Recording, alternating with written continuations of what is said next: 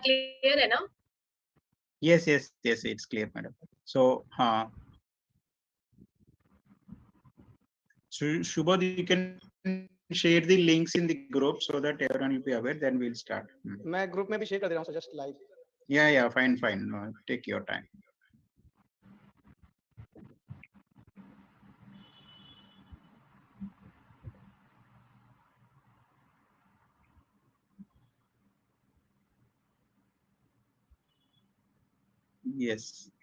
Yes, Nalini ji. Great to see you. Hi, Madhu ji. Hi, Ram. Hi, sir. Yes. Hi, Madhu. Namaskar. Yeah, hi, Pallavi from Qatar. Hi, Kalpana from Singapore. Yes, hi, Shakuntala ji from Mumbai, India. Nidhi ji also from Singapore, right? Yes. Yes, sir. Yes. Right now in Bali. Yeah. Atamandan. Okay, great.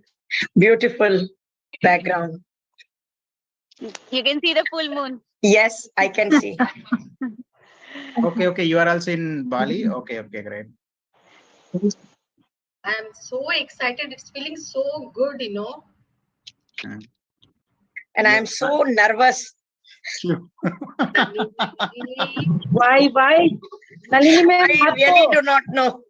I really do not know why. Nalini आपके मुंह से ये सुन के अच्छा नहीं लग रहा है हमें। मैं बोलना नहीं चाहती थी पर पता नहीं slip of tongue हो गया। I really do not. It's okay. आप सीनियर पर सबसे सीनियर है।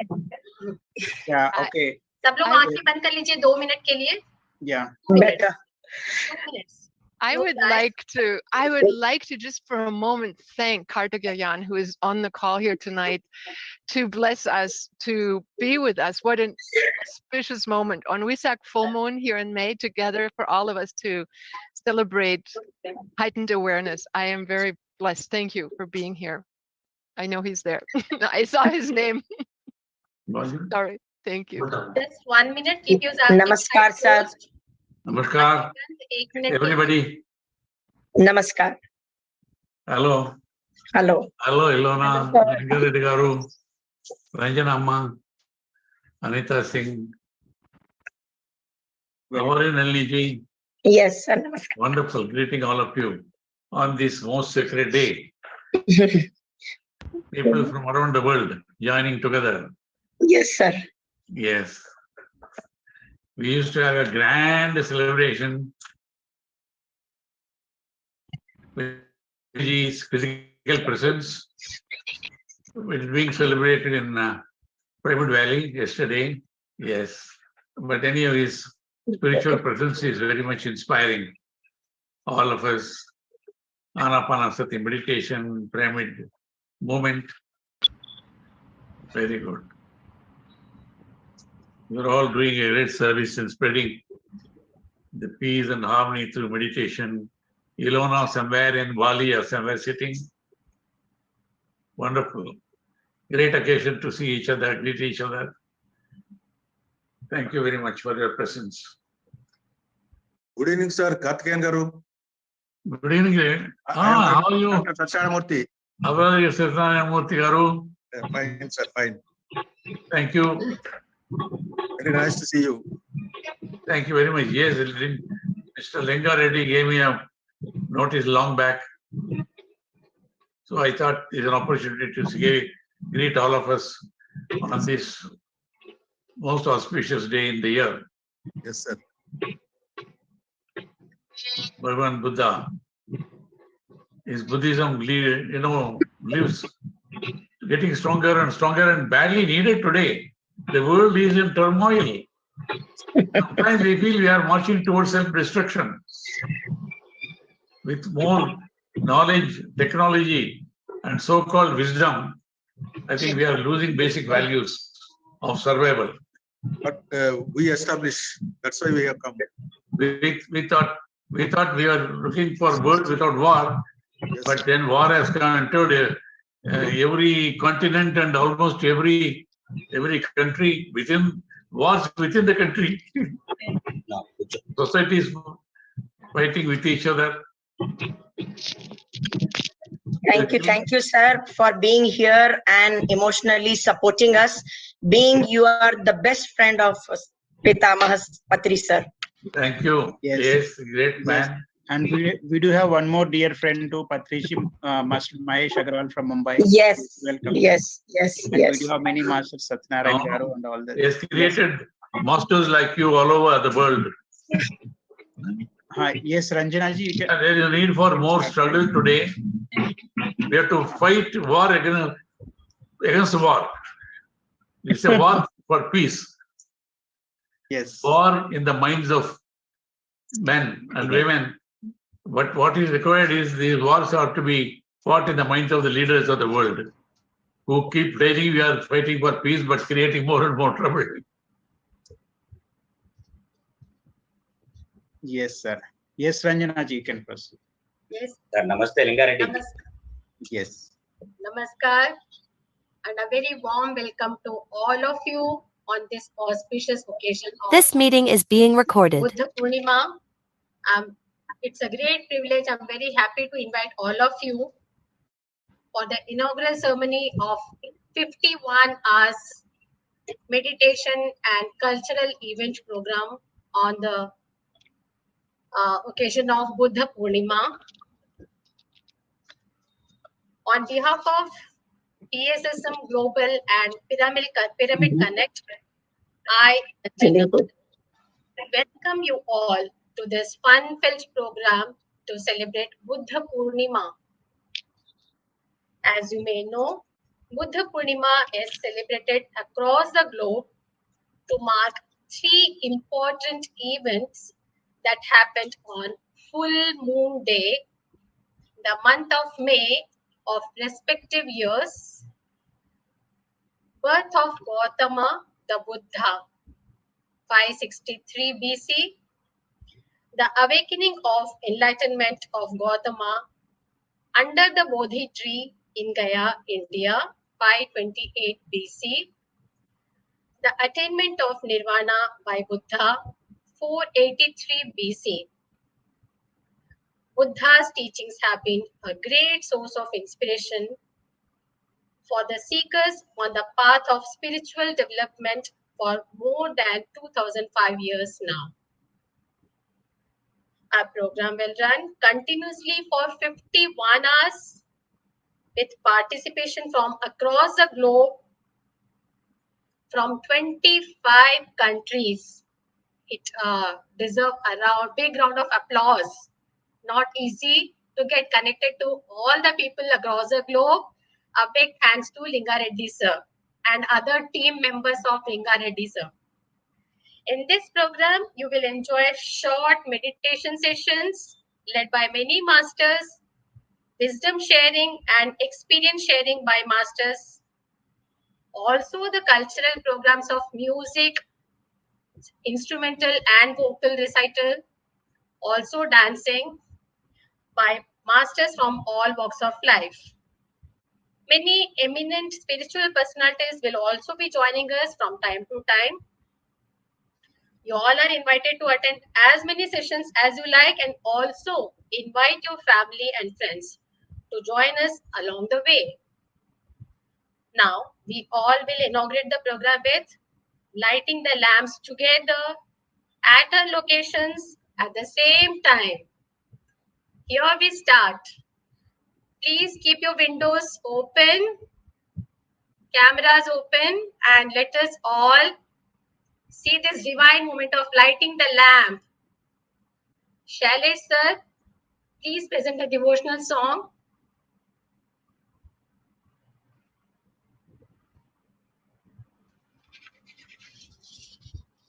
Very clear.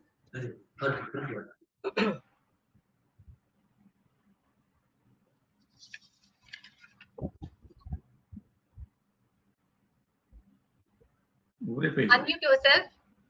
Shailesh sir, unmute yourself.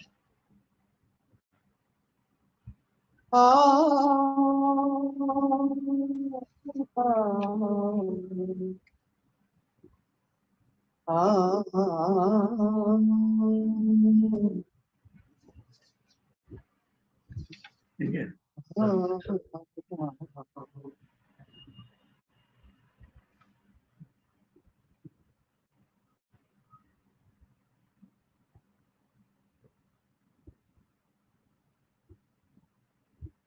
Sir आवाज नहीं आ रही है शेखर सर।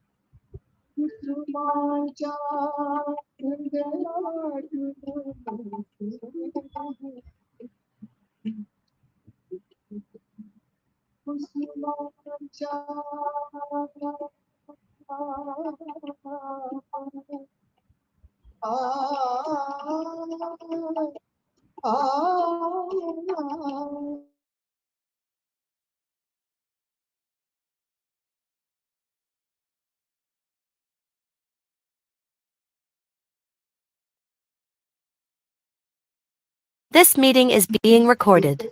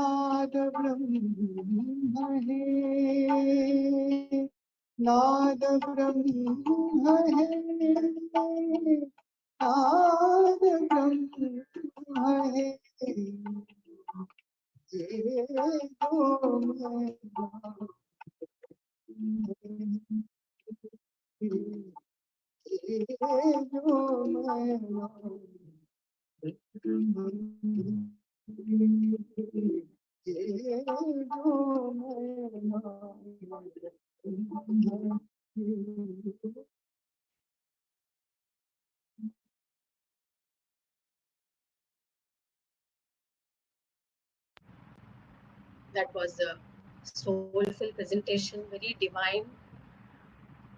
बहुत ही कहते हैं मेडिटेटिव स्टेट में लेके जाने लायक गाना था, बहुत ही बढ़िया. Thank you very much Shailesh sir for the wonderful presentation.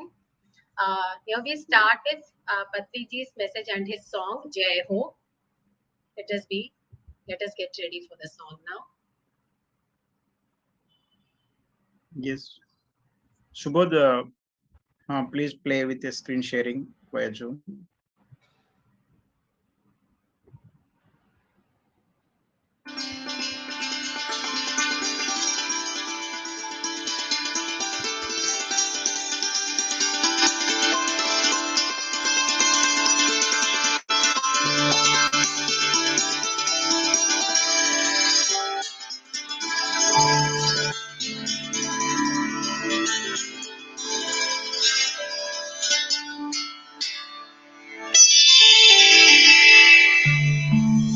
Jai Ho, Jai Ho, Jai Ho, Jai Ho, Jai Ho, Jai Ho, Jai Ho, Jai Ho.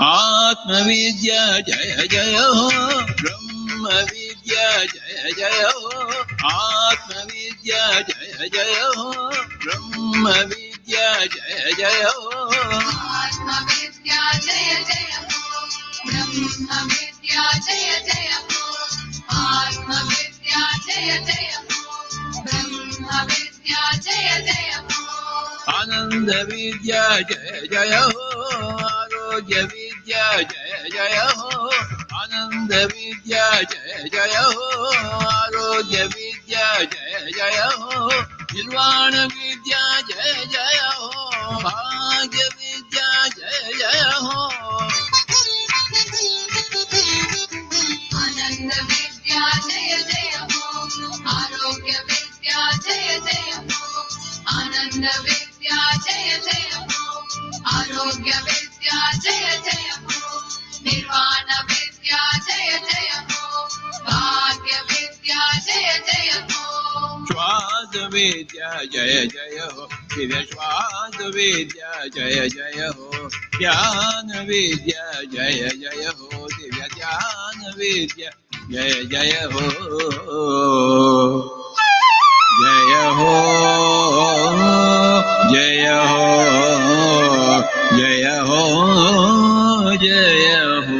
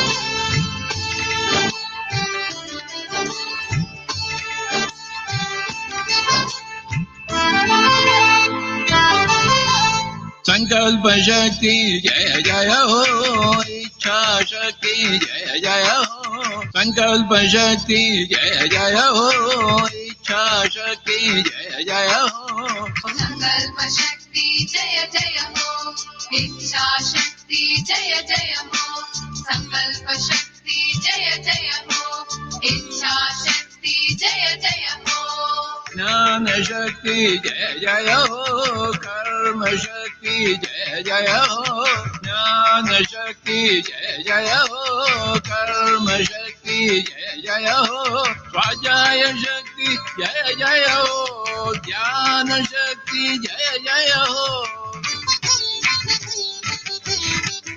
ज्ञान शक्ति जय जय हो कर्म शक्ति जय जय हो ज्ञान शक्ति जय जय हो कर्म शक्ति जय जय हो स्वाध्याय शक्ति जय जय हो ज्ञान शक्ति जय जय हो प्राण शक्ति जय जय हो दिव्य प्राण शक्ति जय जय हो पिरामिड शक्ति जय जय हो दिव्य पिरामिड शक्ति जय जय हो जय हो जय हो जय हो जय हो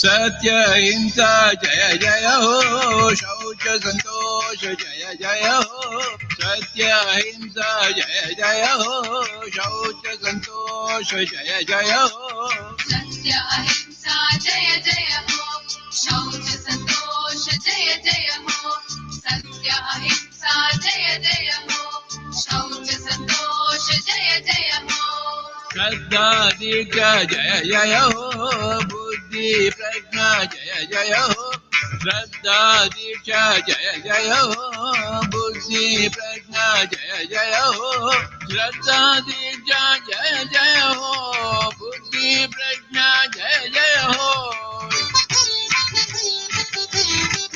श्रद्धा दीक्षा जय जय हो बुद्धि प्रज्ञा जय जय हो श्रद्धा दीक्षा जय जय हो बुद्धि प्रज्ञा जय जय हो मैत्री करुणा जय जय हो दिव्य मैत्री करुणा जय जय हो समता शांति जय जय हो दिव्य समता शांति जय जय हो जय हो जय हो जय हो जय हो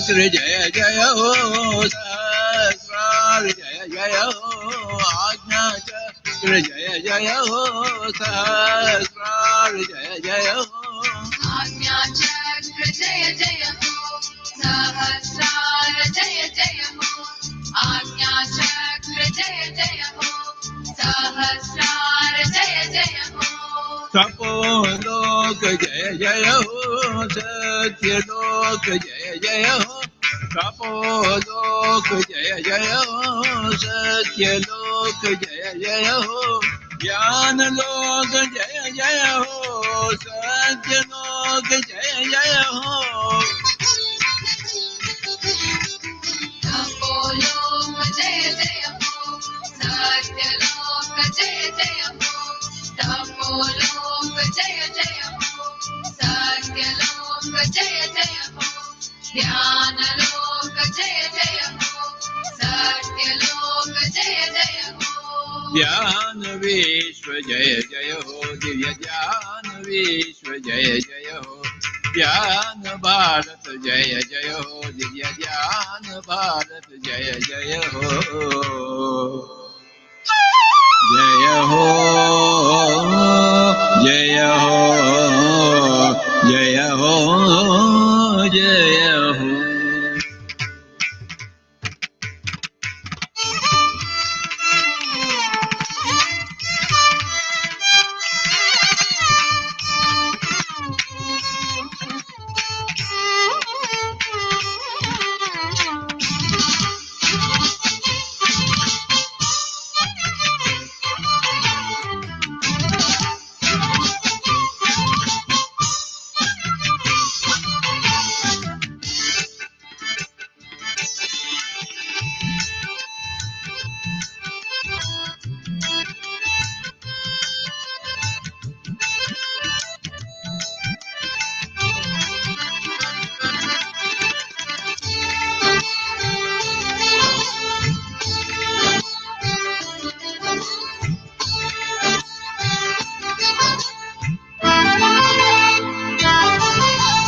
वाल्मीकि वेद व्यास जय जय हो बुद्ध महावीर जय जय हो वाल्मीकि वेद व्यास जय जय हो बुद्ध महावीर जय जय हो वाल्मीकि वेद व्यास जय जय हो बुद्ध महावीर जय जय हो वाल्मीकि वेद व्यास जय जय हो बुद्ध महावीर जय जय हो यीशु मोहम्मद जय जय हो लावो सुसुवांसु जय जय हो यीशु मोहम्मद जय जय हो लावो सुसुवांसु जय जय हो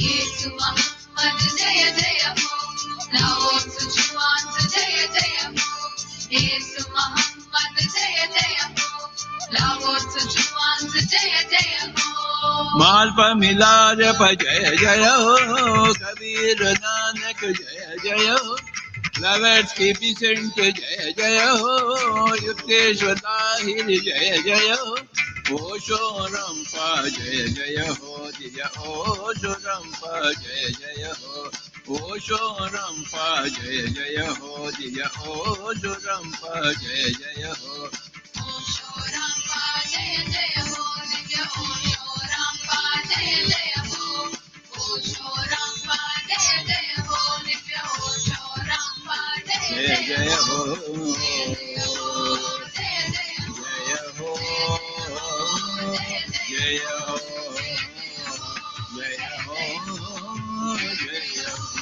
जय जय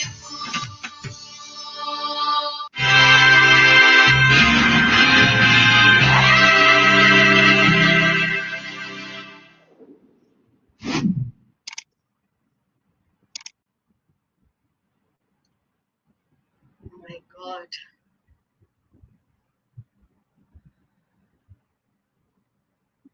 Yes. सर इसके बाद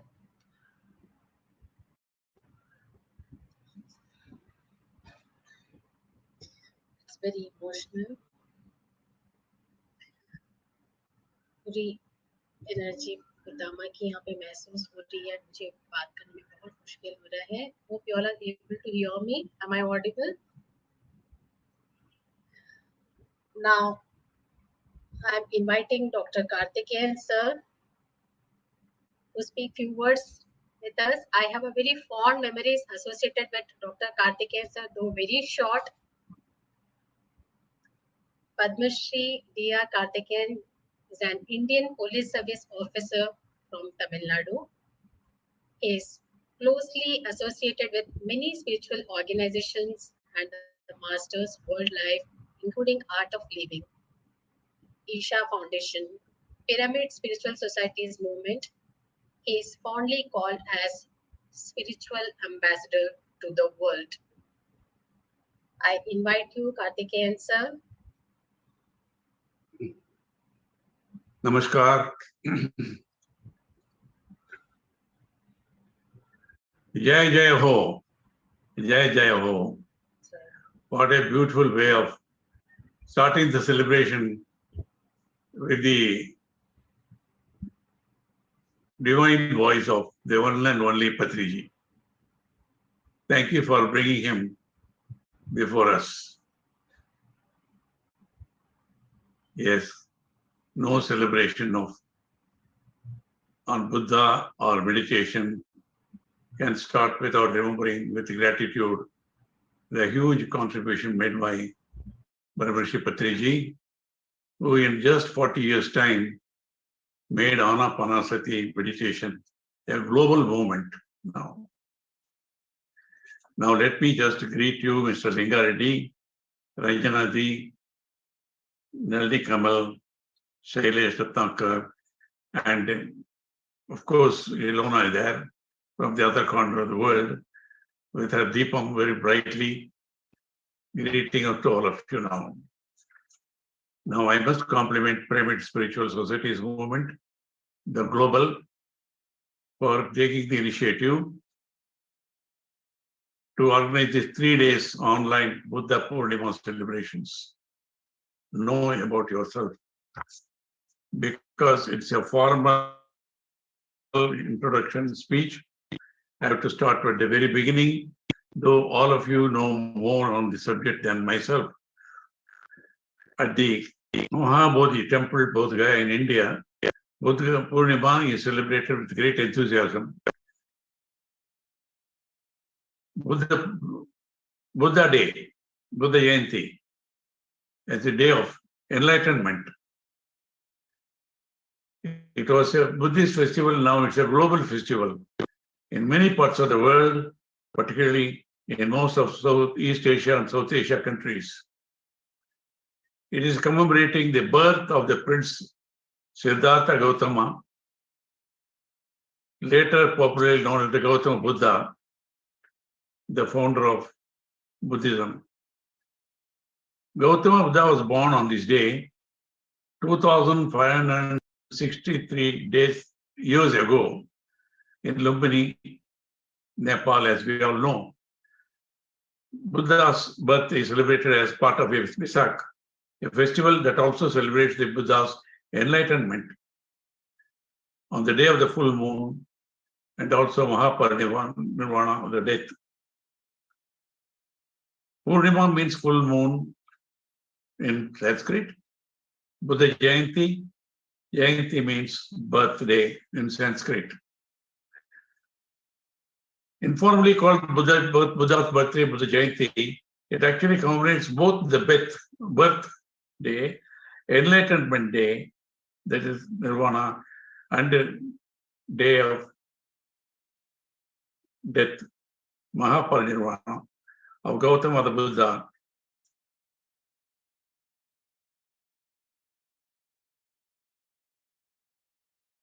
At the Mahabodhi temple of Bodh Gaya in India, Buddha Puurnima is celebrated with great enthusiasm.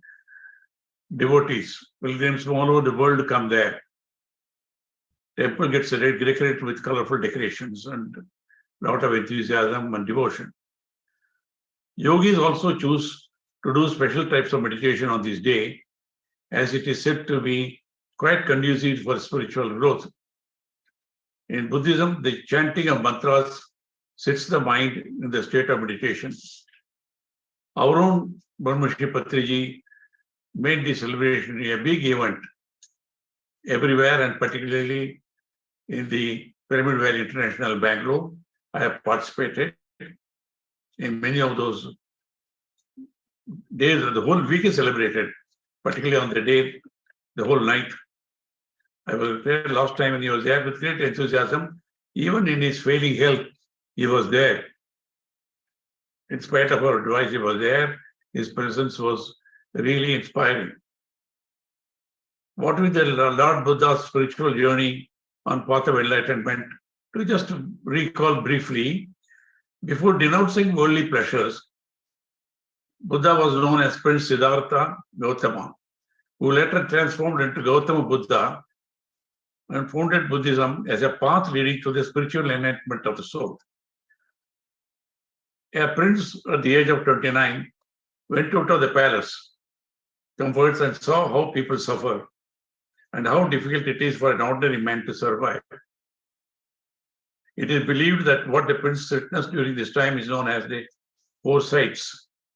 He got to understand the suffering of a common man, saw an old man, sick person, dead body, and finally an ascetic holy man who was content in life. These experiences were vital enough to compel the prince Siddhartha to leave the comfortable royal life behind the palace and move ahead to embrace divinity by walking on the spiritual path. One day, Siddhartha sat down under a Bodhi tree in Bodh Gaya and resolved not to move until he had received enlightenment. He spent, it is said, the legend says, spent 49 days in deep meditation, during which time he gained profound insights into the nature of reality and the human condition. After experimenting with many methods, at the end of the period of meditation, he got enlightenment through a process which is celebrated all over the world as Vipassana, and became the Buddha, the awakened one. At a critical point of my life, I also went into the 10-day Vipassana meditation. You know very well the first 3 days are Anapanasati, just observing the breath. The next 7 days is observing the sensations of the body. It's a tough course, early morning to late in the evening with 2 simple meals a day, no talks in silence. So Patriji, 40 years back, he also went into Vipassana and he told me, how did you sit through 10 days? He said, I found it difficult. Even in the first day itself, he found it is enough and simplified this Anapanasati meditation, which is intelligible to any man, anybody on the street also.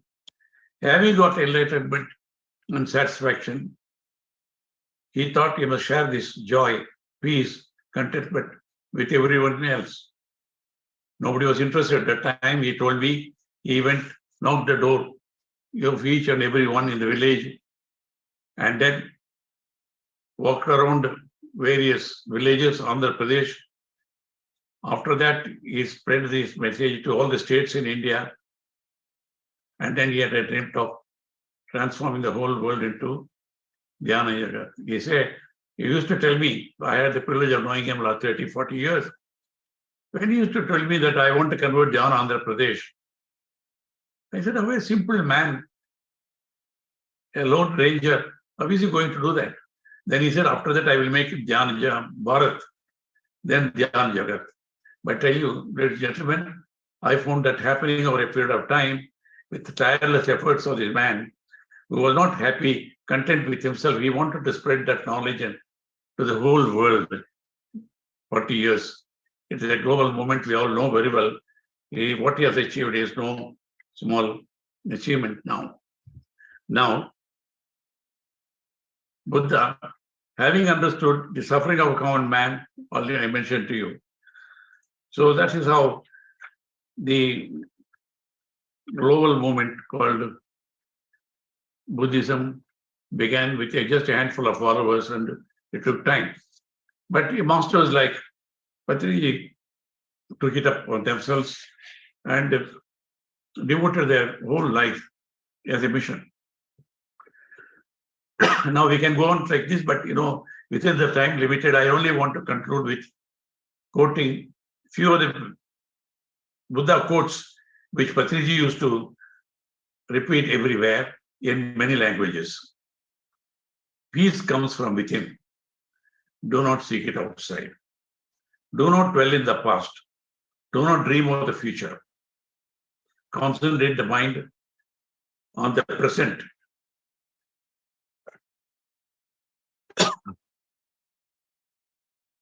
You got any problem with the camera? No. Okay, not meant for me. Something I saw writing on the screen. Okay, we are what we think. Bhagavan Buddha said, repeated by Patriji again and again. We are what we think. All that we are arises with our thoughts. With our thoughts, we make our world. What we think, we become. Holding on to anger is like grasping a hot coal with the intent of throwing it at someone else. Whether that hot coal hits somebody else or not, you are the one who is getting burnt because your hand is already burnt with the burning coal. Pay no attention to the faults of others. Don't waste your time finding fault with others. Things done or left undone by others, ignore it. Consider only part of what by yourself is done or left undone. You have right only on what you think, what you say, what you can do. Meditation brings wisdom. Lack of meditation leaves ignorance. Know well what leads you forward and what holds you back, and choose the path that leads to wisdom. And he says, thousands of candles can be lit from a single candle, as we did this morning before the beginning. And the life of the candle will not be shortened.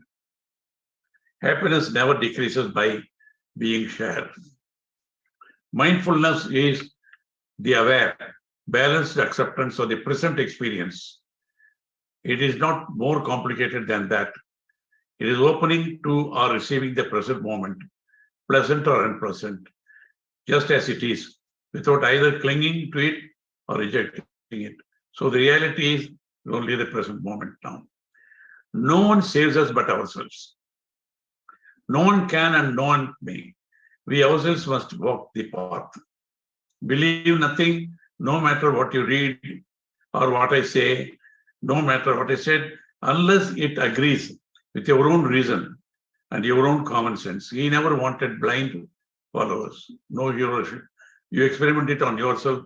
If it's acceptable to you, follow it. What a great master. Very few masters have said that. If you light a lamp for someone else, it will also brighten your path. That's why Patriji tirelessly worked from home to home, enlightening people, rich or poor, even a man on the street, literate or illiterate, he did it. Seeing the way is like going into a dark room with a torch. The darkness instantly disappears, while the light remains alone. When the way is attained and the truth is seen, ignorance vanishes and enlightenment abides forever.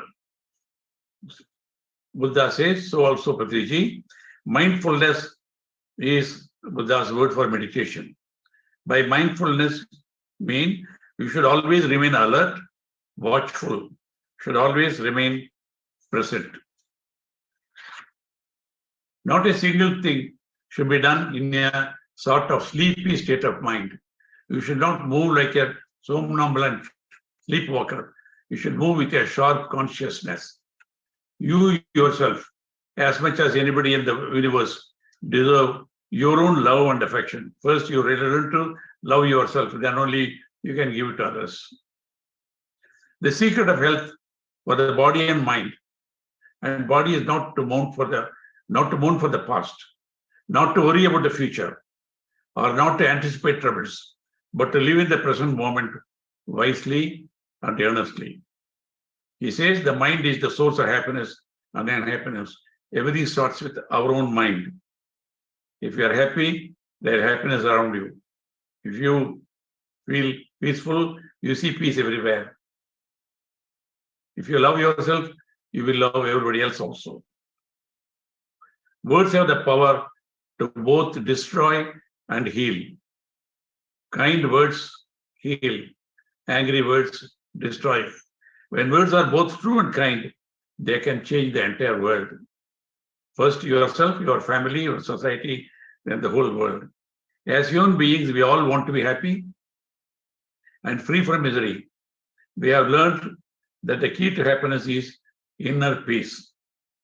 That is the technology of Vipassana, simplified as Anapanasati meditation. That is the simplest technology which can be followed, understood, practiced by every one of us now. The greatest obstacle to our peace is disturbing emotions such as anger and attachment, fear and suspicion. Love and compassion, a sense of universal responsibility, are the source of peace and happiness.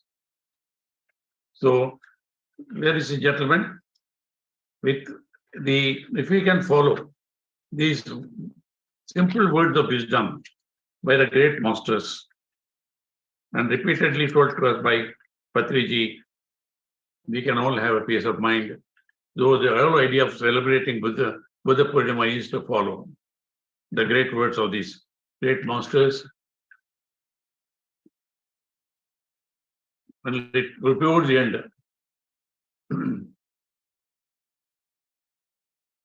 happiness or sorrow, whatever befalls you, walk on unattached. Three things cannot hide for long: the moon, the sun, and the truth. Peace comes from within. Do not seek it outside. Nothing can harm you as much as your own thoughts unguarded. What we think we become, it is a man's own pride, not his enemy or foe, that lures him into evil ways. All wrongdoing arises because of the mind. If mind is transformed, can wrongdoing remain, which is not possible. So happiness or sorrow, whatever befalls you, you are responsible. And Lord Buddha gave the technology of Vipassana, and Brahmashi Patriji simplified it and made us practice and attain peace within ourselves and spread it to the family. And the world leaders talk about all the time global peace. It's a drama. We have seen. So you cannot create a world of peace. It has to start from within. That is why the WHO says, if you want to create the world of peace, harmony, health, it has to start from the source. That is, if I can be at peace with myself, harmony between the body, mind, and soul, then it can be in the family. It will spread to the society. Such societies can create peaceful countries, and only such peaceful countries can create peaceful world. Today we are in a bewilderment. The whole world is at war with ourselves, each other. And why forget individuals? I'm told 70% even the medical doctors in Western countries suffer from stress, depression. See the youngsters committing suicide or killing each other. Because unless you create ramparts of peace within each one of us, spread it to the world, we will not be living a world of peace and harmony for our future generations. So each one of us have a responsibility. Don't say, what can I do? The world is so, forget it. I remember what Mother Teresa used to say. You know her, the lady. Somebody asked her, you are a frail old lady walking the streets of Calcutta. How many orphans you can save? How many lepers you can heal? She said, I don't know. But what I can do, I must do it. Whatever little I can do, I will do it. That's how, we created a big movement of compassion everywhere. So each one of us have a responsibility. We are vowed to take that in our own way. Not only we have regular meditation and follow vegetarianism, compassion, try to spread it to as many others as possible. Namaste. Thank you.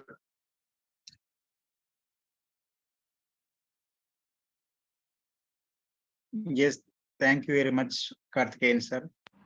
Yes, Ranjana madam. Yes. It was a wonderful message. Thank you very much, sir.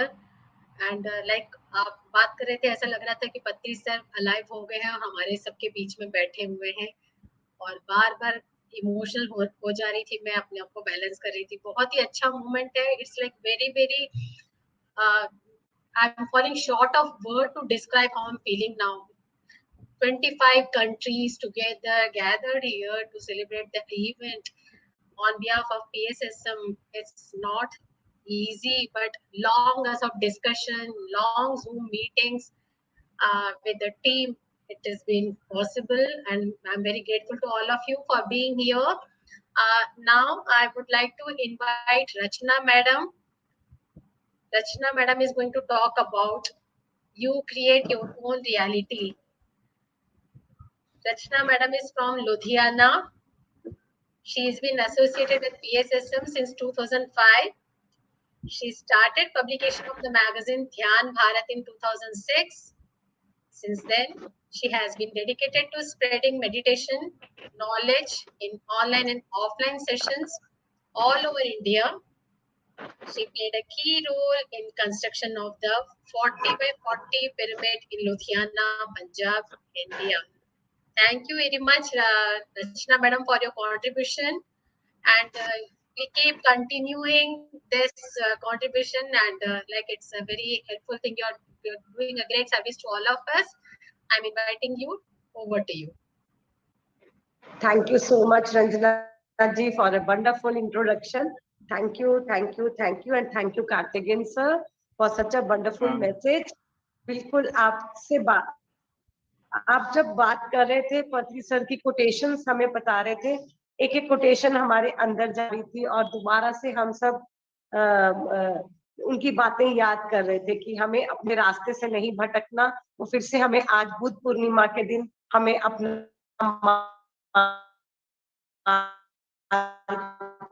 बता रहे हैं. आज जो topic है ये पत्री sir से ही मैंने सीखा है कि we create our own reality. मुझे समझ भी नहीं आता था इस लाइन का मतलब क्या है, तो पत्री सर से ही ये मैंने सब कुछ जाना है. आज बुद्ध पूर्णिमा के दिन मैं पत्री सर का धन्यवाद करती हूँ. जैसे कि आज बुद्ध पूर्णिमा के दिन हम कहते हैं बुद्ध जी धरती पर आए, उनका जन्मदिन हम मनाते हैं. और मेरे जीवन में भी अगर पत्री सर नहीं होते तो शायद आज ये रचना ही नहीं होती. आज जो भी रचना है, जहाँ पर भी है, जो भी है, ये सब पत्री सर ने उसको तराशा है. पत्री सर का गाइडेंस के अनुसार चलने पर ही जो है वो आज आपके सामने है. तो मैं 2005 से मेरी मेडिटेशन की जर्नी स्टार्ट हुई. ध्यान में आने से पहले मैं बहुत ही फिजिकली डिस्टर्ब पर्सन थी. मुझे अस्थमा की प्रॉब्लम थी, साइनस की प्रॉब्लम थी और बहुत लो एस्टीम था. मेरा करेज लेवल बिल्कुल भी नहीं था, कॉन्फिडेंस लेवल बिल्कुल लो था. क्योंकि जब आप मेडिसिन में होते हो, आप सारा दिन मेडिसिन खाते हो, तो आपके साथ क्या होता है कि आपका अपना कोई वजूद ही नहीं रहता. आप सिर्फ मेडिसिन मेडिसिन मेडिसिन. तो मेरे साथ भी ऐसा ही था. मैं सुबह से लेकर रात तक मेडिसिन ही खा रही थी और एक दिन मेडिसिन खाते खाते 12 साल मैंने मेडिसिन खाई और एक दिन ऐसा आया कि मुझे लगा कि आज मेरे जीवन का ये आखिरी दिन है. मैंने अपना माइंड बना लिया था कि मुझे और मेडिसिन नहीं खानी. मेरे जीवन में अगर कुछ और पर्पस है, मेरे जीवन का पर्पस क्या है? सिर्फ मैं धरती पर दवाइयां खाने आई हूँ कि मेरा कुछ और पर्पस भी है? तो जब मैं ये रात को कहकर सोई और सुबह मुझे था कि बस अगर मेरे को कुछ पर्पस दिखाई दिया तो मैं लाइफ को कंटिन्यू करूंगी, तो मैं अपने लाइफ को यहीं पर खत्म कर दूंगी. तो जब जैसे ही मेरे को सुबह मेरी एक फ्रेंड का फोन आया, डॉक्टर पूजा जैन का, कि कुछ पिरामिड सोसाइटी के मेंबर्स आए हैं पंजाब में, वो ध्यान सिखाते हैं, तो जरूर आना. और मुझे ऐसा लगा जैसे मैंने रात को एक यूनिवर्स के आगे एक बात रखी थी, अगर मेरे जीवन में कुछ पर्पस है तो मुझे बताना, नहीं तो मेरा ये आखिरी दिन समझना. और नेक्स्ट डे ही मुझे फोन कॉल आ गया और तब मुझे वो लाइन समझ आई कि when the disciple is ready master affairs. और वो मेरे जीवन का 30 जनवरी 2005 मेरे जीवन का एक बहुत ही इम्पोर्टेंट डे था. जिस दिन मेरे जीवन में ध्यान आया, और उस दिन के बाद मैंने कभी पीछे मुड़कर नहीं देखा। मैंने 3 घंटा ध्यान करना शुरू किया। मेरी अस्थमा की प्रॉब्लम थी, साइनस की प्रॉब्लम थी।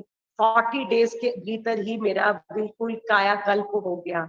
और सब मेरे फैमिली मेंबर्स को भी बहुत हैरानी थी, जो एक व्यक्ति 12 साल से मेडिसिन खा रहा है, वो 40 दिन में कैसे ठीक हो सकता है। और ये मेरे लिए भी एक मिरेकल से कम नहीं था, मैजिक से कम नहीं था, क्योंकि मेरा अब ध्यान, जैसे पत्री सर कहते हैं, जहां आपका ध्यान होगा वहीं पर एनर्जी फ्लो करेगी। अब मेरा सारा ध्यान पहले दवाइयों में था कि दवाई का टाइम हो गया, मेडिसिन का दवाई हो गया का टाइम हो गया। अब मेरा ध्यान कहाँ था, मेडिटेशन का टाइम हो गया, मेडिटेशन का टाइम हो गया। और जितना मेरा ध्यान मेडिटेशन में गया, उतनी वहां पे एनर्जी फ्लो करती गई, और मैं एक बहुत ही हेल्थी, वाइब्रेंट और फुल ऑफ लाइफ पर्सन में ट्रांसफॉर्म हो गई। और इसके लिए मैं पूरे PSSM का धन्यवाद करना चाहूंगी। अगर पिरामिड स्पिरिचुअल सोसाइटी, मेरे मूवमेंट मेरी लाइफ में नहीं आता, तो आज ये रचना जो किसी से बात करने में भी शर्माती थी, मेरे बच्चों का जब पेरेंट्स टीचर मीटिंग डे होता था, तो मुझे हफ्ता पहले ही घबराहट हो जाती थी कि मैं टीचर से क्या बात करूंगी। मेरे को किसी से इंटरेक्ट करने में बहुत ही फोबिया था। और ये फोबिया पत्री सर ने माइक दे देकर कि आप अपना अनुभव शेयर कीजिए, आप ये लीजिए माइक पर अपना ध्यान अनुभव बताएं। पहले पहले मुझे बहुत लगता था कि मैं कैसे बोलूंगी, मेरे पास तो कोई अनुभव नहीं है। तो पर पत्री सर ने माइक देकर मेरा कॉन्फिडेंस लेवल रेज किया। दूसरों के समक्ष अपनी बात कहने के लिए मेरा थ्रोट चक्रा तभी खुला। और ये मैंने वो माइक पकड़ कर ही जाना कि मेरे अंदर कितना कॉन्फिडेंस है, और ये सब दबा हुआ था। तो 2006 की बात है, मैंने पत्री सर के साथ शिरडी महायज्ञ में शिरडी में गई थी। तो पत्री सर ने बोला कि आप हिंदी की पत्रिका क्यों नहीं करते, तो आप ध्यान भारत कीजिए, क्योंकि हिंदी भाषी लोग बहुत ज्यादा है हमारे भारत में, और आप पंजाब में रह के भी पंजाबी में बात क्यों नहीं करते, आप हिंदी में क्यों बात करते हैं। मैंने बोला सर मुझे हिंदी में बात करना बहुत पसंद है, और हिंदी मेरी फेवरेट लैंग्वेज है। तो सर ने बोला कि इसलिए फेवरेट है क्योंकि आपको हिंदी की ध्यान भारत मैगजीन करनी है। मैंने बोला सर मैं तो सिंपल हाउसवाइफ हूँ, मुझे तो सिर्फ खाना बनाना आता है। सर ने बोला अब आप कलम उठाइए, आप पहले जब आप कलम उठाएंगे, आपके अंदर जो भी दबा हुआ पोटेंशियल है, हिडन पोटेंशियल है, लिखने की आपकी शक्ति है, वो सब बाहर निकल कर आएगी। मैंने सिर्फ पत्री सर ने मुझे क्या कहा, आपको सिर्फ श्री कृष्णा की तरह बैठना है, आपको सिर्फ मेडिटेट करना है, एक संकल्प करना है कि आपको ध्यान भारत मैगजीन करनी है, बाकी चीजें अपने आप हो जाएंगी। और मैंने सिर्फ एक संकल्प लिया, पत्री सर चाहते हैं कि मेरे द्वारा ध्यान भारत आए, तो मैं ये ध्यान भारत करना चाहती हूँ। और मैंने सिर्फ मेडिटेट किया, उससे रिलेटेड मेरे पास अपने आप व्यक्ति आने शुरू हो गए। मेरे नेबर में ही 2 बच्चे रहते थे जो फ्री थे, उनको अभी जॉब नहीं था, वो कंप्यूटर्स का सारा उनको काम आता था। उन्होंने कहा आंटी हम आपकी हेल्प कर देंगे, और वो मेरे घर पर आके ही मुझे सब मैगजीन का काम कर देते थे। सिर्फ हम CD बना के पब्लिशर को देकर आते थे। और मैं बहुत हैरान होती जब फर्स्ट मैगजीन आई और मैंने पत्री सर को वो मैगजीन भेजी, तो सर ने बोला मैं बहुत इसमें त्रुटियां ढूंढ रहा हूँ, मिस्टेक्स ढूंढ रहा हूँ, मुझे एक भी कोई स्पेलिंग मिस्टेक नहीं दिख रही, कोई भी एक त्रुटि नहीं दिख रही, आपने इसको कैसे किया। मैंने बोला सर मैंने नहीं किया, आपने मेरे को प्रेरणा दी, आपकी ये एनर्जी है जिसके द्वारा ये ध्यान भारत मैगजीन आई है, ये आपकी ही ऊर्जा है। मैंने तो सिर्फ मेडिटेट किया, उससे अपने आप सारे काम अपने आप हो गए। और उस दिन मैंने पत्री सर को 2 लाइनें गाकर सुनाई कि मेरा आपकी कृपा से सब काम हो रहा है, करते हो तुम पत्री जी मेरा नाम हो रहा है, आज जो भी है पत्री सर का ही दिया हुआ है। तो पत्री सर की एक लाइन मुझे बहुत पसंद थी कि we create our own reality. तब मैं सर से पूछती थी सर हम कैसे अपनी रियलिटी क्रिएट करते हैं, अगर हम अपना स्क्रिप्ट खुद लिख कर आते हैं, तो मैं अपनी लाइफ में बीमारियां क्यों लिख कर आई, मैंने 12 साल इतनी मेडिसिन क्यों खाई। तो पत्री सर हंसते रहते थे और सर बोलते थे आपको बहुत जल्द खुद ही पता लग जाएगा, इस सवाल का जवाब आपको अंदर से ही मिलेगा।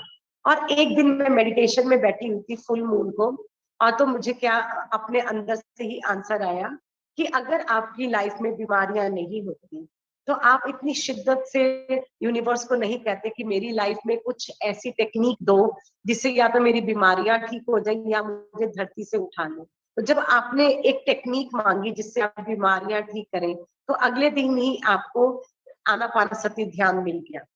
तो आपकी जो बीमारियां थी वो ब्लेसिंग्स के रूप में थी। अगर आपकी लाइफ में बीमारियां नहीं आती तो आपको निरोग काया का इम्पोर्टेंस क्या होता है, उससे द्वारा हम कैसे बीमारियों से कैसे ध्यान करके बाहर आ सकते हैं। अगर आपके पास ये अनुभव नहीं होता तो आपकी जैसी कितनी रचनाएं बैठी है, कितनी महिलाएं बैठी हैं जो आपकी वेट कर रही हैं। अब आप बाहर निकलिए, दूसरों को अपना अनुभव बताएं और उनके जीवन में भी अंधकार से प्रकाश की ओर लेकर आए जो आपने अनुभव किया है। ये बीमारियां आपको यही एक्सपीरियंस देने के लिए आई थी। तो ये आंसर सुनकर मेरी बिल्कुल मैं अवाक रह गई, ये कहाँ से आया ये आंसर। ये तो मैंने कभी सोचा ही नहीं कि मेरी बीमारियां मेरे लिए ब्लेसिंग्स थी, है ना। तो उस दिन के बाद मैंने अपनी बीमारियों को कभी कोसा नहीं। मुझे लगा कि यही मुझे इस मार्ग में लेके आने वाली थी। अगर गौतम बुद्धा के आगे वो एक बूढ़े व्यक्ति को ना देखते, एक बीमार व्यक्ति को ना देखते, जो भी उन्होंने चीजें देखी, तो उनके मन में एक क्यूरियोसिटी नहीं होती ये जानने के लिए कि ओल्ड एज क्या है, ये बीमारियां क्या है, ये मृत्यु क्या है। इन प्रश्नों के उत्तर के लिए वो अपना घर छोड़कर गए और उन्होंने इतनी घोर तपस्या की। तो वो उनकी जो हम देखते हैं, जो हम बोलते हैं, जो हम सोचते हैं, उसके अनुसार हमारा जीवन बनता जाता है, वैसे ही हमारे आगे परिस्थितियां आती जाती है। तो फिर मुझे ये चीज समझ आई पत्री सर की, उसकी पत्री सर ये हमें क्यों कहते हैं, बार बार क्यों कहते हैं कि we create our own reality. तो उस दिन के बाद और पत्री सर ने ये भी हमें बहुत कहा, कब बोलना है, कितना बोलना है, किसके आगे बोलना है, कैसे बोलना है, इस चीज पे सर ने हमें बहुत ट्रेनिंग दी थी। मुझे तो बहुत ट्रेनिंग दी क्योंकि मैं सर के साथ मैंने बहुत सारा टाइम स्पेंड किया है। कब बोलना है, अगर दो व्यक्ति बात कर रहे हैं कैसे आपने बस सुनना है कि वो कैसे बात कर रहे हैं। जब आपसे पूछा जाए तब आपने बात करनी है, और क्या बोलना है, कितना बोलना है। तो ये सब वाक क्षेत्र पे कंट्रोल क्या होता है, कब हमें मौन रहना है, मौन का महत्व क्या होता है, कैसे जब हमारे शब्द हमारी रियलिटी क्रिएट करते हैं, जो हमारे मुंह से निकलता है वो हमारी पर्सनैलिटी को बताते हैं कि हम अगर नेगेटिव वर्ड्स बोल रहे हैं, डिजास्टर्स वर्ड बोल रहे हैं, तो इसका मतलब कि हमारे अंदर भी यही सब कुछ चल रहा है। तो हम कैसे हमारे शब्दों से हम अपनी रियलिटी क्रिएट कर रहे हैं, हम किस तरह से अपना खाना खा रहे हैं। सर ने खाना खाने पे भी, जब मैं सर के साथ खाना खाती थी तो सर ने, अगर आपको सर्विंग लेनी है या आप किसी से मांगिए या लेफ्ट हैंड से आप खाना दोबारा लीजिए, क्योंकि राइट हैंड आपका जूठा हो चुका है।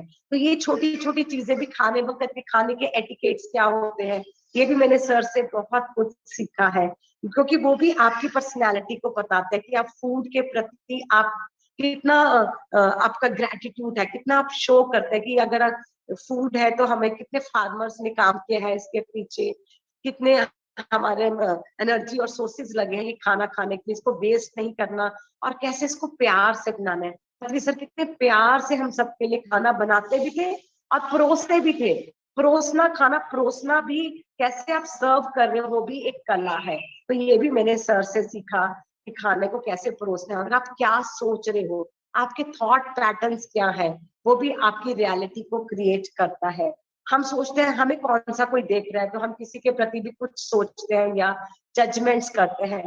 तो पत्री सर बोलते थे अगर आज आप जो किसी के लिए जजमेंट कर रहे हो तो आप भी उस जजमेंट डे की वेट करना, जो आप किसी के लिए कर रहे हो वही चीजें वापस आपके पास आएंगी। तो उसके बाद मैंने बहुत अवेयरनेस, जैसे कि कार्तिकेयन सर ने कहा कि हमें प्रेजेंट मोमेंट में रहना है, हमेशा अवेयरनेस में रहना है। तो ये मैंने पत्री सर से सीखा कि कैसे हमेशा कोई पास्ट में नहीं रहना, कोई फ्यूचर में नहीं रहना, हमेशा प्रेजेंट में रहना। कैसे आप खाना खा रहे हो, कैसे अवेयरनेस के साथ आप पानी पी रहे हो, कैसे अवेयरनेस के साथ आप किसी को सुन रहे हो, कैसे अवेयरनेस के साथ आप अपनी बात रख रहे हो। ये छोटी छोटी चीजें जो है हमें बहुत आगे तक लेकर जाती है, और ये छोटी छोटी चीजें आपकी रियलिटी क्रिएट कर रहा है, आपका भविष्य का निर्माण कर रहा है। हमें फ्यूचर के बारे में ज्यादा सोचने की जरूरत नहीं है। हमारी डे टू डे की एक्टिविटीज, जैसे हम अवेयरनेस में रहते हैं, जैसे हम प्रेजेंट मोमेंट में रहते हैं, और जैसे ही हम नाव में रहते हैं, तो वो चीजें हमारे रियलिटी खुद अपने आप भी क्रिएट कर रहा है। जैसे कि आज हम ये सब लोग बुद्ध पूर्णिमा के दिन अपने समय का सदुपयोग कर रहे हैं, आज इकट्ठे होकर हम एक दूसरे को सुन रहे हैं। तो आज का जो समय है, जो ये प्रेजेंट मोमेंट है, ये रियलिटी क्रिएट करेगा हमारे लिए, फ्यूचर की रियलिटी क्रिएट करेगा। तो कैसे हम अपना समय व्यतीत करते हैं, कि किस हमारी कंपनी कैसी है, कैसे लोगों के साथ हम रहते हैं, वो सब चीजें हमारी रियलिटी क्रिएट करता है। तो जब मैंने ये सर से सुना तो मुझे बहुत अच्छा लगा। ये सर, ये तो लाइन मुझे समझ नहीं आती थी और आपने कितनी सरलता से के साथ मुझे समझा दी। तो आज इस बुद्ध पूर्णिमा के दिन मैं सर को फिर से बहुत दिल से धन्यवाद करती हूँ, जो उन्होंने हमारे जीवन में एक दीपक जगाया, है ना। और सर ने हमें बताया, अपो दीपो भव, अपने दीपक स्वयं बनो, कहीं बाहर नहीं देखना, आपको सब कुछ आपके भीतर है। ये सब कुछ भी मैंने पत्री सर से सीखा है। And thank you to Linga Reddy sir, to all the entire team for giving me opportunity, and thank you to Mumbai team for creating such a beautiful event. Thank you, thank you, thank you, sir.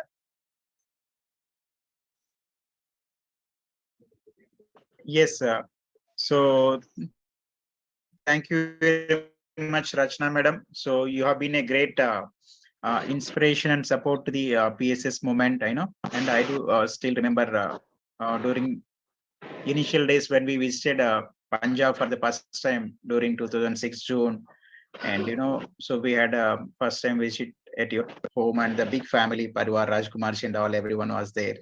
Wonderful hospitality, and Patisa sessions all the way in Ludhiana, Jalandhar, Amritsar, Chandigarh, and since then Lagatar journey. So it's been a great journey so far. It's about, I think, 16 plus years, and with you and Rajkumar sir support, we were able to do meditation center at Delhi, Gautam Buddha Meditation Center in Indrapuri, and with that as a base, so we used to travel to many states in North India, particularly Jammu Kashmir and all the nearby states. So thank you so much for your help and your contribution so far, and we wish to take the journey to the entire globe. And yes, so in this context, we wish to hear from you one memorable experience with Patriji that you would like to share with everyone.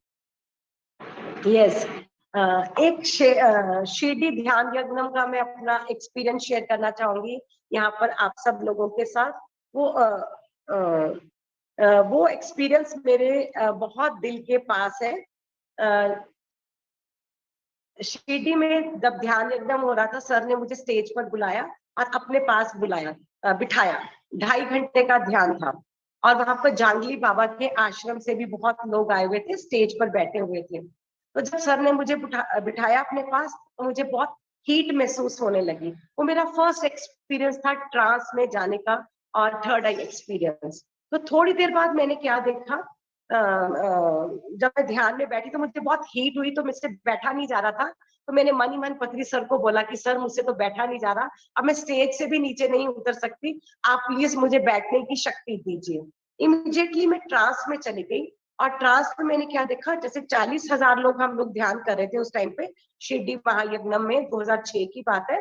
तो भीड़ में से मेरे ancestors आ रहे, मेरे दादा दादी जी, मेरे फादर जो अब इस दुनिया में नहीं थे, और बहुत सारे मेरे इन लॉज की तरफ से भी, मेरे फादर इन लॉ, मेरे मदर इन लॉ, सब आ रहे हैं।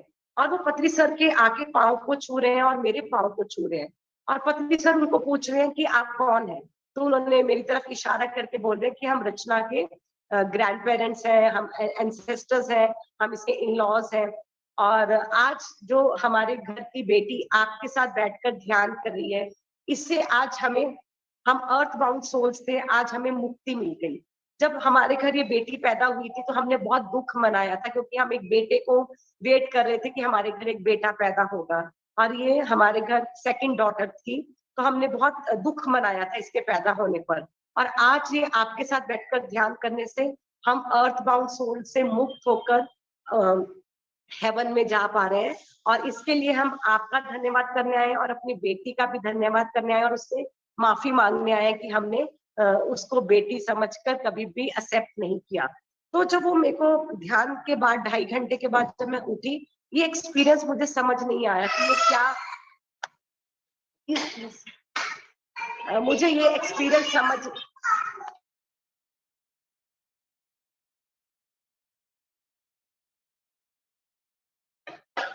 मुझे ये एक्सपीरियंस पहले तो समझ नहीं आया कि ये मेरे साथ क्या हुआ।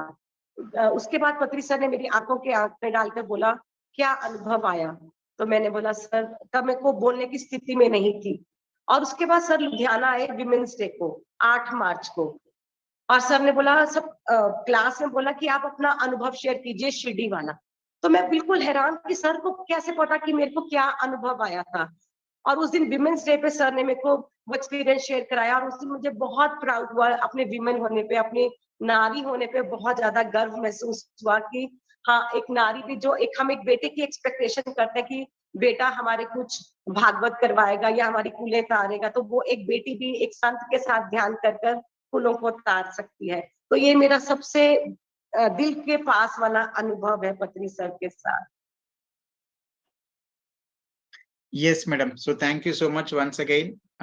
So it's been a great memories and great inspiration for everyone, each and every pyramid master.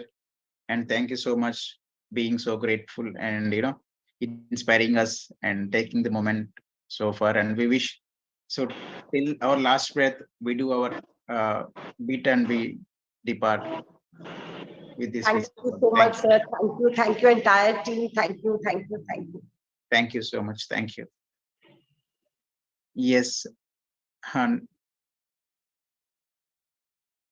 Hello, friends. Happy Buddha Puurnima to everyone. And welcome to this wonderful, spectacular event happening across 7 continents for non-stop 51 hours. So it's a great day for all of us to connect like this. So myself, I'm Madhvi Gali from Hyderabad, India. So on this occasion, let me welcome Raj Yogini Dr. Binni Saren, who is the founder of Global Initiative for Peace Wellbeing, Peace Ambassador, Spiritual Leader, Brahma Kumaris, Mount Abu. We, humbly request Binni Saren ma'am that please grace the session and take over. Thank you so much. Namaskar. Very, very special greetings of happy Buddha Purnima to all of you, all over India and all different parts of the world who is watching. It is very, very special occasion, and I pay my special congratulations and greetings to our Pyramid Spiritual Society for organizing this wonderful event on this occasion. First of all, I would like to pay my special gratitude and naman to the founder of Pyramid Spiritual Society, Brahmarishi Patreji, to whom I met in Ladakh. And before that, many times we communicated to him on phone. He was really a very, very spiritual personality, and he had a very deep desire that all over the world people should get the benefit of the meditation. So I always remember him, and today is the day in which I especially remembered him. As we all aware that we are celebrating this day with very, very special aim and object. And I feel that this day is a day of, as our previous speakers, I also want to give my special greetings to our divine brother Kartikeyanji, who came many times to Mount Abu and introduced me also about this society. So many eminent speakers are already there. This day, and organize a non-stop meditation is actually a real celebration of this day, because this day is opening a door for us to enter into a deep journey to realize ourselves. If we see and experience and realize the teachings of Mahatma Buddha, we will find many stories and many experiences of his life, that how his life motivated others to look within. So it is very important for us when we are talking about meditation. It is a very beautiful journey inside. I feel that it is a journey inside, look within, and peace feel. Inside, when we feel peace, then our journey to look within starts. As well as meditation is also the journey to connect to the higher. So that is why I feel when we look up to the Almighty, it is a feeling of gratitude, connecting to the higher power. It is a divine feeling. So that is why I feel that it is a blissful moment, feel blissful. But along with that, when we are empowered ourselves, then it is also a journey to move forward in our life, because after all, we have to use yoga and meditation in our day-to-day life. So that is why we feel that it is a forward journey. It means the application of the meditation and yoga power into your everyday activities. That is very important. So I feel that let us all of us join together for this wonderful journey of meditation. But before that, I would like to give you some very simple success mantras. I feel that they are SSS, means simple spiritual steps. I would like to share to you one of the story which I like, that how Mahatma Buddha, in his beginning years, when he was not that successful in his deep meditations, because he was doing a lot of efforts, and he decided to discontinue this sadhana and tapasya. Before that, when he went to a jungle near the river, he saw Gileri. You know, all of you Gileri. So he saw that the Gileri was, there very near to the river. And the baby Gileri was there in the water. And she wanted to save baby. For that, she was doing continuously efforts. She was dipping in, and with whole the body full of water, then बाहर निकलती और फिर से पानी को झाड़ देती थी. ऐसा वो लगातार कर रही थी. She was doing continuously this effort. And Mahatma Buddha was observing it very carefully. And he said that what is this? Whether she is a foolish, that she will be able to reduce the water of river by doing such things continuously she is doing. But after 3 days, what Mahatma Buddha found, that she never lost her hope. Never lost her hope, and she was continuously doing and doing, trying her best. So after that, Mahatma Buddha realized, if this animal can do such a great effort, I am a human being. Why I have lost my hope? Why I feel it is difficult? And then there was a new turn in his life. And then he continued the tapasya and sadhana in his life, and he became victorious. And we all know Mahatma Buddha became, from Buddha to Mahatma Buddha, completion of his vision and the experience. For that, the today's day is remembered. So very important thing of his life was introspection. So I want to share, before going and taking you to the experience of meditation, a simple spiritual steps. First important is, when we want to start our journey, is self-awareness. Self-awareness, when we are talking about self-awareness means knowing myself. Who am I? Because we have a lot of awareness in our lives, but the most important awareness is knowing. Who am I? When we add this word, then we realize that I am a peaceful being. Peace is my true nature. When we realize this, then automatically the second step is self-respect. Atma-samman. It is very important that when we start giving importance to ourselves, that I am a respectful being, because respect is also one of the important quality of the soul. When we see the core qualities of the soul, then the 5 qualities are main qualities that we experience in meditation.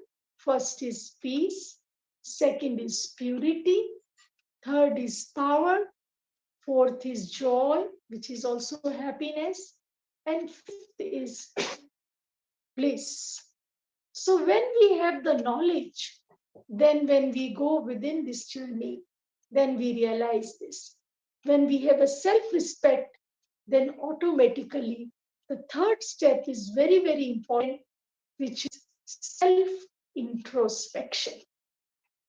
Because it is very, very important in our lives, in our journey, to look within and check ourselves.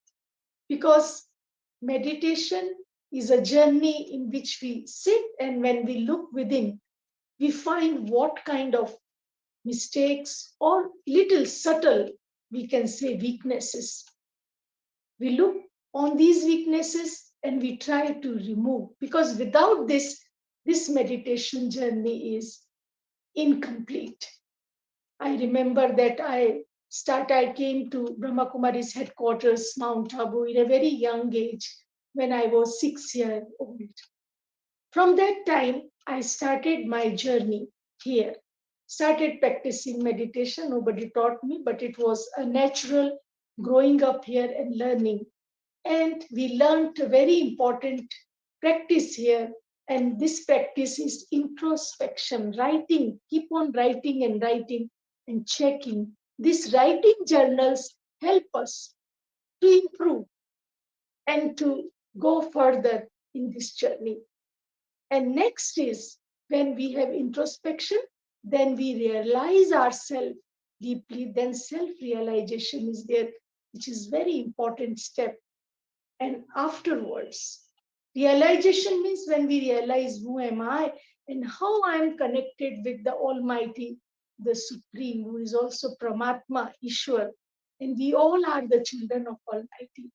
And that is called self-empowerment. So these 5 mantras, which helps us to be happy in our day-to-day life. And then we can say, when we empower our mind with knowledge, then our journey to meditation is very easy. So let us start this journey and join with me. Before that, I would like to congratulate you from the headquarters of Mount Abu, Brahma Kumari's headquarters here, from our all brothers and sisters, from our more than 8,000 centers in India and 140 countries. A special greetings from the Chief of Brahma Kumaris, Dadi Ratan Moini ji, to all of you for organizing this wonderful event.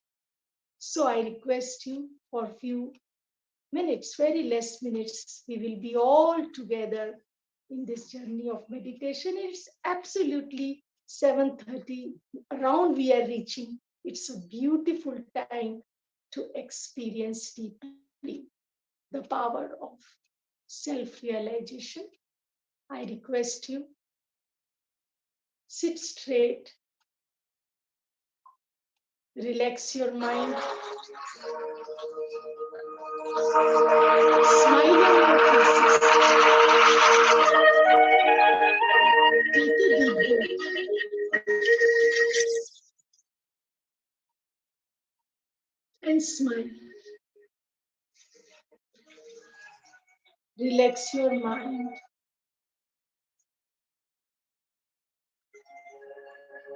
Turn your attention from outside to inside. Turning is the first step in this journey, as it is the state of divine movement in which we prepare our mind for the higher consciousness.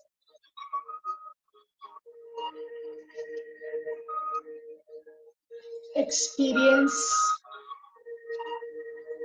in the middle of the forehead divine light. Who am I? I am peaceful being.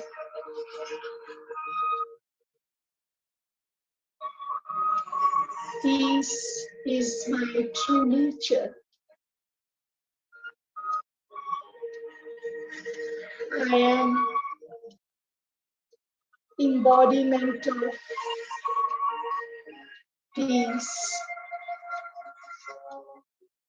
power, purity,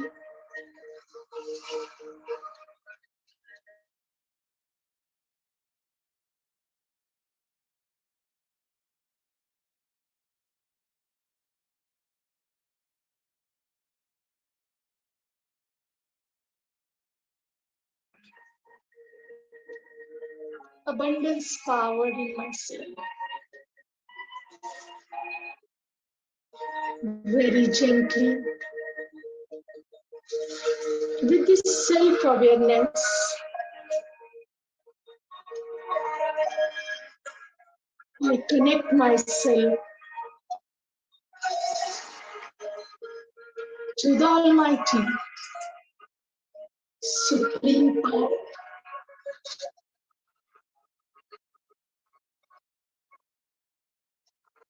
I am visualizing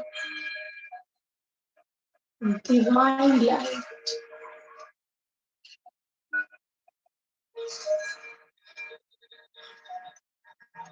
Yes, I remember that connecting with myself, my mind is now ready to connect with the Almighty.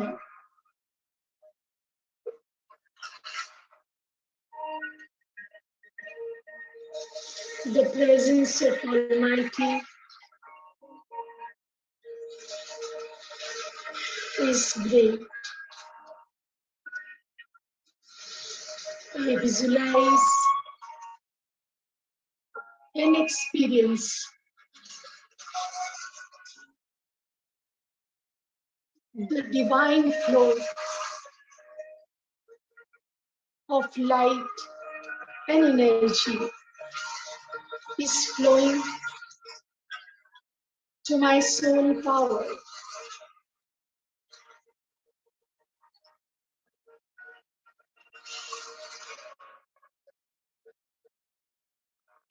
Let us feel the energy.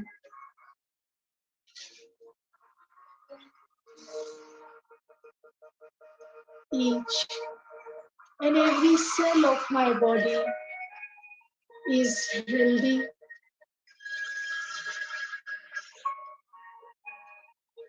happy,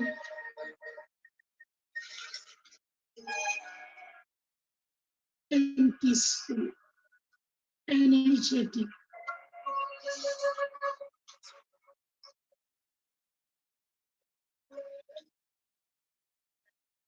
In these moments of meditation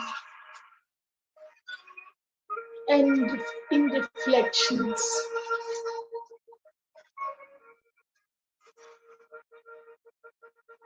I just let go.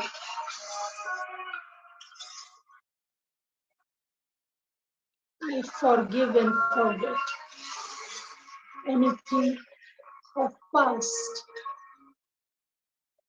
No more worries.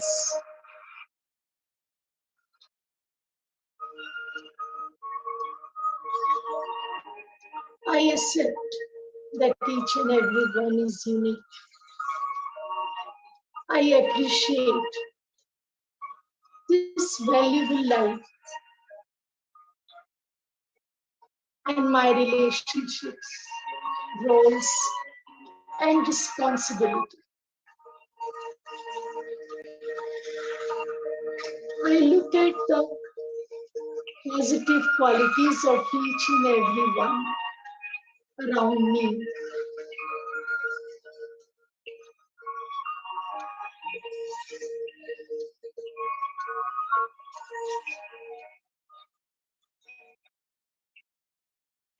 With the blessings of Almighty, I am charged with positive thoughts. Now, as I wind up this beautiful journey of self-empowerment, let us, all of us, take the determination on this Buddha Puurnima auspicious day that every day we will spare time for yoga and meditation, for well-being and peace of the self and others. Let us all spread these positive vibrations of peace, love, unity to all over the world, which is the need of the hour. Donate peace, like peace, respect peace, appreciate peace, be peace. I am a peaceful being. Today, it is awakening to a new way of living, a new way of listening, a new way of self-realization, a new way of self-empowerment.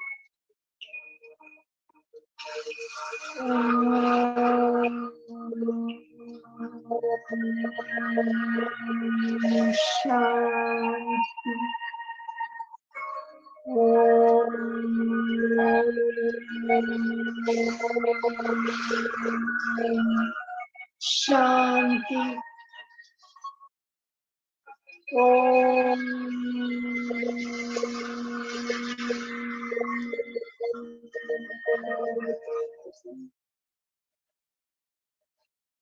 Shanti. Shanti. Shanti. Thank you very much for giving me this opportunity. I congratulate the whole team for inviting me. Thank you very much. Thank you, ma'am. Thank you so much for the wonderful sharing. You know, friends, what the ma'am has shared is the introspection and realization. These are the two mirror effects of our life. Like if you have introspection, you have realization. And if you have realization, you have introspection. What a wonderful teaching, ma'am. Thank you so much for the gyan also. Thank you, ma'am. Thank you very much. Masters, there is yet to come, like there is more to come for the next 2 days, and it's just started. And like we have our Buddha, our Patriji is as our Buddha, who always taught as taught us three things: meditation, Sajjan Sangatya, and Swajay. But there is one more element which he always has, has shown us, but he never taught us, so that we can, understand it and adapt in our life, so that it will be beautiful for our afterlives. Yes, friends, I am talking about the music. He has a great inclination to music, so we also start this evening with the music from Akshay Murli master. Akshay Murli is a Carnatic vocalist, disciple of Lakshmi Surya Teja, a young music composer and a guitarist from Delhi. She believes in spreading peace throughout the globe by teaching music and meditation to one and all. So, ma'am, we welcome you, and we will, have great evening with your music. Thank you so much. Thank you, ma'am. Thank you, everyone. Thank you for inviting me in this wonderful and very, very powerful occasion of Buddha Purnima. And let us all just be together in oneness and sit in peace, just as Buddha did, and just as Patriji spreads awareness whenever he teaches meditation to one and all. So let us all sit in meditation, and we will be having live music. Thank you. Yes. So, Master Akshay, please do share how to do meditation. There may be new people, so please do share how to do meditation also. Yes, definitely. So we just have one simple thing which we have to do is observing our breath. Simple and natural breath, however we are doing, and no forceful breathing. And there is a position, a very simple position which we sit in, which is number one, closing our eyes, number two, clasping our hands, and number three, your legs should be crossed.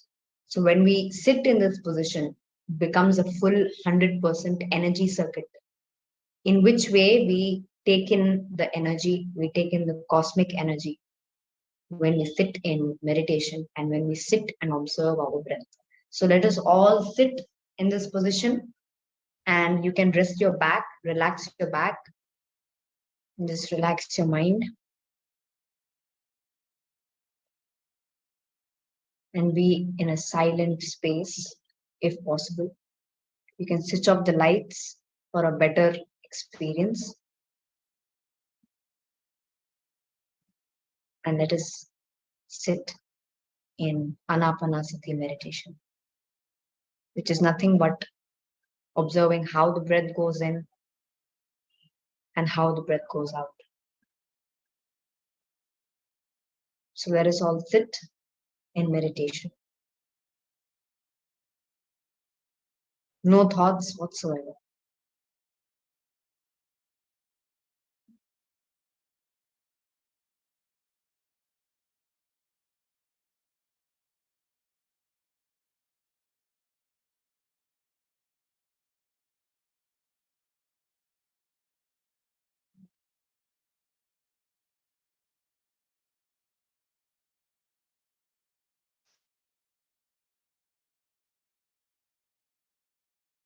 Let us all sit in meditation. Let us all sit in silence. And let us all sit in absolute oneness with each other.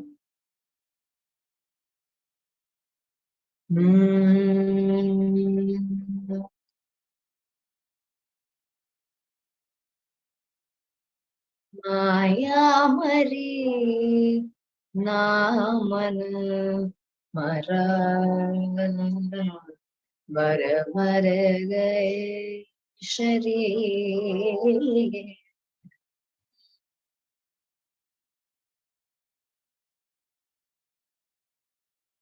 Maya Mari Naman Mara Mar Mar Gaye Sharir Maya Mari Naman मरा मर गए शरीर आशा कृष्ण नाम रे कह गए दास कबीर माया मरी नाम मर गए शरीर आशा कृष्ण नाम रे कह गए दास कबीर माया मरी नाम मर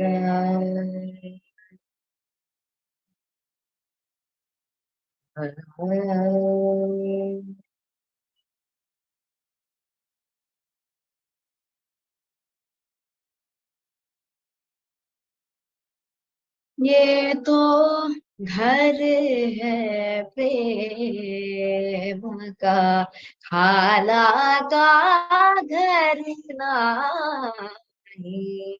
ये तो घर है प्रेम का खाला का घर नहीं सीसुतारे भोई धर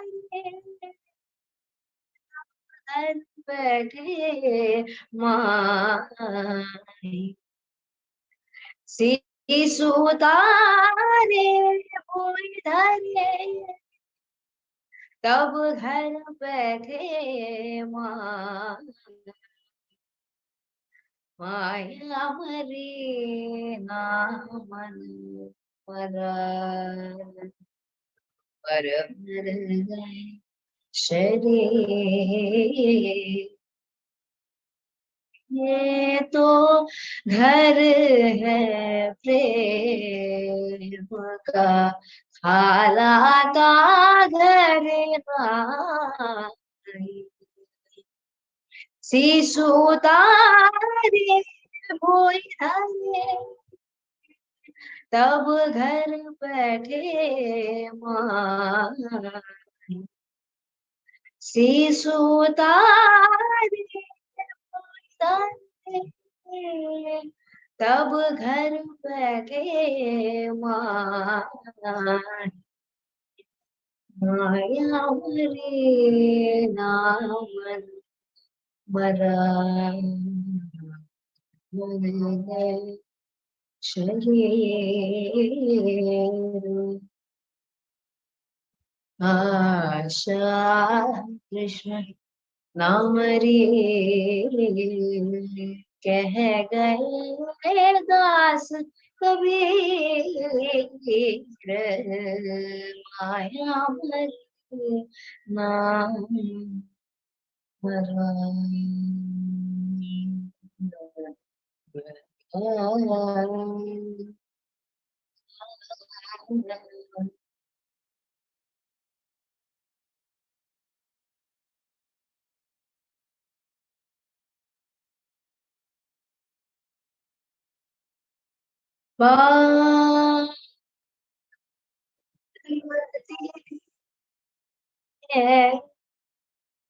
नरनम प्रीति सुखवाणी भोग परागी काले सुशील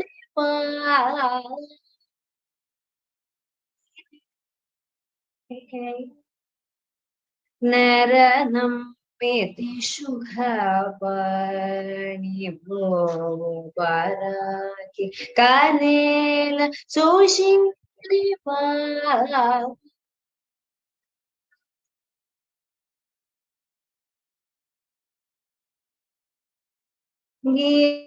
गीर्वाणं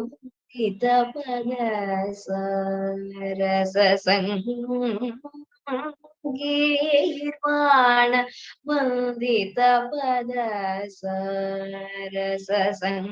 गीत लोले सुगुण जाने संगीत लोले सुगुण जाने जाल में कामाक्षी पार्वती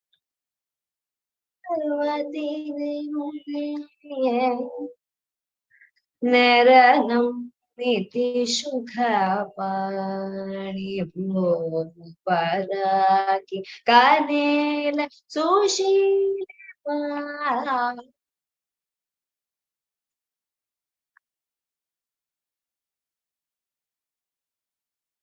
श्याम कृष्ण सोदरी शिव शंकरी श्याम कृष्ण सोदरी शिव शंकरी गौरी गुणदाम काम पीठवासी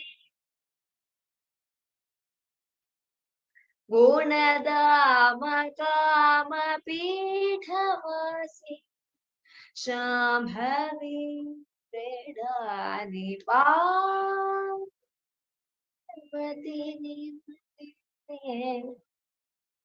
नरहं इति सुखपाणि भोपाकी कनेन सुशीलपा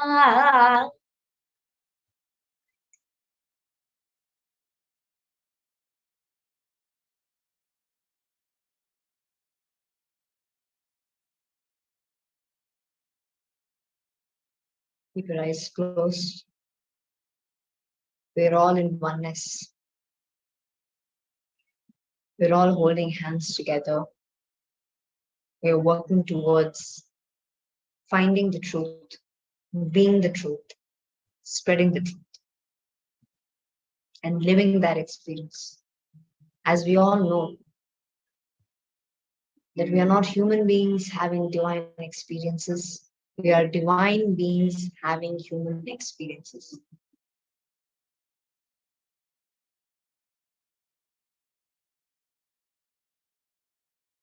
Kamala mukha Ram bhajan kor diya.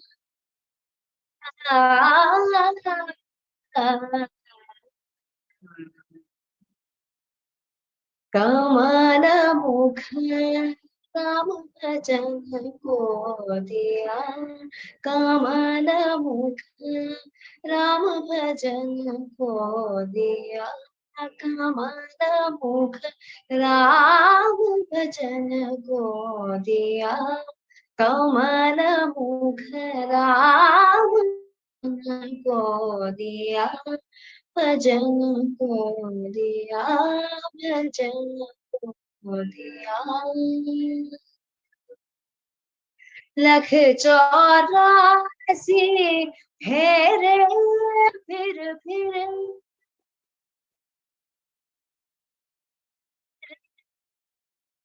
लख 84 फेरे फिर लख 84 फेरे फिर लख 84 फेरे फिर लख 84 फेरे फिर सुंदर नर पाया तुम्हारा सुंदर नर पाया कमल मुख राम भजन को दिया कमल मुख राम भजन को दिया कमल मुख राम भजन को दिया भजन को दिया भजन को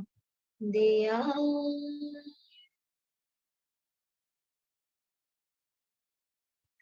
आया पिया सुख से सोया आया पिया सुख से सोया नाहत जन्म कोया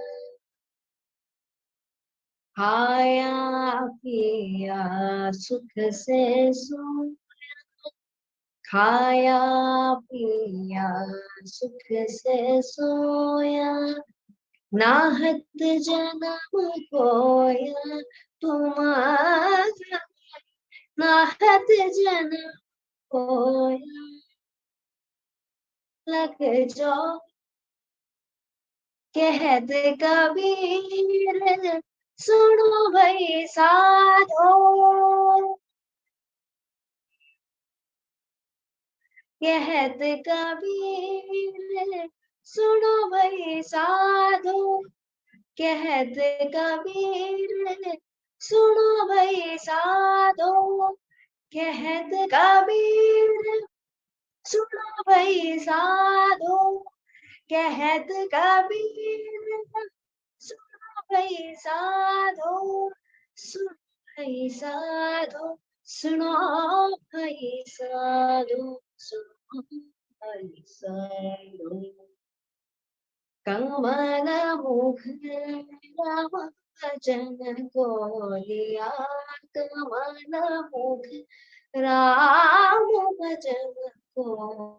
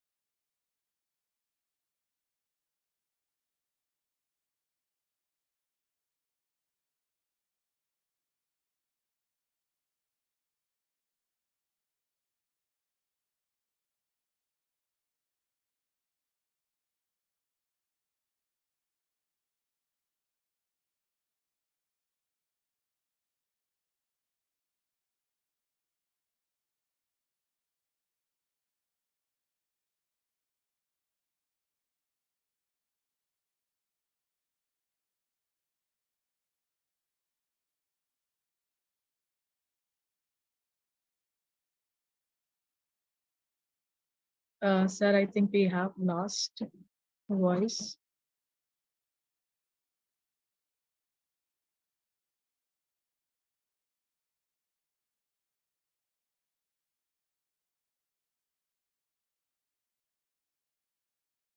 Sir, can we go to next Swadhyaya?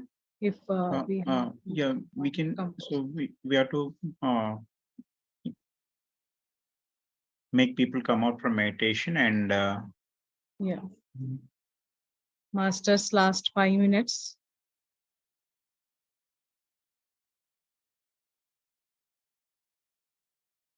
You can come back to your physical world and you can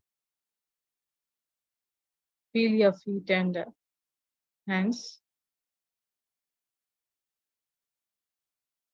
and can open your eyes slowly. 5, 4, 3, 2, 1, and 0. Please open your eyes very gently. Thank you, ma'am. It was a great music to hear. Thank you so much. Although we have lost, but it was so soothing and so great to hear the music, ma'am. It was wonderful. Can we have our next speaker profile? Yeah. So, masters, with great determination comes great responsibilities, and who have these two things in their mind, they have very great life purposes. So I am talking about our next speaker, who's going to talk about divine feminine with Buddha energy on earth. So she has so many things on mind. So let me speak about her. She is the founder of Women Energy Meditation Circle, Trija Spaces for Inner Reality, a naturalist, Golden Pyramid Women Master, light worker, serial eco and entrepreneur, works in holistic women empowerment area and supported thousands of women entrepreneurs in green businesses and brought them into spiritual path through Anapanasati meditations. International Kundalini Research Foundation, Core Team Australia, India 2012 to 2013, and she was a keynote speaker at Mount Abu Brahma Kumari's Spirituality in Modernity for Women 2018. Advanced Swara Yoga core team at Swara Yoga Pita Rishikesh, Agnihotra knowledge promoter. Currently, she is building 33 golden pyramids in each district of Telangana and initiating Golden Pyramid Women Spiritual Society networks, Divine Feminine Activation, and for Golden Pyramids movement, many more women into meditation is her main agenda.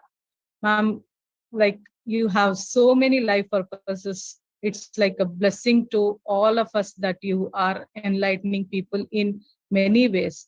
And thank you, ma'am. We welcome you to the session and please grace the session and please take over. We would like to hear from you. Thank you. Thank you so much, one and all. Thank you so much for your hosting and organizing this Buddha Puurnima on such a scale to Linga Reddy Garu and other team. Every master's even experience shared till now was so profound, beautiful, simply natural. I can say the flow is natural from the beginning of the day. It's my privilege that I'm here to share few of my experiences in this lifetime and this journey. For me, every woman is a woman energy. So a lot of woman energy is here. At the same time, in every man also there is a woman energy. That is what I meant by divine feminine. Today, I got this opportunity. We just have like 15 minutes and to share about divine feminine with Buddha's energy. Generally, I used to ask when the first time or whenever I met Patri sir, I used to ask who gave Buddha Anapanasati Dhyana. So, see, when a person gets into the enlightenment path, taking a physical body and the journey, there are a lot of, I used to ask, how did you feel? Like, what is enlightenment, pre-enlightenment, post-enlightenment? All these, I was privileged to journey with Patri sir from 2018, from the beginning of PMC. So, sir used to tell it is like a phenomenon.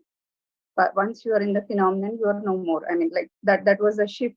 So I used to always ponder who gave Buddha Anapanasati, or suppose an enlightened master, how did he get the enlightenment? So if this was your truth, what is our truth? So like that, I used to ask, how can we be in the path? Even the way I entered into this meditation path is like, since my 6th class, I am a meditator.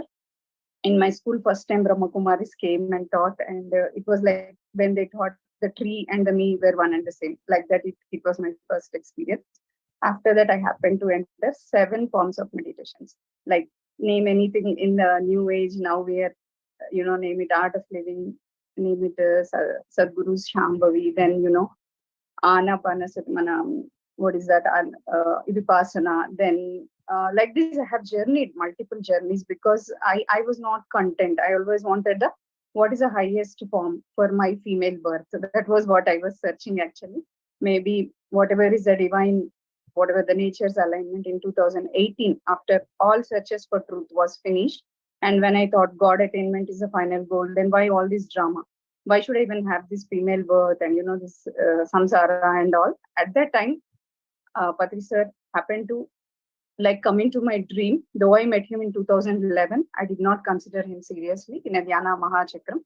Then 2018, it happened that I got saturated and no other work I was able to do. I was a businesswoman by that time, a successful businesswoman, a woman achiever, running my family, business, everything well. And it was like I had no interest in anything. Completely, I was, by that time, I have explored 7+ paths and I have done the advanced courses in that. But that silence inside was not achievable. Then I used to read a lot of books from my childhood also, like 1,000+ books, maybe on death, life, whatever books I used to get on spirituality. But that time I did not enter PSSM movement. I became a pure vegetarian. Then only I was able to enter into this. So like that, in 2018, after he came into my dream, I connected him back to the 2011 story. And the very first day I came to Kailasapuri through Patrik sir only. So I used to first when I meet him also, I used to ask her. She told me sit in the Shiva pyramid. I used to ask where is the Parvati pyramid. So that was my intention. I mean, my attitude was like that from my childhood, working with woman empowerment, thinking always about the feminine aspects. And whenever he used to tell me Saptarushi stories, I used to ask, where is the Saptarushi Yogi stories? Why are they not published out? Or something like that. So when Sitayanam came, he used to tell, Madam, Sitayanam came. Or when the Thousand Seeds of Joy, Anand Karunation ji was telling all these were so much connected to me. Maybe that's why I use the word more divine feminine. So gratitude to Patri sir, who gave us this simple and profound technique, Anapanasati, and gratitude the nature that it was because of Gautama this came out. But did you ever ponder about the same Gautama, the same Buddhatva was achieved by his wife, who might have undergone the same, a different cycle of her own. When he left the palace, she was still a mother with a baby in her bed. And next day the husband left out of the kingdom. And what she would have undergone as a woman, as a mother, as a wife, she was dutiful. Also, very beautifully waiting for her enlightenment path and waited for Buddha to return back, and she received the same enlightenment. So this is the beauty of divine feminine. In one of the Guru Paurnami, Patri sir's message was this to me: Madam, always be beautiful and be dutiful. So that connected to me so much. Why? Because from my childhood, I had this divine feminine consciousness, like, the Tripura consciousness or whatever. I was reading more books also in the similar manner, trying to connect what are the three stages of consciousness. Tripura just doesn't mean a symbol or a goddess statue or, that consciousness in the three states of consciousness again, which is always awake and alive and aware of even the enlightenment which is happening in and beyond the consciousness stage. So when he said that word, I connected it so much because generally, if you see a goddess or a woman consciousness, appreciation, she gets pleased by appreciation, or she gets pleased by telling something beautiful. That is what is also the divine feminine on the earth now. We have to appreciate the beauty in everyone, the beautiful aspects of life, the beautiful aspects of every journey, though there will be dark and light equally in every journey. Even during the path of the enlightenment, we need to focus on what is beautiful, at the same time remember our duty. So this is what is the symbolism of divine feminine. Why did I mention that it is time for divine feminine to get, work with Buddha? So Buddha's consciousness has been on the earth like 2500 years. And again, it came through Patri sir, like a Maitreya Buddha, a friendly Buddha who, really empowered many lives. For the first time, I used to say that what women empowerment, what environment work I did was nothing. When I met sir, I said, this is a real woman empowerment you are doing. This is a real nature work you are doing. So he used to tell this Tritattva, always reminded us that friendship with your breath, masterhood with your breath, then realizing your own divinehood or gods and goddesses inside you with the breath. This is the profoundest of all the teachings. And whatever Patri sir got on the earth right now, it is all again working with the feminine consciousness. In 2012 and 11, when I didn't know what was Kundalini awakening, or I didn't even know the word, that's what happened to me. There is a lot of, I can say, DNA transformation or body transformation, also a lot of mergers of energies astrally and at the human plane. At that time, I did not have anyone to, comprehend this or explain this, or I couldn't even have the mind to explain to myself, but it was just experienced as is. That time onwards, I used to receive this galactic federations or whatever is a feminine aspects that it is being established on the earth since 2012. And 2018 onwards, even my journey became intense, and I started working with more women consciousness. And I started realizing the masculine consciousness actually. First, I was like injured child with a lot of, childhood trauma, parental trauma, a lot of other things. I never accepted masculine actually. So then I realized to realize feminine, you have to accept masculine. That is when the balance started on earth also, mostly after 2018. That is when Patri sir started announcing Mahila Chakrams. So that was the first time even I started experiencing Mahila Chakrams, Dhyana Mahila Chakrams. So why again I am telling that this is the time on the earth for feminine to work with Buddha. Am I audible? Yes, ma'am, you are. You're loud and clear. Yeah. Please Thank go you. ahead. Yeah. So if you observe, there is a way, what is meant by feminine consciousness? First, simply I will tell you in my words and experience. Anything divine means anything that connects us to the source energy. That's why some divine paths are different and some divine paths are different. Whatever way we connect to our source energy, that is divine. Whatever way, anything, anywhere, there is something nurturing, something creative, something empathetic and beautiful together. At the same time, awakening and empowering. That is feminine consciousness, actually. It is both in male and female and has nothing to do with gender. However, generally, if you observe, it is not easy for a female birth or a female body to journey into the enlightenment path. Why? Because they're already, actually, it is not about journeying, they're already coming with an empowered consciousness. A female birth by default has this cosmic womb. So it has its own empowering capacity.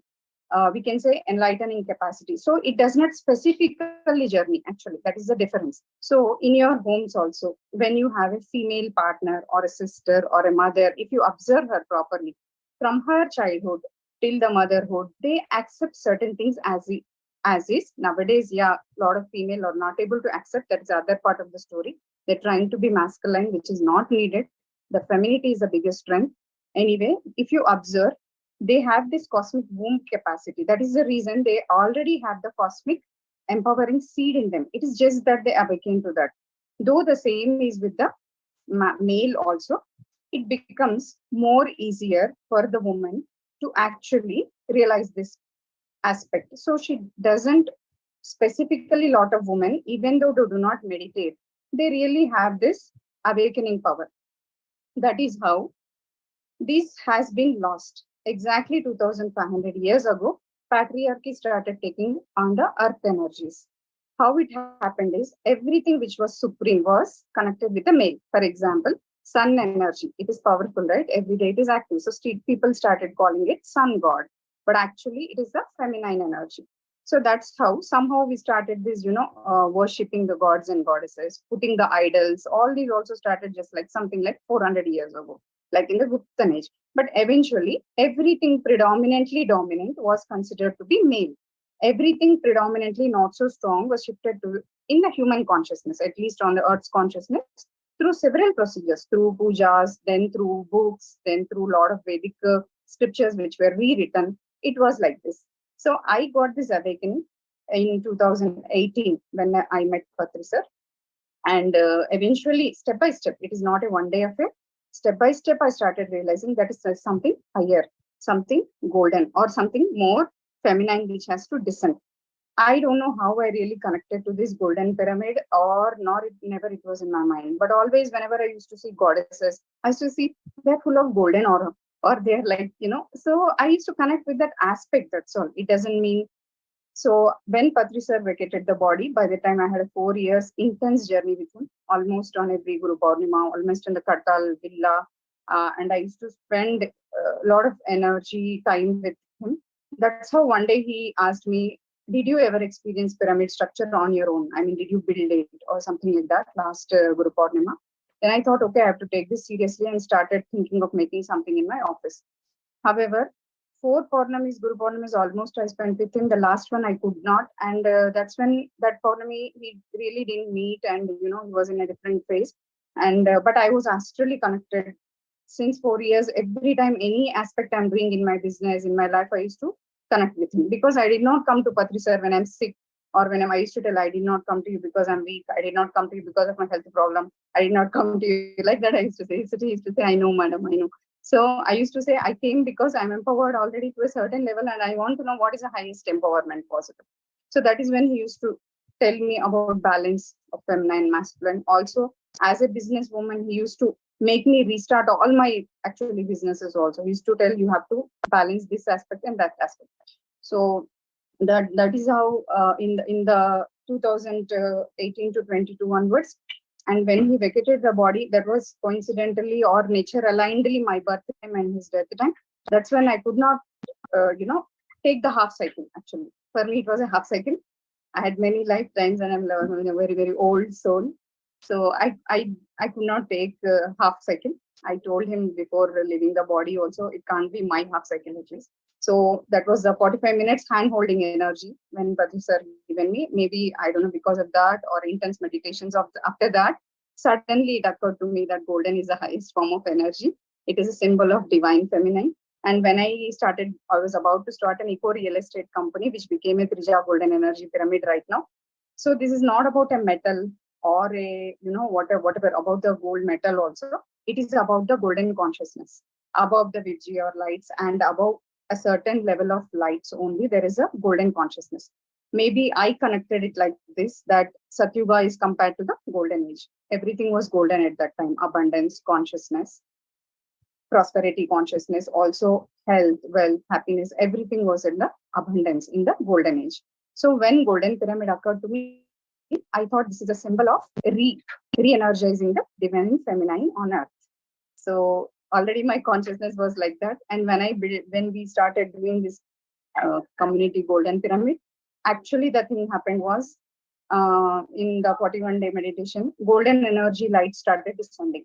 Though I was already by the time a light channeler, and I had this pranic healing and nature connecting lot of abilities by that time. I was also doing Swara Yoga Sadhana, and we used to know about the physical, subtle aspects of breath, also the physical body, subtle body, and the casual body. 1 year, 12 years, like that cycles. We used to know, like Swara Yoga. Swara Sadhak also knows about the life and death time, actually, the knowledge of time and space. So even my past life and death times I used to know. But this lifetime, I did not know that my master, physical master, is going to leave his body. So for me, it was half cycle. So even first day when I met Patri sir, I like for 1 year I tested him if he's a real master, because by that time I met many Himalayan masters also very intensely. By the time I was 21, 20, I traveled across Himalayas and searched for every masters and truth. So I did not trust him immediately. So when I used to ask him, are you a friend or master or guide? Who are you? I mean, like, should I call you Guru now? Then he used to say, you call as a friend and a guide. If you like, you take the knowledge, leave the, like that he used to say. But the simpler way he told, very friendly way, not forcing anyone into anything, just telling what they were ready for. And Patri sir's words, everything are very specific, up to the point, and very, very, specifically targeted to the soul level, actually. How much you are, that much level he used to talk. So like that, it occurred to me, actually. It is not created or, it just happened to me that it occurred that golden energy will be the highest energy. There are pyramids already. I am like a minuscule in the PSSM movement, and just 4 years, many masters for many generations have worked to bring pyramid energy on earth. But I realized that my purpose is in this. So we are spreading meditation to thousands of women already, but that is not enough. One thing I will tell to every master today doing this, we'll say now, like vegetarianism, every animal, if it is crying or it is feeling the pain, no one else can be happy. Every being. Also like that, every female consciousness, a female body, a soul which has taken a female body in your home, if it is sad or if that consciousness is unhappy, there is never a balance on it. దయచేసి అందుకే I request everyone to realize this aspect. Female body can never be the same. Did you ever imagine any avatar getting in the female avatar? Maybe in the 10 Dashavatars. Yeah, in that maybe Mohini was one avatar for a fraction of a second, a female. Beyond that, Earth could not take a highest female energy even on the Earth. So sometimes you should realize why female births are not given the, like if you see master's energy is only male. I used to always ponder also, if Patri sir was a female, what he would have done. He would have kids and would have pregnancies and would have this female body, and would he still balance the enlightenment? So Anyway, these were all my questions at that time. Now I realize that that time has come now. There was in past a time of glory and gold, where lot of female priestesses were there. The priestesses were later labeled as prostitutes, and the empowered wisdom women who had wisdom were later labeled as witches actually. But anyway, that time has come now already. So this will happen. So that is the reason I think that Patri sir was also emphasizing more women into meditation. If you see, already women are more into the president posts, also the leadership posts. Everything is there. At the same time, a lot of parents, men are starting becoming like mothers also, like they're accepting femininity, they're taking care of kids. Lot of female also taking care of male loads. This balance is happening already. However, 98% of the earth, in every home, there is a struggling woman consciousness. Like men, even deprived of crying ability. Women, even deprived of expression ability. Women, even deprived of their own sensuousness. Even lot of pieces and masters have been somehow taken away by the dark forces. In the sense, I can say Maya. So what happens is, even in the meditation, there is a lot of Maya. You have to cross that. To accept a female as a female, it takes a lot of strength. Even to accept a lot of feminine consciousness in your own self, it takes a lot of strength. Say Ramakrishna, Sharadamba Devi, in front of Sharadamba Devi, how the Ramakrishna master who empowered the Vivekananda master got the enlightenment, surrendering to her consciousness, the primordial consciousness, the primordial force on earth. Meditation is not just today's affair or not just today's knowledge someone passed. Even Adishiva sat in this posture and meditated Anapanasati, whatever that time of. So meditation or that kind of paths are primordial. The consciousness always is primordial. It has come from the primordial nurturing force. So if I have to answer today, who gave Buddha Anapanasati? I can say the primordial divine feminine consciousness or masculine consciousness together, I can say. That is what gave Buddha Anapanasati. So please realize that on earth, in every home, you have to ensure that you pass your first test.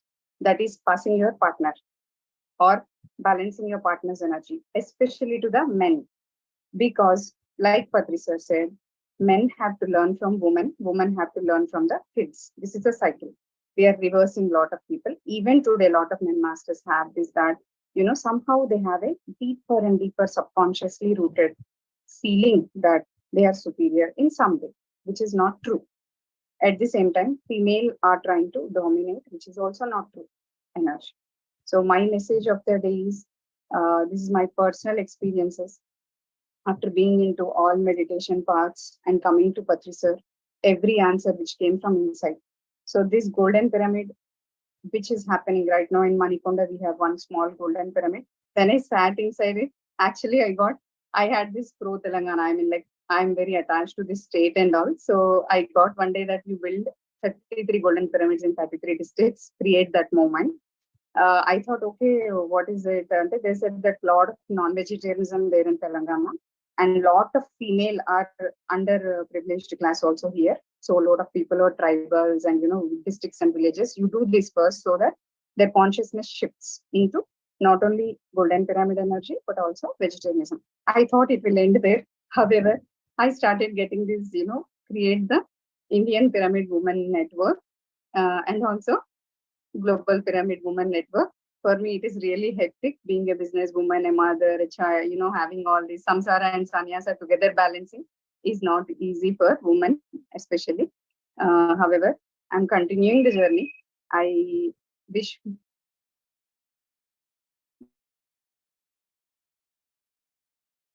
that whatever nature has planned and for the woman energies and has to spread through me, whatever way it will happen. That is how Trija spaces for inner reality is created. That is how woman energy meditation circle is created. From the businesswoman whom I was empowering only, we have, started teaching them this spirituality meditation path.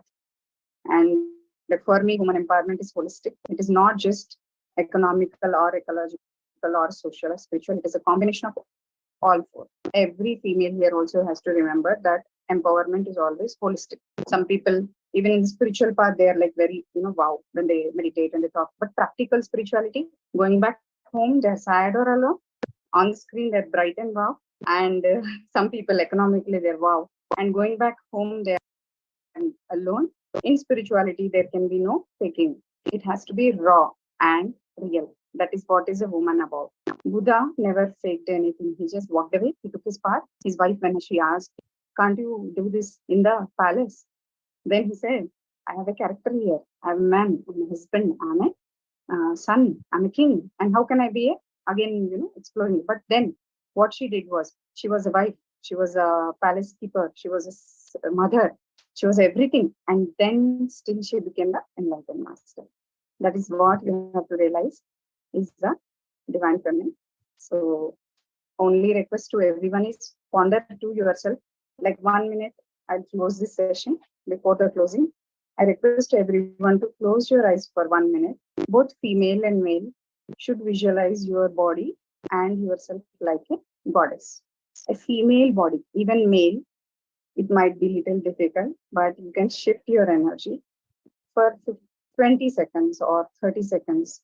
I request every man to visualize yourself as a female body. All the female who are existing already in a female body, all the souls who are existing in a female body, you will just visualize yourself as a goddess with a golden energy, just like a golden aura. The golden age, the dawn, the new awakening happens in this golden energy consciousness. So every male, you imagine yourself like you're having this female body and breathe in and breathe out. You say, "I accept all feminine aspects in me." At the same time, every soul who is already in a female body, the woman here, you will close your eyes. As you breathe in and breathe out, you will say, "I accept my divine feminine aspects." It's first accepting feminine, then awakening to be divine feminine. So everyone says it is the same. It is not the same. In nature, it is designed that this female consciousness be empowered first to balance the masculine consciousness, to be empowered. So last 30 seconds, we all breathe in and breathe out. Feel like your every cell has become golden. The total body aura is golden. You are radiating golden energy. Every cell is filled with beautiful golden light. Every incoming breath is coming from this golden ring and releasing into the golden energy ring. As we breathe in this golden consciousness, there are 4 aspects opening up: abundance, health, wealth, and peace on earth.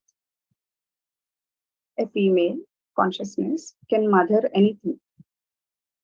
Every being on the earth is to be mothered or to be seen like a child consciousness. This is possible only when you can experience the feminine consciousness in you. Last 10 seconds, we will feel everything on the earth is our child. And you are the mother of the child. Every human being, every other earth being, and all the men who are having maybe partnership issues or injuring divine feminine in themselves and at their homes, you will feel your wife as your child. Or the female consciousness you will accept like a child. At the same time, every female who is also injuring the masculine, divine masculine, at their homes or their workplaces, or not able to accept men as men, will imagine all these men on the earth or like a childlike consciousness. आपके बच्चे को कैसे accept करते हो, ऐसे ही हमारा पूरा जिंदगी में पार्टनर्स को एक्सेप्ट करना चाहिए, तभी हमारा अर्थ बैलेंस हो जाए. Like this, I have learned all these aspects. I've struggled a lot to accept my own, partnership issues, many things on earth, which was very properly explained simply by Patri sir. That this is your first spiritual test. Pass your home and then pass the world.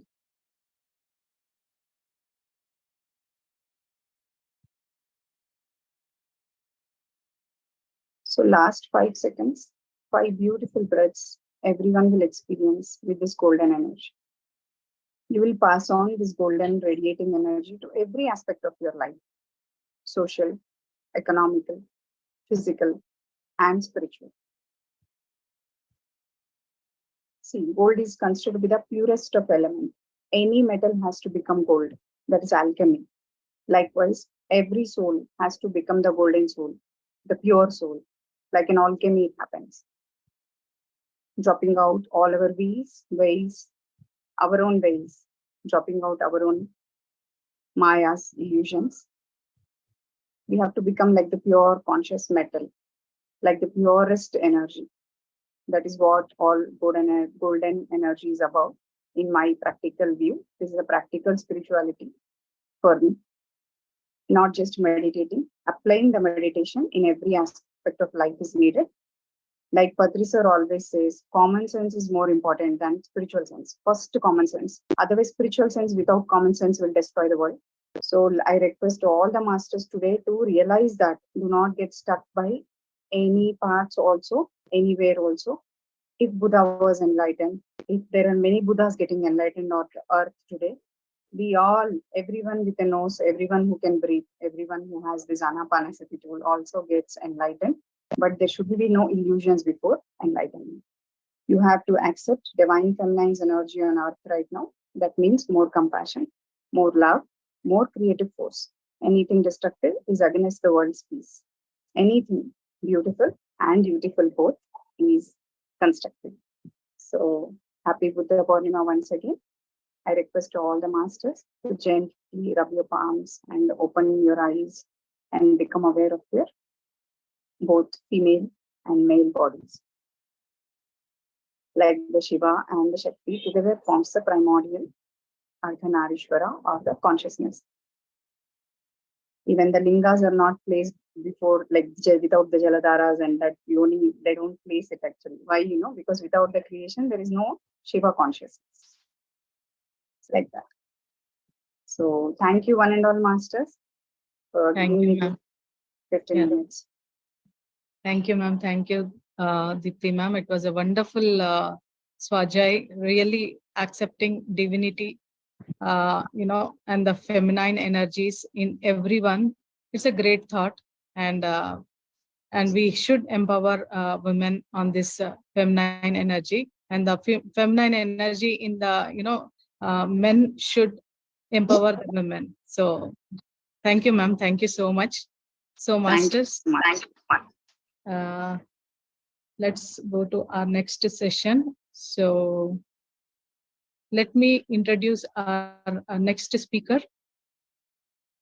Our next speaker is a great friend of Pitamaha Patriji, and he literally has stepped into the shoes of Patriji and has been become a visionary of completing so many tasks which were incompleted, but with his direction and guiding many masters, he is completing many the visions that Patriji has seen for all of us. So he is none other than Mahesh Sri Kishan Agarwal, who is a multi-dimensional personality, a yogi, an entrepreneur, and he's a director of Pyramid Connect, who is conducting this Buddha Puurnima celebrations. So he is the guiding force for all of us, and is a Pyramid Connect Foundation, and is also guiding PMC Hindi and PMC satellite channel, doing service with like-minded organizations and people. So today Maheshji is going to speak upon Buddha Purnima and meditation. Thank you, sir. Thank you. Please raise. Yeah, thank you. आप सभी का बहुत बहुत धन्यवाद इस सुंदर आयोजन के लिए। बहुत सुंदर तरीके से आप इसको कंडक्ट कर रहे हैं और बहुत अच्छा है। बुद्ध जो है, आज बुद्ध का जन्मदिन भी है, आज बुद्ध का निर्वाण दिवस भी है और आज बुद्ध का एनलाइटमेंट डे भी है। तीनों घटनाएं आज के दिन ही घटी। बुद्ध को विष्णु का नवा अवतार माना जाता है। बुद्ध की शिक्षाएं पूरी तरह से मनुष्यों को दुख और जीवन की पीड़ा से मुक्त करने के लिए है। 4 मुख्य सत्य, 8 पथ और धारणाएं हैं। ये 4 परम सत्य बौद्ध धर्म की नींव है। इन 4 सत्यों पर केंद्रित उनके ज्ञान के बाद बुद्ध का पहला उपदेश, ये 4 ट्रुथ्स सभी मानव परिस्थितियों में पीड़ा होती है। दूसरा, पीड़ा का कारण होता है, वह कारण इच्छा, लालसा है। चौथा, पीड़ा के समापन का एक ही रास्ता है। बुद्ध ने अष्टांग मार्ग बताया, 8 पथ जो हमारे जीवन के सभी पहलुओं को छूते हैं। सही विश्वास, सत्य के अंदर, सही इरादा, अच्छा करने में, सही भाषण, असत्य और निंदा से बचें, सही व्यवहार, दोषपूर्ण व्यवहार से बचें, सही आजीविका, मतलब आपका जो जीवन यापन के लिए जो धन चाहिए वह सही, सही प्रयास अच्छे की तरह, सही अनुष्ठान सत्य का और सही एकाग्रता। इन जब हम 7 नियमों को पालन करते हैं तो हम एकाग्रता की तरफ बढ़ते हैं। आपके क्रोधी स्वभाव के लिए आपको कोई और दंडित नहीं करेगा, आपका क्रोध ही आपको दंडित करेगा। शिक्षा जो है वो अपने आप में बहुत अनूठी है, अद्भुत है। और बुद्ध का एक संदेश मैं आपको एक अलग तरह की भाषा में कहता हूँ। मेरे पास सिवाय प्रेम के कुछ देने को नहीं है। आप चाहे उसे ले या न ले, आप चाहे उसे स्वीकार करें या न करें। जैसे कोई फूल खिल जाता है तो उसकी सुगंध फैल जाती है, फिर चाहे आप अपनी नाक बंद करके निकल जाएं, प्रकाश होता है, सुबह सूरज निकलता है, फिर चाहे आप आंख बंद करके बैठ जाएं, स्वीकार न करें, हवा का झोंका आता है, आप चाहे अपने दरवाजे बंद करें। ऐसे में मेरा प्रेम आपके पास आता है, हवा के झोंकों की तरह, फूल की सुगंध की तरह, सूरज की रोशनी की तरह। ये आपके हाथ में है, आप उसे स्वीकार करें या न करें। जो मेरे पास है, जो मेरे निकट है, जो मेरे प्रेम में है, उनके प्रति मेरा प्रेम है। जो मेरे पास नहीं है, जो मेरे निकट नहीं है, जो मेरे प्रेम में नहीं है, जो मेरे विपरीत भी हैं, मेरे विरोध में भी हैं, उनसे भी मेरा प्रेम है। उसके अतिरिक्त और कोई उपाय नहीं। जो मुझे चाहिए मुझे मिल गया है, जो मुझे चाहिए भरपूर मिल गया है। अब उससे आगे और पाने को कुछ नहीं है। बुद्ध तुलना में बाकी सभी महान धार्मिक गुरु बहुत छोटे पड़ जाते हैं। वे तुम्हें अपना अनुयायी बनाने चाहते हैं और वे चाहते हैं एक तुम निश्चित अनुशासन का पालन करो। वे चाहते हैं तुम्हारे तौर तरीके, तुम्हारी नैतिकता, तुम्हारी जीवन शैली एक व्यवस्थित तरीके से हो। वे तुम्हें ढाल करके एक सुंदर जेल की कोठरी दे देते हैं। और बुद्ध पूरी तरह से स्वतंत्रता के लिए अकेले खड़े हैं। बिना स्वतंत्रता के व्यक्ति अपने परम रहस्य को नहीं जान सकता। जंजीरों में बंधा हुआ आकाश में अपने पंख फैला करके उस पार की यात्रा पर नहीं जा सकता। सभी धर्म व्यक्ति को जंजीरों से बांधकर किसी तरह लगाम लगाए हुए अपने वास्तविक रूप में रहने की इजाजत नहीं देते, परंतु वे मुखौटा दे देते हैं और इसी को हम धार्मिक शिक्षा कहते हैं। बुद्ध कोई धार्मिक शिक्षा नहीं देते, वे केवल चाहते हैं जो भी हो तुम सहज रहो, यही है तुम्हारा धर्म। अपनी सहजता में जीना। किसी मनुष्य ने आज तक स्वतंत्रता से इतना प्रेम नहीं किया, किसी मनुष्य ने आज तक मानवता से इतना प्रेम नहीं किया। वे केवल इसी कारण से अपने अनुयायियों को स्वीकार नहीं करते कि किसी को अनुयायियों का स्वीकार करना का अर्थ है उसकी गरिमा का नष्ट करना। बुद्ध ने केवल सहयात्रियों को स्वीकार किया है। शरीर त्यागने से पहले उनका जो अंतिम वक्तव्य था, मैं यदि कोई दोबारा लौटा तो तुम्हारा मैत्रेय बनकर के लौटूंगा। मैत्रेय का मतलब होता है मित्र। हमारे परम सखा परम मित्र सुभाष पत्री जी भी यही कहते थे, मैं आपका मित्र हूं, मैं सबका मित्र हूं। गौतम बुद्ध के सरल से कारण के लिए उनको काफी राष्ट्र, काफी देश नहीं समझ पाए। समझते हैं मौन बैठना, बस होना मात्र कोई मूल्य नहीं रखता। तुम्हें कुछ करना होगा, तुम्हें प्रार्थना करनी होगी, तुम्हें मंत्र जाप करना होगा, तुम्हें किसी मंदिर में जाकर के भगवान की पूजा करनी होगी। तुम ये शांत बैठे बैठे क्या कर रहे हो? और बुद्ध का सबसे बड़ा योगदान यह है, अपनी शाश्वतता, अपनी लौकिक सत्ता को प्राप्त कर सकते हो। तुम बिना किसी उद्देश्य के, बिना किसी इच्छा के, बिना किसी लालसा के शांत बैठ सको, बस अपने होने का आनंद लेते हुए उस खाली अंतराल में जहां सहस्त्र कमल खिल उठते हैं। गौतम बुद्ध अपने आप में एक विशिष्ट है। उनको सिर्फ कुछ लोगों ने नहीं समझा, यहाँ तक कि उन देशों का जिनका राष्ट्रीय धर्म है, थाईलैंड, जापान, ताइवान, वहां भी एक बौद्धिक दर्शन बन गया है। जाजेन, मनुष्य का मौलिक योगदान जो बुद्ध ने बताया वह मिट गया। शायद बुद्ध के निकटतम जो समकालीन है, इस मौन में, इस शून्य से, इस मन से, मन की छलांग में तुम एक अलग ही शून्य में प्रवेश कर जाते हो, जो ना बाहर का है ना भीतर का है, बल्कि दोनों का पार का है। बुद्ध को समझने की कोशिश करो तो वे सबसे सुंदर लोगों में से हैं जिन्होंने इस धरती पर कदम रखा। H.G. वेल्स एक प्रसिद्ध इतिहासकार है, उसने जो कुछ बुद्ध के बारे में लिखा है, शायद गौतम बुद्ध ही ऐसे नास्तिक व्यक्ति हैं जो फिर भी बहुत ईश्वर स्वरूप हैं।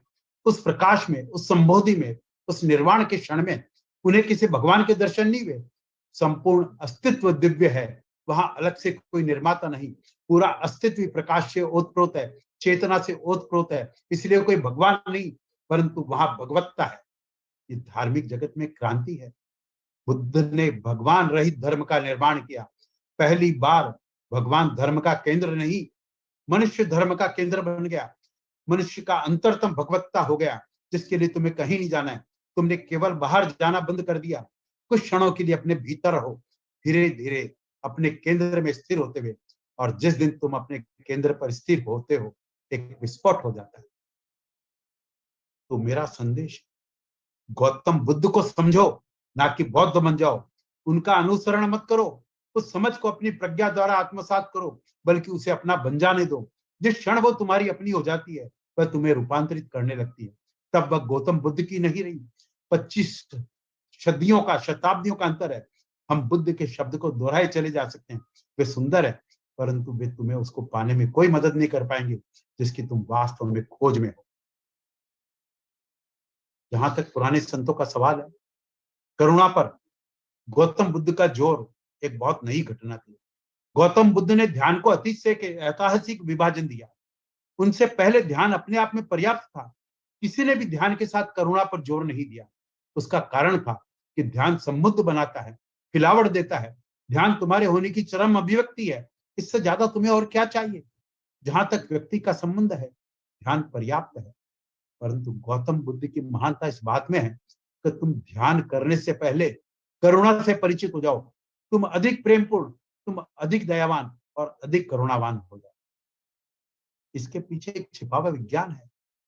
पहले कि कोई व्यक्ति संबंध हो, उसके पास एक करुणा से भरा हृदय हो, तो संभावना बनती है कि ध्यान के उपरांत वह दूसरों को भी वही सौंदर्य, वही ऊंचाई और वही उत्सव जो उसने खुद हासिल किया है, पाने में मदद कर सके। गौतम बुद्ध ने संबोधि को संक्रामक बना दिया गया है। यदि कोई व्यक्ति में महसूस करे वह घर लौट आया, तो फिर किसी और की क्या चिंता? बुद्ध ने पहली बार आत्मज्ञान को निस्वार्थ बनाया, इसको एक सामाजिक जिम्मेदारी बनाया। एक महान परिवर्तन है। इस आत्मज्ञान से पहले करुणा सीख लेनी चाहिए, और यदि यह करुणा पहले नहीं सीखी गई तो आत्मज्ञान के उपरांत कुछ भी सीखने को कुछ बचता नहीं। और जो कोई अपने आप उन्माद में भर जाता है, तो करुणा तक उसकी खुद की प्रसन्नता में बाधा बन जाती है, और उन्माद में एक प्रकार का विघ्न पड़ जाता है। इसीलिए सैकड़ों लोग आत्मज्ञान को उपलब्ध हुए हैं, परंतु सदगुरु बहुत कम हुए हैं। संबुद्ध हो जाने का मतलब नहीं है कि तुम सदगुरु भी हो जाओ। सदगुरु हो जाने का अर्थ है कि तुम्हारे अंदर अनंत करुणा है और तुम अपने भीतर की परम शांति के सौंदर्य में अकेले जाने से शर्मिंदगी महसूस करते हो जो तुमने आत्मज्ञान द्वारा प्राप्त की है। तुम उन लोगों की मदद करना चाहते हो जो अंधे हैं, जो अंधकार में हैं, जो अपने लिए मार्ग टटोल रहे हैं। उनकी मदद करना आनंददायी है, न कि कोई बाधा। असलियत में जब तुम अपने पास पास बहुत सारे लोगों को खिलते हुए देखोगे तो यह एक और ज्यादा समृद्ध आनंद बन जाता है। तो बंजर जंगल में अकेले वृक्ष नहीं हो जो उग गया है जहां और कोई वृक्ष नहीं उग रहा है। जब तुम्हारे साथ सारा जंगल खिलता है तो तुम्हारा आनंद हजारों गुना बढ़ जाता है। तुमने अपने आत्मज्ञान को दुनिया में क्रांति लाने के लिए उपयोग किया है। गौतम बुद्ध केवल आत्मज्ञानी ही नहीं लेकिन एक आत्मज्ञानी क्रांतिकारी है। उनकी चिंता इस दुनिया के लोगों के प्रति गहरी है। वे अपने शिष्यों को सिखाते थे, जब तुम ध्यान करो तो उससे तुम्हें मौन और शांति मिले, तुम्हारे भीतर गहरे आनंद के बुलबुले उठने लगे तो उसे रोको मत, उसे पूरे संसार में बांटो और कोई चिंता न लो, क्योंकि तुम जितना दोगे उतना ही और देने के लिए सक्षम हो जाओगे। यह देने का भाव बहुत महत्व रखता है, क्योंकि एक बार तुम्हें इसका पता चल जाए तो देने से तुम खोते नहीं हो, बल्कि इसके विपरीत यह तुम्हारे अनुभवों को कई गुना बढ़ा देता है।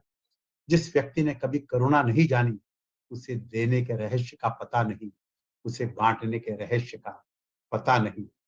इसीलिए पत्री जी मैत्रेय बुद्धा का एक आधुनिक रूप थे, जिन्होंने बांटना सीखा।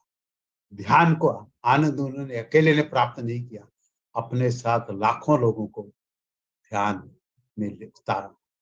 मैंने पत्री जी को एक बार पूछा था, आपने कितने लोगों को ध्यान सिखाया? किसी और से पूछने का तो मतलब नहीं। पत्री जी ने कहा, मैंने 2 करोड़ लोगों से भी ज्यादा लोगों को ध्यान सिखाया।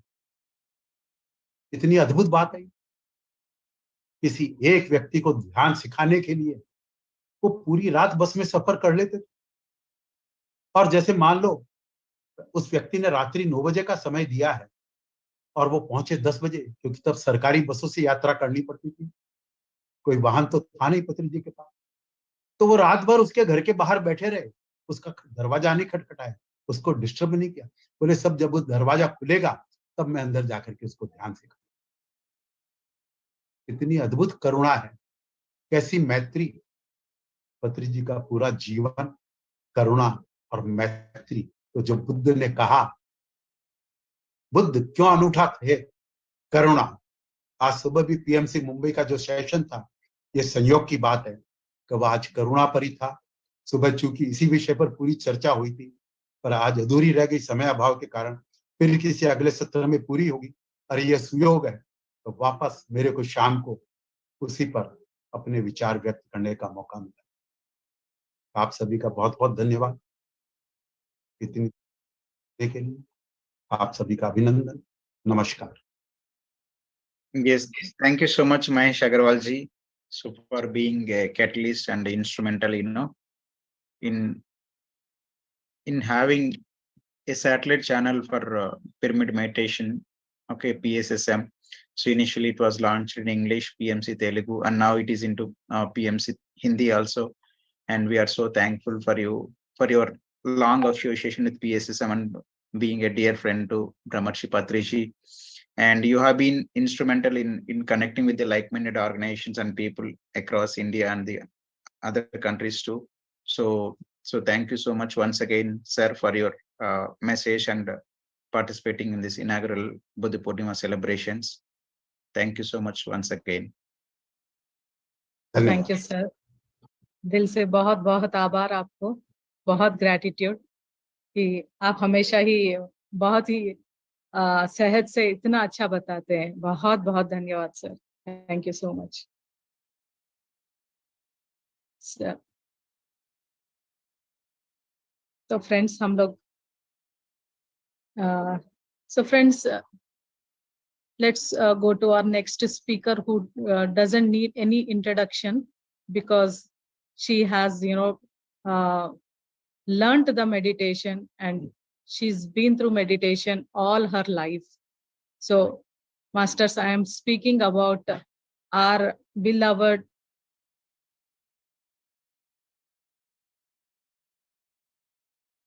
Parinita Patriji.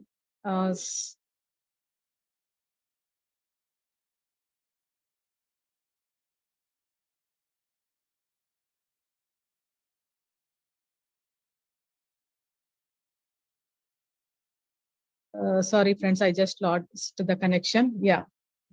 So Parinita Patriji, she is from the place where the pyramid meditation seeds has been sown. Yes, friends, she's from India, and she is none other than the daughter of our beloved Pitamaha Patriji. So she's been meditating from the age of 4, which is, not new to us. But it's, you know why is the reason behind it. So she's the first disciple, we could say, from Patriji, and she represent PSSM movement, and she feel that we all have the power to change the world and wish to keep the momentum going by serving humanity in the best way possible by teaching meditation. And she's passionate being who loves nature, animals, humanity, and spreads the message of conserving Mother Earth. So she's also part of great movement and would like to introduce the meditation movement to the entire world. So, Masters, let's welcome Parinita Patri ma'am to speak about meditation and ahimsa. Thank you, ma'am. Thank you. I'm so blessed actually to. All right. Thank you so much, everyone. A very, very, very happy good evening to everyone. How is everyone doing today? Lots of energy, lots of beautiful people out here, lots of beautiful souls.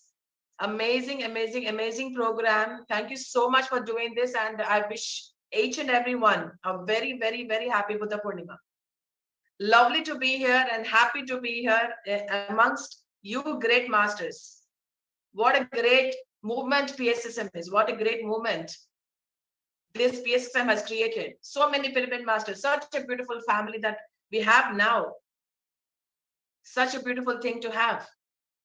So many meditators, so many vegetarians coming up. So thank you so much, first of all, for giving me the opportunity to be here amongst you great souls. I'm very humbled to have this opportunity to be with you, to be able to interact with you. And yes, so let's talk about meditation and ahimsa. And it's not like that, like you do not know what meditation is all about. You are all great meditators. You do meditation every day. You do anapanasati meditation. You have got great experiences to share with all of us. That's something which we all do, which we all know about. But then what am I here to talk about? We are here to talk about meditation and ahimsa. Because meditation and ahimsa are two great pillars of PSSM. We all know about that. Both go hand in hand. Meditation and ahimsa go hand in hand. So we need to collaborate both of them together as equals. So when you do meditation, you will be in total ahimsa. If you are in total ahimsa, you will have no other option but to come into meditation. As simple as that. So meditation and ahimsa are the only two things which the humanity needs right now. This is the need of the hour. And everyone needs to meditate. It doesn't matter who you are, where you have come from, what you do, what's your religion, what's your culture, what's your race. It doesn't matter. Everyone has to meditate. Because that is a solution for all your problems. Not just all your problems, but it is the solution for you to become evolved, become a superhuman being. So that is what we are looking here. So meditation and ahimsa is something which I have been telling in each and every class that I go to, because both have to be given equal importance. When we do meditation, we become more righteous. We become more giving. We become more understanding. We become more empathetic. We become more generous. We become more harmonious. We become more compassionate. We become more heartful. We do more service. We'll be able to really have that patience and understanding for others. So as we meditate, we need to become more and more of what I have already just told you. So we need to check ourselves as to what is the difference that we are making in this world from yesterday and today. How am I being better from yesterday? Am I being better today? How can I become a better person tomorrow? How can I become a better person day after tomorrow? That is what meditation does to you. You become a better person. You become the better version of yourself. You love yourself more. You fall in love with yourself. You forgive yourself. You forgive everyone. You're compassionate to yourself and to others. That is what meditation does. Your understanding becomes greater. You will be able to understand yourself. Give yourself the freedom and space that you deserve. And you give the others the space and freedom that they deserve. When you give yourself that, you will understand that value, and then you start giving it to others. So the first thing is, when you meditate, you work on yourself. When you work on yourself, that is the gift that you give to humanity. You are the gift. It's not something else that you give, like, some material gifts or some spiritual ideas or something like that. You are the gift to humanity. And that is what meditation does, that you work on yourself. The first and foremost thing that we need to do is to work on ourselves. How am I becoming a better person? Every day, every day, every morning, every evening. By checking our intentions, our motives, our thoughts, our emotions, our speech, and our actions, everything has to be checked, monitored, so that we become a better version. We need to question ourselves. What are our habits? What are our thoughts? Why am I thinking like this? Why am I intending in such a way? What is the intention of coming into this class? Why? We need to start questioning the why. Why am I doing this? Why am I thinking this? Why am I talking like this? Why am I raising my hand like this? Why? Are we mechanical beings or are we conscious beings? As we meditate every day, we need to become less mechanical and become more conscious person. How conscious are we becoming every day? How is your graph going? How is your graph going? That is what we need to do. Because in life, we plan a lot. We use our mind a lot. We do financial planning, we do family planning, we do career planning, we do retirement planning, so many plannings that we do. But what about soul planning? What are you planning for your soul? What are you studying every day so that you become a greater person tomorrow? How much are you meditating? How much Sajjana Sangatya you're doing? How much are you learning from others? How are you mastering yourself? Patriji said, be a master. That means we need to master ourselves. Not to be called as a master, or not that I should call you as a master. That is not mastery. I need to master myself, and only I know if I have mastered myself, and nobody can tell. And the meaning of mastering yourself is to master your physical body, emotional body, and mental body. These three are the bodies that we need to master in order to master ourselves. That is the real meaning of be a master. Patriji never said gain mastery over others. No. But some of us are doing that. Don't gain mastery over others. Gain mastery over yourself, over your vices. Increase your virtues, reduce your vices. Become a virtuous person. By becoming a virtuous person, that is the gift that you're giving to humanity. What else do you want? By mastering your physical body, you need discipline and willpower. These are the only two things which we need to master our physical body. And to master our emotional body, we need to replace unnecessary emotions with necessary emotions. I'm not saying right or wrong, negative or positive. I'm not even compartmentalizing like that. I'm saying what are the necessary emotions, what are the unnecessary emotions. You need to replace the unnecessary with the necessary, and that is how you master your emotional body. Hatred with compassion, jealousy with inclusiveness, fear with security. You are secure, you're safe, you're always secure, you have always been safe. There's nothing to worry about. As we say, fear is false evidence appearing real. There's nothing to fear about. We just have an imaginary concept of something that is scaring us. Let go of that fear. As we meditate, we are becoming more and more fearless. We are becoming more and more courageous. More and more, let's bring it on. Bring it on, guys. Bring it on. Let's see what we have to do. Bring it on. I'm going to look into it, the fierce eyes straight and say, what are you doing? You're not going to scare me anymore. I'm sorry. So that is what meditation does. You become more and more fearless like a lion, like a lioness. That is what you are. That is what your actual self is. It is fearless. So that is what meditation does to you.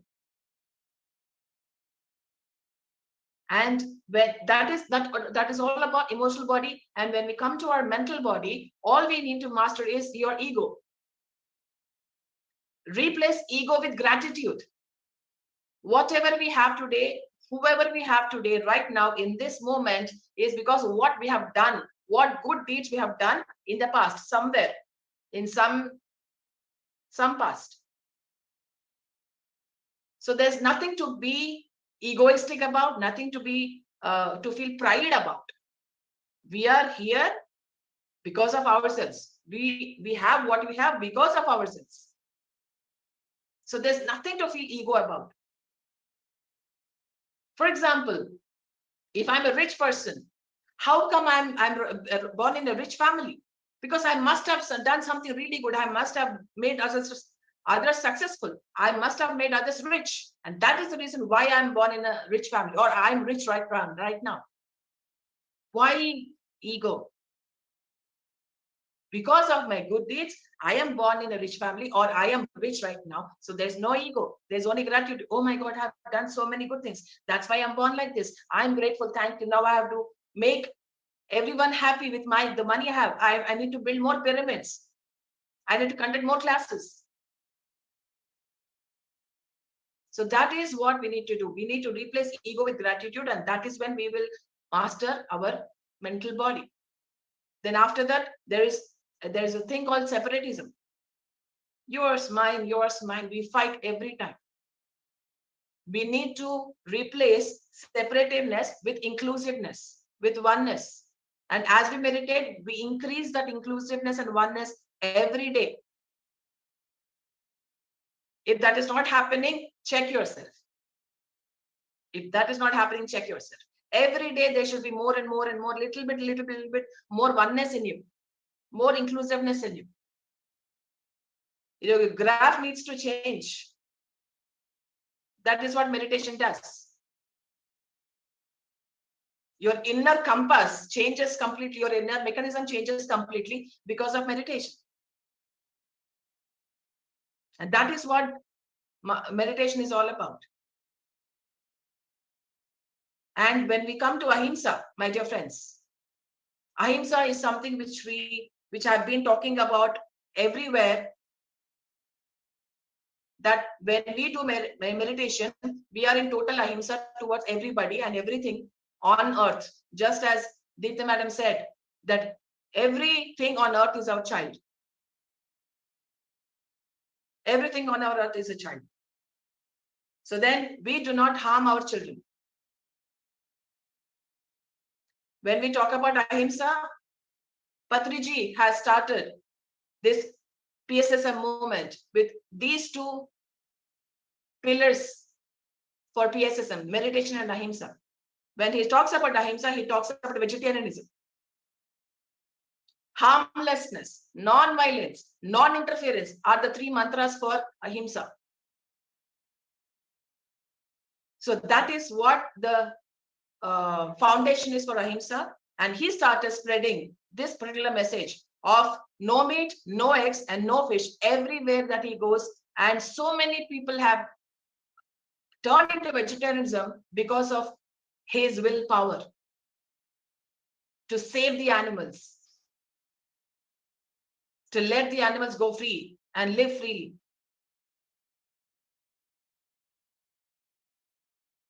That is the power of ahimsa. And now recently, we have started something called a SWAG, Save Water and Go Green movement. And since then onwards, I have taken ahimsa to a little bit another level, my dear friends. So what is that another level? When I say about SWAG, it's Save Water or Go Green, my dear friends. Save Water and Go Green has three aspects. First one is to save water and all the natural resources. We should never, ever, ever waste natural resources, especially water.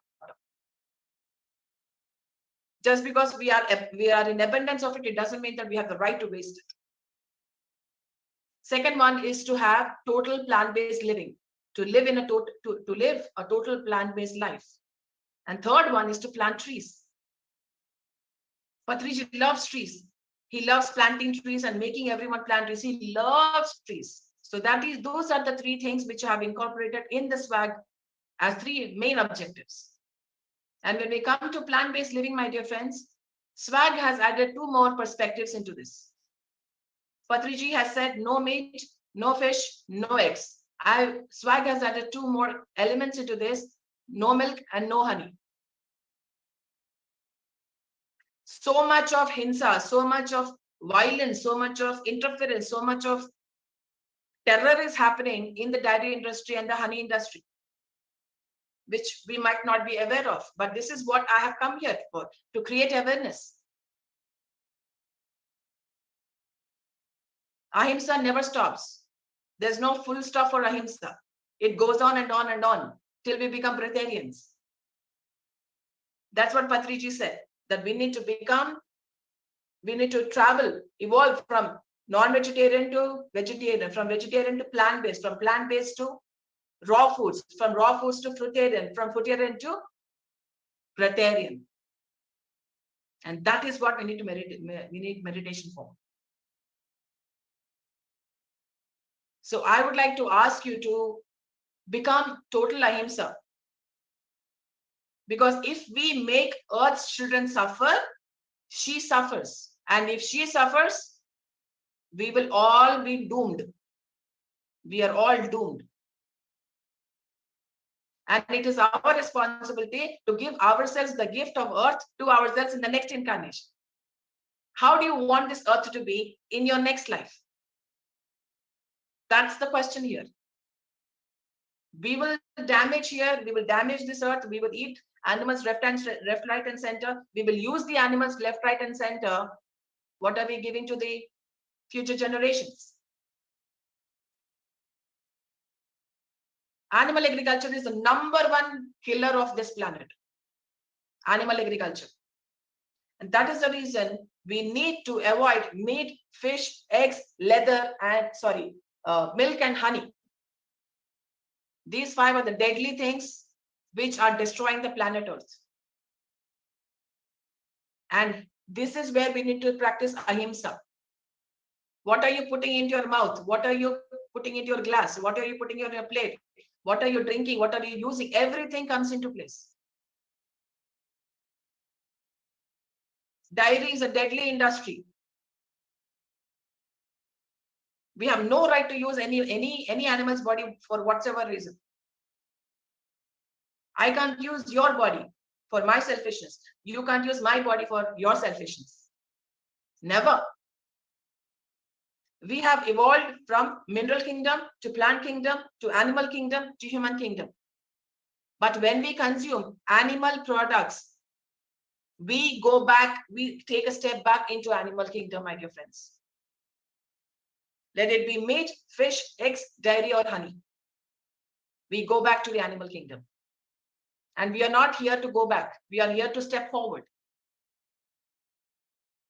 We are here to take a step forward. We are here for each and every animal in the animal kingdom, not just a few. The entire animal kingdom deserves our compassion. Let it be horses, let it be pigs, let it be dogs, let it be any animal, any species. Let us not be species. Let's not support speciesism. Just like we do not support racism or sexism or any other reasons. Let's not practice compassion only towards certain animals of the animal kingdom. Let's practice compassion towards the entire animal kingdom.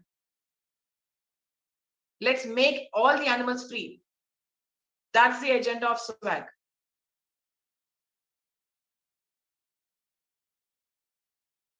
Let's free all animals, all species from all kinds of slavery. When you're paying money for a chicken or a mutton, you're asking that person to kill the animal and serve it to you.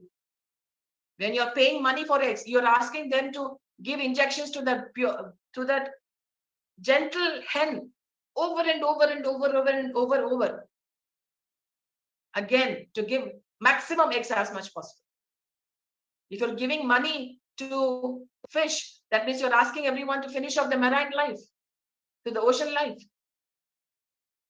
If you're giving money to dairy, it means that you're asking everyone to kill them, all the male calves, because male calves are a big liability for the dairy industry. Only the females are an asset. All the males are a liability. Go to any dairy industry, you will not find a single male calf. They're a liability. We are asking them to murder all the male calves. You can go and watch YouTube videos. You can watch them. All the mothers, we call them mothers, right? Gomata. All the mothers are impregnated forcefully every time. Every time. Again and again and again. 9 months pregnancy, but baby is taken away. The mother cries for the baby cries for the mother. We don't care. We want our milk.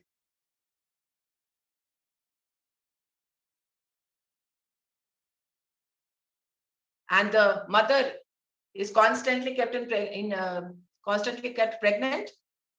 And once she's done with pregnancy, we'll throw her away in the garbage or send her to leather industry where they're hung to a machine and stripped off the skin immediately as she is alive. And then she's butchered into pieces and sent as beef. Thanks to the dairy industry, which we are funding. India is the largest producer of leather and beef. And there are 142 crore people in India right now. Just imagine the kind of torture and the suffering that animals are having. Just imagine. And I feel that animals are living a biggest hell than humans as of now, as of today. Being born as an animal is the biggest curse.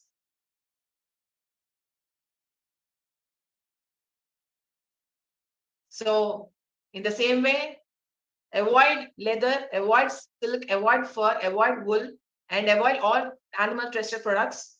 And that is the awareness that I'm trying to give here so that you can make conscious decisions. You can make compassionate choices in your life. Do not harm any animal. You do not need anything from any animal whatsoever may be it. When you depend on an animal to get something from them, you are enslaving them. You are the reason for them to be enslaved and tied.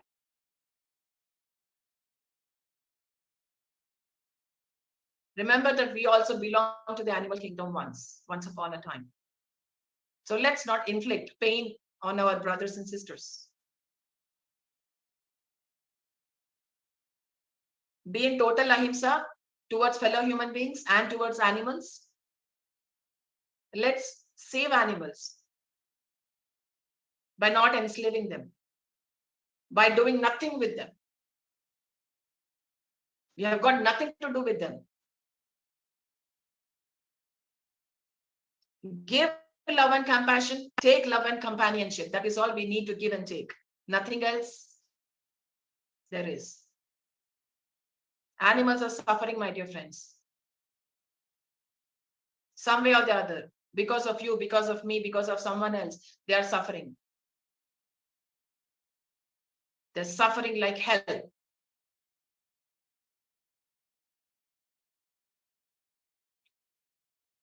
And all we want is a packet of chicken in our household, a few eggs to make an omelette, some fish to fry, some coffee or curd or ghee to eat, some honey. Why does a cow become pregnant, for you or for me? Why does a honeybee collect nectar from thousands of flowers, for you or for me?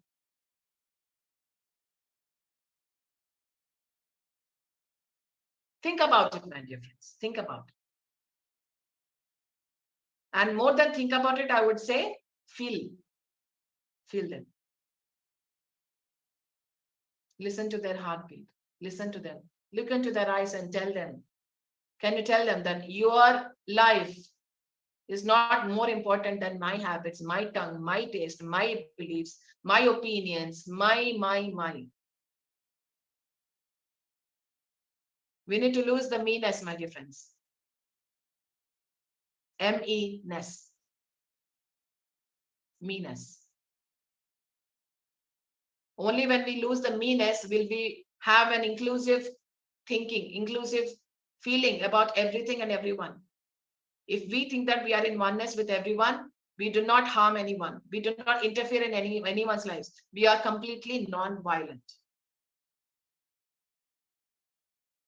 So that is what meditation does, my dear friends. Meditation makes us more and more empathetic towards everyone, humans and animals and Mother Earth. Meditation makes us more compassionate towards everyone, humans, animals, and Mother Earth. So check yourself, check your habits, check your beliefs, check your understanding, check your opinions. It is okay as long as your opinions are affecting only you. But when your opinions and beliefs and understandings affect the other person, that is interference.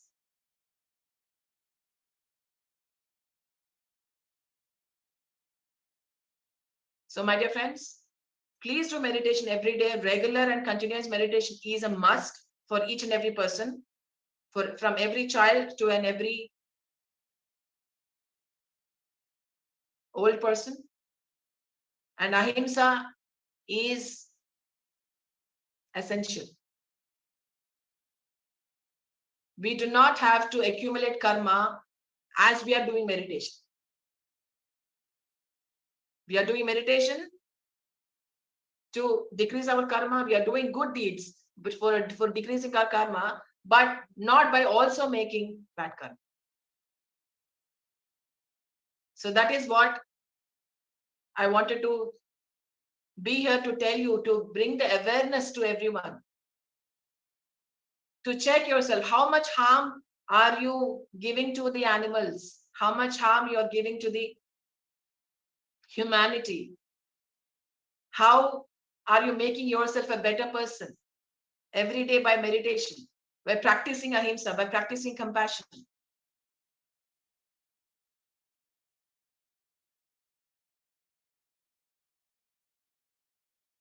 So I have become plant-based in November 2018 by watching a dairy horror industry video.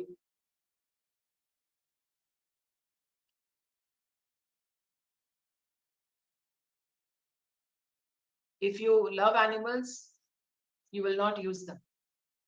If you are using animals, you do not love them. As simple as that. There's no gray area in this.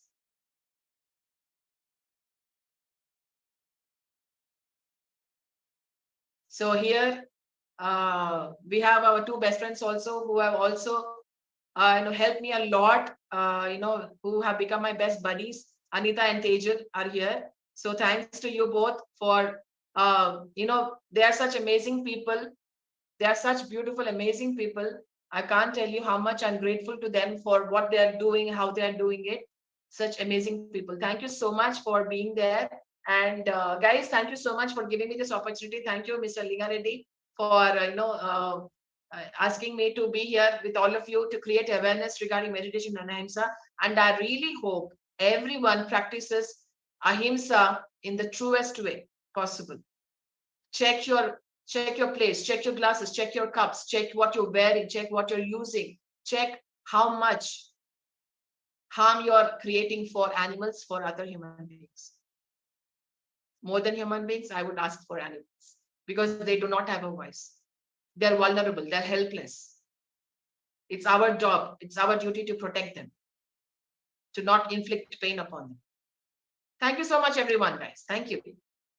Yeah, and thank you so much, Suparnata ji, for joining and sharing your message. And it's very important. And I have been associated with PSM since 2002, since beginning from Karnool, and I have been associated with the momentum, and I know how we used to work in those days. And now, with the help of technology, we are able to connect across the globe, and technology is helping us a lot to connect with the globe and to give our message. So thank you so much being vigilant and doing a great thing with swag team. So we appreciate for your great contributions to the mother earth and all the living beings, not only from an human kingdom, from the all the other kingdoms like animal kingdom, plant kingdom. It's a great thing and inspiration to many, all the youngsters and all the upcoming generations. Thank you so much. I just have one last thing to say. I urge everyone to please become a voice for the animals. I urge you, I request you, I implore you, please become the voice of the animals. Please. Thank you. Yes, we all do. Thank you. Thank you once again. Thank you.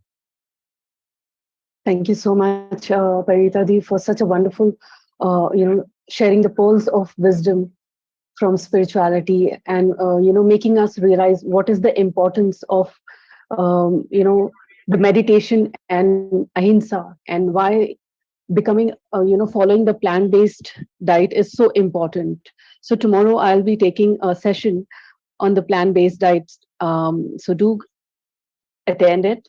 Now I would like to invite our another master.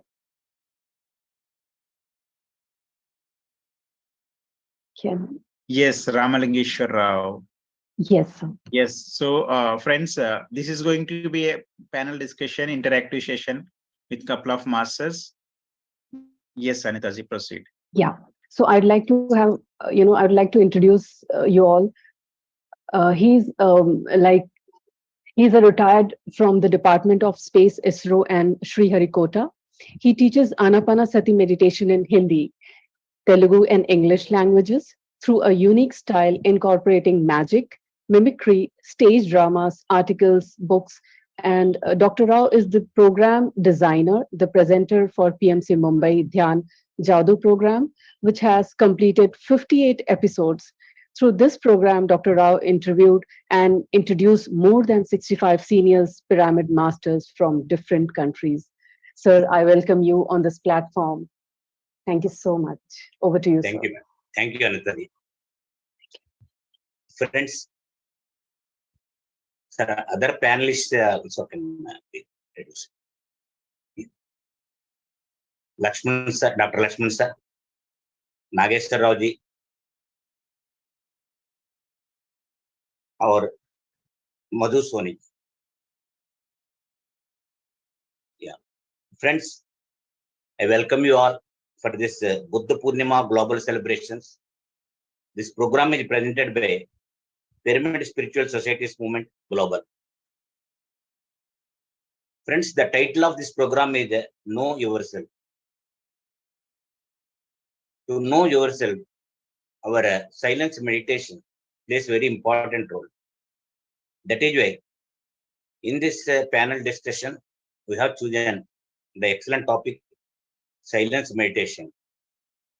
After this program, everybody knows about what is silence, how this silence meditation will help us to make a all-rounder and how to lead our life peacefully and happily, and how to make our day-to-day things happily without any trouble.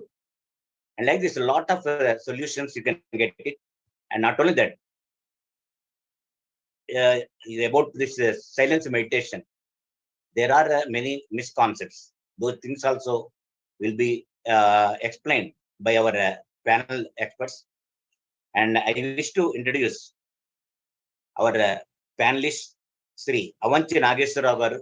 Is a retired scientist from ICRISAT, Hyderabad. Welcome, sir, Nageswara. And I introduce Dr. Sudhal Lakshmanji, famous psychiatrist from Mancheriala. Welcome, sir. At the same time, I invite Srimati Madhu Soni from Chicago, USA. She is software professional. Madam, welcome. Thank you. Thank you, friends. I already told you, silence creates a better understanding of self and society.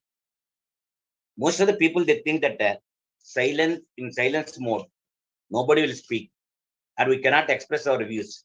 But silence speaks volumes. It is a key to success. Like this, a lot of things are there, and who cannot understand your silence cannot understand your words also. Like that, lot of things we can know about the silence meditation. Friends, silence works as a great teacher to open our eyes and mind. Now we will know through our experts what is silence, how it works on us, we'll see. And before going to the silence subject, I wish to say, my dear friends, meditation is a very, very important thing. Why? Because by taking this meditation, our many great gurus like our Patriji, our Gandhiji, Ramana Maharshi, and Mahavira, Ramana Maharshi, Kabir, like this, many saints, they have followed this silence meditation, and they have proved they are the great masters. So now we will discuss one by one about this meditation. First of all, I want to put a question to all our panelists. Importance of silence. And what is the difference between ordinary meditation and silence meditation? I wish to know from Sri Avanchi Nageswara Garu, who is a very famous person in the meditation field. And not only that, he worked with our Patriji sir from the beginning, and he is conducting many what we call workshops, 10 days workshop, 15 days workshop about silence meditation, Maun Dhyan. So, sir, Nageswara ji, I want to know from you, what is the silence, how it differs from meditation, silence meditation, and the difference between meditation and silence meditation. Please, sir. Nageswara. Sir, you unmute, sir.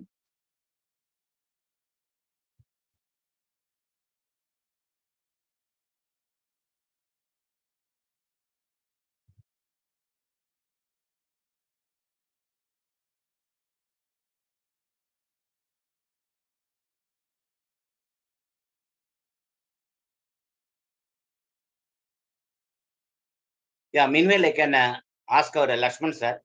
Sir, you tell me about the silence. What is silence? And what is how it relates to the silent meditation and meditation? See, please tell me, sir. First of all, namaste to all the light beings and energy beings. Is it audible, masters? Sir. So, sir, Nageswara sir, are you ready, sir? Yeah, yes. Okay, sir, is available. Okay. Is it audible, sir? Sir. Let me greet all the people on this Buddha Purnima day. It's a great occasion. Buddha is the great follower of this tradition. Also says, nobody was silent like Buddha, nobody spoke like Buddha. That means he maintained many of the times silence, silence, silence. And he got enlightenment through silence only. He didn't do any puja, stotra, japa, whatever anything. So he is the first experimental scientist, I can say. Whatever he practiced, he experienced, he taught to those people. So likewise, first to dhyana, Pati says, notilo maunam manshlo shunyam dhanave dhyana. In the sense, no sound in the mouth, no words in the mouth, and at the same time, no thoughts in the mind. That is called dhyana. Nowadays, we are doing a lot of meditation, but not going inside. Externally, we are wordless, soundless, but internally, there is a continuous monologue dialogue in the mind. That should stop. That is called internal silence. Where there is internal silence, there is no violence outside. Sound is the matter of the physical world. Silence is the matter of the spiritual world. That's why silence is very, very important for a practitioner. That's why in the beginning, we used to say Mauni. Munishwara means who is Mauna, who is silent in the first place. Then he does Dinesh, Dhyana, Tapasya, whatever he got attained. So that's why I say for Dhyana also, silence is the first step. Silencing the sound or silencing the words in the mouth, then silencing the internal mind. That's more important. Thoughts, that is more important. It is the internal silence that takes us to the higher consciousness.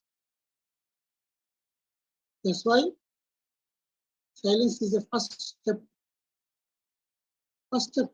towards the sadhaka, towards the practitioner who goes for this Dinesh or dhyana, whatever.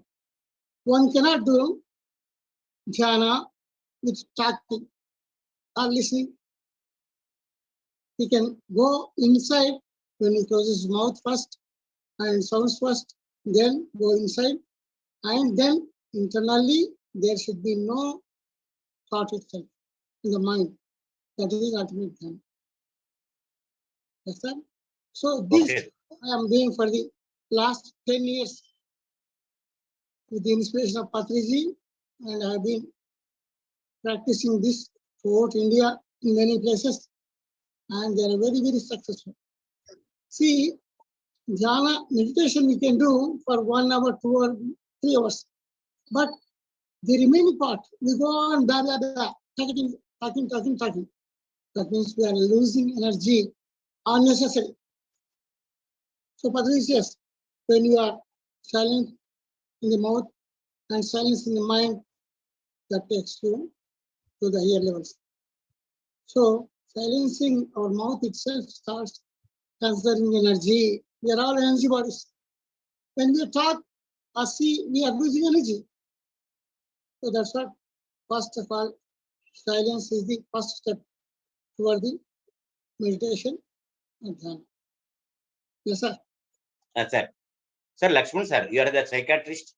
Yeah. You know how it works on the psychologically and physiological and neurobiological changes that occurs because of the silence meditation. Can you explain, sir, how it will work on our body to make our people healthy by following the silence meditation? Dr. Lakshmanji. Very good question. So first of all, namaste to all the truth seekers. So nowadays, a lot of spiritual research is going on brain and brain science. So many studies showing the evidence that there are positive chemicals which are produced after practice of meditation and silence, especially in brain area called amygdala, nucleus accumbens. There are certain areas which are basic for our emotions, like positive emotions like confidence, love, trust, and all these positive emotions are developed after increase of certain positive neurotransmitters. And not only that, the people, those who are practicing silence and meditation, the neuropsychiatrists observe those have a lot of forgiveness. They have forgiveness and they have a lot of empathy and compassion. These are all neurobiologically related things. So for every emotion, there is a specific neurotransmitter, specific hormone, specific chemical is there. If positive chemicals are more, if positive hormones are more, our personality also improves a lot. So not only from the point of your mental health, it also improves the morality and trust in people. So people, when practicing meditation and silence, there is balance of their central nervous system and there is balance between sympathetic and parasympathetic nervous system. In olden days, we use the term Surya Nadi and Chandra Nadi. So when these two nadis become balanced, so there is reduction of stress hormones like cortisol, adrenaline, noradrenaline. These are stress hormones. So in the meditation and in the silence, those who are practicing, these positive hormones are increased. Whereas those who are in stress or those who are in anxiety, those who are not practicing meditation, so where all stress related hormones are increased, adrenaline, noradrenaline, steroids. Whereas those who are practicing meditation where dopamine is increased, serotonin is increased, vasopressin is increased, gamma aminobutyric acid. These are all positive chemicals. So because of all these positive changes, we feel relaxed, we feel quiescence. There is decreased heart rate. Because of that, there is decrease in the blood pressure. So the respiratory rate also becomes slow and matter. So there are many neurobiological changes. Because of this, there is decreased anxiety, decreased depression, and all stress related problems are coming down. So all problems are because of our mind only.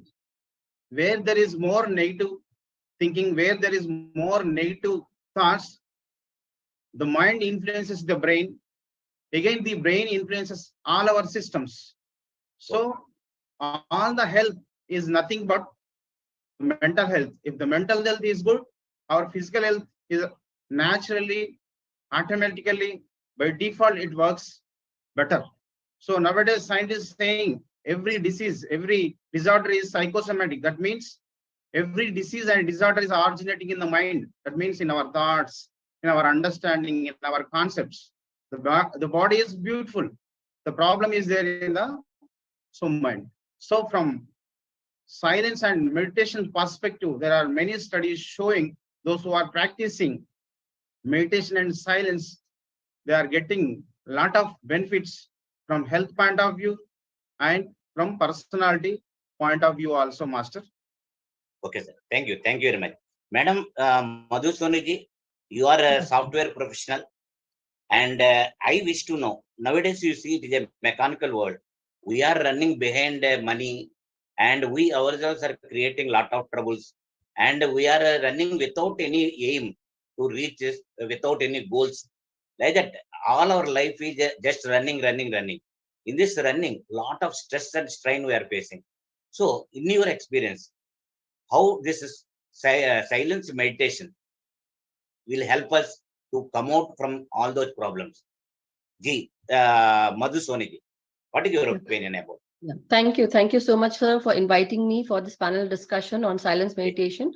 And first and foremost, I am a marketing and IT personnel. Definitely, I took marketing later on and just worked with that. And later on, again, I worked as a substitute teacher, and business development manager. So the work behind what I did in my past definitely had created a lot of stress, not only emotion wise, but also in my personal life also, due to some health reasons or maybe emotional setbacks. Some of the other things had created a lot of health issues in myself.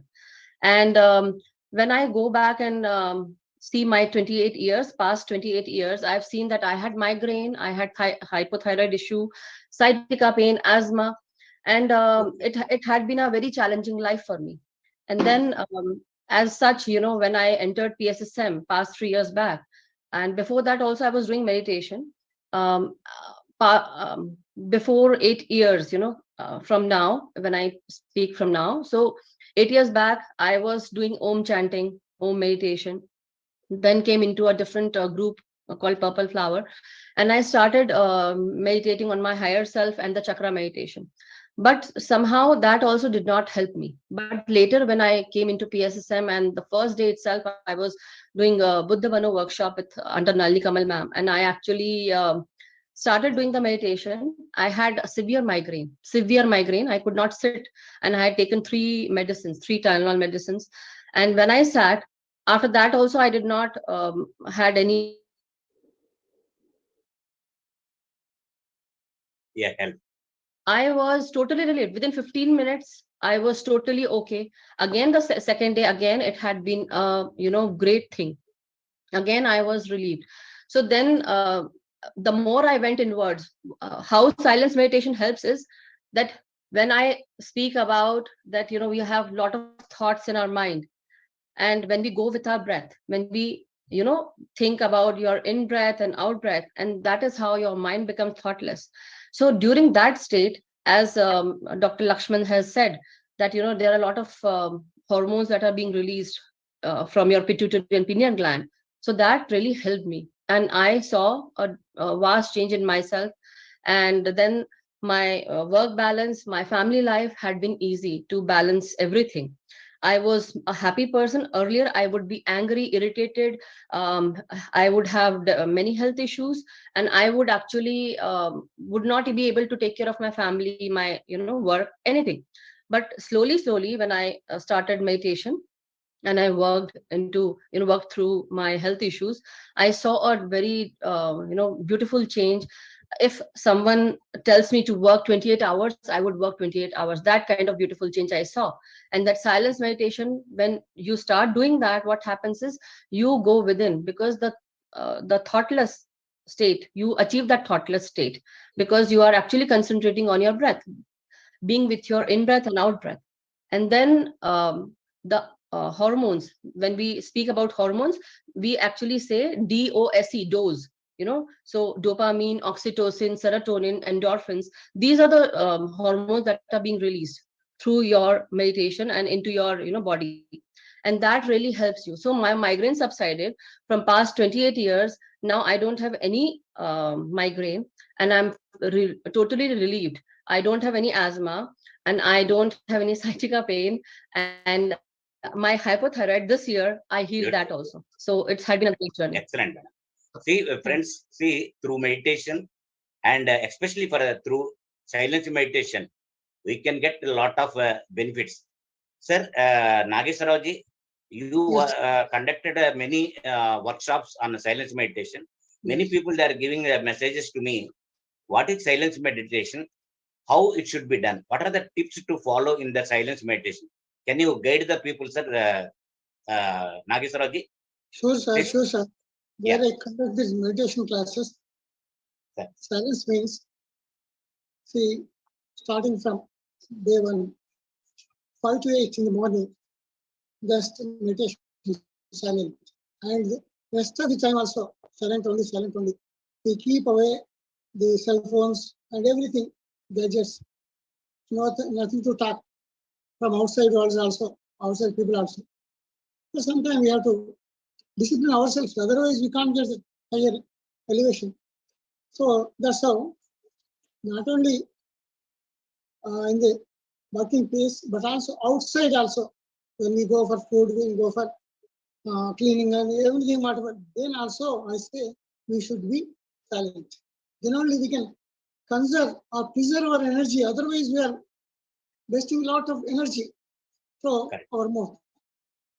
So actually, one quote I can say about this silence.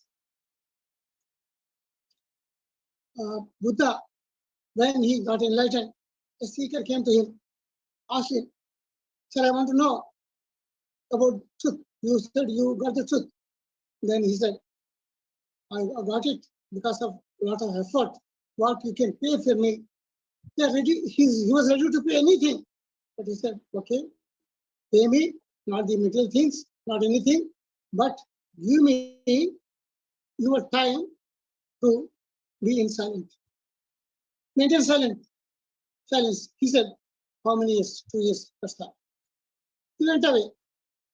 And Buddha forgot him. After 2 years, he was asking Ananda, where that fellow has gone. He said, he is just doing meditation on some cave near the mountains. So when that seeker saw Buddha, in the first instance, he said he prostrated. He didn't do any meditation, he maintained silence for 2 years alone. That was the result. That is the one should have. Even outside and inside also, be silent. If you are silent with the mouth, this also going on and going on. That should be our motto. That's why we keep silence in and outside also during practice, during the classes. So they should maintain like that. I have been conducting several classes in Kotala, that's called Pyramid Jetavanam for the last 3 years. Last 1 week, many people have got success in that and they are coming out. In the same way, the Agastya Pyramid, Agastya Kshetram in Tamil Nadu also, 1 year I conducted. So in many places I conducted and wherever we go, it has given a lot of results. Many people are coming for that. Who are the silent seekers? They should maintain it inside and outside. So this is what I mean. In practicing, we should be disciplined ourselves, not just doing meditation for half an hour, 1 hour, oh, we are relaxed, and we go talking blah, blah, blah, blah things. So this is how Ramana Maharshi became godly. He became God, Bhagavan. How? He maintained silence, that's all. And one more, last century, Meher Baba was there in Maharashtra. He said just beautiful words. Lifelong he was silent. He said, whenever mouth is shut and become silent, our mind starts thinking. When the mind is silent, our heart starts thinking. When the heart is silent, then we go towards our consciousness. These are steps he followed, and he has been lifelong maintained silence. Many people. Excellent. Lot of energy. Okay, friends. Thank you, sir. And sir, I want to know some scientific reasons about this one. In the silence, consciousness shifting takes place. So, Dr. Lakshmanji, just I want to know from you, what is the conscious shifting in the silence? Can you explain briefly, sir? Okay, Master. So, I just present a few points, few salient features of the silence meditation. Automatically, the answer comes in those points. Sir. So, first of all, the silence improves our attention. It improves our concentration and our memory. Silence removes unnecessary free-floating thoughts of our mind. In real silence, thoughts come down. Mind becomes too subtle. In that state, we experience many relative realities of existence or universe. The real silence is the ability of our inner core of consciousness to switch off the acquired memory from our childhood. Okay. So when we are talking about a concept, naturally the truth won't appear because speech itself is an one side of a coin. Another side of the truth is there in silence. Another half of the truth we can find only in silence, that we have to experience ourselves. We have to realize ourselves. Truth is not a word nor a sentence, not a prose or a poetry. Truth is an absolute silence. When we try to open up our mouth to express a phenomena, we miss the truth. As we become more silent, we experience more wisdom. In silence, we live in present moments. Present is always beautiful, pleasant and peaceful. In silence, suddenly, spontaneously, we get hidden secrets of creation. All discoveries happen in non-logical states, in a state of complete relaxation and silence. We feel higher energy frequency in silence. In silence, we realize that we are multidimensional beings. Our life continues even after vacating this physical body, and we play the role as we wish in another existence also. We are just changing this physical body from this earth planet in the name of death. This death becomes an illusion in silence. Okay. With this kind of knowledge, we feel that we are immortal beings. Our life continues even after vacating this physical body, and we play the role as we desire in another existence also. In silence, we understand that we are conscious beings, energy beings. When we understand all realities of existence, we feel that this life is a drama. With this body, this life is a play of our character. We can create any kind of drama, and we can learn, experience anything which we desire. In silence, we live in present moments. Present is always beautiful, pleasant and peaceful. So all the scientists, rishis, yogis realized in silence. To know more wisdom, we need more silence. Silence is directly proportional to our wisdom, our knowledge. Wisdom is our strength. As we become more silent, we are more aware of the nature, and we synchronize with it and enjoy the nature. Our consciousness expands to infinite level where we feel oneness. So silence is directly proportional to oneness. Whether it is a good concept or a bad concept, in silence, all concepts disappear. From the perspective of silence, this all universal realities are just an illusions. We are just changing this physical body from this earth planet in the name of death. This death becomes an illusion in silence. To impress others, we have to create unnatural talk, but literally the talk is not real. When we become more silent, we develop ourselves as a witnessing personality to this existence. Excellent, excellent. When we practice the life, yeah. When we practice the life from silence perspective, we feel less friction in life. In silence, all judgments disappears. We become a personality type, like flow with existence, flow with the nature. We heard all the glitters are not gold. Similarly, all attractive, motivating talks are not truths. Human beings have less need to talk, but we are all addicted to talk. All problems are because of unnecessary talks or excessive talk. In a society where less talk is a lifestyle where paradise exists. Silence is immensely beautiful. Silence is blissful. No duality exists in silence. Silence is equal to omnipresence and omnipotence. Last but not the least, truth is a paradox. Talk less wherever required. Thank you. Okay, okay, sir. Thank you, madam. Last 1 minute we have, and I want a question from you. See, actually, where there is a silence, there is no violence. See, to cut short our conflict or some problems, I hope in the house also, with the family members, with the society, in the office, silence is the best solution, I feel. What is your opinion? Thank you so much, sir, for putting this question. Now, the thing is that when we talk about silence and when we talk about silence meditation, that really helps us a lot.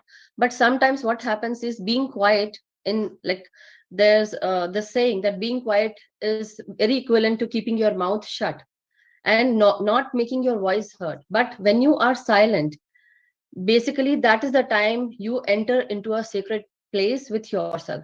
When you are silent, that inner sanctuary of your own soul opens up, and your mind calms down, and you are freed from this, like, the endless cycle of thinking. So this is what the conflict, when there is any conflict, what happens is, be it in your family, be it in your career or business place, wherever you are working, what happens is, when a person who meditates and who does meditation, as soon as he enters that area, the conflicts are all dropped. There are no conflicts, because that person will attract whatever frequency he is in or she is in. And basically that person who is doing silence meditation or who is doing meditation, if that person is a positive thinker just like me and a miraculous being, I would say I would not attract conflict. I would, wherever I go, I would have peace, love and harmony. So that is what, I would say. This had helped me, and I have been teaching meditation from past 3 years, and this is how, through Patriji's helps, our great grandmaster of PSSM, and also the all the ascended masters, angels, guides, they have been helping me. So every day when I am meditating and I'm putting my hours for my own meditation, apart from that, doing this service community. But the thing is, this service is, I'm doing it for myself, and that is really helping me, actually attracting more people, helping them teach meditation, and helping them, sending this love, peace and harmony vibes everywhere, which actually is attracting and helping us. So in the long run, the our great grandmaster Pitamaha Patri sir, his vision that he needs to make this Dhyan Jagat.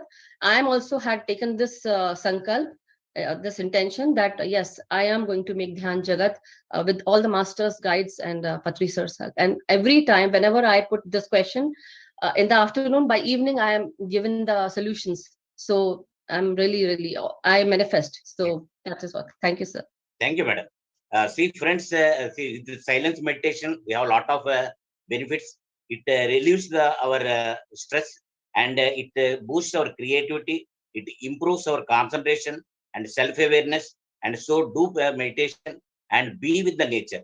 If you sit in the nature and be in silence, definitely you will get benefit out of this silence meditation. And you can go through this meditation very easily with the silence meditation. I hope I thankful to our panelists, three, Nageswara garu, Dr. Suddala Lakshmanji, our Madhu Soni. Thank you very much for all of you. Thank you, madam. Thank you. Thank you. Thank you, sir. Thank you for being, such a beautiful, grateful host. And thank you for calling us. Thank you. Thank you, Anita. Thank you, sir. Thank you so much, Rameshwara garu. Ji. Thank you. Thank you so welcome. much. Welcome. Anita, madam, thank you. Yeah, thank you so much, all the masters, for coming over here and sharing the importance of why, this of silence meditation and how effective it is. Thank you so much, Krishna Rao sir and Madhuji and Lakshmanji and Nageshwar Rao ji. I truly thank you from the bottom of my heart. Thank you. So I'd like to, just wait.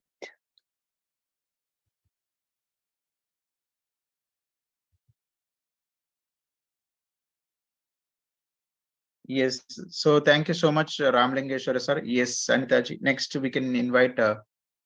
So thanks to Dr. Lakshmanji, Nageshwaraji, Madhuji for the wonderful session.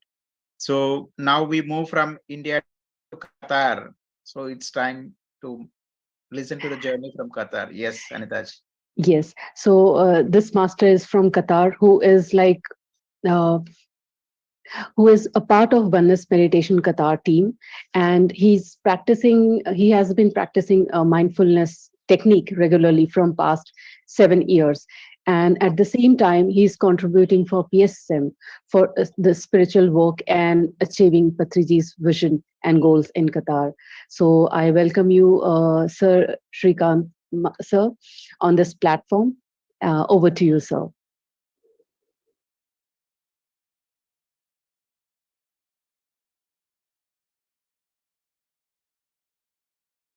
Hello. Can you please spotlight madam? Yeah, I have spotlighted you. One second. Very warm welcome to all the masters and thanks first of all Madam Anita Madam for the introduction, and I welcome all masters for this grand event which is Buddha Purnima celebrations, and even giving Qatar an opportunity to share our wisdom and having a meditation everything. I thank entire team, PSSM, PMC, the YouTube, Zoom, for everything we are able to connect across the globe. And before starting the session, I will give a short intro about the events in Qatar. Here in Qatar, it's almost now 3 years in the Middle East. Basically, we are Qataris, and it's almost now 3 years we have started this meditation sessions here in Qatar, and we are having the evening sessions on every Friday and Tuesdays, and even we have started in this year 2023 the morning meditations we are having on Monday, on Wednesday, Thursday. So almost 5 days in a week we are trying to connect, and we want to increase as much as possible the sessions, and our goal is to reach everyone, because what we have got in our life, the happiness, the success, the miraculous things in life, we want this to reach everyone.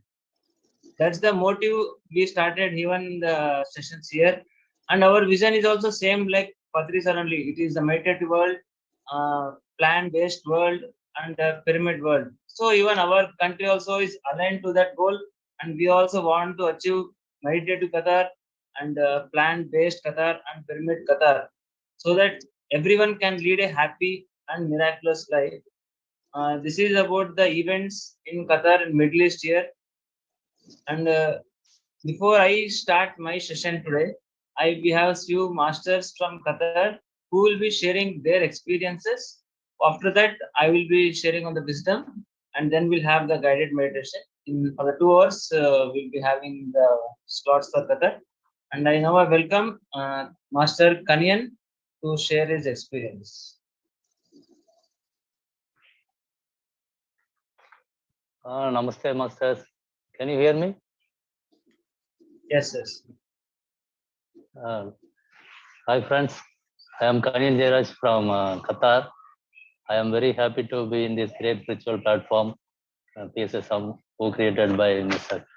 Our beloved great master Patri sir and all other great masters. Last 1.5 years, I am practicing this Anapanasati meditation with the guidance of our Patri sir and Sankit master and other great masters. Sankit master conducting this weekly meeting, offline and online meeting is conducting. 2-3 times I met him.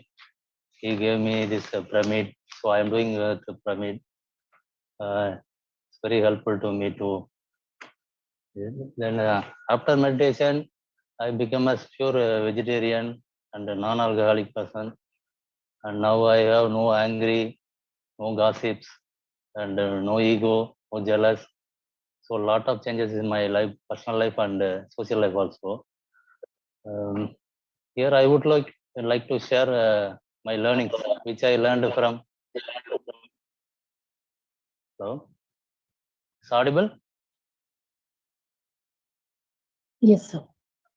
Yeah, which I have learned from Patri sir and other great masters, Pradipji sir and some of other PSS masters. I would like to share this. First, about thought to target. We are all know that thought is very powerful. Our thought is, as we think, so we become. So it's a great spiritual science. So how these thoughts come? First of all, we are all pure consciousness. We can say that speck of consciousness, Paramatma, Jivatman, like that. For example, if sun is there, the rays are Jivatma. Sun is Paramatma. We are all rays like Jivatmas.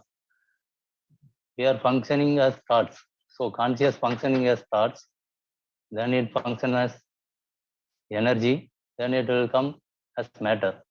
That's why we are saying we create our own reality. But how we create?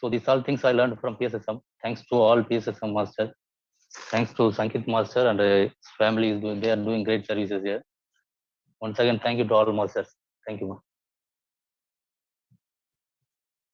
Thank you so much, Kanyan Master. Thanks for your experience.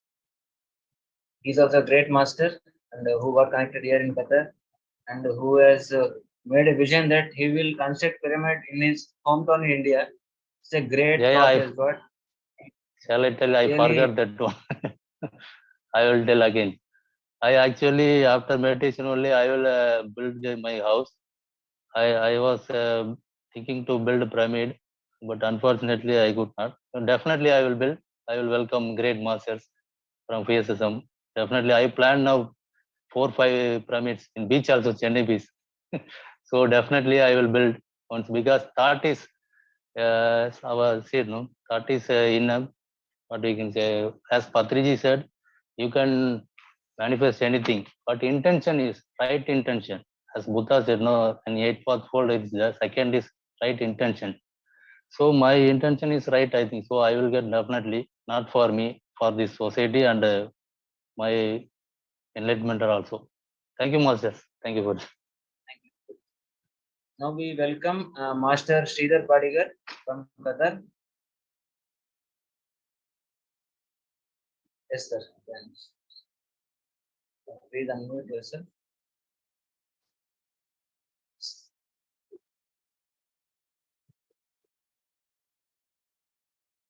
Please unmute yourself.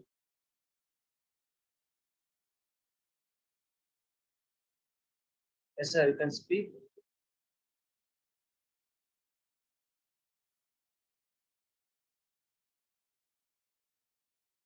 You're joined from two phones, sir. Check properly which phone you want to. Okay.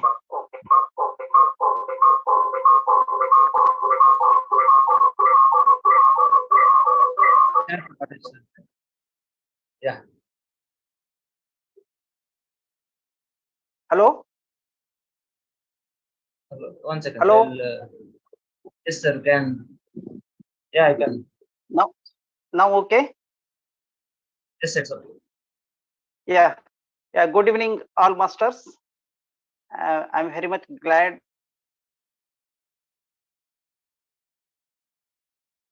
to share my experience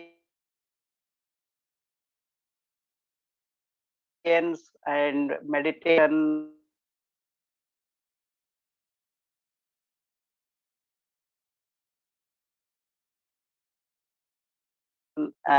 in this platform, especially in the Qatar since from 16 years.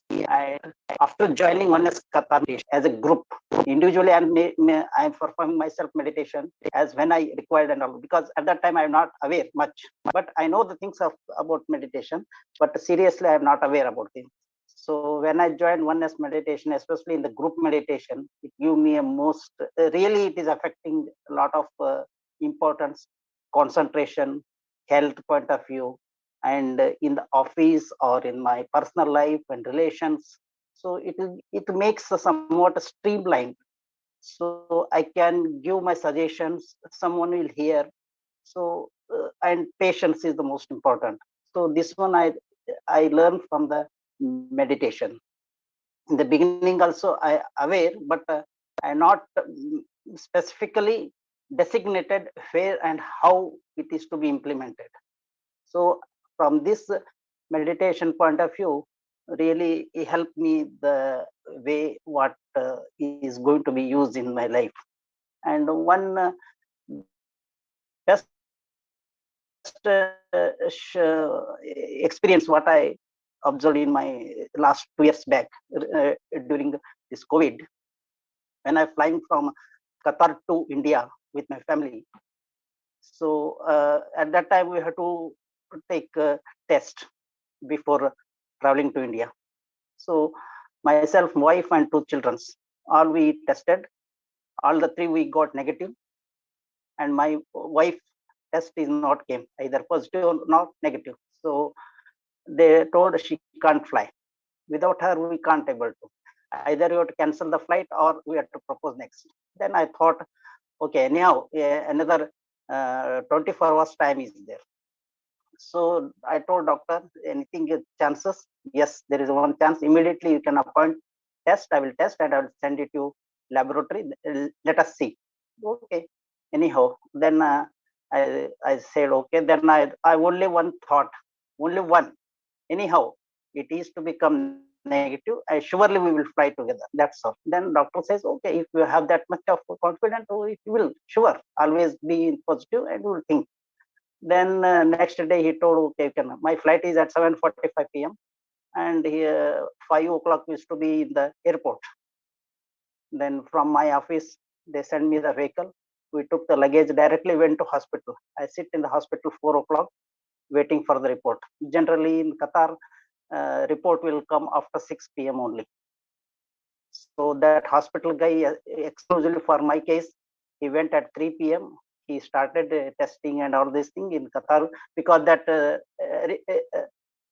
report will deliver only from the Qatar government, not from other country. I don't know, but here it is very strict. So one side, this Indigo Airways and Qatar Airways guys, they are calling me within 5 o'clock. You have to be informed, otherwise we will cancel your flight. Then I told, give me up to 5 o'clock. Okay. Then I requested hospital guy at 4:55. Whether you believe it or not, they give me a call. Your result is negative. You can fly. Then I told, where is the PDF? Without document, you will not. You just tell to them, it is from Qatar government. You just tell to them, we will send you the PDF. Then they will allow. Then immediately I called that Qatar Airways guy. Then he told, okay, sir, no problem. You can come to airport within 45 minutes. We will allow you. Then 5:10, I uploaded the document in the hospital itself only. Doctor has helped. Then we took directly in the car. Then we go to this one.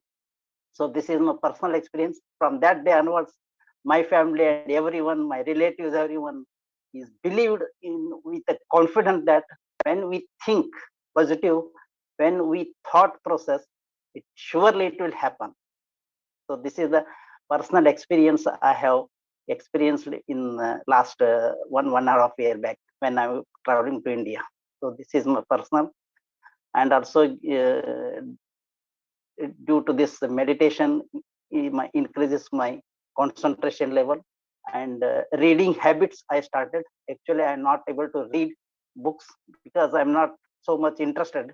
But when I started meditating, group meditation, sharing of wisdom and all those things, lessons learned and all this. So I started reading the books, and every day night after the meditation, 15-20 minutes, I used to hear the audio books every day. And early morning before going to office, in the car or somewhere, I used to listen the audio books, some like this, in my regional language and in Hindi, English, and also in Qatar government, Qatar library, they have several books platforms, audio books. So I have member of that Qatar library. So I used to take the borrow books on audio. This one on the Google platform, Android application. So I'm getting the number of books, whatever interested. So this is one advantage. Only I get this advantage only from this meditation. Meditation is really give me a good opportunity to serve the life, and especially health point of view. Actually, I'm also having a sugar in the beginning. Then one of my friend told, before starting meditation, before starting your medicine, but first you start with meditation and yoga. Let us see for 1.5, 3 months. Then we will see about it. So based on that one, I started also. It is under control. So this is all helpful for me. This is the real fact I'm facing in this age. So in the Qatar, so much struggling and all these things are there. So it is very good opportunity. So one thing I want to mainly interesting. This is all coming free. See, when the God is giving free without any this thing, why can't we make this meditation as a part of our life? How you are eating, how you are breathing, Why can't you invest your own time? This is my one question to all. When you are not able to invest your own life in your this thing, then what for us? Earning the money and earning everything, nothing for that one.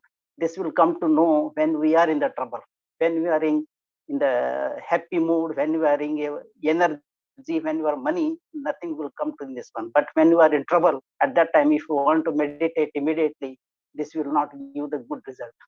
So when you are in the good platform, when you are in this energy, when you have everything, start meditation now. For the youngsters also, I want to tell, even though they are not listening, please, we have to learn. We have to give them. I'm telling to my son, my daughter also, at least instead of watching mobile, you just sit for 15 minutes daily. Sit silently so that in one day you will remember the importance of this meditation. This is my personal experience, and really thanks to the platform given to this one. Sankirti is doing very well, and he is coordinating and everything. And Patriji, I'm respecting, and all the masters, and reinventing program also. I attended a 22 days program, extremely very good.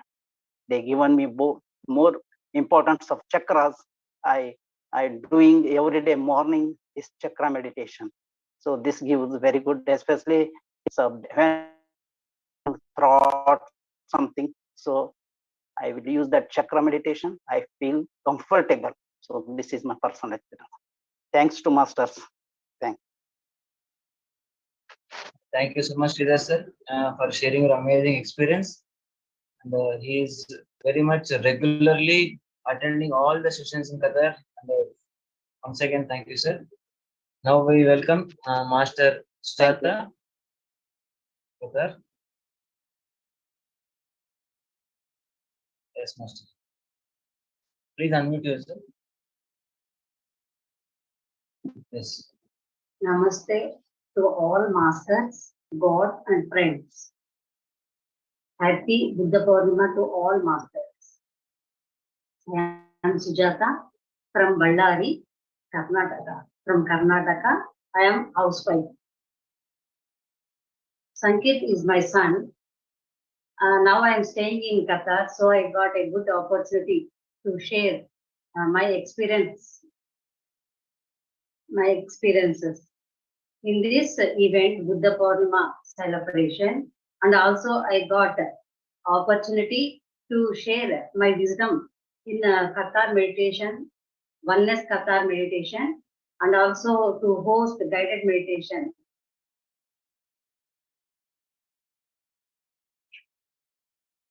I am doing meditation from 2007.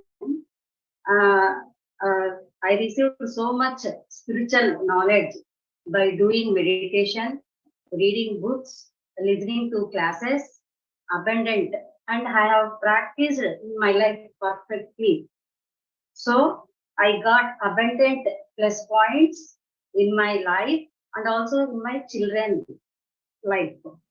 I realized that my goal to travel in this spiritual path and serve to others. So universe gave me an opportunity to build a pyramid on our house. We have built a pyramid in 2017, and Patriji Patriji only came to inaugurate that pyramid, and he gave a name to that pyramid, Adi Shakti Pyramid Meditation Center. In this pyramid, we are conducting daily classes. Daily they can come and meditate. It will be open 24/7, and we will be conducting classes on Saturday and meditations, group meditations, and also vegetarian rallies. And with the help of family and also with the help of Ballari masters and other masters, we are conducting successfully. I got so many experiences with this knowledge in my life, but I am sharing a few, 2 or 3 now. First one, by this practicing spiritual knowledge in my life, I learned so much. In that, I am sharing one or two. By this spiritual knowledge, if we learn, if you work for ourselves, we will get a, if we work for ourselves, we will get energy or money or spiritual knowledge a little. But when we work for others and serve for the others for spreading this spiritual knowledge, we will get abundant energy or energy, spiritual knowledge, money, etc. I mean, abundant. By this knowledge, I understood. Next one. If we work for universe, the universe will look after our physical works, daily works, to do perfectly. This experience I am telling with my self experience. This experience. And third one, if you do, how much we can listen to this spiritual knowledge and how much we can practice in that knowledge in our life, and how much we can spread that spiritual knowledge by doing these three works perfectly, we can achieve moksha or enlightenment. And by this we can serve our life purposes also. By practicing like this, I realize my journey to travel in this spiritual path and get enlightenment. So, and fourth one, I am telling another experience in my life. I got a challenge from court, and we are going on a court for that challenge. We got a money. The court people gave a check to us after winning in that case, and we got a check. I went with my son to bank and kept that check in a deposit box.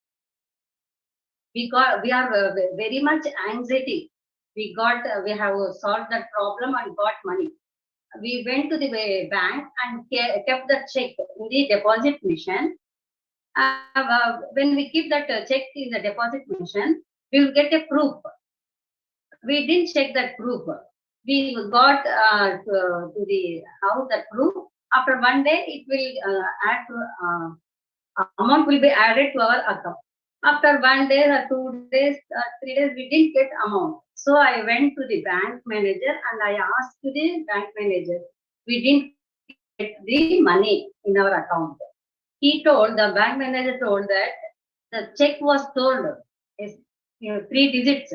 So it is not valid. So you cannot get the money. We requested so much, but the manager told, you go to the court and ask to reproduce this check again. So again we went to the court and asked that person how to solve this problem. The court person told it is very difficult to reproduce the same check in the court and it will take long period. Please ask that bank manager and request them and solve this problem here. So again, I went to the bank manager and requested how to do this. Before that, I done 2 minutes meditation in the bank and I requested myself how to solve this problem. And I meditated for 2 minutes and contact the bank manager. You ask that cleaning check box. He will be cleaning a boy will be cleaning the check box. Please ask him if he has seen that piece, small piece, 3-digit small piece number paper. He told the bank manager to me. So I went to that boy and asked and told this problem, this check problem, everything. After 2-3 minutes, he has think and told, madam, and also I told to him the date, everything. After 2 minutes, he told, madam, I saw a small piece of paper in that box. He was uneducated, that boy was. See, uneducated boy also thought that it will be useful. Anything, that piece of paper may be useful. So he kept to the notice board. To the notice board. And he told, I kept it to the notice board. Then we took that small piece and attached to the check and produced to the bank. And we got a huge amount. We are very happy. Again, we have solved this problem and got the money. And we gone to that boy and we told, very thankful for them, for the boy. The boy told a simple sentence. What he told, my duty I have done, madam. There is nothing to tell thanks to me, he's telling. See how great. The boy was uneducated, but he has done his duty perfectly. So my problem has solved. By this, I have learned two things. What I think two things means, how uneducated boy has done his duty. If all humans do their work properly, their duty perfectly, we can keep our world in peace. This happened. The one thing. Second, get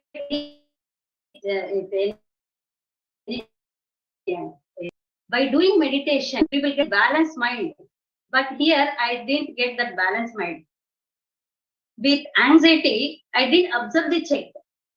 When I kept in the check box, the Xerox will come. If I am not in anxiety, in the peace of mind, I would have observed the check missing of 3 digits at that moment. Because of anxiety, it came to the problem. So, by this I understood we should be a balanced mind in plus moment or in minus. We should not be anxiety. In peace of mind, we should be there. So, when we are in peace of mind, we can solve any problem. By this experience, I learned two. We should do our duty properly. And next, we should not be in anxiety in anything, plus or minus. In both ways, we should be in peace of mind. By this, I have learned. I have so many experiences in my life, but I have shared only 2-3 experience. By traveling in this spiritual path, I have experienced many plus points, abundant plus points in my life, and now I am living with a peace of mind with this spiritual knowledge. And I am telling, I have a great opportunity to service in the pyramid, Adishakti pyramid. Great opportunity the universe gave. So I say thanks to Brahmarshi Patriji and Swarnamal Amma giving the so great knowledge for us and living happily. See, before I was only housewife, now I am doing a spiritual work. Okay, masters. Thanks to the Buddha Puurnima celebration team and Brahmarshi Patriji sir and Swarnamal Amma and Oneness Meditation Qatar and to all masters. Thank you, thank you, thank you for giving great opportunity to share my wisdom. And I want to show my gratitude because of mother only I had started meditation and now I'm leading an amazing life. So I want to show our thankingness to my mother. Now we welcome Master Navneet from Qatar to share her experience. Yes, Master, please unmute yourself and go ahead.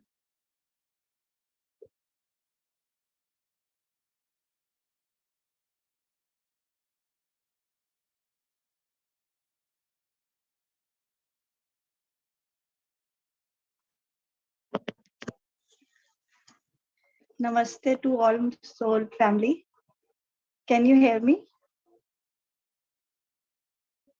Hello? Yes, Master. It's perfect. Okay. Namaste and gratitude to PSSM and to my whole family, soul family.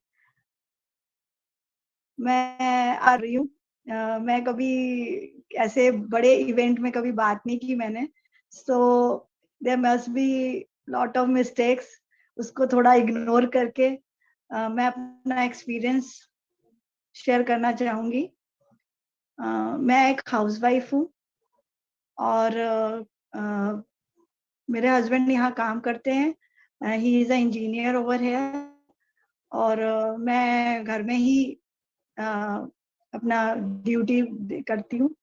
मुझे meditation में मैं 20+ हो गया है, 20+ years से मैं meditation कर रही हूँ और मुझे एक्सपीरियंसेस भी बहुत से हुए हैं, और ये स्पिरिचुअल जर्नी जो मुझे फील हुआ अपने एक्सपीरियंसेस से, वो एंडलेस है, वो कभी खत्म ना होने वाली जर्नी है, क्योंकि विजडम और नॉलेज ये चीजें जो वैनिशिंग स्टार की तरह होती है, वो कभी आप उसको चेंज नहीं कर सकते हो, it disappears, but you have to get it. तो ये चलती रहती है। मेरे को एक्सपीरियंस ये मेरे पापा ने एक बीज की तरह, एक सीड की तरह मुझे दिया था। He gave me this seed. Just he used to talk to us all, and I remember in a garden we were sitting, and he told he was with my cousins and all, and he used to discuss about meditation. You should do meditation, and we used to ask question why we should do like that, and he used to answer us. And तब teenage हुई, teenage के बाद तो कोई सुनता नहीं है parents की, क्या बोल रहे हैं, लेट इट गो करके अपना लाइफ में।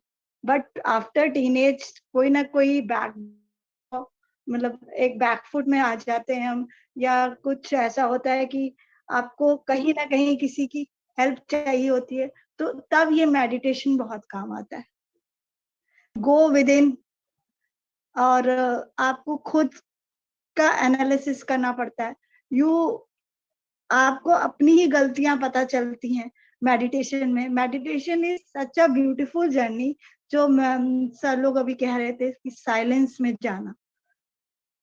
साइलेंस क्या करता है, वो साइलेंस आपको अपने अंदर ले जाता है और आपको अपनी ही फॉल्ट्स पता चलती है, आपको एनालिसिस करना पड़ता है अपने आप को, आपको उस पे काम करना पड़ता है। You have to work on yourself and you have to improve those faults, those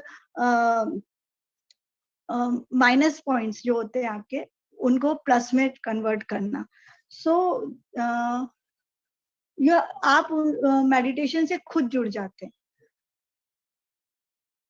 और खुद इम्प्रूव होते हैं। एक्चुअली वो सेल्फ वर्क है, खुद पे ही इम्प्रूव करना।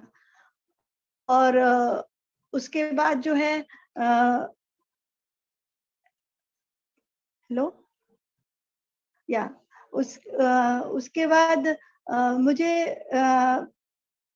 मैं काफी टाइम करती रही। उसके बाद वो जब बीज से वो ट्री बना, तो और उसमें फ्रूट्स भी आने लगे, फ्लावर्स भी आने लगे, फ्रूट्स भी आने लगे, मिरेकल्स होने लगे मेरी लाइफ में।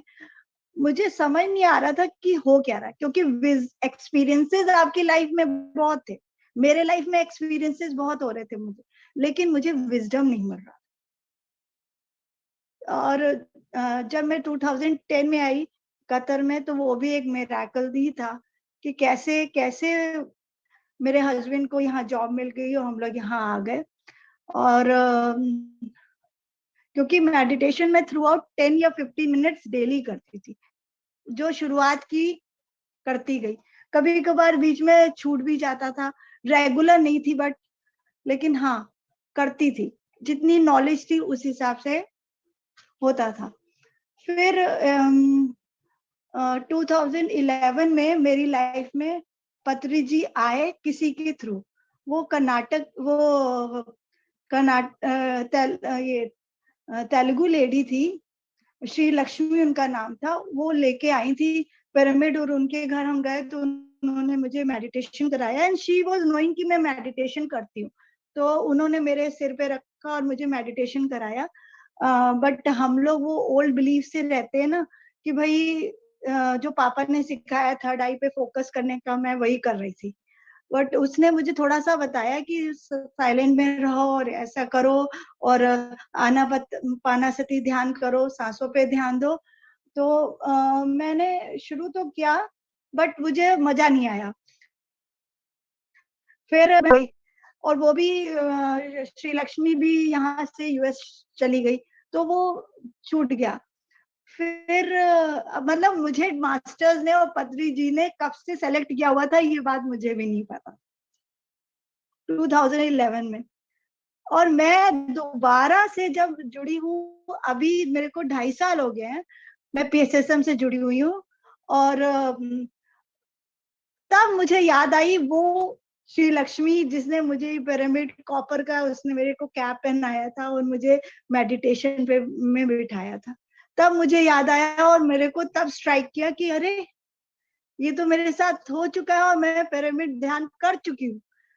एंड ये भी एक मिरेकल ही था। मैंने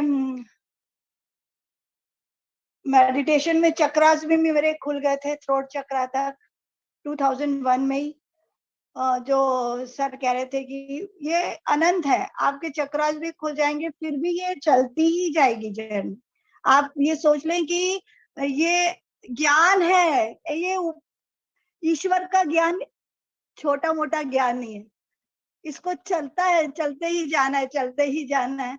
और कुंडलनी का बड़ा लोगों को होता है क्रेज कि हाँ हमारी खुल जाए। कुंडलनी खुलने के बावजूद भी आपको और आगे ज्ञान लेते ही जाना है। ये एक माइंडसेट करना बहुत जरूरी है। और इसीलिए मैं अपना मैंने टेलीपोर्टेशन भी देखा हुआ है, मैंने एस्ट्रल ट्रैवलिंग भी की है, मैंने एस्ट्रल फाइटिंग भी देखी है। मेरे को पल्लवी ने, जो कतर में मेरी फ्रेंड है, मैं उसको ये सब बातें बताती हूँ। तो मैंने उसको बोला क्या मैं ये एक्सपीरियंसेस शेयर करूं, तो कहती है करो ना, तुम्हारे एक्सपीरियंस सुनने से लोगों को थोड़ा नॉलेज मिलेगा और वो भी समझेंगे कि मिरेकल्स बहुत होते हैं, लेकिन हमें उसमें फंसना नहीं है। विजडम ज्यादा इंपॉर्टेंट है। मिरेकल्स मेरे 2019 में मैं टेलीपोर्टेशन देखा है, यही कतर में बाहर अपने घर के, लेकिन वो सब में फंसने का नहीं, एक्चुअल है विजडम। मैं विजडम ढूंढ रही थी कि मिरेकल्स तो मेरे साथ हो रहे हैं, ये हो क्यों रहा है। और जब ये मैंने महाअवतार बाबा जी से 2019 में ही मेरे पास ये बुक आई थी, महाअवतार बाबा जी और ये परम हंस योगानंद जी की ऑटोबायोग्राफी ऑफ अ योगी। तब मेरे को थोड़ा सा ज्ञान मिला और मैंने तब 2021 में जब ये 26 जनवरी को हुआ था ना, खालिस्तान, ये जो सिखों ने किया था फार्मर वाला कुछ 26 जनवरी को, तो मैंने उस दिन मेरे को लगा ये तो वननेस है ही नहीं, और मैं बहुत रोई बाबा जी के आगे। और मैंने कहा मुझे अब गुरु चाहिए, मेरे को ये सब लिविंग गुरु चाहिए मुझे। तब मैं पत्री जी, उसी वक्त यूट्यूब के चैनल्स मेरे आगे खुल गए और मेरे को पत्री जी के और तेलुगु मास्टर्स के एक्सपीरियंस सुनने को मिले। फिर मैं उनसे जुड़ी और उनसे जुड़ी, फिर जेडीटीपी आया, उससे मैंने किया, और ऐसे कर करके मैं पीएमसी में घुसी। फिर वो विजडम जब आई ना, तो मेरे को एक एक चीज समझ में आने लगी कि मेरे साथ मास्टर्स खेल रहे थे, वो मुझे दिखा रहे थे, देखो ये है, ये स्टेप बाय स्टेप वो कर रहे थे हर एक चीज। और वो विजडम की तलाश में जो मैं घूम रही थी, ढूंढ रही थी, वो मुझे यहाँ की स्वाध्याय से पता चला, सज्जन संगति से पता चला। वेजिटेरियन तो मैं हुई, अब तो हो गई उसके बाद। पहले तो मैं कम ही खाती थी, एग्स खाना मुझे अच्छा लगता था, वो भी मैंने बंद कर दिया।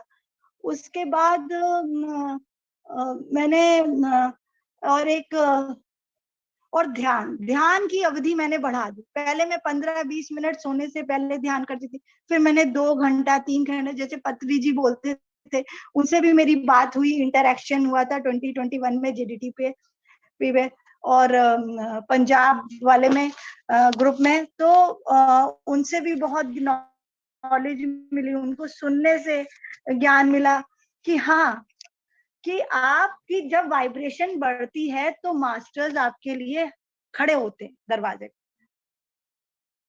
मेरे लिए मतलब मैंने सपने में, मेरे को लगा वो सपना है, बट मुझे वो रियल लग रहा था। जो भी हुआ, मेरे सामने एक मतलब एक ऐसा क्रीचर था जो कभी भी हमने कभी वर्ड में कहीं पे भी नहीं देखा, और वो मेरे को डीमन कह लो उनको, या डार्क फोर्सेस कह लो, वो मेरे पे हमला करने वाला था। लेकिन एक एंजल आए और उन्होंने उससे फाइट की और उसको मेरे सामने टाई किया। And I was sitting in my bed, और मेरे को पता है मैं सो रही हूँ, और मैं बैठी हूँ और मैं सो रही हूँ। तो आप लोग ये समझ सकते हो कि ऐसा क्या है। मीन्स आप सो भी सकते हो और बैठे हुए, ऐसा कैसे हो सकता है। तो मेरे को तब समझ में आया कि मैंने फाइटिंग होते हुए अपने बेडरूम में देखी, और वो आपस में लड़े और उनको बांध करके मेरे सामने कुछ लेके जा ही रहे थे कि वो जो क्रीचर था उसने मेरे मतलब वो लायन टाइप का ही था, बट उसने कुछ फेंका येलो येलो सा, और वो येलो येलो सा जब फेंका तो मेरे को लगा कि अरे ये तो मेरे ऊपर पड़ जाएगा तो नुकसान होगा।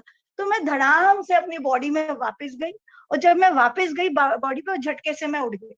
तो मैंने तब उठी और फिर मैंने देखा कि वहां तो कुछ भी नहीं था। सो दिस इज द, ऐसा होता है स्पिरिचुअल जर्नी में, ऐसा भी होता था। लेकिन फिर मैं जाकर के मॉर्निंग में फिर मैं सॉल्ट में अपने बेड के पास रखने लगी, और जो भी प्योरिफिकेशन होता है वो किया। लेकिन मास्टर्स आपकी हेल्प हमेशा करते हैं, ये मुझे विजडम पत्री जी और PSSM के साथ जुड़कर और PMC के साथ जुड़ के पता चला। वो आपकी हर जगह हर वक्त में हेल्प करते हैं, और आपको बचाने के लिए हमेशा हमेशा खड़े हुए हैं। और साइलेंस में जाना और मौन में रहना इसलिए जरूरी है क्योंकि आपको खुद पे वर्क करना होता है। आप जब खुद को ही नहीं जानोगे तो आप कहाँ किसी और को बताएंगे और क्या कहेंगे। साइलेंस की इसलिए भी जरूरत होती है। और जैसे कि पत्री जी कहते हैं कि आपो दीपो भव। आपो दीपो भव कैसे हो? लाइट अपने आप कैसे जलेगी जब आपके अंदर ही कुछ कमियां आपको दिखी? तो उसके लिए भी आपको वर्क करना है, साइलेंस में जाके, मेडिटेशन में जाके, सांसों के साथ जुड़ करके। आनापानसति ध्यान तो सबसे सिंपल है, ये चीज मुझे पता चला इसमें आ करके। और ये इतना अद्भुत चीज है कि आप अपने भीतर जा करके अपने ऊपर काम करके आप वो विजडम ला सकते हैं। आप पोछा घर में लगा रहे होंगे, आपको विजडम आ रही होगी, आपको क्वेश्चंस के आंसर सॉल्यूशंस खुद मिलने लगते हैं। और आप ग्रैटिट्यूड में आपको रहना, ये बहुत जरूरी है। एक्सपीरियंसेस मेरे पास अभी तो 2-3-4 ही मैं बता रही हूँ, जो मैं बता सकती हूँ। मेरे पास तो एंडलेस है। मतलब मेरी जर्नी तो पुश की गई है कि चल तू बस पकड़ ले गाड़ी, मैं पीछे से धक्का मार के तुझे ले ही जाऊंगी करके। मीन्स ये भी एक्सपीरियंस था मेरा, बहुत बड़ा एक्सपीरियंस है। ये फर्स्ट एक्सपीरियंस है कि मेरी गाड़ी को धक्का मारा है मास्टर्स ने।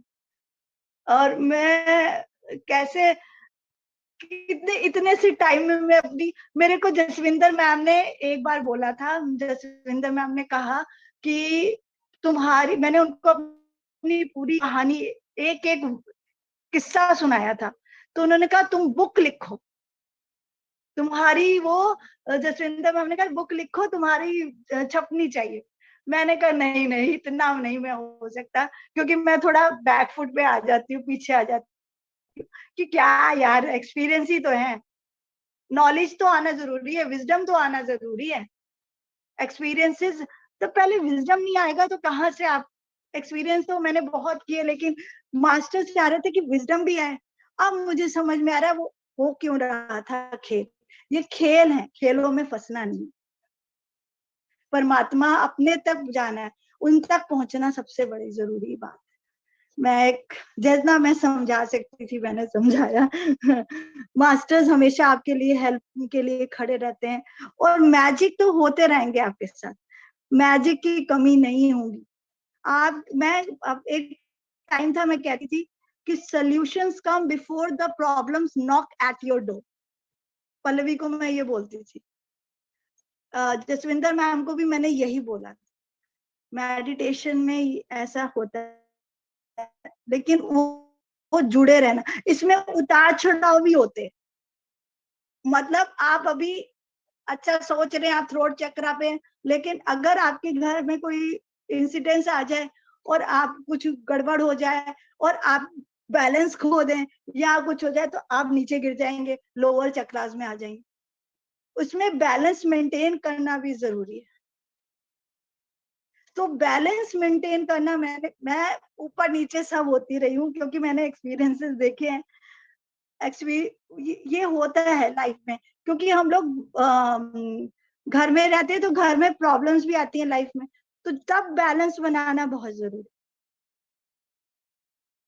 Thank you masters, thank you very much for giving me such a beautiful time and for listening me, thank you very much. अगर मुझसे कोई गलती हुई हो तो please I am sorry for that, क्योंकि मेरे को फर्स्ट टाइम ये प्लेटफॉर्म मिला है, मैं शेयरिंग कर रही हूँ। For giving me such a gratitude to पत्री जी, to PSSM, to PMC, जिन्होंने मुझे इतना विजडम दिया कि आज मैं वो कहते हैं ना चाबी, क्या कहते हैं, एक कहावत है, जितने लोग से मिलोगे आपके दिमाग के ताले खुलेंगे। वो दिमाग के जो ताले होते हैं ना, ये विजडम शेयरिंग से ही आते हैं, वो एक्सपीरियंस संगति से आते हैं।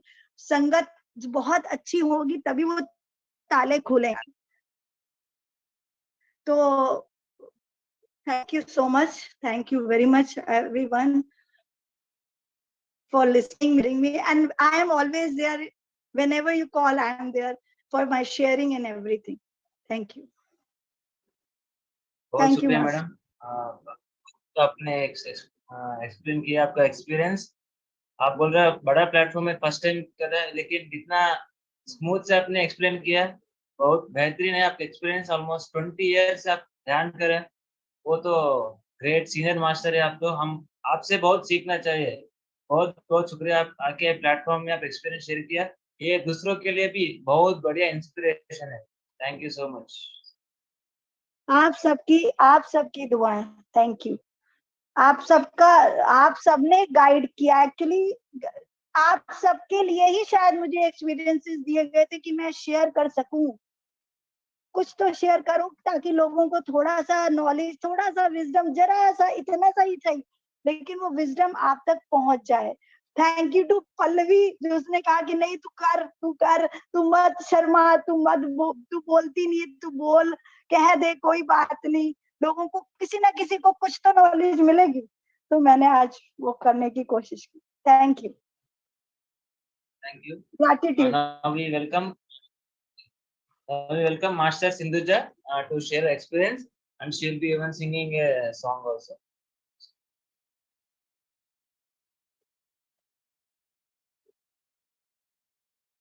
Hello, Masters. Very warm good evening. I'm Sindhuja from Qatar. I'm wife of Sankit. I got connected to PSSM and meditation only after my marriage. It's been 1.5 years since I am into meditation. Before meditation and before getting married, I was living just a normal life of, a teenager. When I was a teenager and when I was in my 20s, I was just living a simple life, normal life, without much awareness, without much knowing about the purpose of what about this life, this lifetime, everything. But only after I got connected to meditation and PSSM, I know more about what is the actual meaning of this life. And I have learned so much after coming into meditation. Before I was like having fear, not very courageous person, or maybe not the person who would step forward and to interact with people also. I was an introvert. I can go on like this. List will go on, but only after in this 1.5 year, I can see a lot of difference in myself. I can say total different person I have become. And because of the Sajjana Sangatya and the Swadhyaya, that is reading books and sharing experiences, lot of improvement has been in me. And also coming to Qatar was one big step in my life. I stayed in my hometown itself for 25 years, and suddenly I am here. It's because of meditation and all these things, I am able to face the life in a better way and all. And also my journey continues until my last breath. I will be in meditation. And for Qatar, I am helping as a volunteer. I mean, I am volunteering as creating flyers for meditation sessions and hosting sessions and taking up the also wisdom sharing whenever I can. So yeah, this is what I wanted to share. And today I would like to sing a song. This is a Kannada folk song, devotional folk song. So yeah, I would share. It's a song on Lord Shiva. Mahadeva, Mahadeva, Mahadeva, Mahadeva, Mahadeva, Mahadeva, Mahadeva, Mahadeva. So jugada suju mallige, Mahadeva nimma mante ಮ್ಯಾಲೆ ದುಂಡು ಮಲ್ಲಿಗೆ. So ಜುಗದ ಸೂಜು ಮಲ್ಲಿಗೆ, Mahadeva nimma ಮಂಡೆ ಮ್ಯಾಲೆ ದುಂಡು ಮಲ್ಲಿಗೆ. ಅಂದಾವರಿ ಮುಂದಾವರಿ ಮತ್ತೆ ತಾವರೆ ಪುಷ್ಪ, ಚಂದಕ್ಕಿ ಮಾಲೆ ಬಿಲ್ಪತ್ರೆ, ಮಹಾದೇವನಿಗೆ ಚಂದಕ್ಕಿ ಮಾಲೆ ಬಿಲ್ಪತ್ರೆ, ತುಳಸಿ ದಳವ ಮಾದಪ್ಪನ ಪೂಜೆಗೆ ಬಂತು. ಮಹಾದೇವ ನಿಮ್ಮ ಸೋಜುಗದ ಸೂಜು ಮಲ್ಲಿಗೆ, ಮಹಾದೇವ ನಿಮ್ಮ ಮಂಟೆ ಮ್ಯಾಲೆ ದುಂಡು ಮಲ್ಲಿಗೆ. ತಪ್ಪಾಳೆ ಬೆಳಗಿ ತುಪ್ಪವ ಕಾಣಿಸೀನಿ, ಕಿತ್ತಾಳೆ ಹಣ್ಣ ತಂದೀನಿ. ಮಹಾದೇವನಿಗೆ ಕಿತ್ತಾಳೆ ಹಣ್ಣ ತಂದೀನಿ. ಮಾದಪ್ಪ ಕಿತ್ತಾಡಿ ಬರುವ ಪರಸೆಗೆ, ಮಹಾದೇವ ನಿಮ್ಮ ಸೋಜುಗದ ಸೂಜು ಮಲ್ಲಿಗೆ, ಮಹಾದೇವ ನಿಮ್ಮ ಮಂಡೆ ಮ್ಯಾಲೆ ದುಂಡು ಮಲ್ಲಿಗೆ. ಬೆಟ್ ಹತ್ಕೊಂಡ್ ಹೋಗೋರ್ಗೆ ಹಟ್ಟಿ ಹಂಬಲ ವ್ಯಾಕ, ಬೆಟ್ಟದ್ ಮಾದೇವ ಗತಿಯಂದು. ಮಾದೇವನಿಗೆ ಬೆಟ್ಟದ್ ಮಾದೇವ ಗತಿಯಂದು, ಅವರಿನ್ನು ಹಟ್ಟಿ ಹಂಬಲವ ಮರೆತಾರೋ. ಮಹಾದೇವ ನಿಮ್ಮ ಸೂಜುಗದ ಸೂಜು ಮಲ್ಲಿಗೆ, ಮಹಾದೇವ ನಿಮ್ಮ ಮಂಟೆ ಮ್ಯಾಲೆ ದುಂಡು ಮಲ್ಲಿಗೆ. ಸೋಜುಗದ ಸೂಜು ಮಲ್ಲಿಗೆ, ಮಾದೇವ ನಿಮ್ಮ ಮಂಟೆ ಮ್ಯಾಲೆ ಗಂಟು ಮಲ್ಲಿಗೆ ಮಾದೇವ ನಿಮ್ಮ ಮಂಡೆ ಮ್ಯಾಲೆ ಗುಂಡು ಮಲ್ಲಿಗೆ. Thank you everyone, and thank you PSSM and PMC English and this platform, everyone who have been conducting this live for 3 days. Thank you so much for giving this opportunity for Qatar and me. Thank you everyone. Thank you so much, Master Sindhuja, for the amazing song and sharing the experience. And I am also very much thankful to her. After getting married, she immediately started meditation, and it's like very great immediately to start this spiritual work. It's not easy task. Many people will not immediately do meditation, but when she got connected to me immediately, so she was very much interested to learn this great about this meditation, and she is taking the sessions in just 1 year. It is not easy task to give a sessions any wisdom. She is giving sessions and she is helping so much for the Qatar team in preparing the flyers, everything. Once again, I thank you so much, Sindhuja. Yes, Masters. Now I will share the wisdom before we go to the guided meditation by Pallavi Madam. Myself, as Master introduced, I am Sankir. I am from Ballari, Karnataka. I am a chartered accountant by profession, and I am currently working as an internal audit manager in Qatar here. It's almost 4 years in Qatar. It is the time is so fast, amazing it is here, and I will share few experiences and then I'll go into my topic. I started meditation almost it is now 7 years.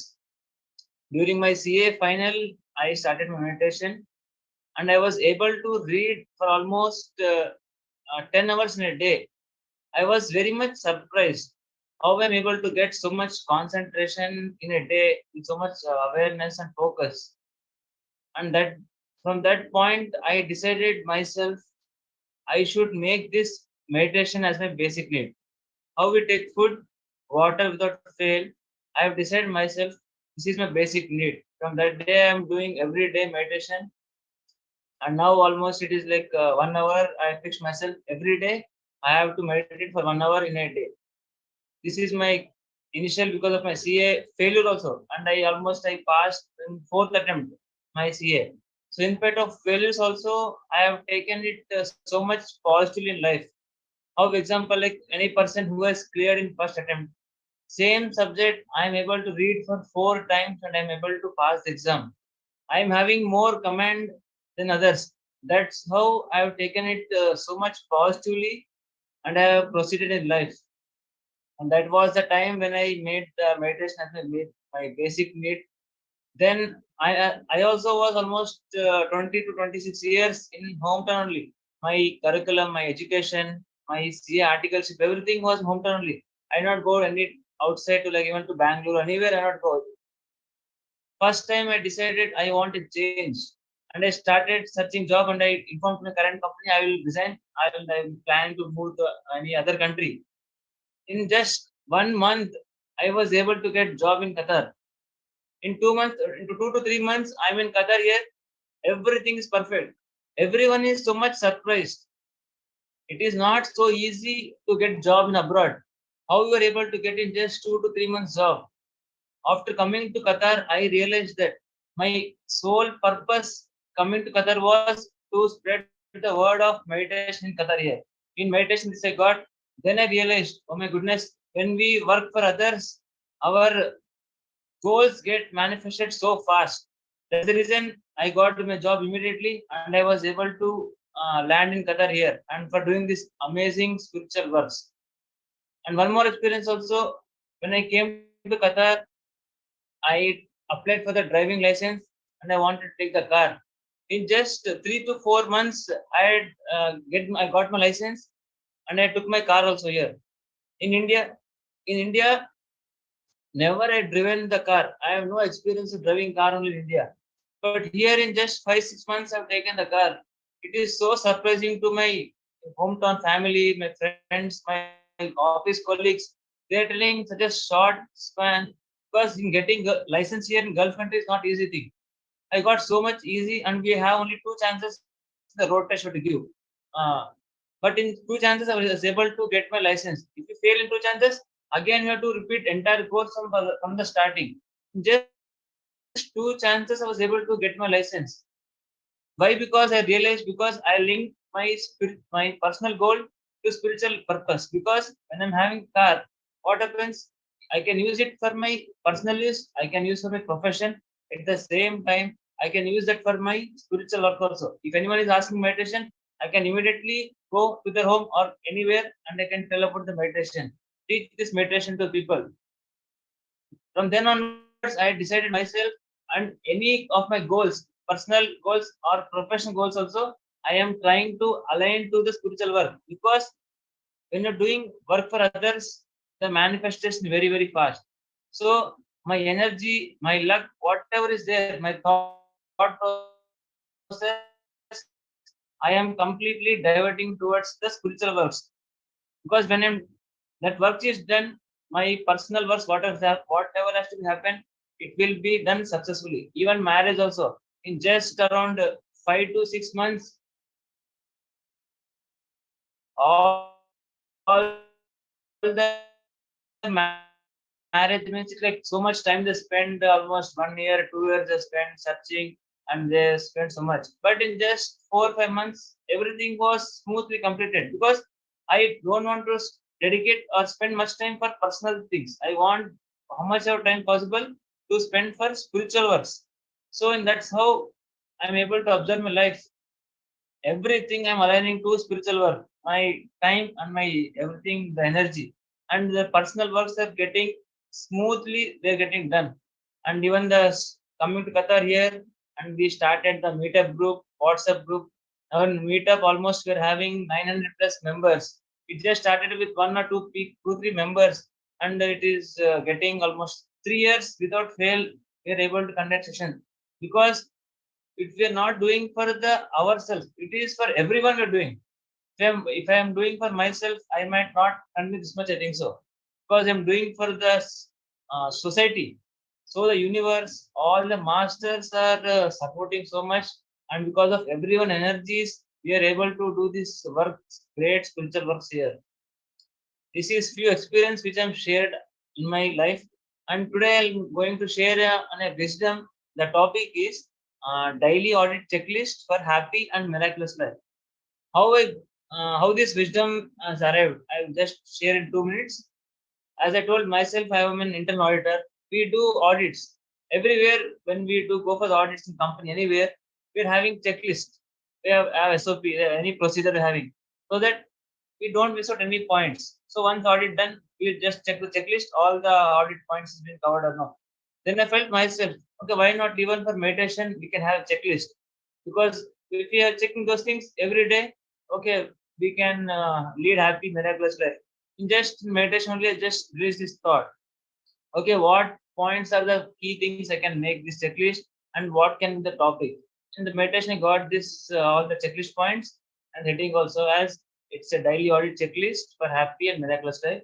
Now I'll just share upon these checklist points. The first checklist point is practicing. This checklist is like every day. At the end of the day, you can just check yourself whether these points have been covered or not. This you can customize yourself. You can add some points, you can remove some points. It's up to you. But 15 points which I felt is very much important, I have drafted it. The first checklist point: practicing simple breath meditation technique by just being with your normal natural breath. The same thing which you are telling, it's the breath meditation. Whether you practiced every day this meditation or not, just check yourself whether you did the meditation or not. Because it's like ATM, it's an anytime meditation. You can do anytime, any place, there's no condition at all for you. Anywhere you can meditate. So make sure this should become your topmost priority in life. Because with meditation is the root cause, and for everything you can tell. If you're meditating, everything will be perfect. So first checklist point is meditation. Second, gratitude and thank the universe and everyone for everything in your life. In our lives, we have to show gratitude and thankingness for everything in life. Even for minute things, we have to be grateful in life.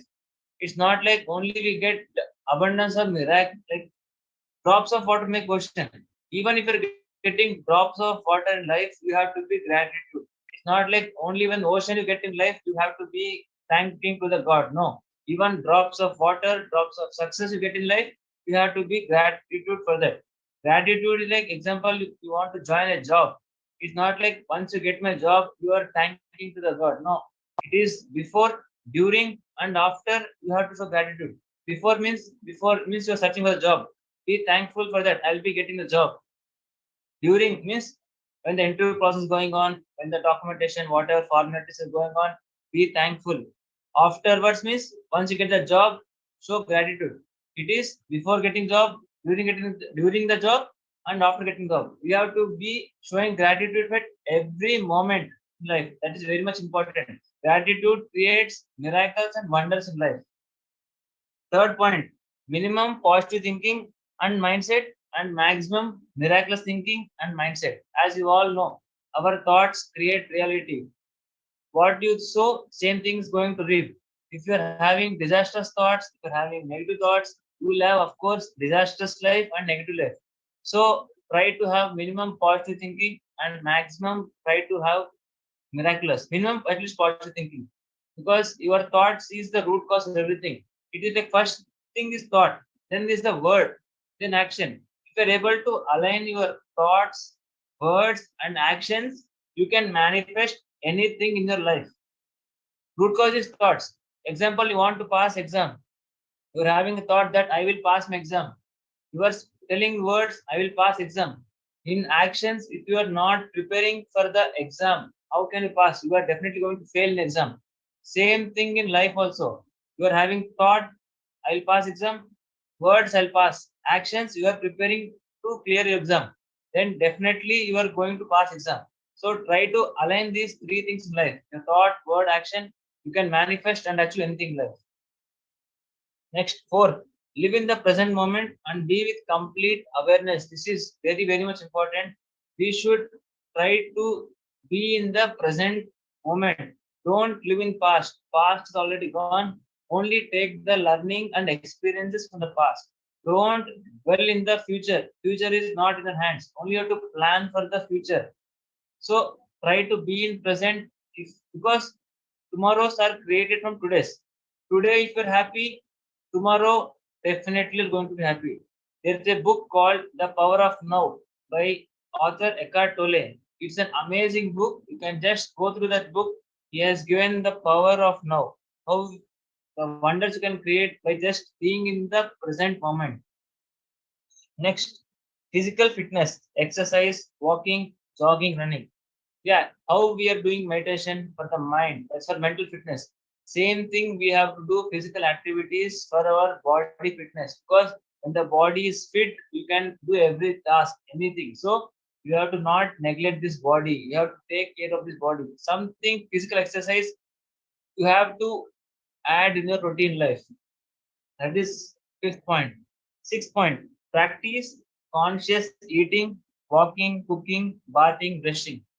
Like example, you are doing meditation for 1 hour. It doesn't mean at the balance 23 hours you'll be have your every activity in day plus awareness is equal to meditation.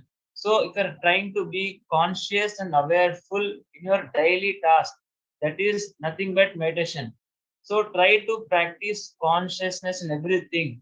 You are walking, be conscious about every step. You are eating, generally what we do when we're eating, we either watch a movie or watch phone or we are speaking with the family or the colleagues. There is no consciousness when having the food. At least one time out of 3 times, try to practice conscious eating.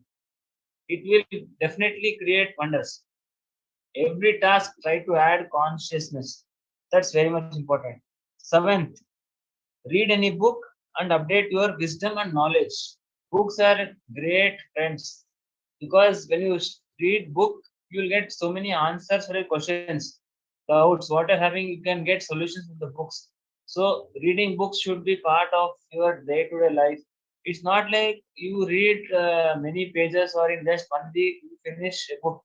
Even every day you fix yourself at least 2 pages or 3 pages read. You can finish in 3-4 months one book. That is the power of compounding. Small things you do, you can finish a book in 3-4 months. So try to check every day that whether today I have read the book or not. Any book which is adding the wisdom and knowledge for you. Next, 8th one. Be happy for everything and celebrate for small and minute success and happy moments. As I told in the last point, being grateful even for minute and small things in life. It's not like when huge thing is getting in life, you are happy or gratitude. Even for minute success also, you have to learn to show gratitude and celebrate it so much. And abundance is just going to flow. It's like now you're having a cycle or a bike with you. You're not happy with it. You want a car. How can you expect once you get the car, you'll be happy? Once you get car, again you think, I want high-end car. Because the desires are not limited. Desires are unlimited. Wants, we're greedy enough. So try to be happy with what is already there with you. If you're happy and enjoying it, everything is going to flow towards you at the right moment. Next, 9th one. Any important goals for manifestation? You can practice scripting technique, visualization, feel it emotionally and celebrate.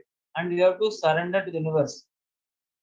For manifestation, scripting technique, now as I told, thoughts. With thoughts, you can manifest things.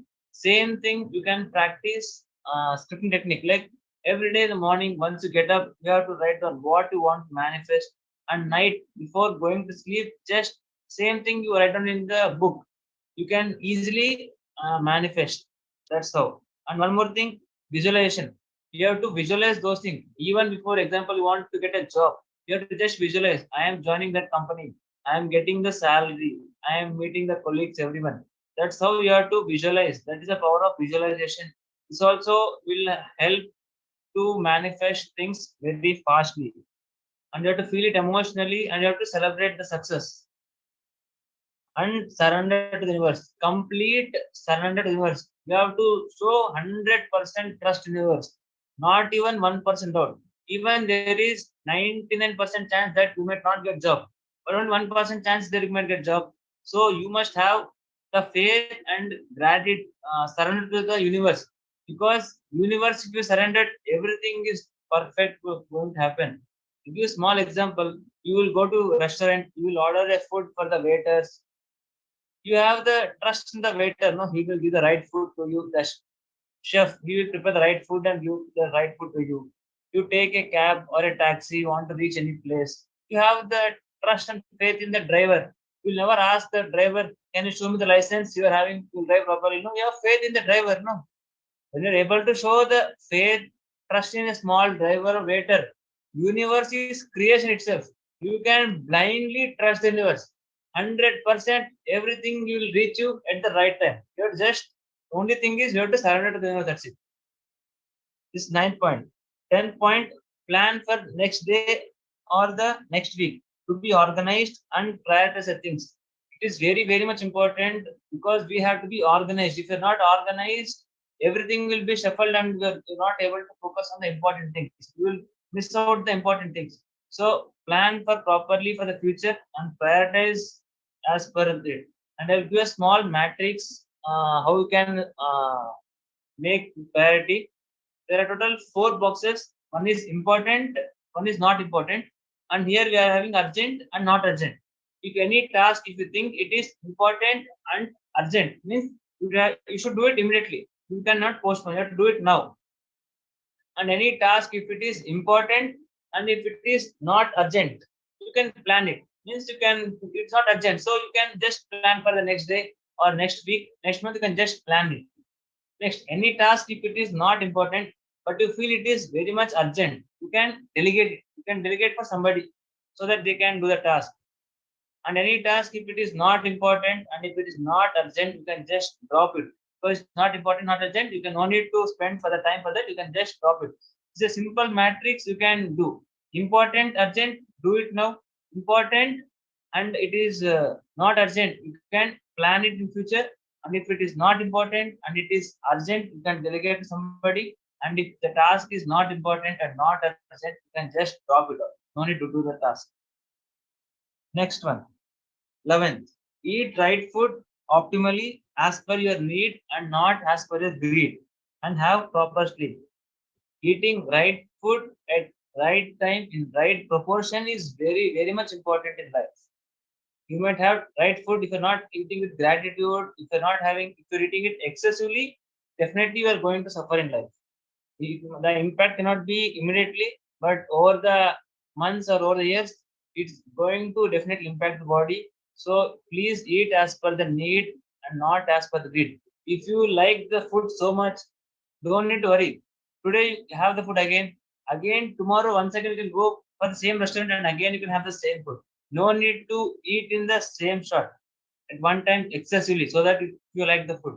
And even now, everywhere you can see there's so much offers, like there is buffet, unlimited buffet. Do you think you go there and you eat excessively and you try to recover cost? You are recovering any cost. You are just giving the money for the hotel people, and same time you have to end up paying in the hospitals. So never get tempted for these offers. They tell unlimited buffet, they tell unlimited food. You eat how much you require, that's it. No need to eat overeating, that's it. That's very much important. And have proper sleep, because the body requires rest. So have sufficient amount of sleep every day and try to maintain consistency. Sleep at the right interval patterns. That's very much important. Next, spend time with family and other household activities. This is very much important.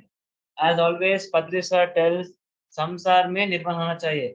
We have to get enlightened by staying in this world with the family, with the office, with the profession. You have to balance everything and you have to do the spiritual works. So you have to spend your time with family also every day. You have to allocate your time properly. That's it. Next, 13th, practicing your hobbies like drawing, singing, music, sports.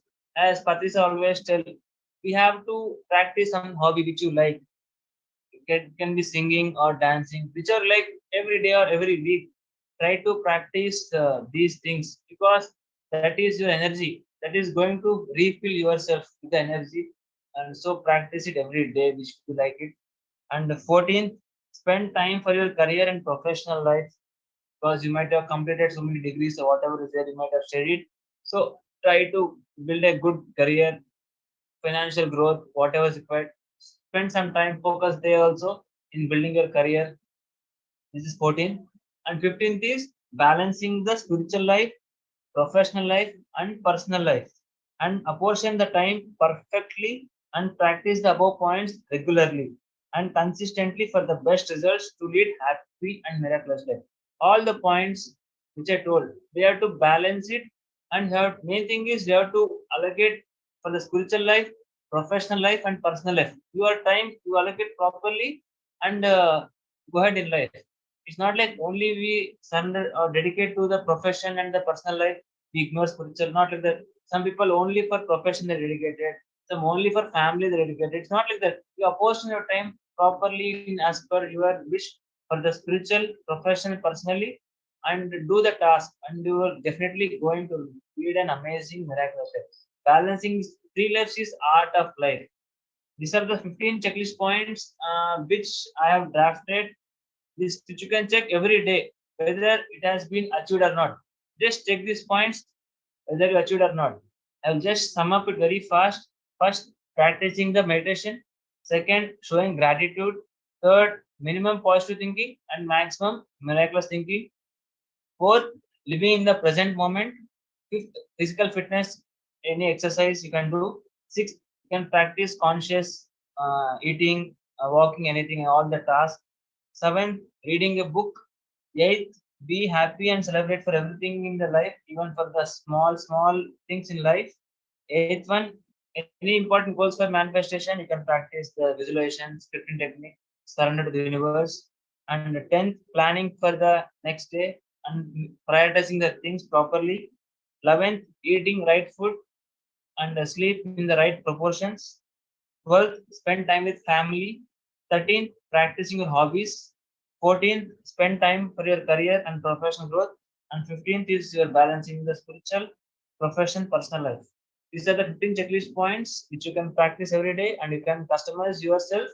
And I once again thank all masters for patiently listening to this wisdom. And really, I'm gratitude for all the for Patri sir, Patri madam, PSSM, PMC, Buddha Purnima celebration team, and all the masters universe for giving me opportunity to share my wisdom.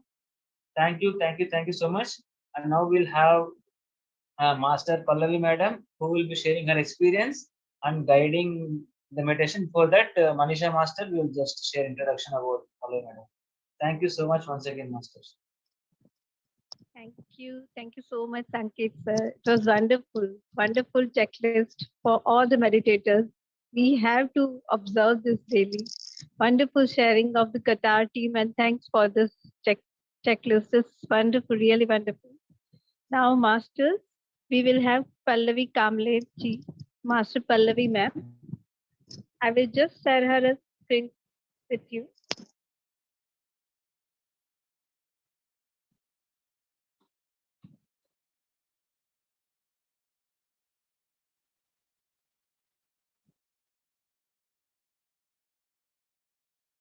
Pallavi ji, sambar is ready. Now you have to put the tadka. Sir, I know.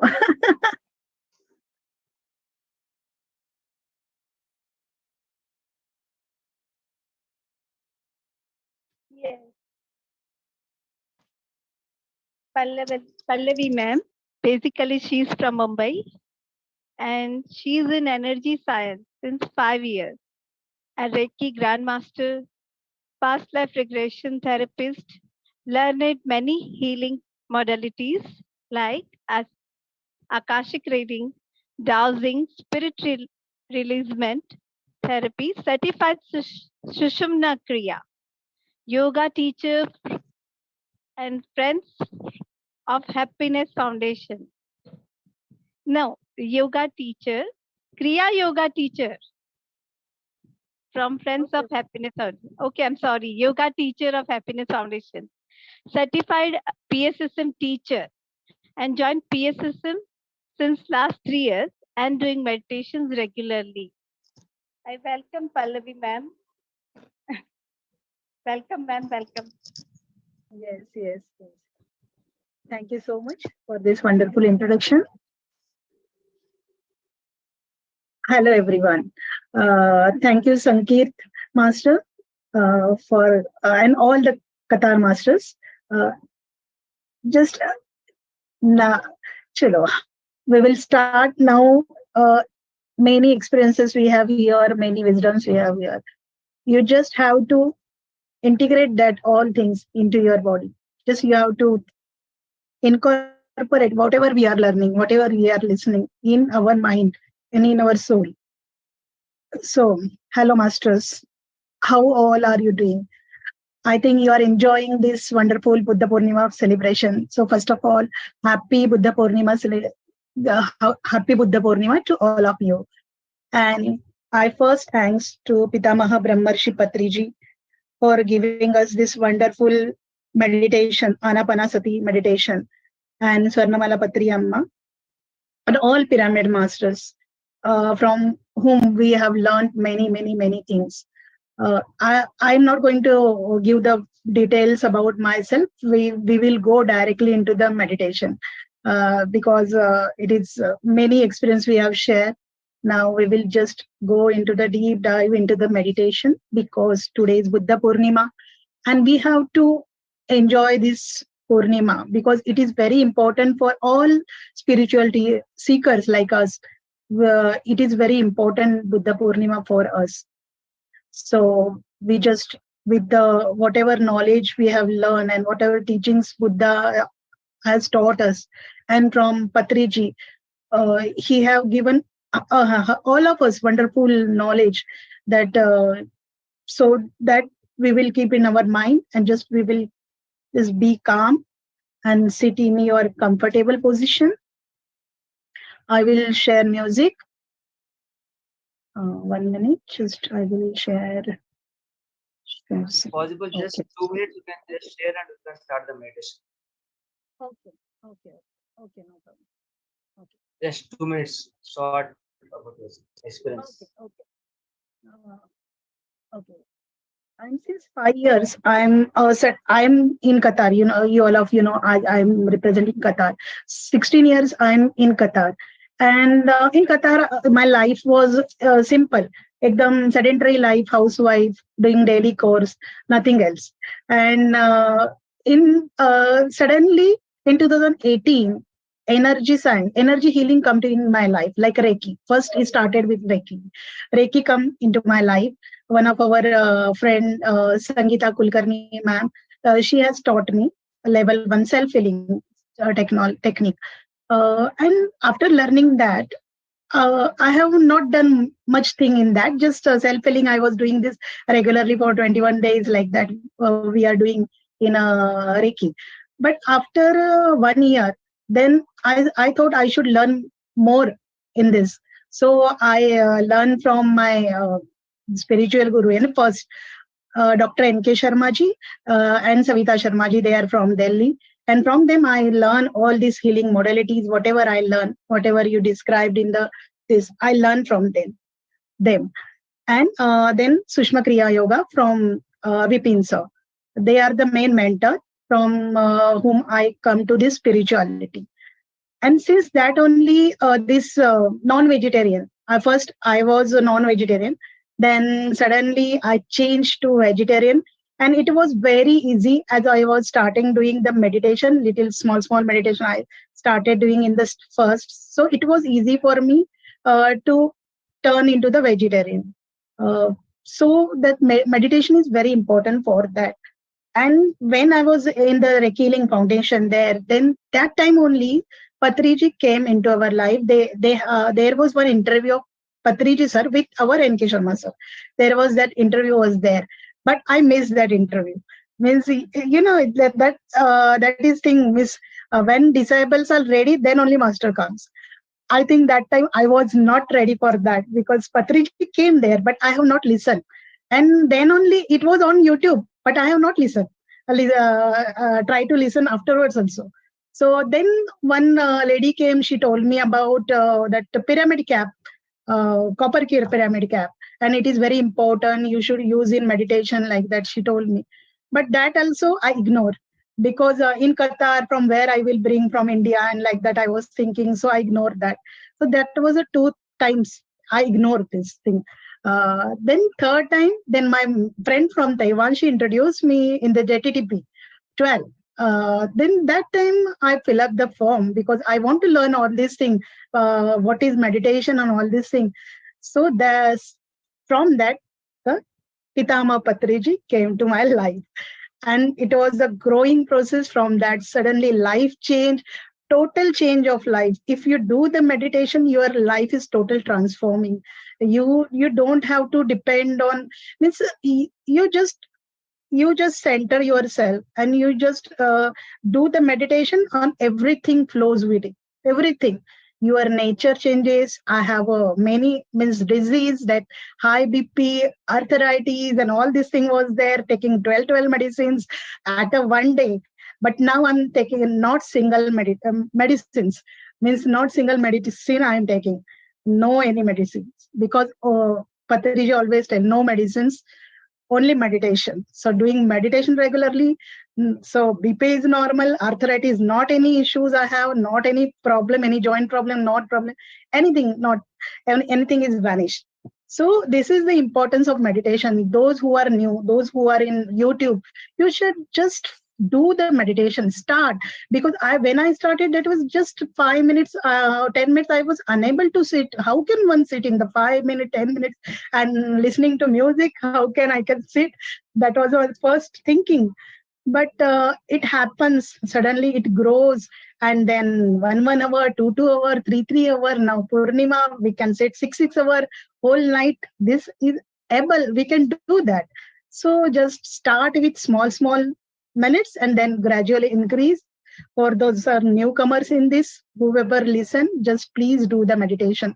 I have many experiences with Pitama. I went, that was also because of my Sankalpa Shakti. I went to there in 2021 Mahila Dhyan Mahachakra. I never thought of going there because means never think of going there because I was in Qatar and suddenly this Rishikesh program was there in October, November that time 21, and I saw that on YouTube. And YouTube, then I thought, I have to go. I have to meet Patri sir, and then I have to go, and I have to all masters. I have to meet.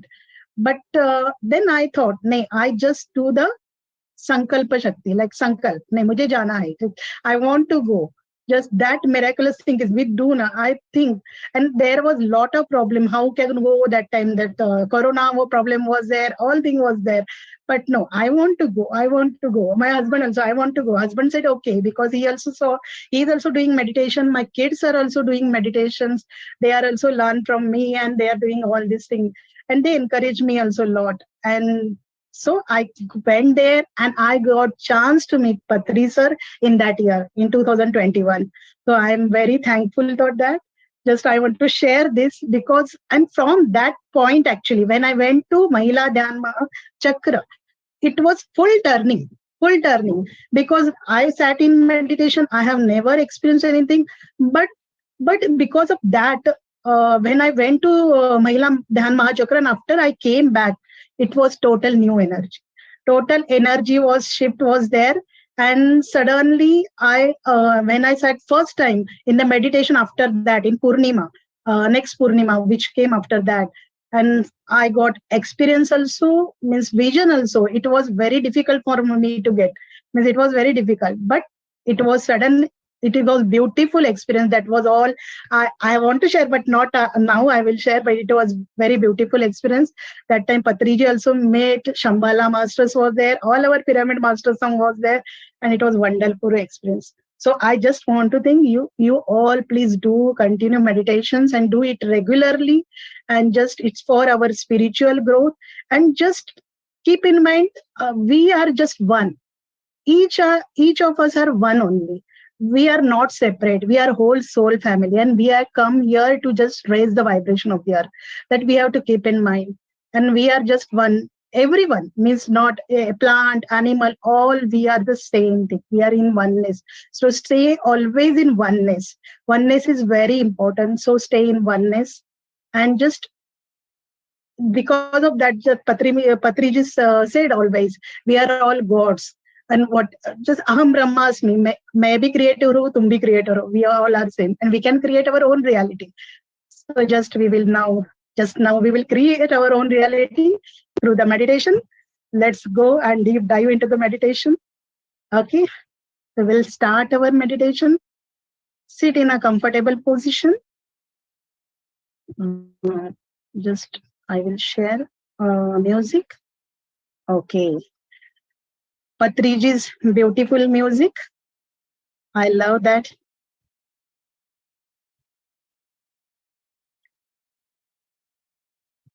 Okay, 1 minute. Yes. I will share again. Okay. Sit in a comfortable position. Just remove your spectacles.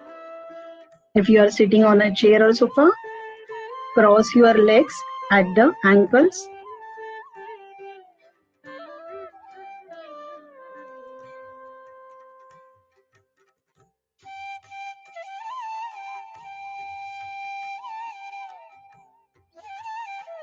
And if you are sitting on the floor, just sit in a cross leg position, in lotus position, Sukhasana.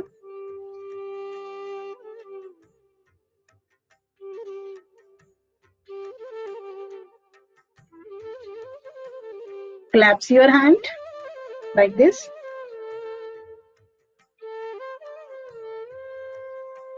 And keep it on your laps and gently close your eyes.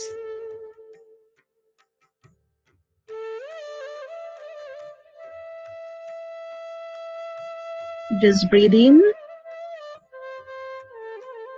breathe out.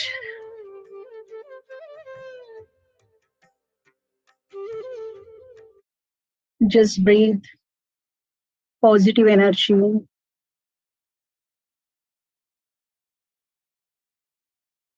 and breathe out all stress.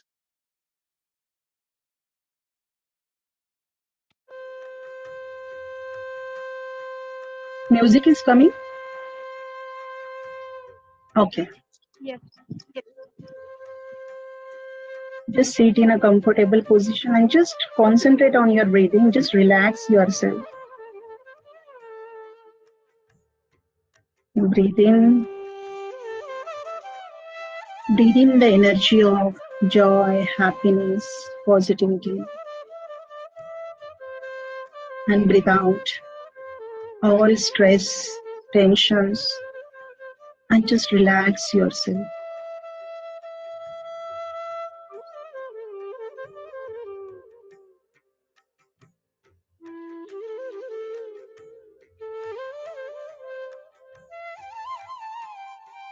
We first just ground ourselves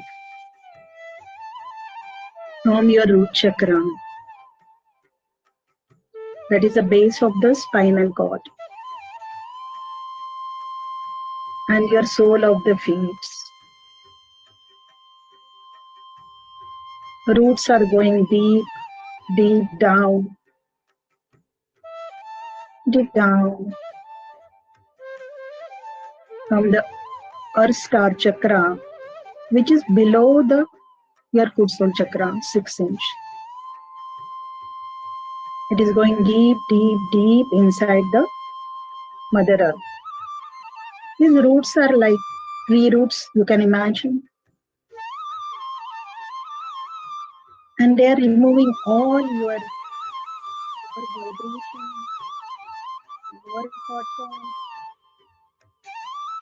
your emotion, everything. It is not required. All releasing to these roots into the deep, deep, deep, the center of the Mother Earth. You are grounded there. You are safe and secure there. Mother Earth is so divine. Is transforming and transmuting all these lower energies into the energy of positivity, energy of love and light.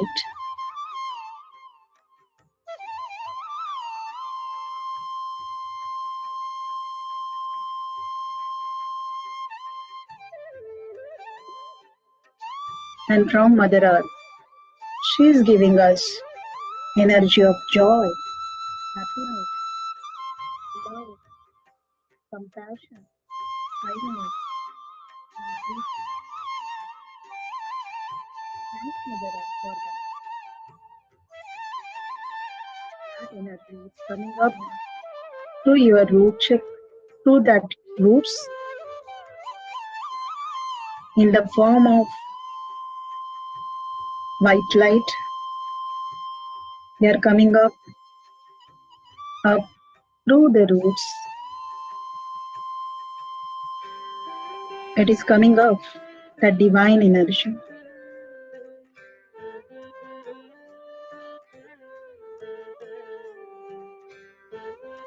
Through that roots to your foot sole chakra, and from there to your root chakra. And now it is entering into your each chakras. From your root chakra, Muladhara chakra to sacral chakra, Vadhisthana. Then solar plexus, Manipura, heart chakra, Anahat chakra, throat chakra, Vishuddhi, third eye chakra, Agya chakra, and crown chakra. You are filled with the divine mother energy from the earth. And from the universe, from the cosmos, divine mother energy is coming down It's starting flowing like a rain or waterfall. It is a milky white light. It is coming down, down from your higher chakras. It is coming down to your soul star chakra, which is above the crown chakra. It is still coming down through your crown chakra, entering into your body, third eye chakra, then throat chakra, in heart chakra, spreading all over your body. And there, in your heart chakra, mother energy from the earth and father energy from the cosmos universe, they are combining together to form a whirlpool of golden light. They are mixed together.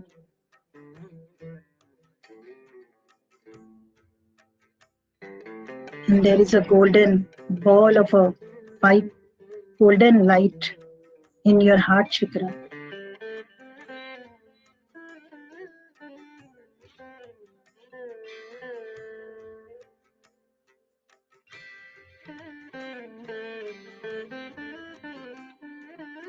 Now this golden light is spreading. It is filling all your heart chakra. And is filling upper part of your body. Also the lower part of your body. It is expanding more and more, and you are filled with this divine golden light.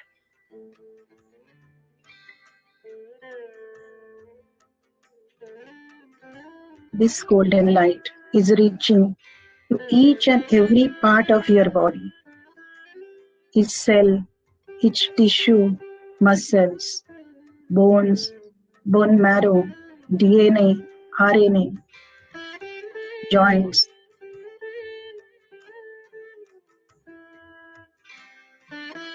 Each and every part is filled with the divine light.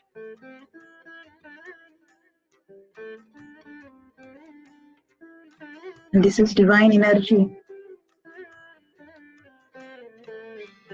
It knows where to go, wherever healing is required. It automatically goes there.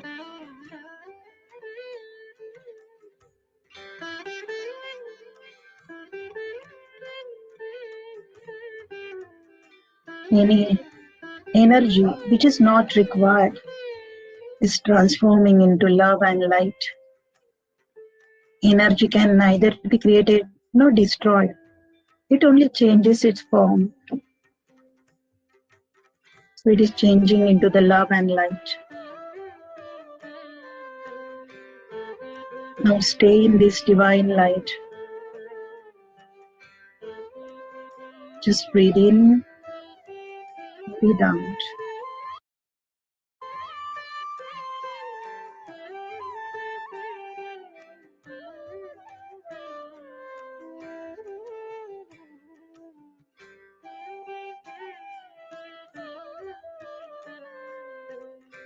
If any thoughts are coming, come back to your breathing. Normal, natural, tender, smoothing breathing.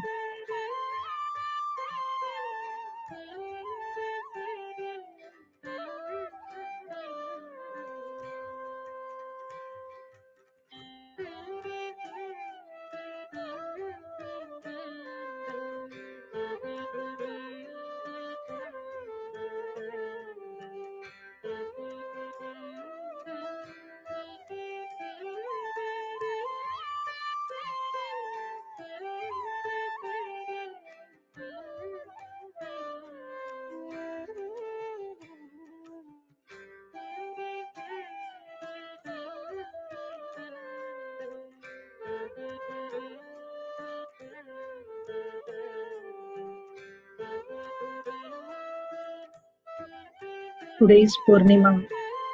The energy is very high.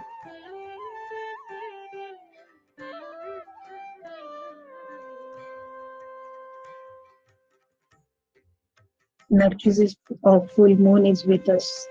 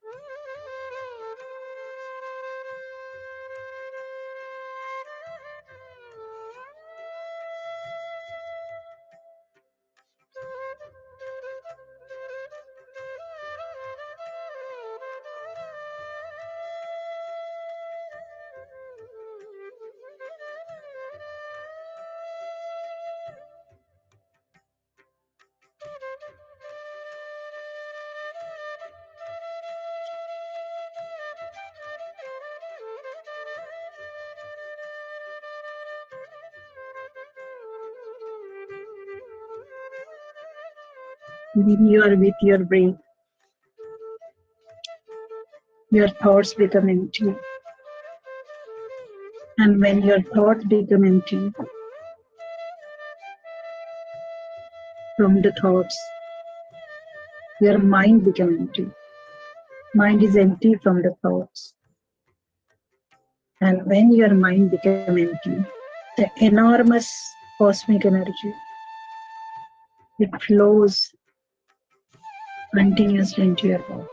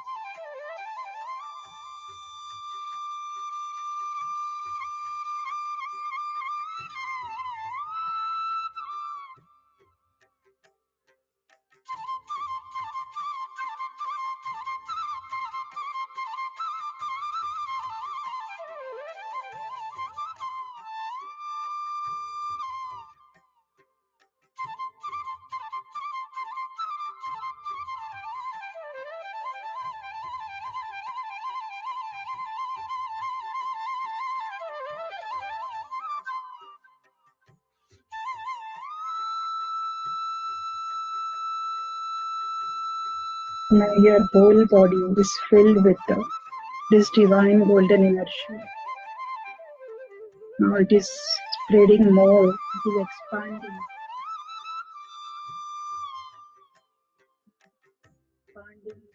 coming out of your body, each and every pore of your skin.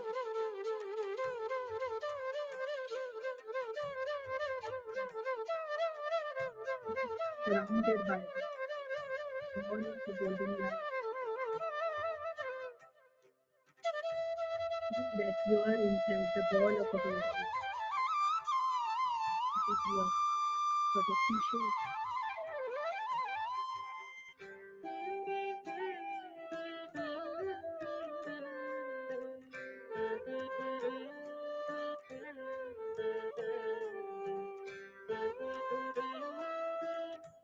Send this golden light each and every one of your family, your home,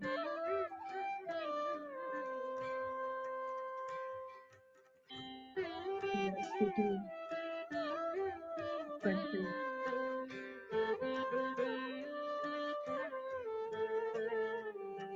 You are the mother of each and every being of the earth is filled with this golden light, which is of love, compassion, kindness. You are expanding more.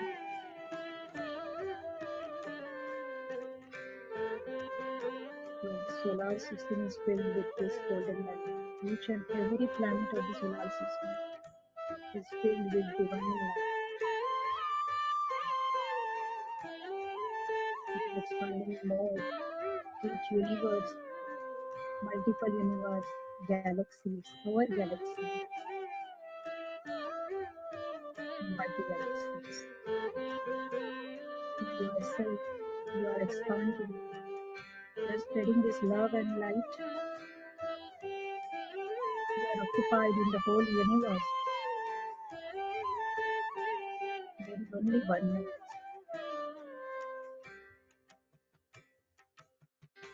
You are created. You are creating your own reality.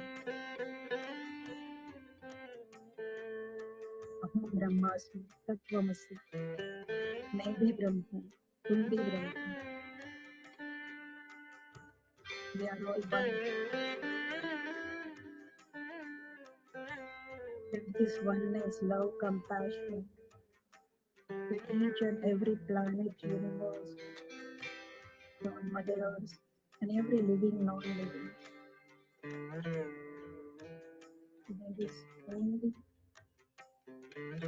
oneness, wholeness.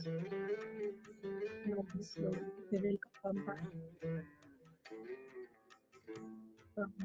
from multi-galaxies to our galaxy, from multi-galaxies to our galaxy, to our universe,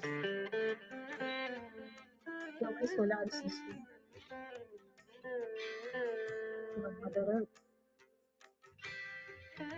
Come back to your country, come back to your city, your home, come back where you are sitting.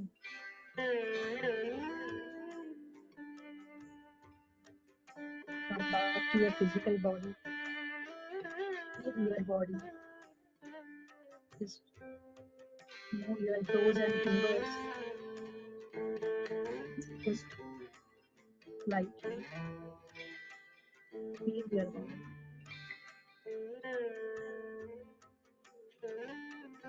I am love. I am light. I am one with the universe. I can create my own reality.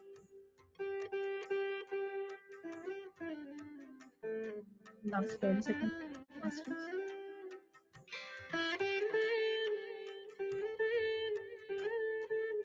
10, 9, 8, 7, 6, 5, 4, 3, 2, 1, 0. Slowly, slowly rub your palms and place it on your eyes. And whenever you feel comfortable, you can open your eyes with a big smile on your face.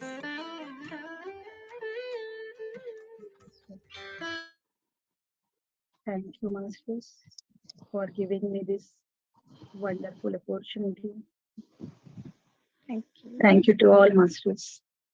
Thank you so much, ma'am, for a deep, deep, deep meditation session today. It was so deep and wonderful. Thank you. Thank you to all the Qatar team Thank you so much, Thank Master. you. Thank you all masters. Thank you very much for giving me this opportunity. All PSSM team, Patri sir, Patri ma'am, Pari ma'am, Parimala, सभी को just thank you very much. Lots of love and gratitude to all. Love and light, sending lots of love and light. Thank you.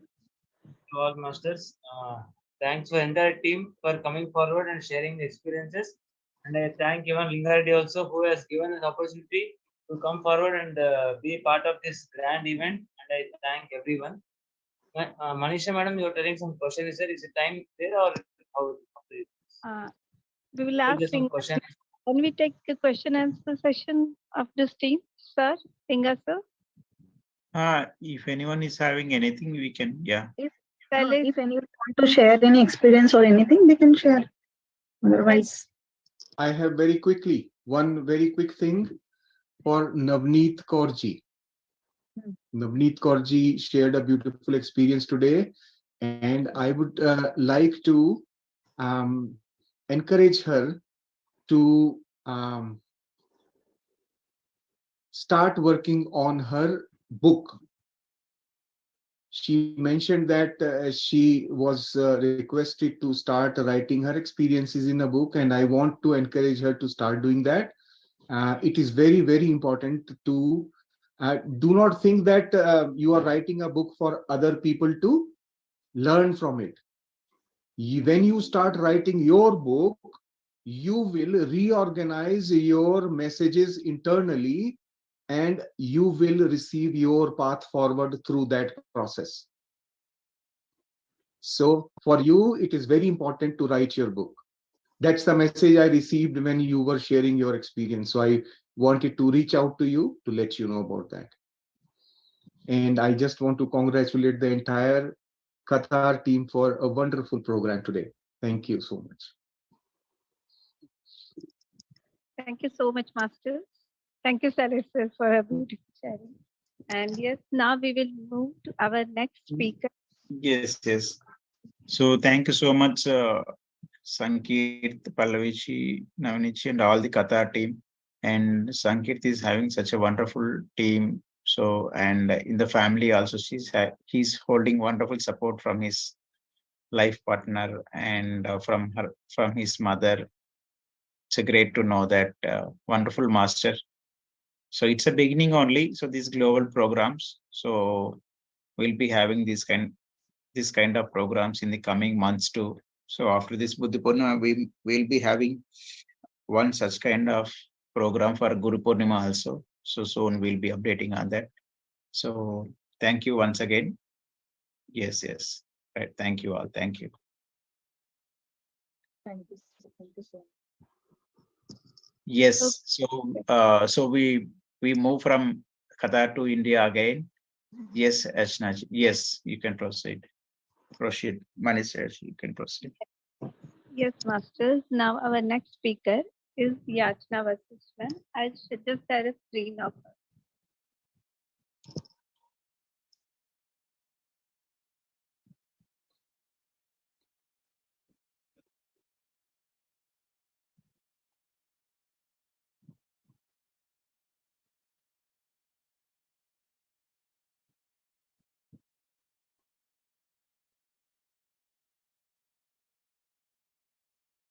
Yachna ma'am. She's an IT engineer by education, and she has spent more than a decade in the corporate world. She has started a YouTube channel called Universal Spiritual Science. Her mission is to spread meditation and spirituality to all the schools across the globe. She has been associated with PSSM since 2021. I welcome Yachna ma'am. Welcome Yachna. Thank you so much, Manisha ji, to such a warm welcome. Am I audible to all of you? Yes, ma'am. Yes, ma'am. Oh, great. Greetings from India, my dear gods, my dear masters, my dear friends. Happy Buddha Purnima to all of you. And let's celebrate the Buddha Purnima. By the divine plan, I am here at Cosmic Valley because I live in Hyderabad and Cosmic Valley, Khammam, is nearby to Hyderabad. So, by the divine plan for Buddha Purnima celebration, I am here and I would like to connect all of you with Cosmic Valley energies, and then we will deep down to our meditation for half an hour. Okay. So before we go for a meditation, I would like to uh, show you some energy points via photographs, because here there are 18 energy points and more energy points are there, but known energy points are 18. So let me just share my screen, and then I will explain a bit about that, and then we will just go ahead and do our meditation. Okay, so these are some energy points. First and second pyramid are Jay and Vijay pyramid. The same way that Vaikunt has guards Jay and Vijay, here also Cosmic Valley Khammam has two pyramids at the entrance, wherein when we enter, the energies, they make sure that our energies are balanced there and then only. Uh, Third picture, if I see, that's Cosmic Home. This building or this particular accommodation was for Patriji, and whenever he used to come to Cosmic Valley, he used to stay here. So very high energy point. And second, which is fourth, that is our Buddha statue. A big Buddha statue is there, covered by plant in the shape of pyramid. Very, very high energy point again. Next is Shambhala. Shambhala is the tower wherein the building wherein the entire roof has 108 pyramids. So very, very powerful when we sit and meditate under 108 pyramids. So Shambhala, and next to Shambhala, you can see a white color pyramid. This is RO plant. So the entire drinking water supplies from this RO plant. And next is uh, Lord Adama Cave. So this place or this spot is really known for the healing energies. And next is Adi Shankara spot. You can feel the energies of Adi Shankaraji. Next is our favorite Mahavatar Babaji's cave, the one wherein you can see the lamp lighten there. So Mahavatar Babaji has actually told in the vision that this is my place and you better just clean that place, meditate at that place, and maintain this place for further meditators, future meditators. So this is a wonderful energy spot. Next building you can see is our dormitory, dorms.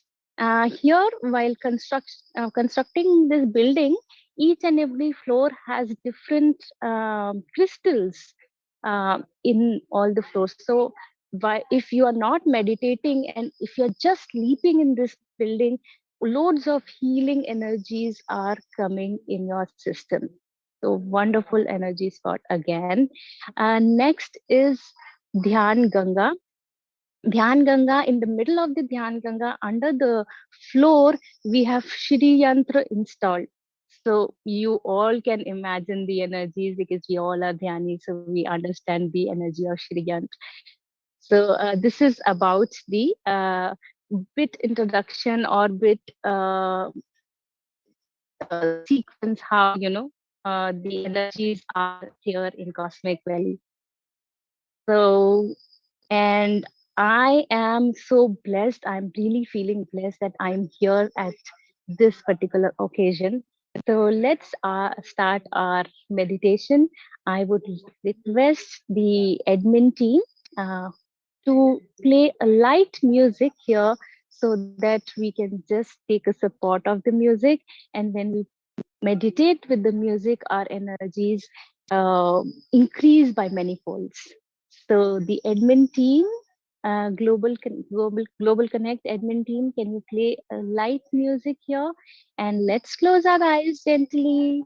If you Yeah, are sure. ready to sex, we just remove the sex. We lock our fingers and place our hands on our lap, cross our legs, sit in a comfortable position.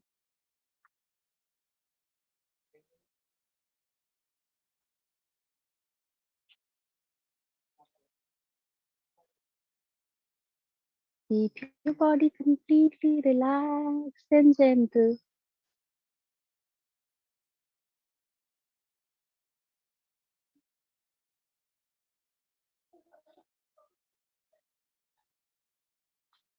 Now, let's focus on our breath. Breathing in, breathing out. Just the natural flow of our breath.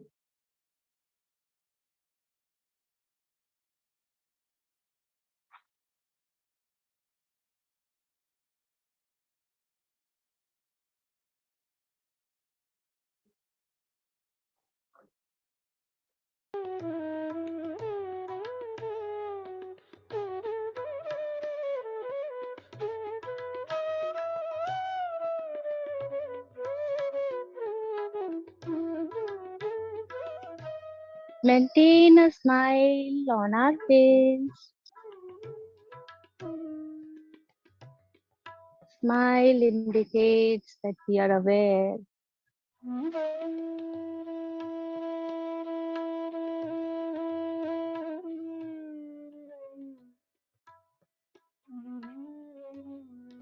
We are in a present moment.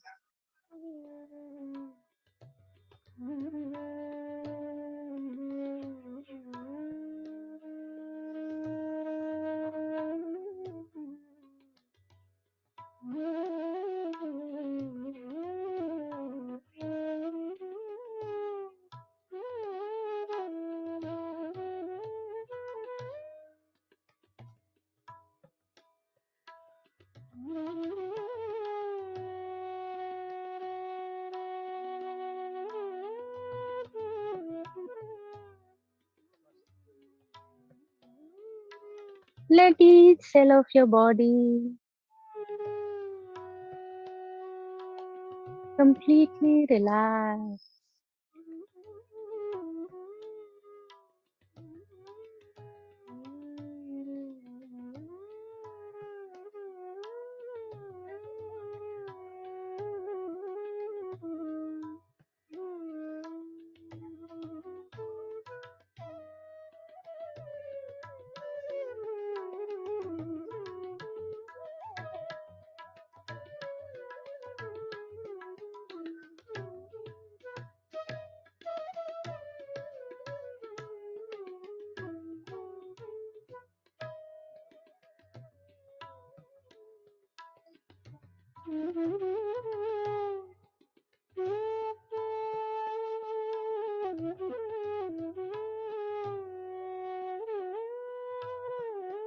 Feel the temperature of your breathing in and breathing out.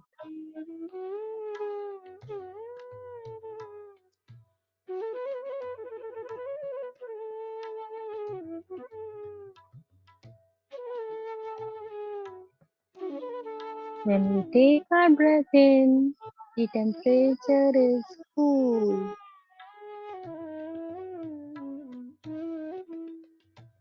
When we take our breath out, the temperature is hot.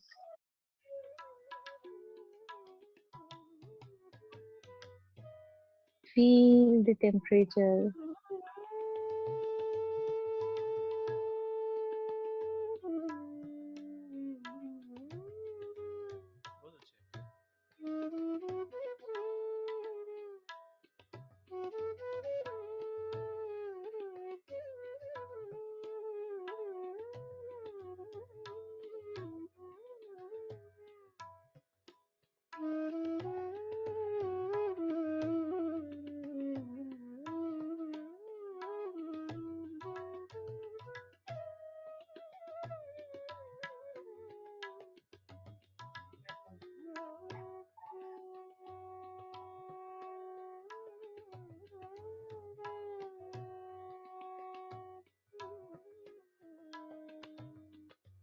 Let's allow our consciousness to connect with cosmic valley energies.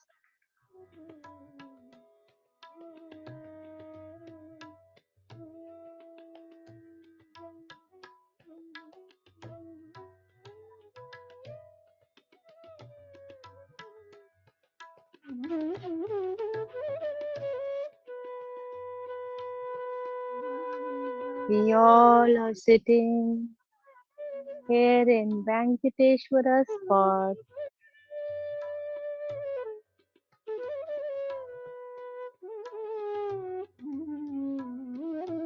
getting energies of abundance.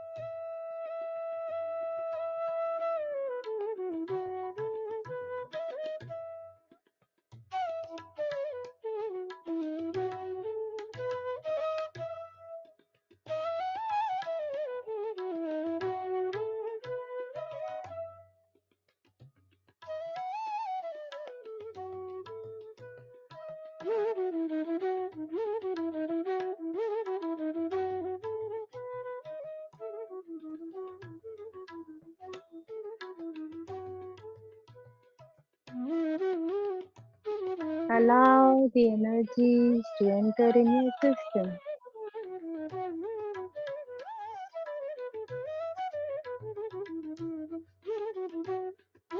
Just focus on your breath.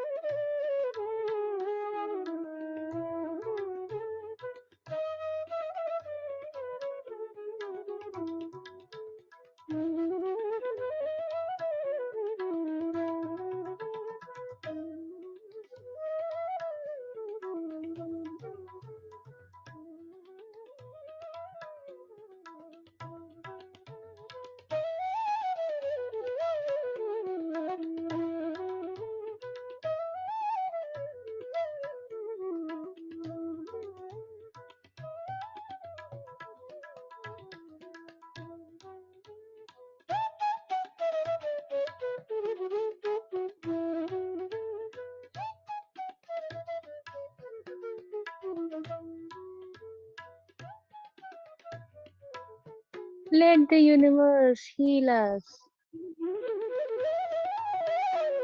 Feel the healing energies.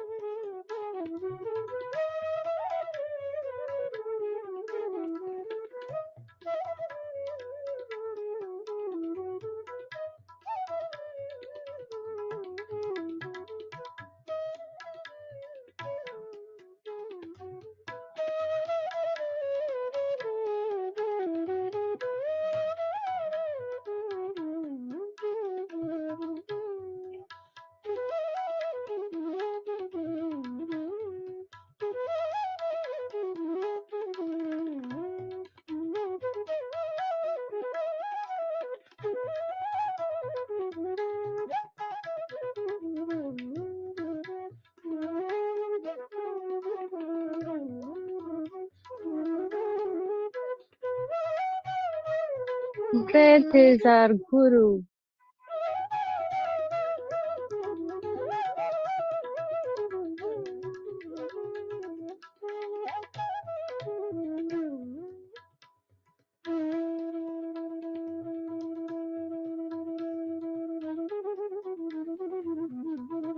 Let's not miss a single breath.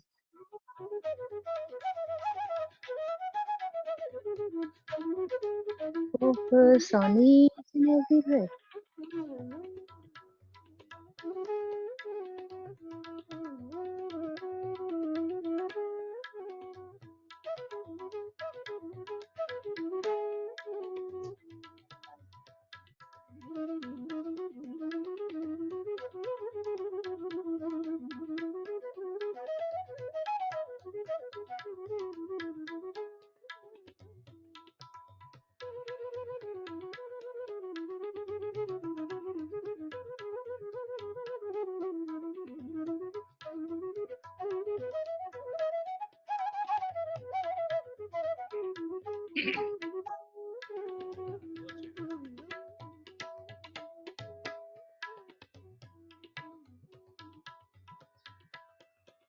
Whatever is happening in the body, let it be. Just be the witness.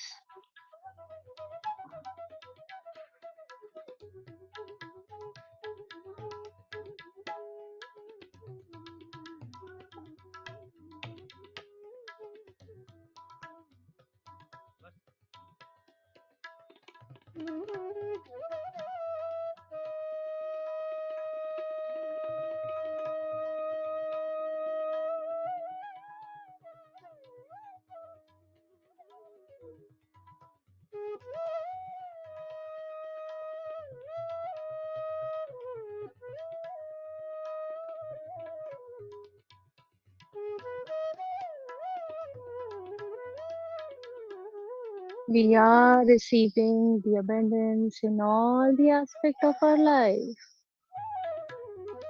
Personal, professional aspect,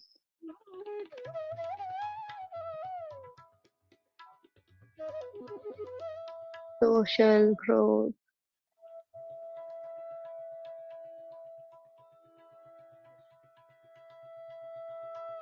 spiritual abundance.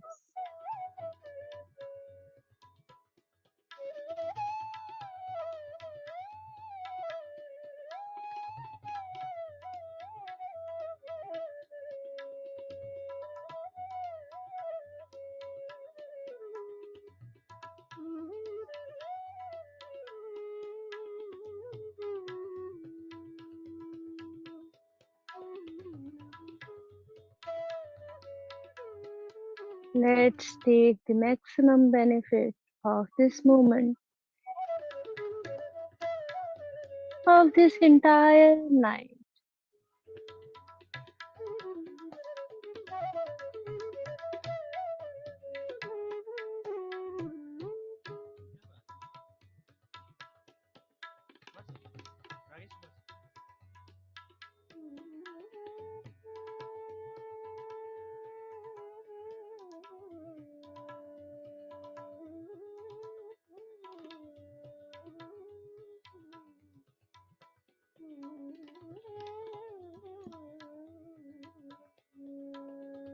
With every breath, we are going deeper and deeper.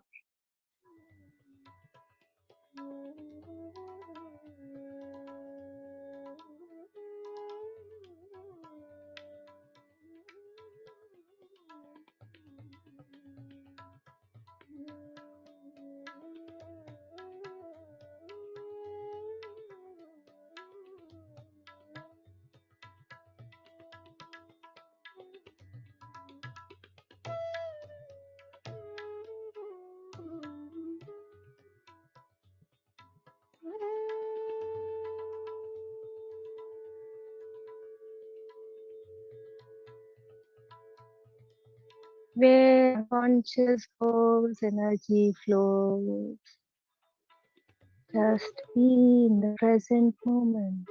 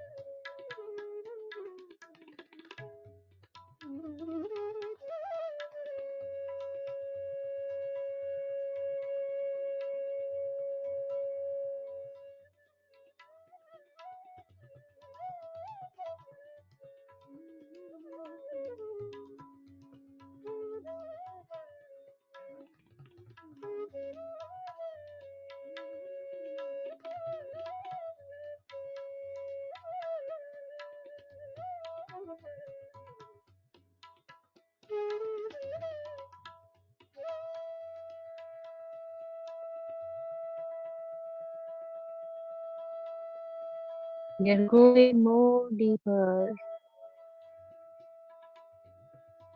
and more deeper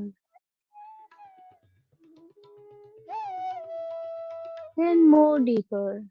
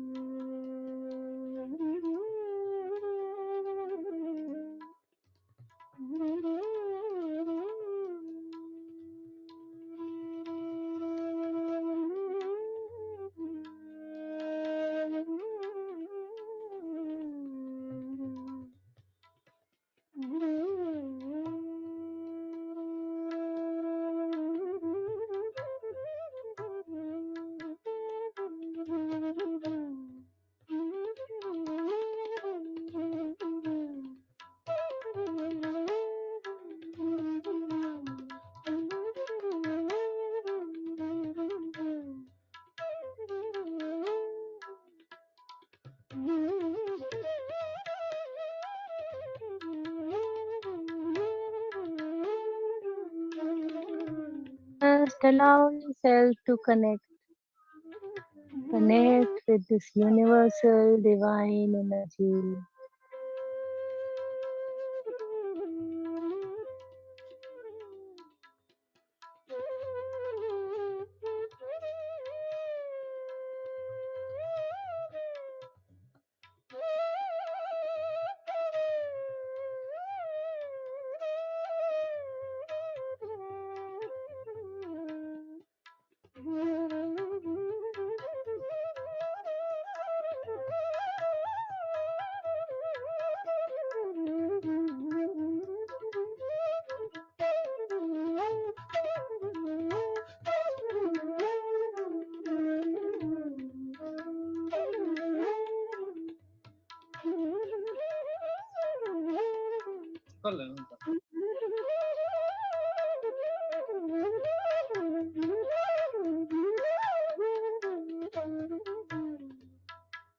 Tonight's ritual is going on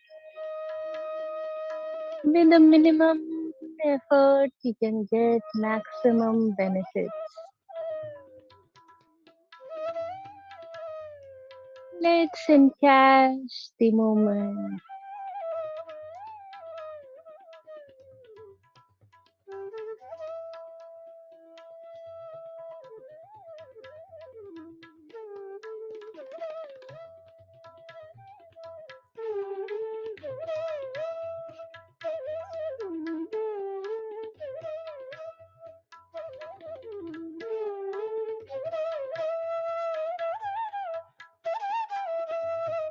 More we relax our mind, more energies will flow. We let our mind completely relax.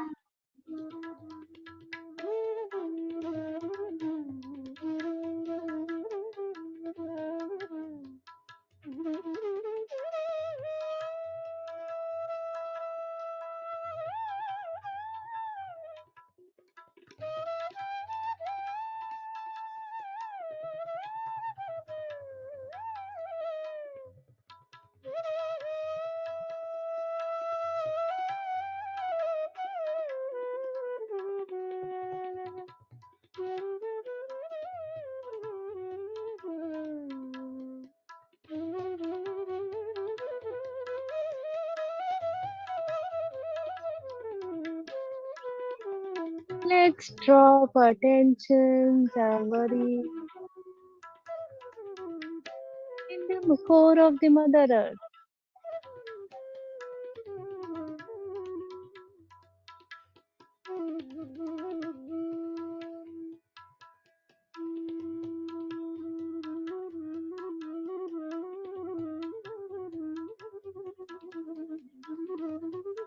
Let's feel that we are the baby of the universe,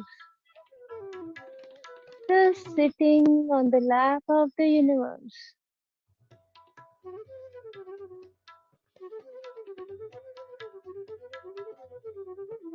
Trust the universe completely.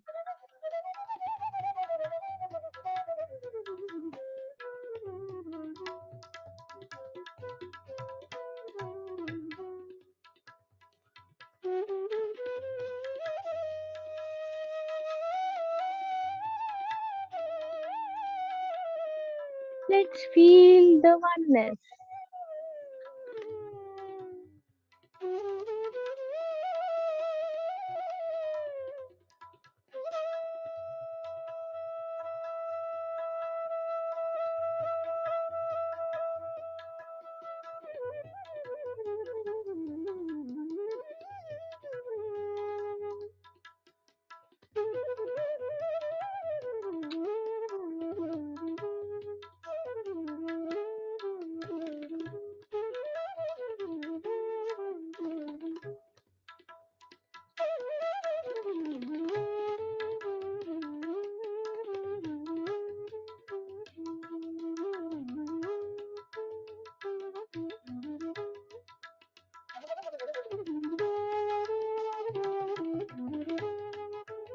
Feel the sensation in our nose.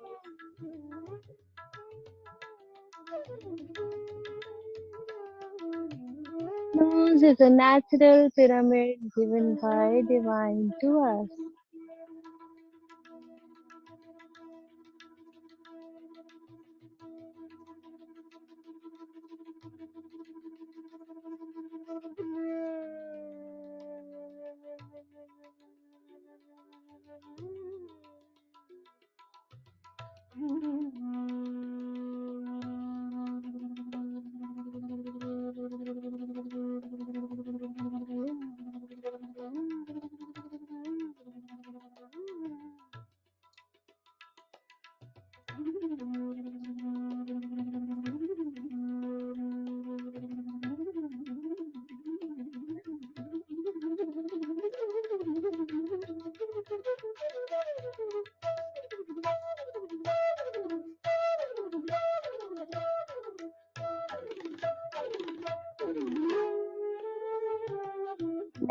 Be grateful to our body as our body is the tool for the growth of our soul.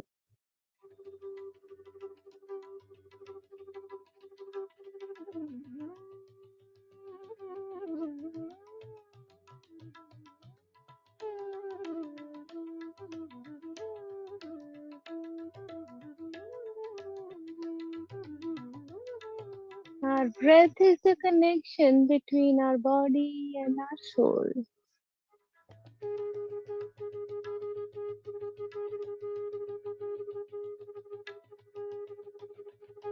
Let's travel on this bridge and reach out to our soul.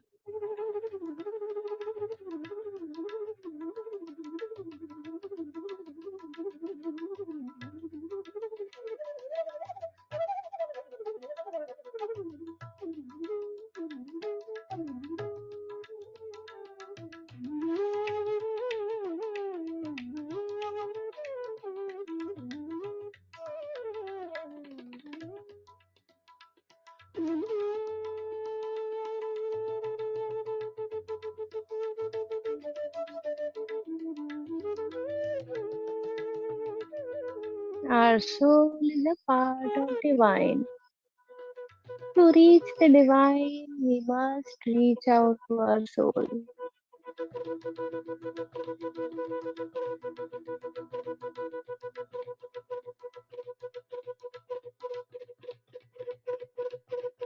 And breath is the easiest and only way.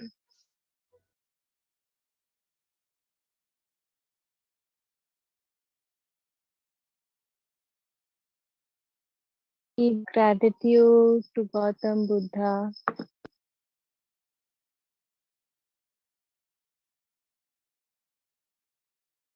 To give us this gift slowly and gradually. We'll come out from the meditation, feel our body, move our legs and hands.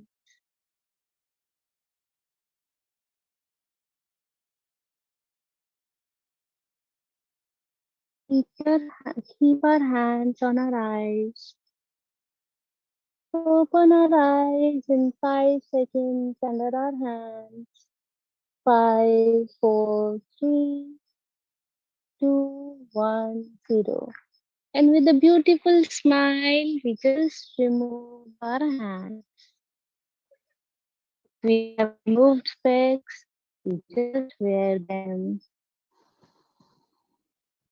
Thank you so much.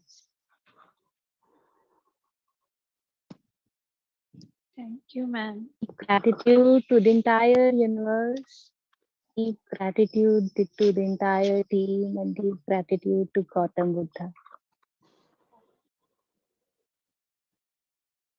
Thank you so much, ma'am. It was such a wonderful, deep, and intense meditation.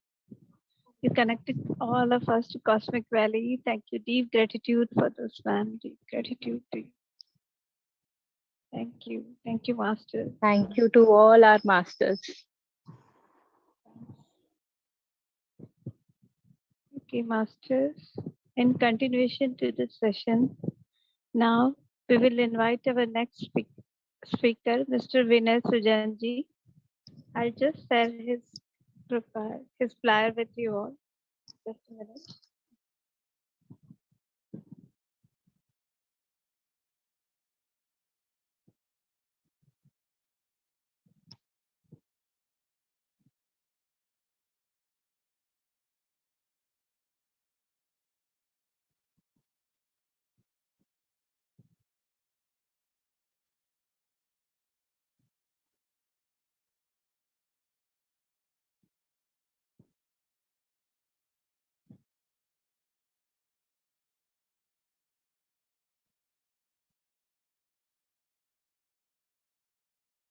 Shall I start? Hello? Sir, wait, Mr. Vinay Sujan, you are Yes. coach, trainer, and clairvoyant. It was never in your path of life, but the universe chosen you and life molded to be one to decipher your soul messages, to be the GPS for your confused self and show you the path to the success and abundance. So all of us the path to success and abundance in all the spheres of life. Your energies and talks are highly contagious, and you never give up on anyone who has seek your help or guidance. I welcome you, Mr. Vijay Sujan. Thank you. Thank you for coming.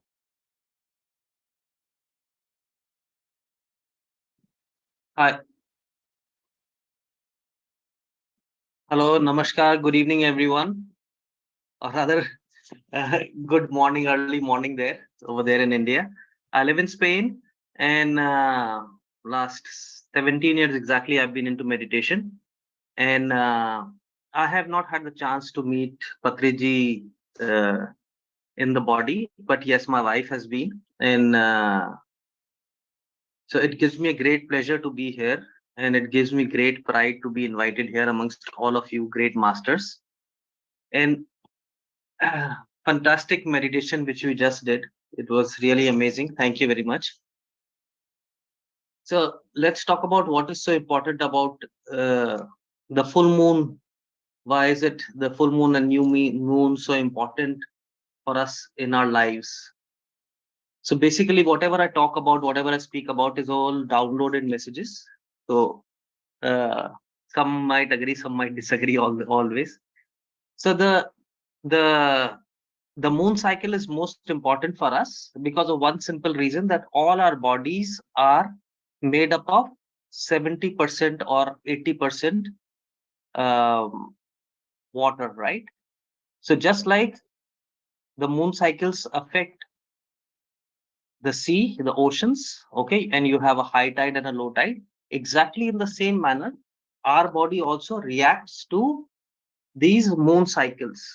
And that is the reason why it is so important. Now, what is so important about the water rising in my body? How does that matter to my energies? So we all know that in our etheric body reside the 7 chakras, okay, and 2 are above. So we no don't get into that complication. Just as we just address the 7 chakras in our body, okay. So these 7 chakras are each have individual petals, okay. Each chakra has individual petals. So it's just like, you can imagine, just like a flower, okay, inside the water. And so when the water rises inside our body, okay, and these chakras residing in my spinal cord, so with the pressure of the water rising, it starts to give a cleansing to the chakras. Okay, cleansing of what? Cleansing with this rise of energy all around me. So it starts to cleanse around all the emotions. So that is why during the full moons or the new moons, you can see, and specifically it is in women, it is seen a lot there, that they have what we call mood swings. Okay, everybody, even the men go through that. Even the men go through those mood swings with the moon cycles. Okay, so as the water rises, and when does this happen? So 3 days prior to the full moon or the new moon approach, the water starts to fidget in our body. It starts to move in our body. And once it is rising in our spinal cord, it starts to clean the petals from downwards. Okay, with the downward movement, it starts to clean. Then comes the day of the full moon or the new moon, is when the cycle of the water changes pace. So then it starts to go from top to down and cleans again all these emotions. So this is a very beautiful uh, universal aid which we have been provided. So automatically, whether we do chakra meditation or whether we follow any kind of meditation in this world, this is a natural process in everybody's life. Whether we believe in spirituality, we do not believe in spirituality, whatever it may be, to get our energies cleaned of the emotional garbage on our chakras and to maintain them at least at a good vibration level. So this is a natural process which happens in our body, within our body. So 3 days prior to the day of the full moon or the new moon, and 2 days after that. So these 5 days basically are very important for us to meditate, so that whatever uh, rising of the energy is happening in our body, we can make the most of it. Okay, we can make the most use of getting our chakras aligned, clean, and ready to go till the next 15 days. Okay, with a lot of power. So that is why we have also known, especially when during Diwali, when it is a new moon night and it is one of the darkest nights. So we say or the Shivratris, we just sit with our uh, spine erect, and the universe takes care of whatever is to happen. Correct. So this is one of the most divine reasons which the universe has provided for us without doing anything. If on these 5 days we just concentrate on ourselves, we just try to get within us, a lot of changes are seen on the outside. Okay, it is just a natural process, and the best way to make the most of this natural process is just give in, just be open to receiving. Okay, without any resistance, bring your resistance down. and just let the divine energy of the universe, just work on our chakras. So this is the basic principle of how and why it is very important. The moon cycle is very important to help us raise our consciousness and raise our vibration. That is why you can see it in any religion, whether you see in the Asian subcontinent, the European subcontinent, Americas, wherever, full moon, new moons, very important, very important.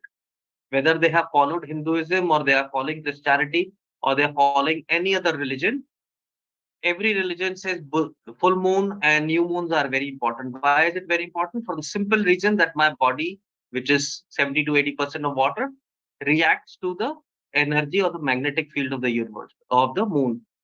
So, so during my meditational practice,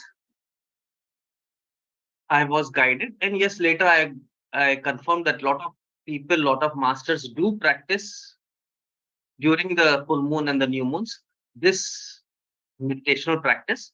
So it is a very small meditational practice. So we will all, if you guys can join me, so we will all try to practice it for another 15-20 minutes, whatever is my time limit. Okay. And I just wanted to ask the team if I can put my music, or can I put one of my music? Yes, sir. Yes, you can put your. Okay, okay, okay. You just It has have to got make no sure sound. that it's not copyright. No, it's just a YouTube meditation, On Om YouTube, chanting meditation. Yes. on YouTube there is lot of music which has copyright issues. Okay. Then we do one thing. You can put any of your music. Okay. And Okay. we'll just do a small guided meditation on that. Okay.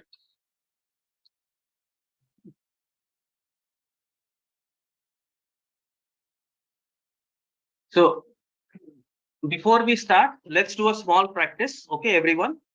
Please raise your hands like this, and we all tell ourselves, I put my barriers down. I put my barriers down. Okay. And from the side, I put my barriers down. Put my barriers down. And from my behind, I put my barriers down. And I put my barriers down. Okay, so we are all open to receiving whatever the energy this full moon is providing us. Okay. And I want you to sit in a relaxed, comfortable position. The only attention should be that your back should be straight as you can, as straight as you're comfortable with it.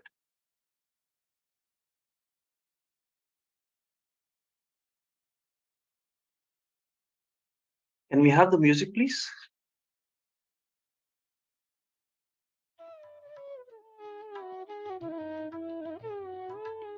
Can we lower the sound of the music a little bit, please?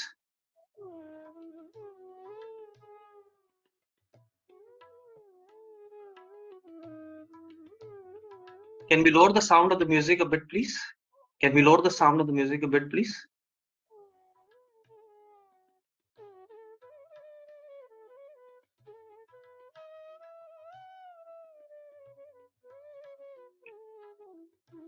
So just allow yourself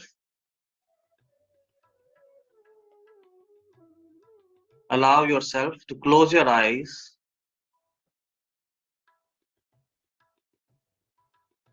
and allow yourself to bring all your attention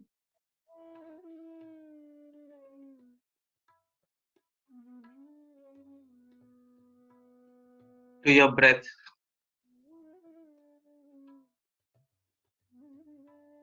Allow yourself to bring all your attention to your breath.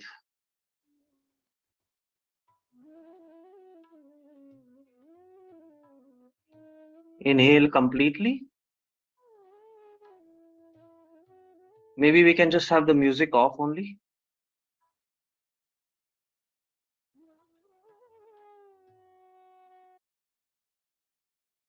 Yes, thank you.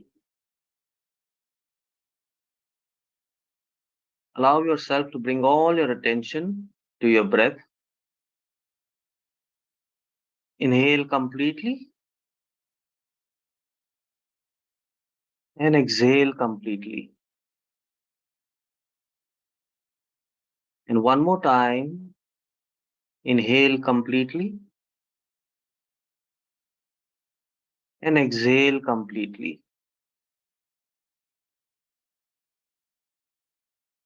And this time, when you inhale all the peace in this world. And when you exhale all the tension from your body.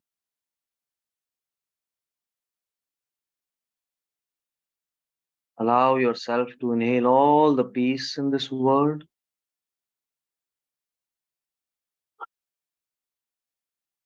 And allow yourself to exhale all the tension from your body.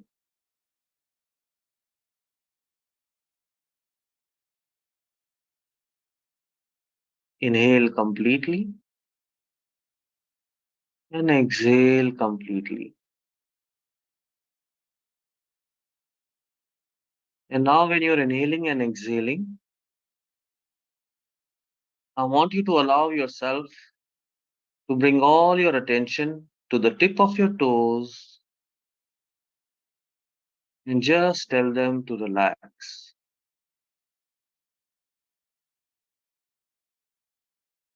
And allow this relaxation to rise to your feet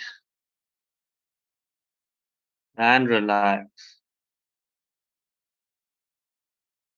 Let it rise to your calves, your knees, and relax. And the more you resist, the more deeper you are going into a relaxation. Your thighs, your hips, your stomach. This relaxation is rising to your chest and going deeper and deeper into relaxation. Your shoulders, your arms, going down to your elbows, your forearms, your wrist, your hands till the tip of your fingers, completely relaxed. Let this relaxation rise to your neck, to your face, your jaw loose with relaxation, your cheeks, your eyes, your forehead, till the top of your head, completely relaxed. And this relaxation is going down to the back of your head, going down to the back of your neck,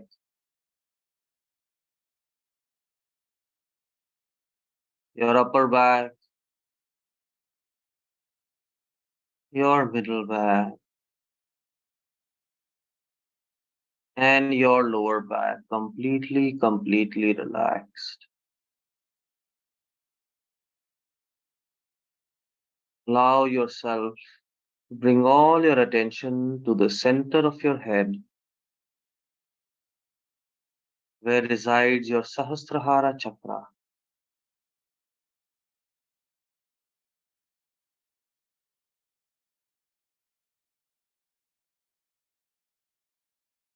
All your attention to your Sahasrahara chakra. And allow the golden divine light of the universe to enter from the center of your head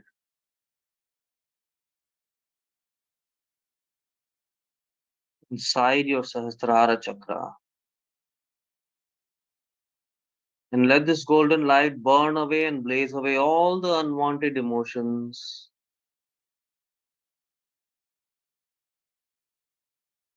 and all the unwanted patterns. which I have been carrying in this life or any other life. Let this golden light burn away and blaze away all these patterns of unwanted emotions with the power of the mantra. Om.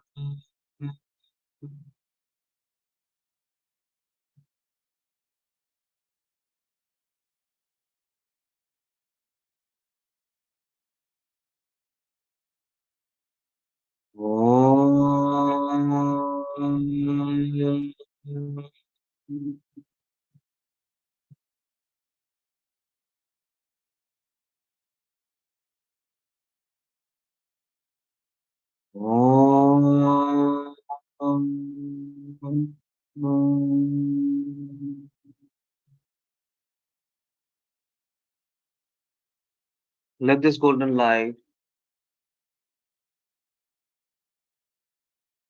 flow down to your third eye, your Agya chakra, and with the power of the mantra, burn away and blaze away all the unwanted emotions you have been carrying from this life or any other life.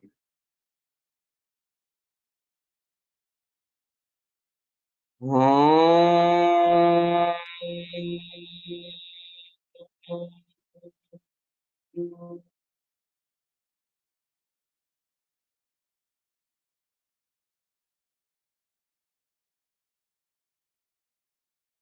Om.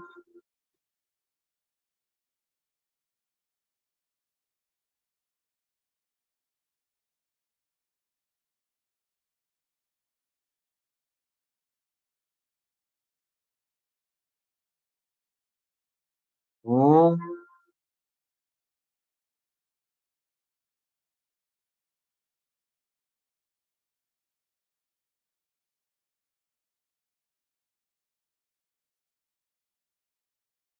Let this golden light flow down to your throat chakra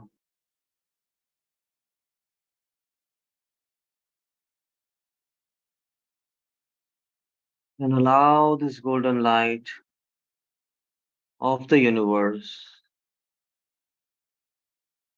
to burn away and blaze away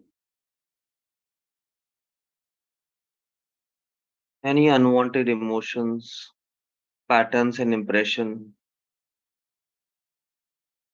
that you have been carrying from this life or any other life. Let the vibration of the mantra burn away and blaze away all these patterns. Hum. Hum.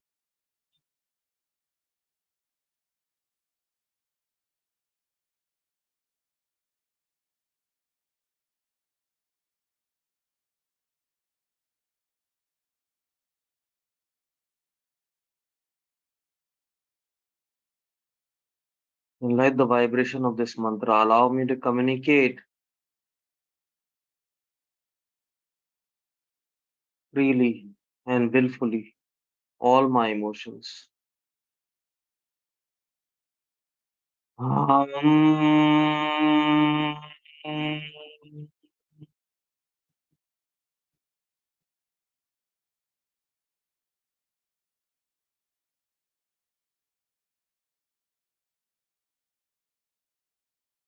Hum.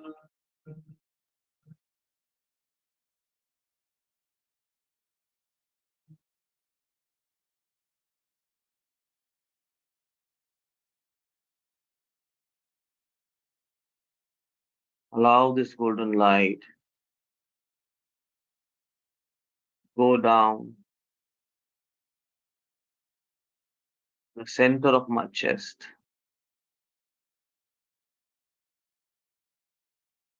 to my heart chakra.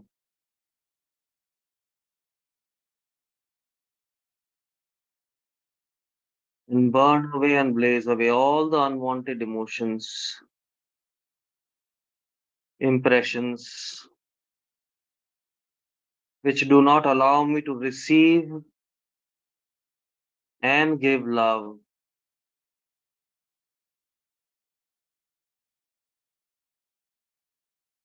I put my barriers down and let the golden light of the universe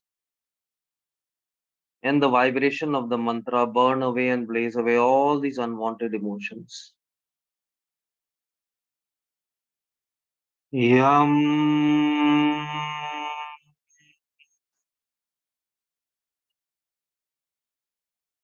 Mm, mm, mm, mm, mm, mm.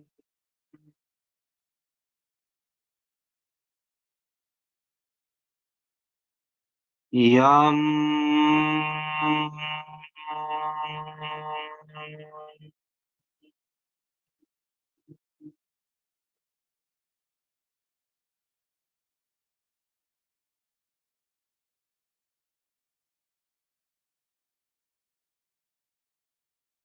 Yum.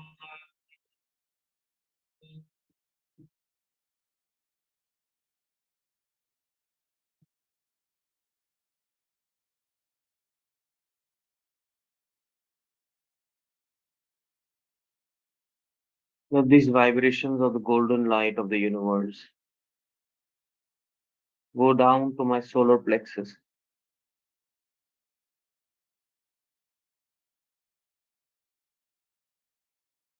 And today, without any resistance,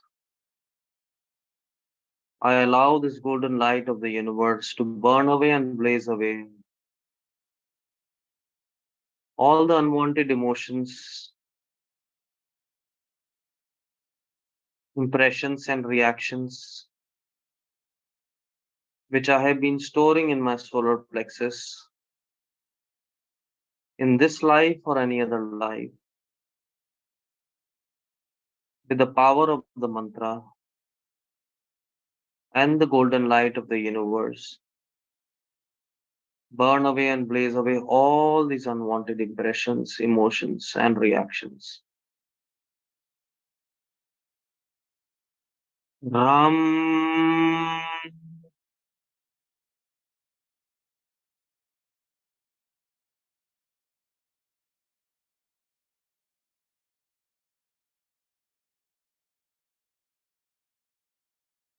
Ram.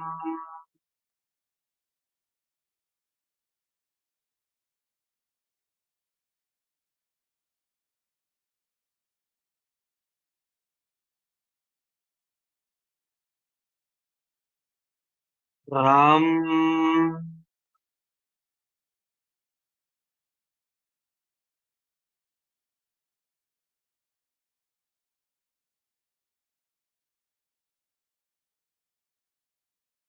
Let this energy of the universe go down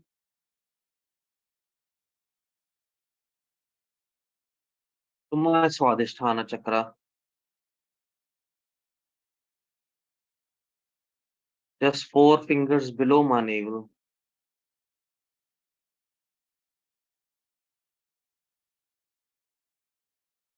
And I allow this golden light of the universe and the power of the mantra to burn away and blaze away all the impressions, unwanted reactions I have been storing from this life or any other life. Just burn away and blaze away.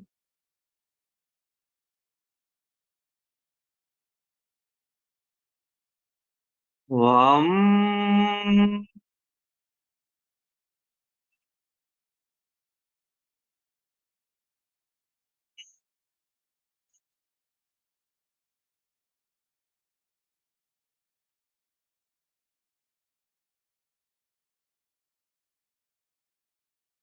Vam.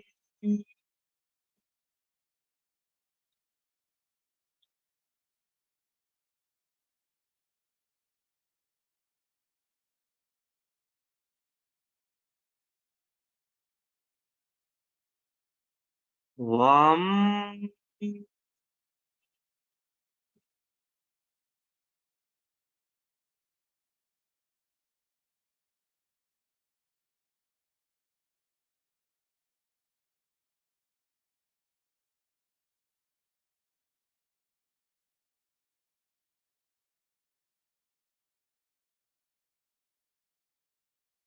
Allow this golden light of the universe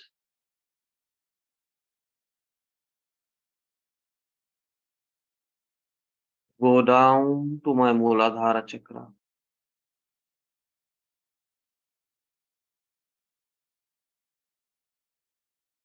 and burn away and blaze away all the impressions, unwanted reactions I have been storing from this life or any other life.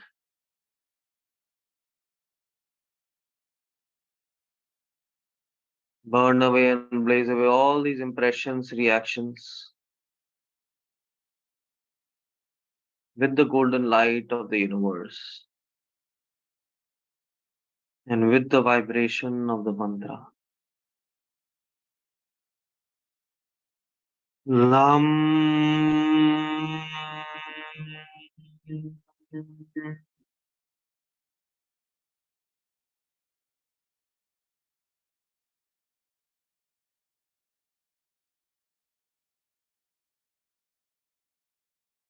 Lam.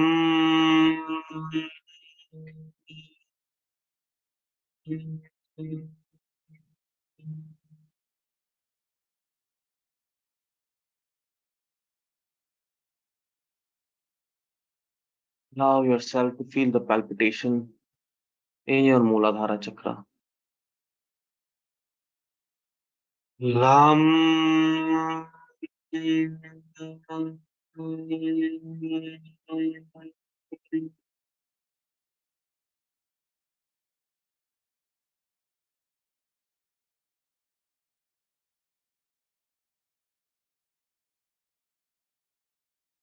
Let all this energy created in your Mooladhara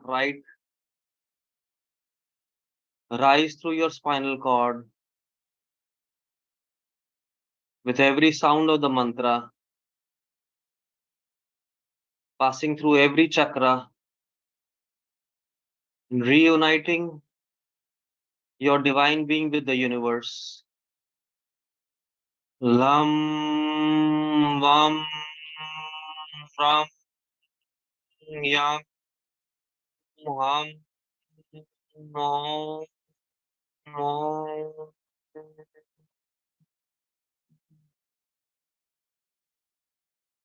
Let it rise once again from your Mooladhara and reunite your superconscious being with the universe once again. Lam. Vam. Ram. Yam. Ham. No. No.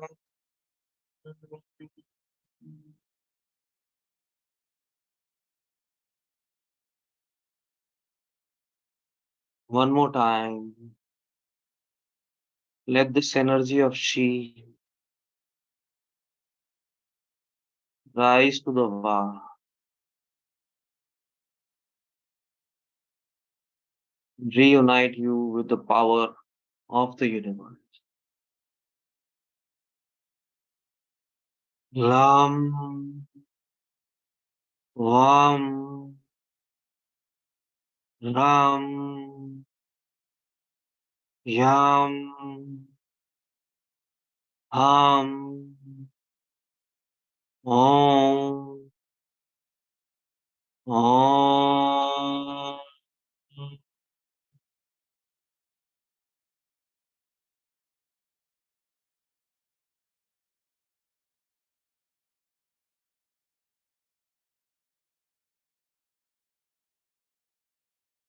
Allow this golden light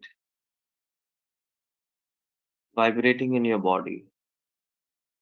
Expand in every cell of your body.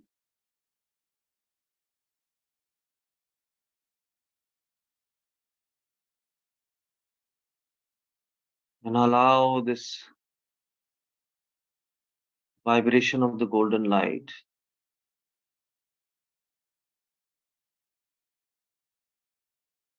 expanding in every cell of your body to expand all around your body.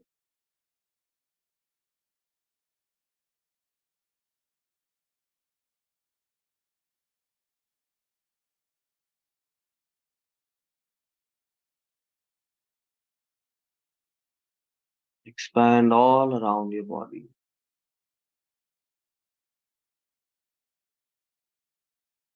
Allow yourself to bring all your attention to your breath once again. And allow yourself to bring all your attention to the present once again. Your mind, body, and soul completely in alignment. Your mind, body, and soul completely in alignment. Your mind, body, and soul completely in alignment, completely in present. Move your fingers, rub your palms together,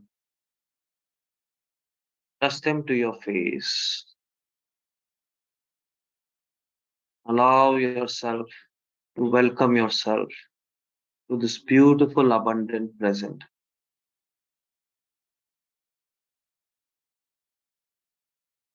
Welcome back, everyone. Thank you very much for allowing me to do this meditation with all of you divine beings. I think so I've taken a little bit more time than was allotted. Ah, it नहीं was sir, really a आपने pleasure. बहुत timely complete किया है. Thank you so much, it's wonderful. Thank you, Ji. Thank you very much. Thank you very much. And good luck and joyful evening and night to continue with all of you. Thank you. Thank you. Thank you. God bless.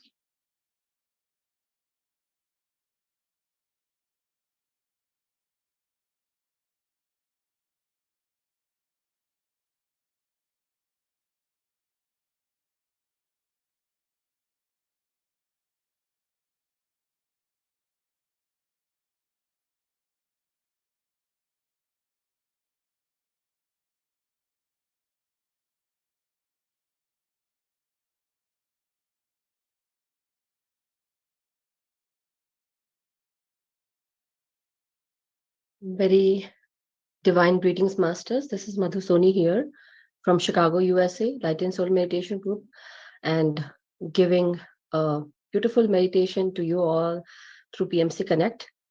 So, very warm welcome, masters, and hope you enjoy the meditation.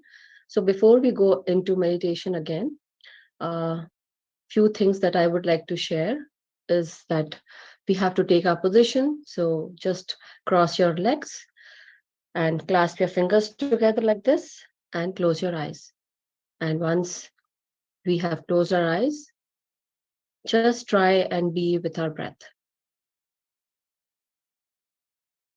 So I'll share music, and before we go further, whenever you feel that you have any thoughts that are arising, I would ask you to come back to your breath. Be aware that we are breathing in and breathing out.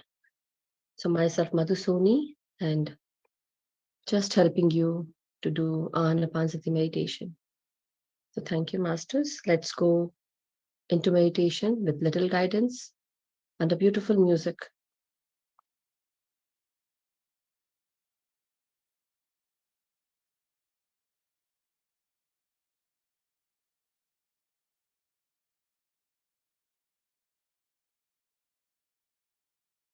Be with your breath, masters.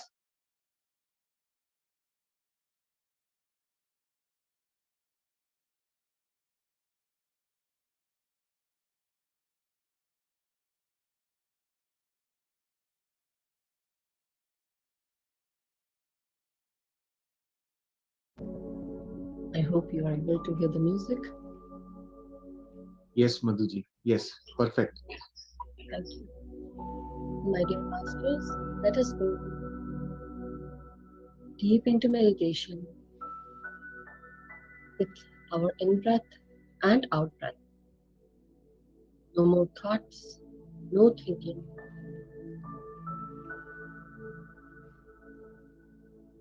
No mantra, no japa, just our divine breath.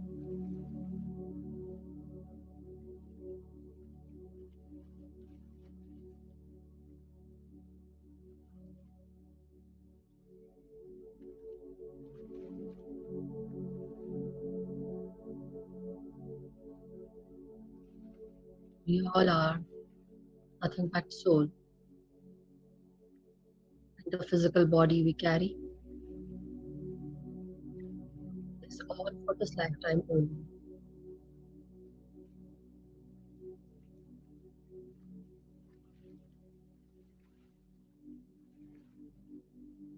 The food for the soul is meditation. And through meditation, we can achieve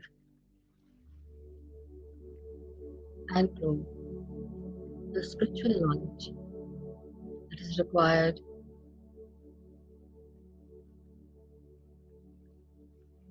to find liberation, moksha, from this worldly things, materialistic life.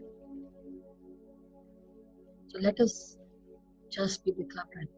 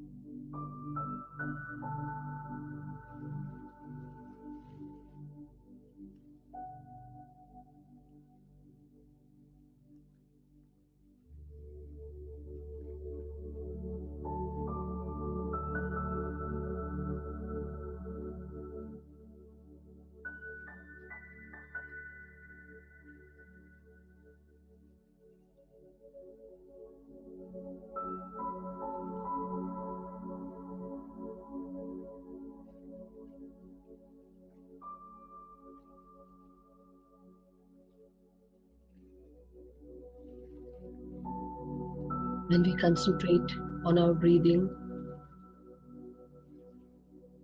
the mind that is thinking stops thinking and we go into this thoughtless state. The more and more we concentrate only on our breathing, we achieve this thoughtless state.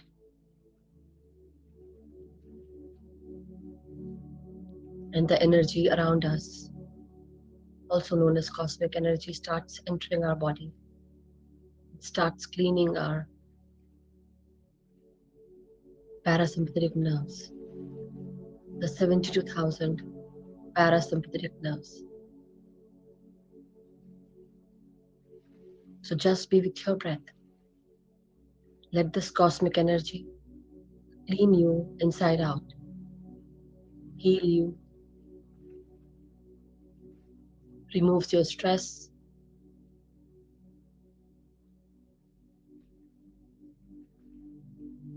pain, ill health, and even your past karmas and sins.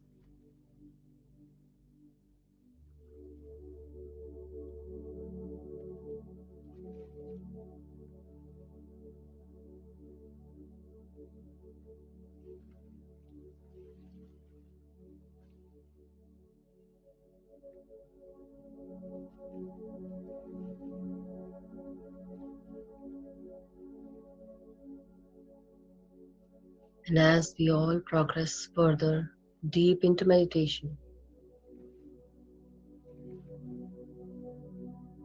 we feel rejuvenation happening inside our body.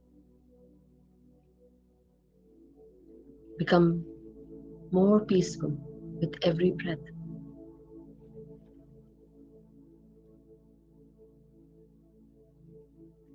Feelings of calm and happiness also starts coming inside.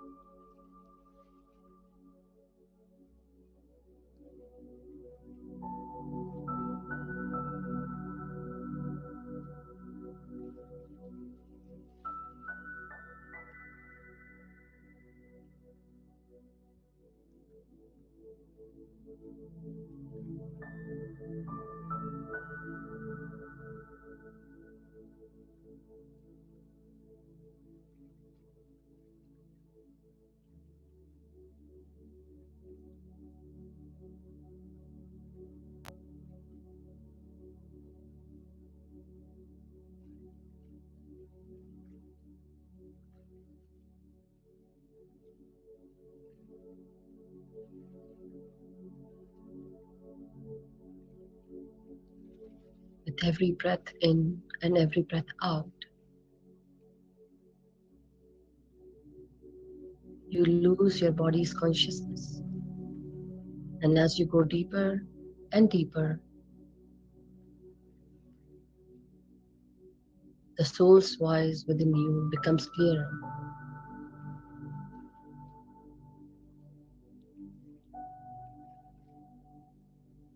Listen to your soul.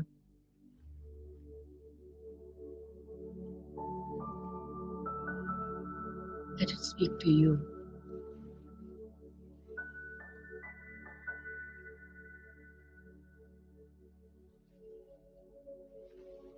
The guidance becomes clear when you become one with everything. The more you go inwards, everything seems to stop. And there you hear your voice, your soul's voice.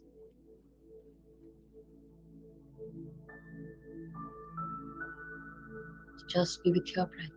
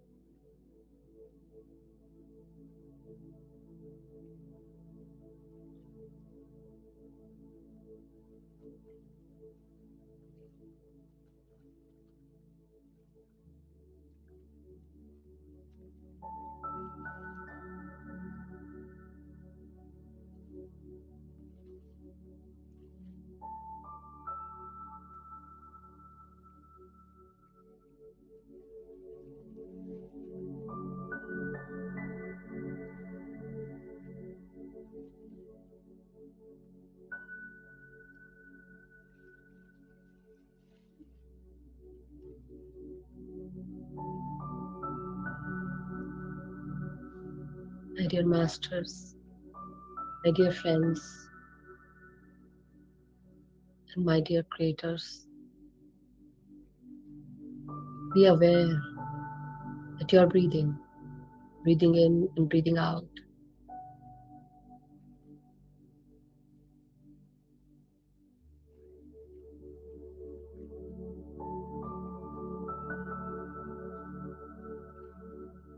Be aware what is happening around you, what you're feeling.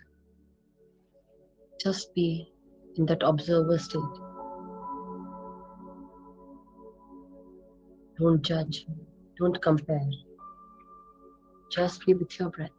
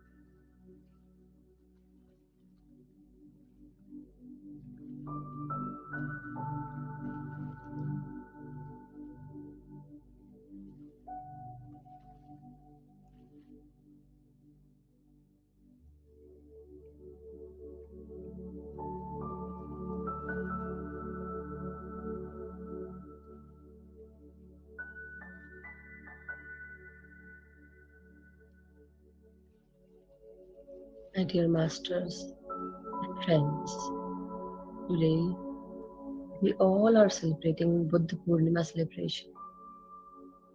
And during Purnima, the lunar energies, that is the moon energies, are intense.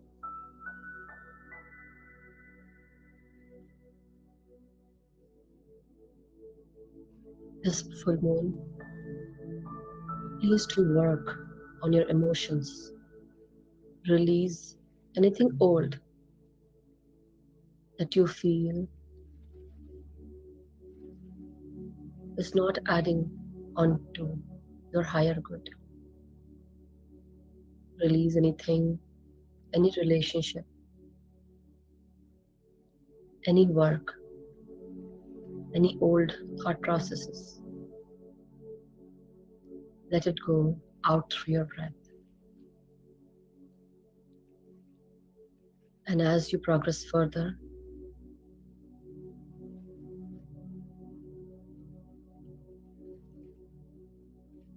breathe in love, peace, and harmony energies coming into you through your breath.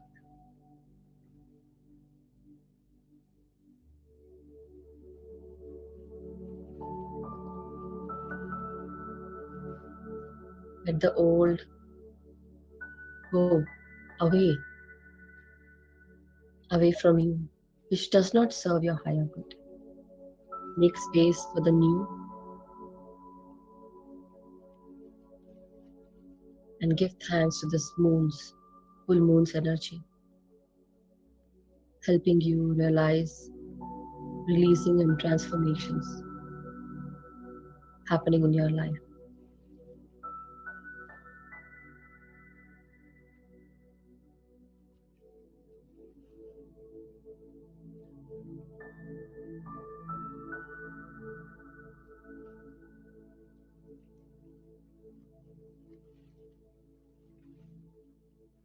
When you see a swan, you see how beautiful they look.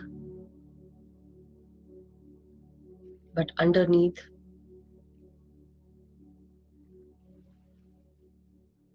the work is going on with their legs.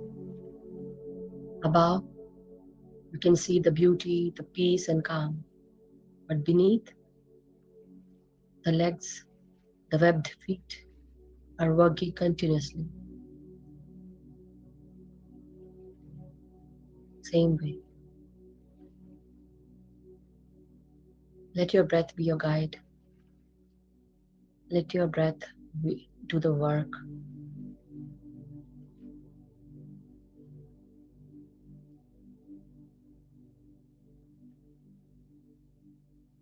And the outside definitely will feel like swan. The beauty can be seen. Not only you, but others also can see. So my dear masters, just be with your breath. Every breath is energizing rejuvenating, and peaceful. So be with your breath, even when you are working in your office or at your home. Let your daily routine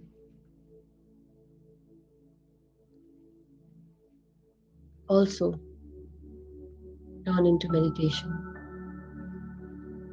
Be present with whatever you do.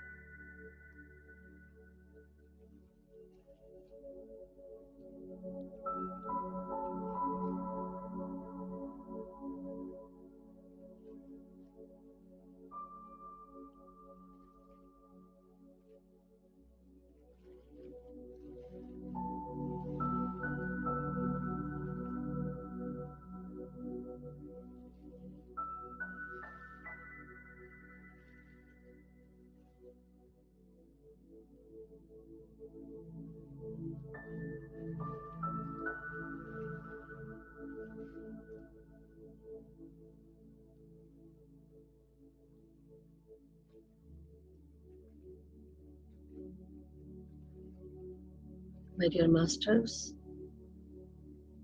very slowly, let us come back to our body's consciousness now. Feel your body from head to toe.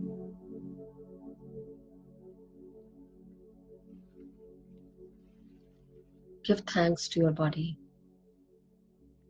for going deep into meditation, helping you relax, becoming stress free, and rejuvenating you through your breath. Let us be grateful to this lunar eclipse and also the full moon's energy, helping us transform and release. So now, let us come back, straighten our spine. Let us straight our head and neck.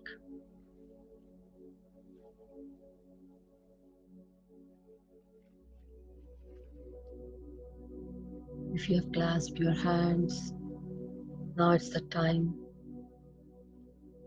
to open your palms, open your hands and fingers. Keep your hands, palms of your hands on your eyes for 5 seconds. 5,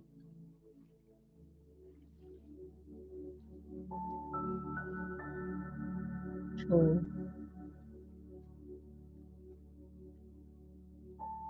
3, 2, 1, and 0. And now, whenever you feel ready, you all may open your eyes beneath your palms and very slowly remove your hands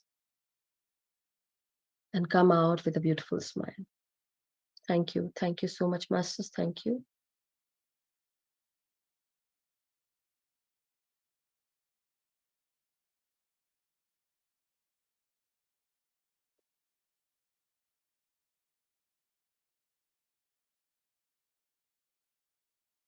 I hope you all had an enjoying time with meditation.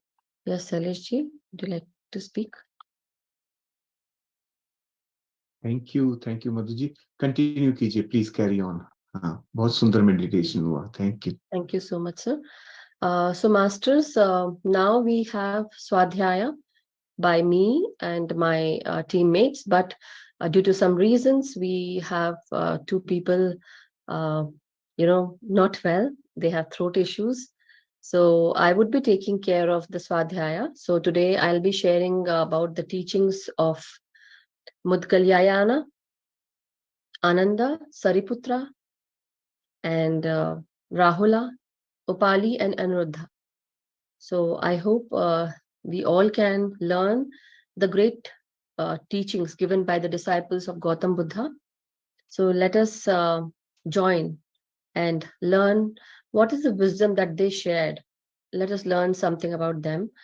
So as you all know, I'm Madhusoni, as I already told you.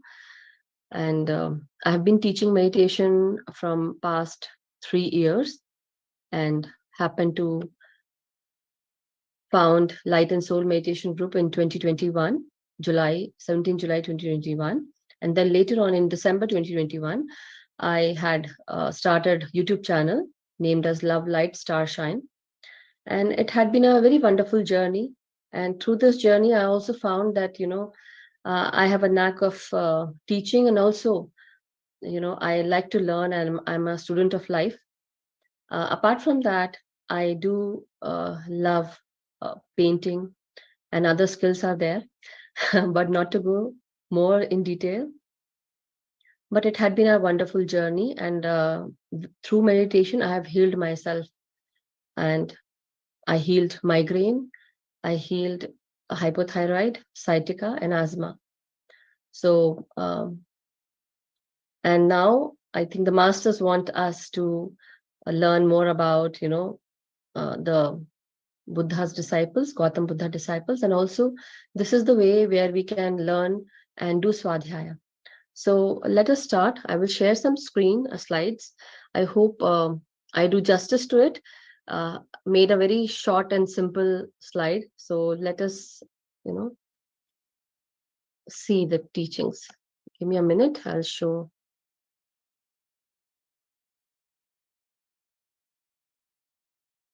I'll share the screen. And let me know if you all can see properly. If not, that also. Okay. So masters, here it is. So today I'll be taking you through the teachings of Mudgalyayana and Ananda, Sariputra, Rahul, Opali, and Aniruddha. So today, as we all know, we did Puurnima meditation, and so during full moon, the moon is very closer to the earth, and it does have healing properties. It's easier to heal ourselves with improved concentration and better sleep. Also, we find ourselves to become more intuitive during full moon time, and it helps us relieve anxiety, stress, and also the 3 days before the full moon and after the 3 days, it's very helpful to get more and more energy. When you sit in meditation, you get a great amount of energy, and if you use pyramid, that also can help a lot. And then it also help you release melatonin in your body, and also help you manage emotions. So anyhow, this was about wow, really? Yes. I thought it it just went away. So here I would be telling you about Mudgalyana. Mudgalyayana was also known as Mogalana or Maha Mudgalyayana, Mulyan or Maha Mogalana. In Pali Bhasha or in Pali language, they also say, Mugalyana or Mugalana. And his mother's name was Mulyan, so that's why he was also called as Mulyan. Also, he was the closest disciple of Shakyamuni Buddha, and the contemporary disciples were Subhuti, Sariputra, and Mahakasyapa. He was considered the second of the Buddha's two foremost disciples. So and he was also known for his psychic powers. So, and But before that, he became a spiritual wanderer in his youth, and his friend was Sariputra. So I would tell you a little about Sariputra as well. What happened was they both had taken birth, but different places, but at the same time. So their birthday is also the same day. And Mudgalyana was also known for filial piety, meaning that, whatever merit you earn through your lifetime through good service, you are going to transfer that to your parents or to your ancestors. And this was a tradition which was led in China and Japan, and it is also known as the Ghost Festival. But here, Mudgalyayana found that, due to some reason, her mother, she was very unhealthy, very sick, and he wanted to save her. But whenever he wanted to give her some food, the food, when it comes near to her mother, it would always burn. So he asked Buddha, what should he do? How to, rejuvenate her? But and nothing is happening. What can I do? So then Buddha said that why don't you try the filial piety, and that would help. So this is the you know way where we can transfer our merits to our parents when they are actually going through a lot of issues, problems, or challenges, struggles in their life.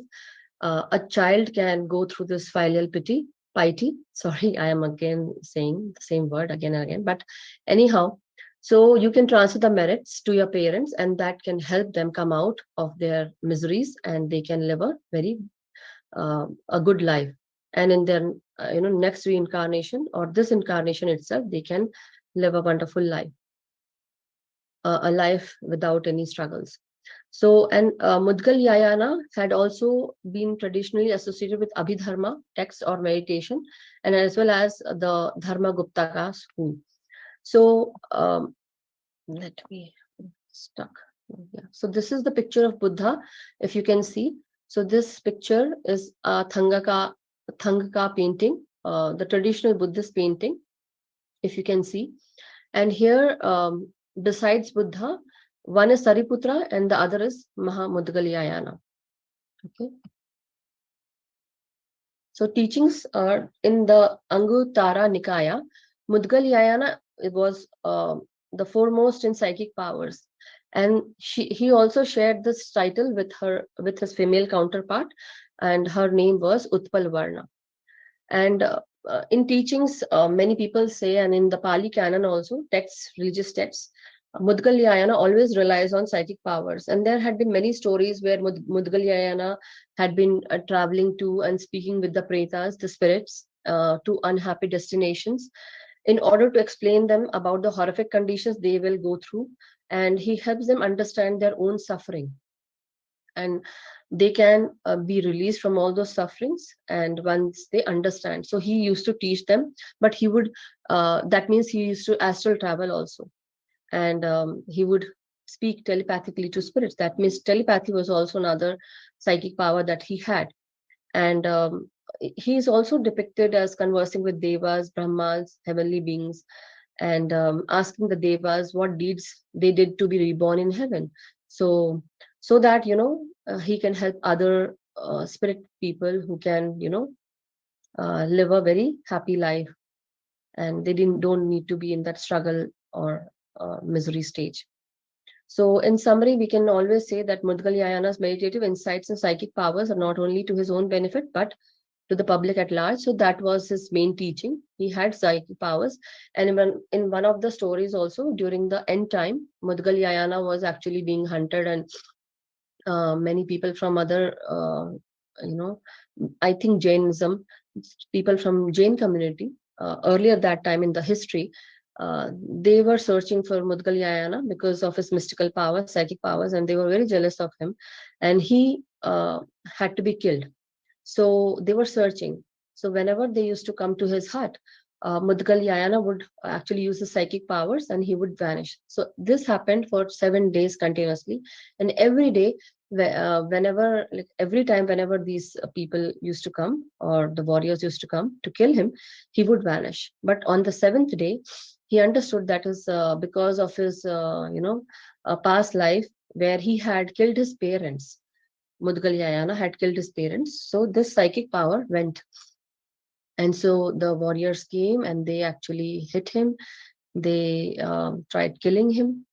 And so this was one story where he used his psychic power, but because of his past life karmas, he could not save himself, because he had to go through that. Until unless he accepts that, he wouldn't be, he wouldn't, get out of that karma. And again, he would have to incarnate. So finally, he just lets his psychic power go, and he gets into that, the warriors hit him, and that is how he was bruised and a lot of blood came out, but still he survived later on through his psychic powers. So historian Julie Gifford says that he guides others by providing a cosmological and karmic map of samsara. Mudgalyayana, one second, masters. Yeah. Mudgalyayana is also compared with a master who trains the child up in that he develops his students further along the path to enlightenment. So yes, and that is how his teachings were very easy, but he would teach people his psychic powers, and he would try to make a master of that particular child, and he would develop his student further through these powers and enlightenment. So these are some of the slides where you can see that Mudgalyayana was able to use his powers of mind reading in order to give good and fitting advice to his students so that they can attain spiritual fruits quickly. And he also used to discipline monks through his psychic powers, but also devas and other beings. So one day there had been some monks in the monastery, and they were making great noise, and he could not, like, how to explain them every time. So what he did once, he shake the building and to teach the monks to be more restrained, to be disciplined. And that is how, like, he had the psychic power. That means it was telekinesis as well. So Mudgalyayana's demonstration of psychic powers is his victory over the dragon, that is the Naga Nando Pananda, which requires mastery of the jhana states in meditation. And many of his demonstration of psychic powers are an indirect means of establishing the Buddha as a great teacher. He also taught and trained Gautam Buddha's son Rahul to ponder on if the discipline or the disciple has these powers, then how spiritually his powerful master will be. That means, if he is that spiritual or he has these psychic powers, how powerful would be Gautam Buddha? Just to help you imagine, So you can see how he used to travel. Mudgalyayana used to travel the Preta world, the spirit world. So these are some of the pictures that I found on the net to help you go more into that, have that imagination that how he used to travel and teach the Pretas. You can see animals of different kind, beings, basically. So now I would, go ahead with the teachings of Ananda. So we'll tell you a little bit about Ananda. He was also known as the guardian of the Dhamma. And I would also share one thing here that, our great grandmaster, the great grandmaster of Pyramid Spiritual Societies movement, Pitamaha Brahmarishi Patriji, whose picture I have shown here, he was also Ananda in his past life. Ananda was a Buddhist monk, and from 6th century BC, he was the first cousin of Buddha. He was Buddha's father, Shuddhodhana, and brother of Amitodana's son. So the first 5 disciples of Buddha, among them he was also there, and he was the most beloved disciple. He served Buddha for 25 years. So I believe when he was, I read this, and it showed that when he was 55 years of age, that time he started serving Buddha. So he was born on the same day as Buddha in Kapilavastu as Shakyas, and he asked for 8 favors. And the 8 favors were like, the first 4 were very, like, maybe many people won't ask. It was little negative, but I wouldn't say negative. It was like off the mark, but maybe you won't ask these conditions from the person who you are going to serve. But he still asked, and the first four were never pass gift of robe to him. So if he was given, if Gautam Buddha was given any robe, so he wouldn't pass that to Ananda. Second, it was not to give him any meal if he received as alms. So if Buddha received any alms, um, so that in the form of meal or food, he wouldn't give to Ananda. And if Buddha received, the third is, if Buddha received a dwelling place, he would not give Ananda that dwelling place. He would not transfer that. Then fourth, he shouldn't include him in his personal invitation. If there is any meal offered for any discourses where Gautam Buddha went to give discourses, and if the meal is given there, so that personal invitation should not be given to Ananda. So these were the four that he mentioned, which were little off the mark. But then the remaining four were, that means out of 8, the remaining four were, if Ananda is being invited, he can transfer the invitation to Buddha for the discourses or anywhere. If people from outlying areas reached out to Ananda, he would help them bring to meet Buddha. That was the sixth one. And then the seventh one about Ananda, if you can see his picture here.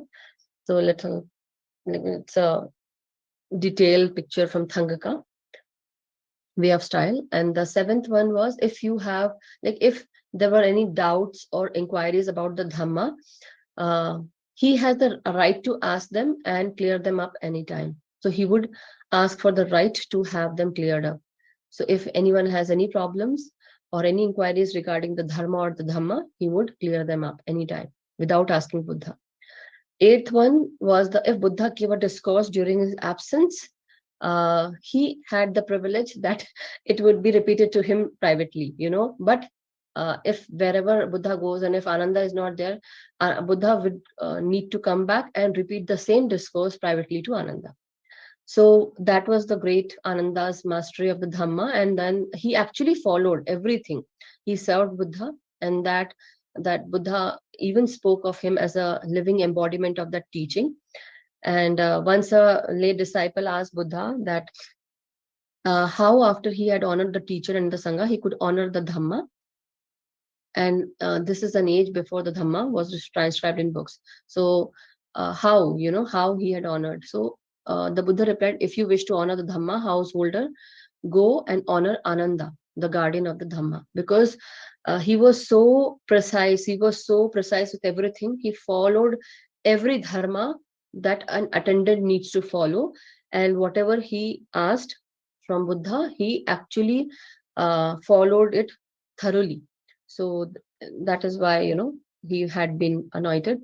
And in 3 of his verses in the Theraghata, Ananda sums up the way that he served the Buddha through the last third of his life. So the last part, the third, fourth part of his life, he actually had verses in the form of Theraghata where he had actually summed up. It's kind of a poem. But the 5 eminent qualities which we find in Ananda were that he had heard many discourses of Buddha, and he was very learned and enlightened. So, and because he had heard, so in Pali language they say Bahu Sutnam. Second, he had a very good memory, sharp memory, and he would, whatever discourse he would hear from Buddha, he would actually repeat everything syllable by syllable.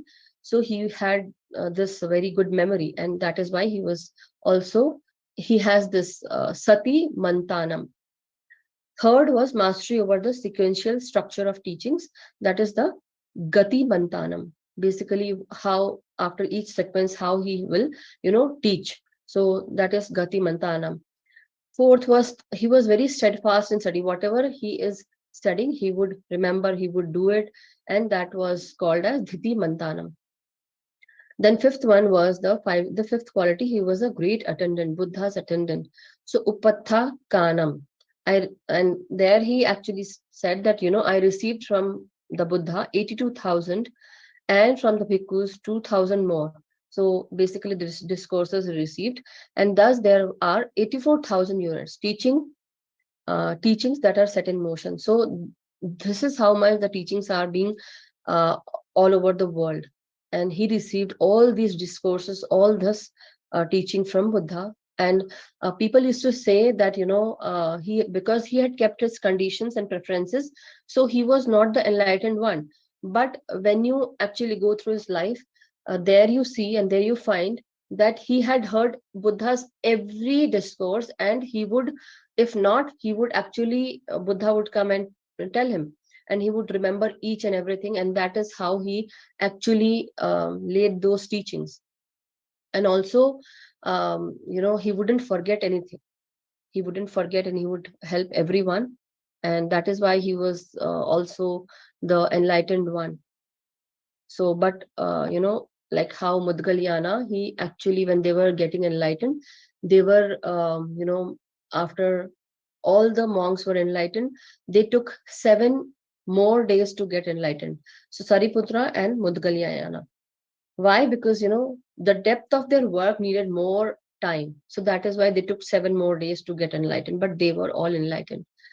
So among them, Ananda was also one of the disciple, and who used to he was also the cousin, and also he used to teach and help people. Ananda retained Buddha's discourses by heart, and his telling of them formed the basis of sutra, which is also known as Sutta Pitaka, that is the basket of teachings. And the phrase that thus I have and thus have I heard, which opens each sutra or teaching, signals that follow, which follows and is considered to be a text recited by Ananda at the first council following Buddha's death. So after Buddha's death, he was, he actually recited every text. So in an expert from great disciples of the Buddha, the writer and translator Helmut Hecker, he describes that life and work of the monk known as the vessel of truth. So basically, if you want to find truth, you can find the teachings, not teaching, sorry, you can go and learn about the life of Ananda. And he was a very good secretary. He had a very efficient communication, and he helped, which helped many monks and masters. Actually, he conveyed this communication between the monks and masters, and also Buddha. So together with Sariputta and Moggallana, he tried to sort out and attend many-fold problems of human relationships that turn up in a community. And that is why he had also being, he helped solve many disputes. So sati is the ability to remember. He could repeat discourses of Buddha flawlessly, as we have already told.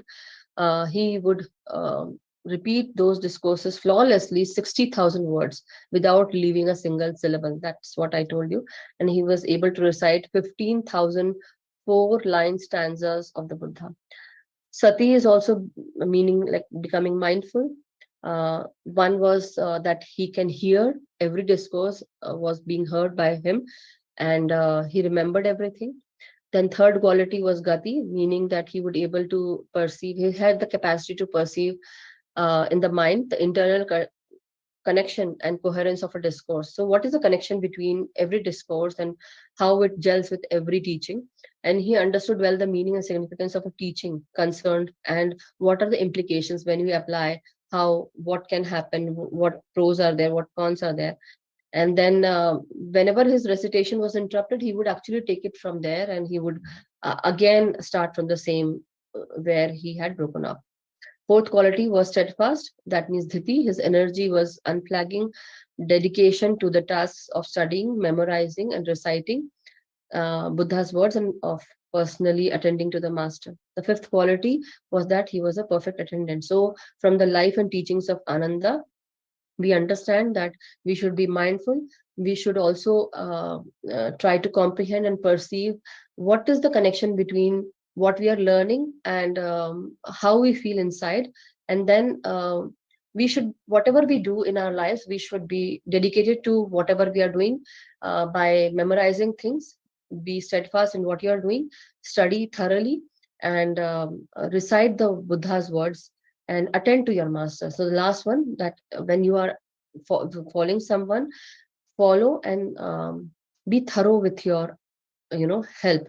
Be thorough with the help you give to others. So that is what the teaching of Ananda.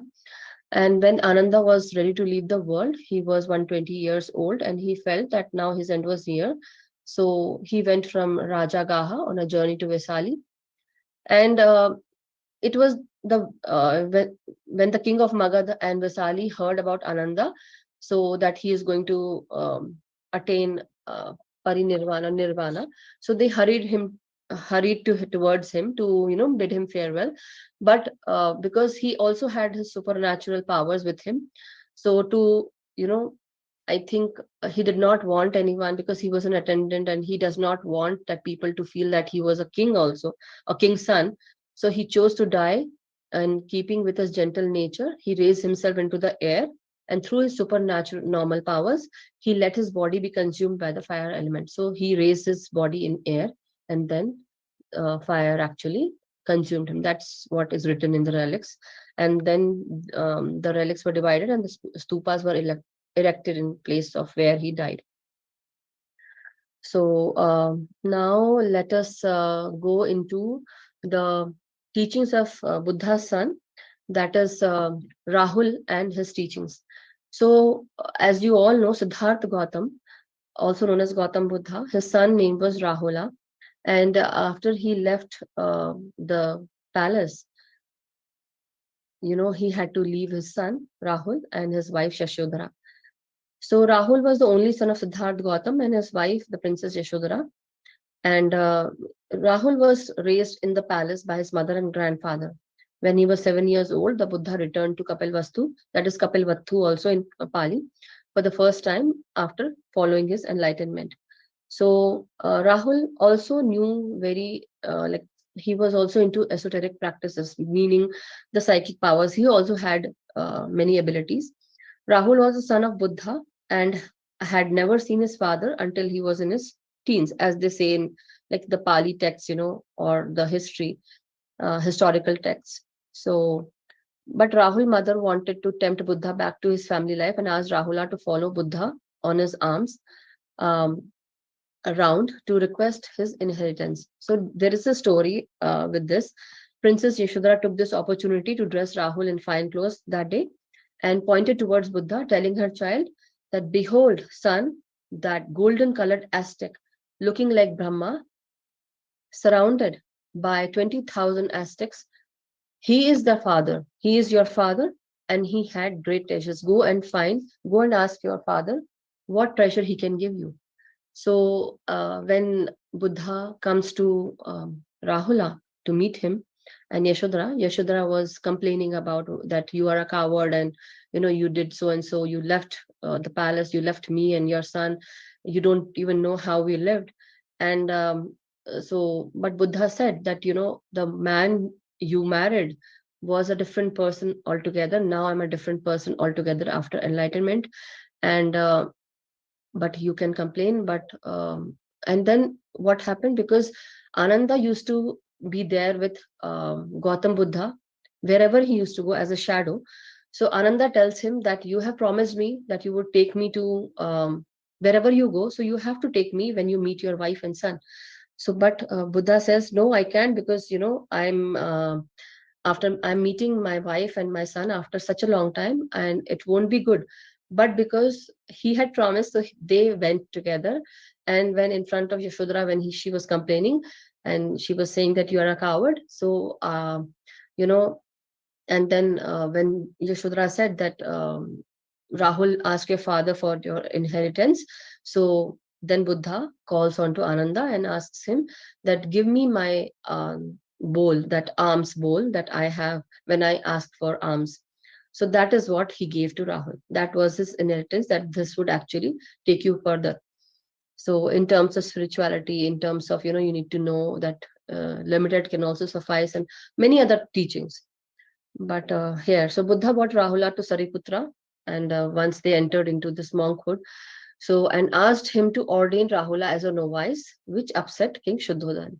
So King Shuddhodhan was not happy with this, and then King Shuddhodhan requested that children should not be ordained without their parents' consent, and this became a rule in Buddhism.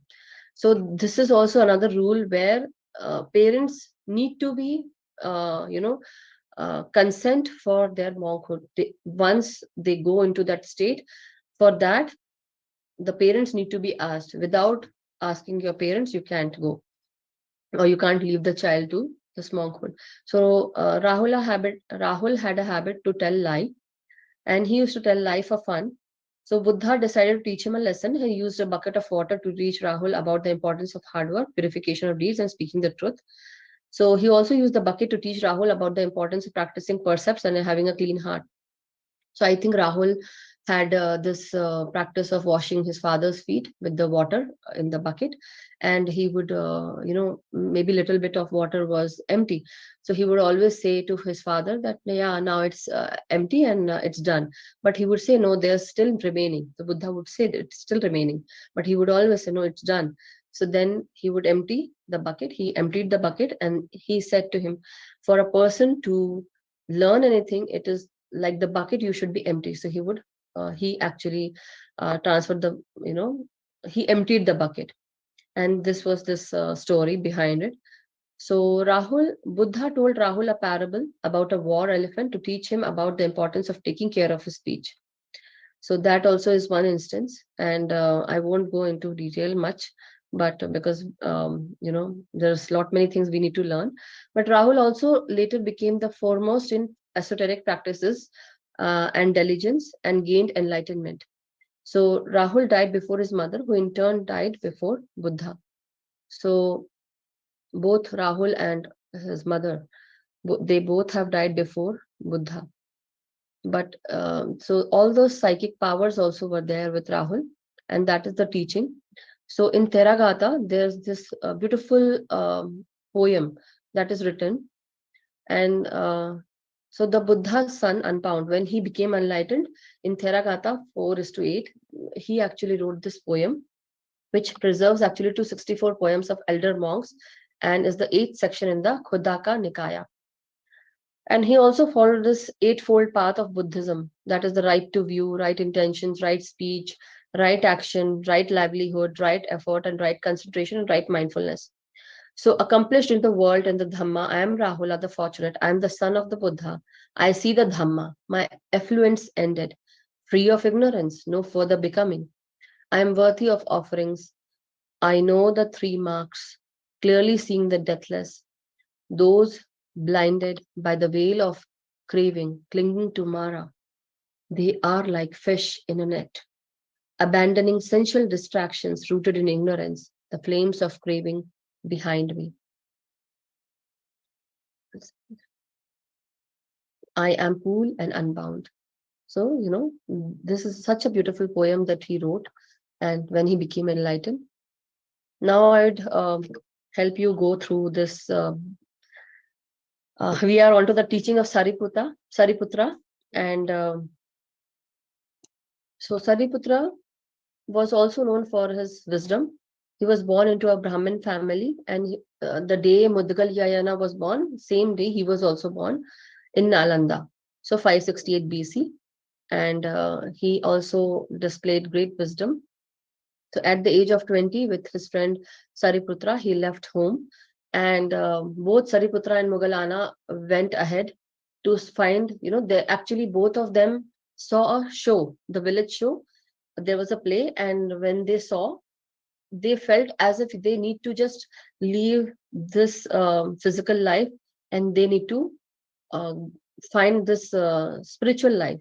So for this, they actually left home at the age of 20, and so then they found Sanjay.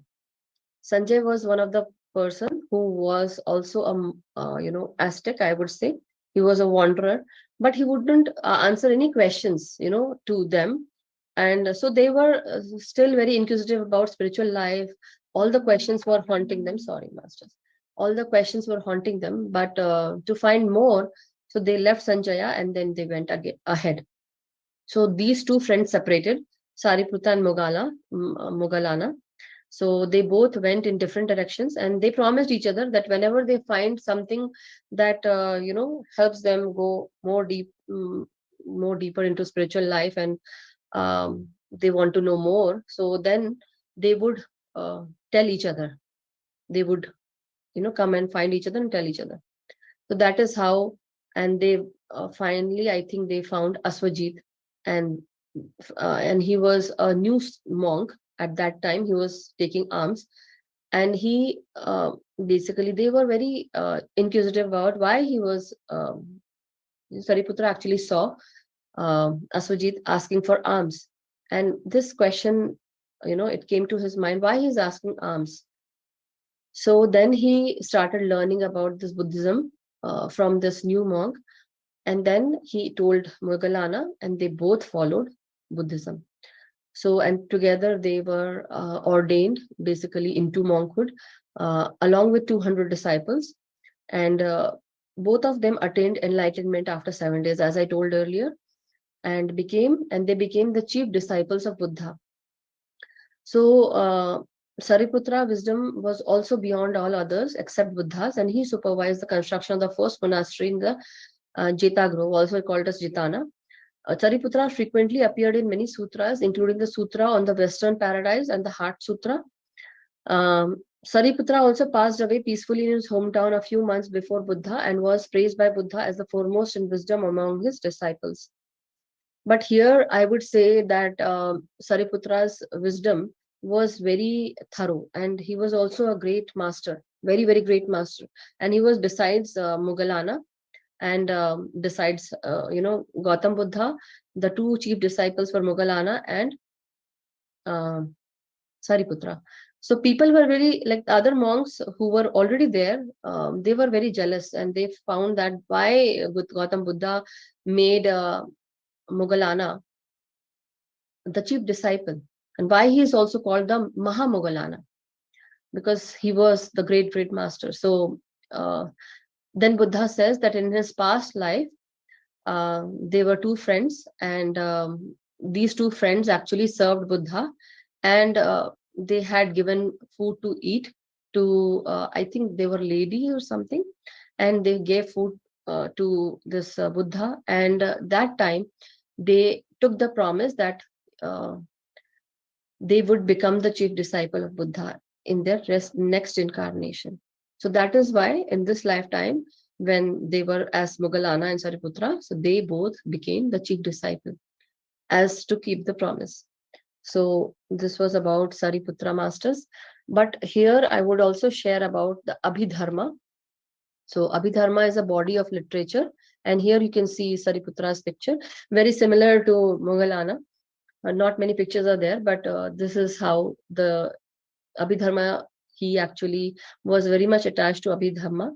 It is a body of literature that emerged shortly after the Buddha's lifetime, and it comprises of 3 baskets, that is also known as Tipitaka of early Buddhist canon, and it describes 28 physical phenomena that arise with 52 mental factors, and which manifest into 89 types of consciousness, which unfold in a series of 17 mind moments governed by 24 types of causal relations.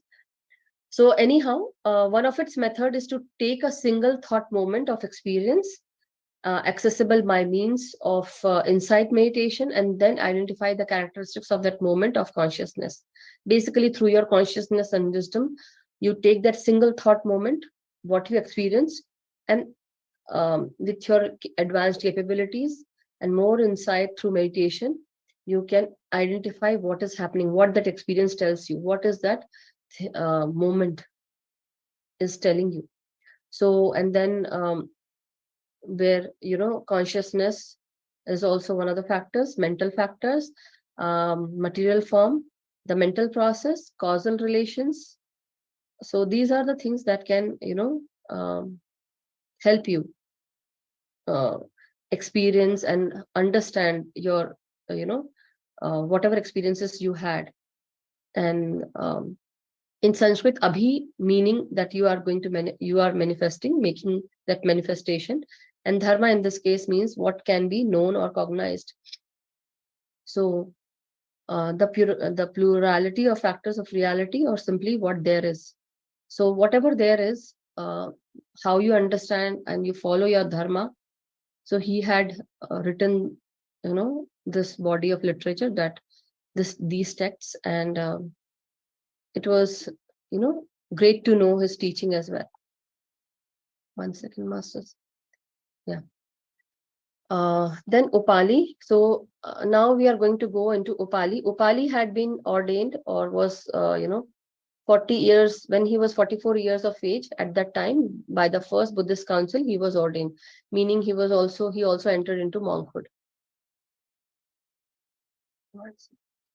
Yeah. So Upali was foremost in upkeeping the precepts. That is basically, upkeeping the behaviors, the attitudes, how you need to behave, how you need to be there, what attitude needs to be for a monk or Buddhist person. So Upali was born into a family of Shudra caste, which meant he was destined to be a slave. And Upali's parents asked him to learn this new skill of hair cutting to support himself because they were barbers. And he mastered all types of cutting in a short period and became the barber of the princess. So masters, please do, I apologize for any words if I don't mean any harm or anything, but these were the things that were written. So I'm just helping you understand how the history of Upali had been and what his life was. So using these words, so he mastered all types of cutting in a short period and became the barber of the princess. Upali was also recommended to do the haircut of Buddha. So he was very overwhelmed that this was an unexpected behavior by Gautam Buddha, and it's as if it was an honor to cut his hair, so and cut hair of an enlightened one. So with his mother's advice, Upali cut Buddha's hair and attained the first stage of meditation when Buddha commented on his posture. So when he commented first time, he attained the first enlightenment, first stage basically, not enlightenment, sorry, first stage. Then second, again, when he was concentrated, Upali concentrated his attention now and attained the second stage of meditation while cutting when Buddha commented again on his body posture. Then third time, Upali concentrated on his breath and attained the third stage of meditation when Buddha commented on his breathing. So third was the breathing. He actually told about breathing and he concentrated on his breath. Then fourth stage of meditation, he entered when he was completely focused on his breath and was unaware that he was holding a razor. So one thing, definitely this happens when you are deep into meditation, when you are totally, very deep, or in that fourth stage when your brain waves are very much subsided, very much calm. You go into this delta or theta, level. That time you actually go into this fourth stage. Basically, you don't even know. Basically, you get out of this body's consciousness. So Pali was very preeminent among those who knew the disciplinary rules by heart and was ordained before the seven princes. Upali became the foremost in upkeeping the precepts and was often asked by Buddha to settle disputes among the Sangha. So when the Sangha was small, it was easy and there was no rules, no regulations, nothing. But it was easy for the upkeep, whatever they had to, they were able to do it. But as the Sangha was established and as it, flourished, more and more people, more and more monks were there. So it was very difficult to maintain Sangha.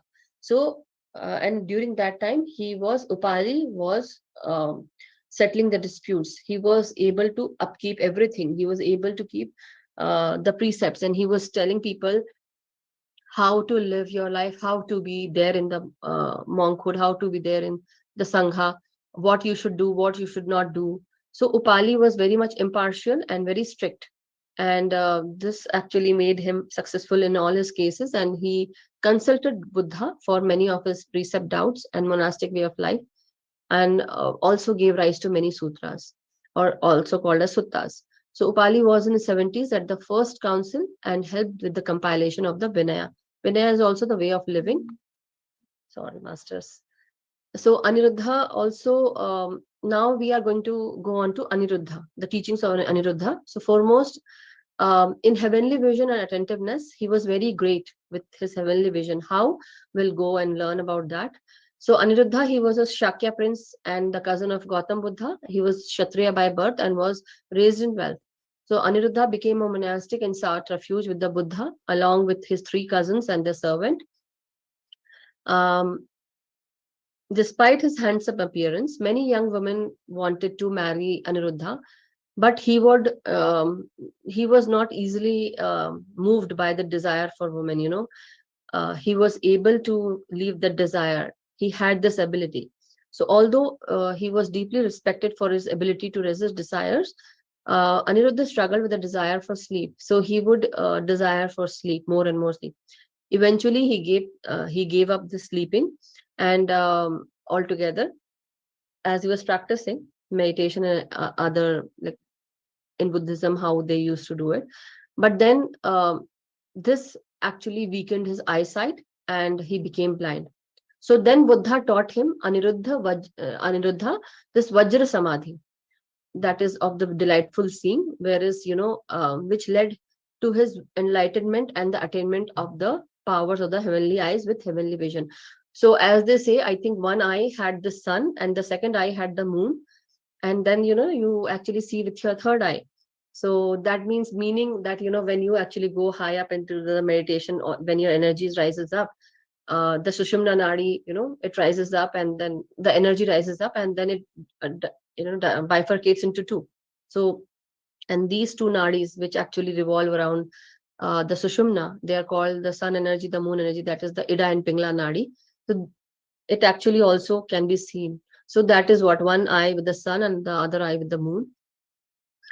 And when both your sun and moon energies are balanced, or your Ida and Pingla nadis are balanced, that is the time your third eye awakens. That means you become more attentive, you work with the truth, you walk the path of truth, and you have this heavenly vision where your third eye helps you see your past, present, and future. So this is how, with his diligent practice and the 8 realizations of great beings, he was able to teach others about, how to be a great realized being. The 8 realization of great beings were, which include the impermanence of the world, the dangers of the excessive desires, the insatiable nature of the mind, the dangers of laziness, the negative consequence of ignorance, poverty and suffering, and the troubles caused by the 5 desires. So these were the teachings of Aniruddha, and as the followers of Buddha, we should hold these realizations in our mind and chant them often morning and night. Basically, just telling them, telling us that that we should leave certain desires which are not good for us, and we should also uh, remove ourselves from laziness, and we should not be ignorant. We should definitely try and learn the wisdom that is there, and learn to know the truth. Once you know the truth, and once you raise your energy, you will get to you will find the truth. And when you actually walk this path, then basically you get out of the mentality that you are poor or you are in suffering. You won't even feel that. So that these are 8 realizations that he got to know, and these 8 realizations helped him, and same way he helps others also to realize these truths, and to find that these can help us and live our life peacefully, and walk with the path, walk on this path of truth. So thank you, masters. I hope this can help you become enlightened, and I hope this must have been great to each and everyone. And I hope you learned many things from this discourse, Swadhyay. And apart from whatever I had to share, I had Gaganjeet Bains and Minakshi Arora also. They also helped me with providing details, and because they were sick and one was definitely very busy with the meetings, so she could not come. But apart from that, I would also thank Pooja Handrale ji for her passing on details. So thank you so much, Pooja ji. Thank you so much. And thank you, Sailesh sir. Thank you. Thank you.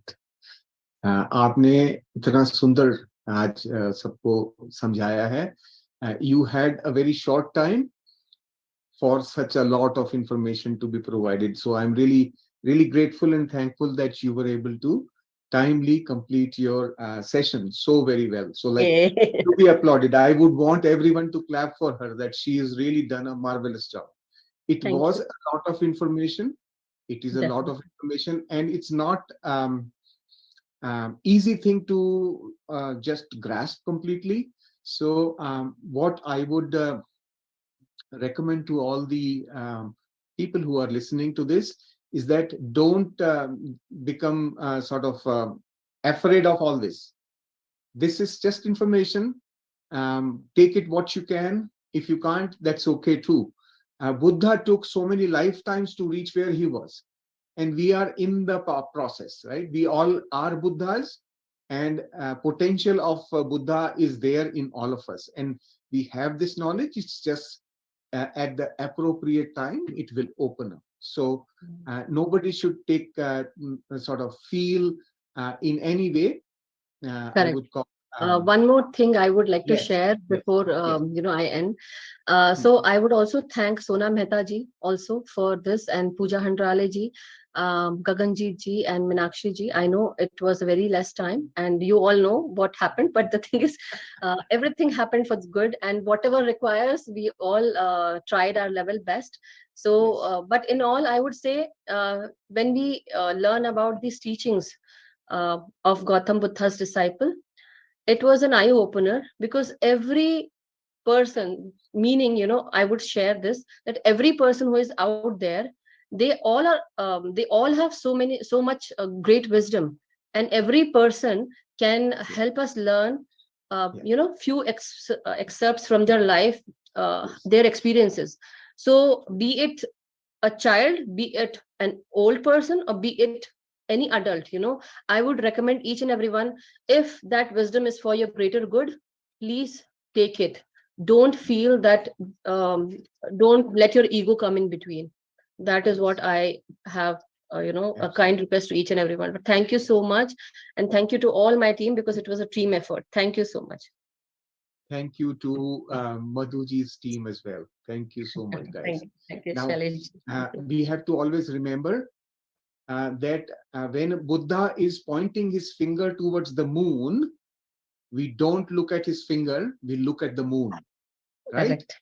Remember this. So we have to look at the knowledge that Buddha imparted, right? Yes. So instead of starting to worship Buddha, we should work with the knowledge that he has imparted, utilize that knowledge. And through this brief introduction that Madhuji has made for all of us, one thing becomes very, very clear to all of us, that Buddha was a phenomenal psychologist. He understood the workings of the mind to the minutest detail. How thoughts come, how the mind functions in totality is what was his speciality. So all of you have just got taste of it. If you feel inclined, if you feel interested, you can all explore this knowledge in deeper way. Patriji has incorporated Buddha's knowledge in lots of his teachings as well. Buddha's the important aspects of Buddha's knowledge in a simple way he has introduced to all of us. Yeah. So And I will basically yes, enlightened. What is Buddha? Buddha is a state of being. Basically, it's a state of yeah, enlightenment, where we yes, all become enlightened, and every stage through meditation takes us to that enlightened stage. But in our life, personal life also, through experiences, through insights in our lives, we can learn so many things, and that is the time where we become enlightened. So Buddha is not only that one great Gautam Buddha, but it is every human being who is there on planet Earth, and everyone has to go on to that stage of enlightenment. So thank you, Sailesh ji, and I hope it had been a thank wonderful you. discourse Any for master everyone. would like to ask any questions or would like to share Yes. something, you can unmute yourself and talk also right now if you feel like. Yeah, if anyone has any questions, we Yes, still have 2-3 minutes we can give to that, and then we can go yes, ahead, right, Sailesh ji? yeah, yeah. I have no problem. I mean, we will just flow into my session. There is no Okay. problem at all. It's all open for everyone. If you feel like asking something, I will continue into Buddha's teaching also a little bit later. I will tell you Buddha's last teaching about Wow, that. that's And great. That's Patriji has wonderful. very beautifully incorporated that teaching into his meditation instruction. He does Right. that every time he runs a meditation. So I will talk about that a little bit later. For Yeah. now, if anybody has any doubts, any questions, you can ask. I want you guys to just wake up, kind of like many people would have gone to sleep. It's very late in some parts of the world, and people are here from all over the Yeah. place. So just wake up a little bit. If Yeah. you If want to anyone stand up, has, yeah, if yeah, anyone has any questions and if they want to, ask anything, big or yeah. small, I'm here to answer their queries or Mm. questions. It would just help you understand, what meditation is or what the teachings were. If anyone wants Yes. to, please do. If not, we are good.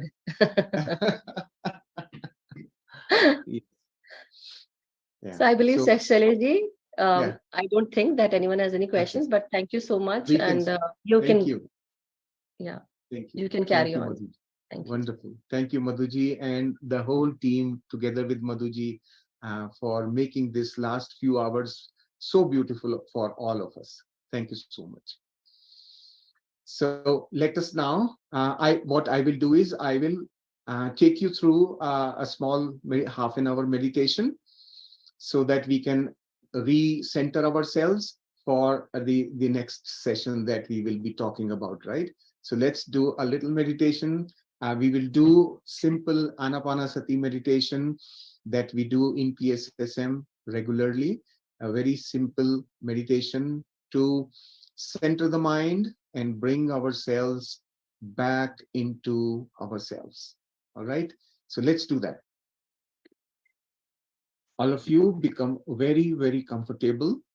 I will share music and you can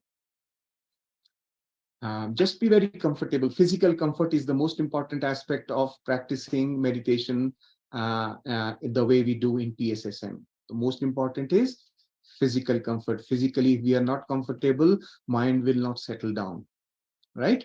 So for the next 5 to 10 minutes, I would request all of you to be as still as possible. Just be still, physically still.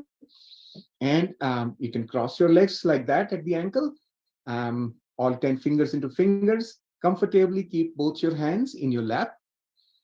Keep your spine vertical and slowly and gently close your eyes.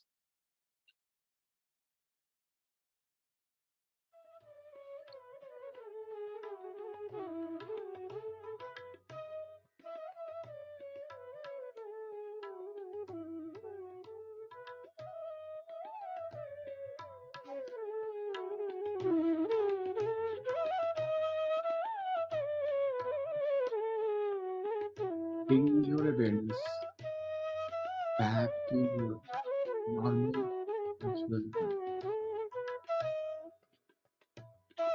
For the next 20 to 5 minutes, we will center ourselves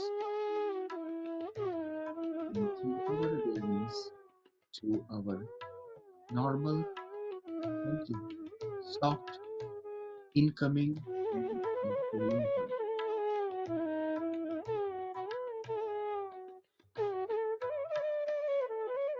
For this time, allow yourself to be completely with your breath and not get distracted by your thoughts.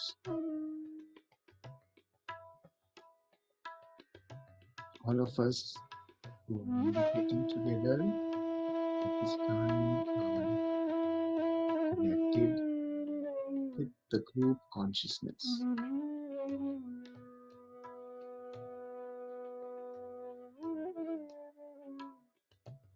And when we are connected with the group consciousness, we can exchange thoughts very easily with each other and acquire more and more wisdom.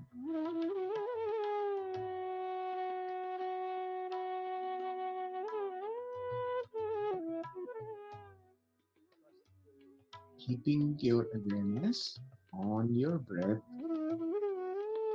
will help in letting your mind slow down very gently, very softly, and feel incoming and every outgoing breath is taking us deeper and deeper into meditation.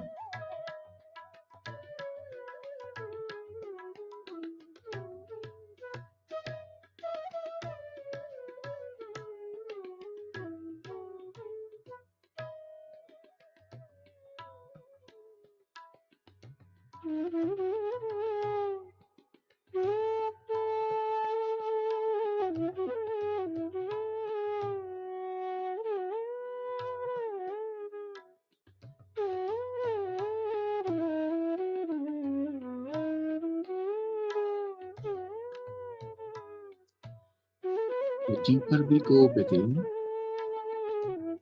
the less becomes the turbulence of us.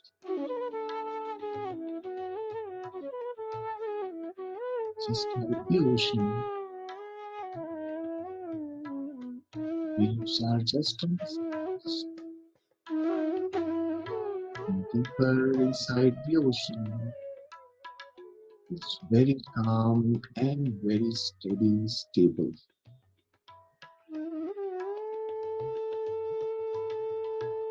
And our mind is exactly like that.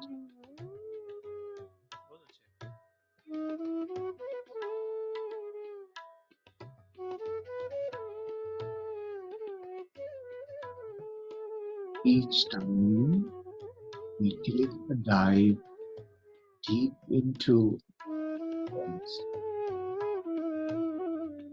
we recharge ourselves. We regain the holy energy that we have consumed deep.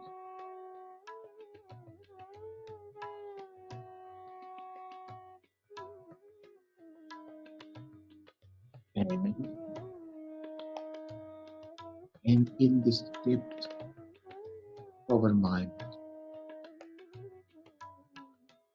it composed our own real self,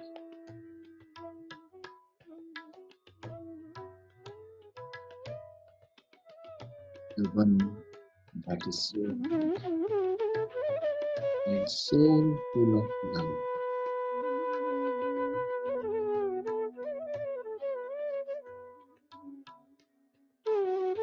Let go of ourselves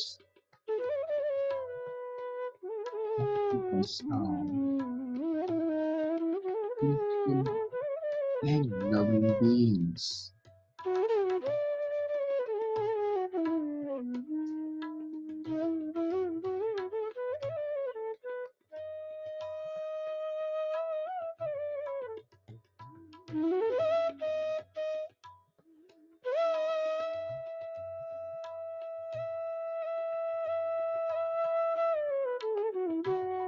Just keep your awareness on your incoming and outgoing breath.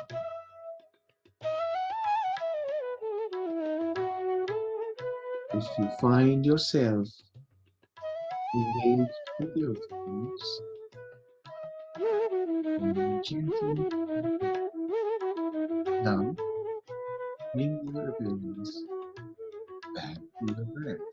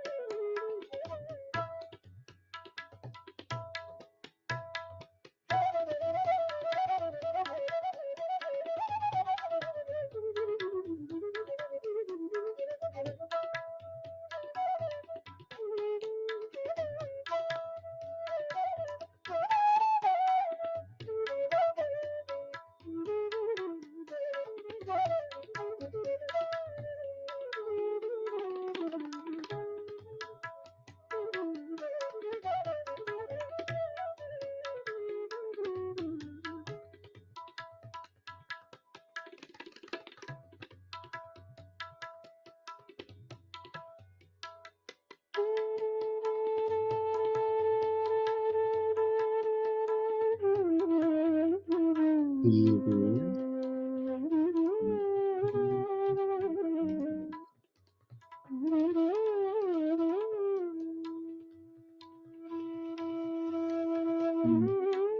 Energies hanging to fill in this body.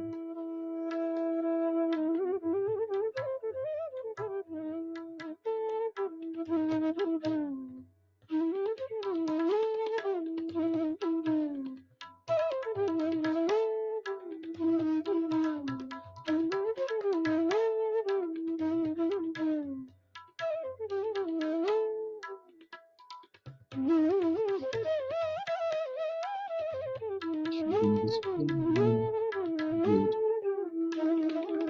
we should meditate as much as possible and maintain silence while we are not meditating.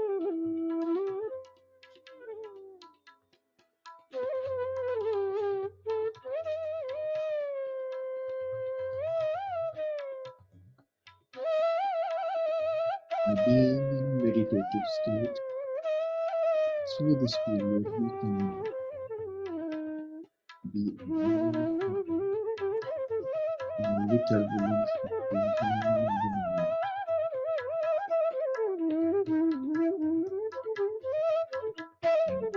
Increase your understanding of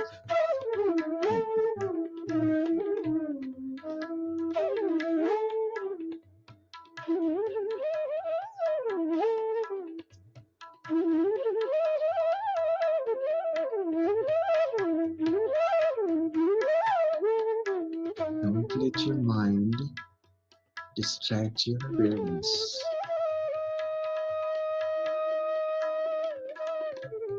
Be with your breath.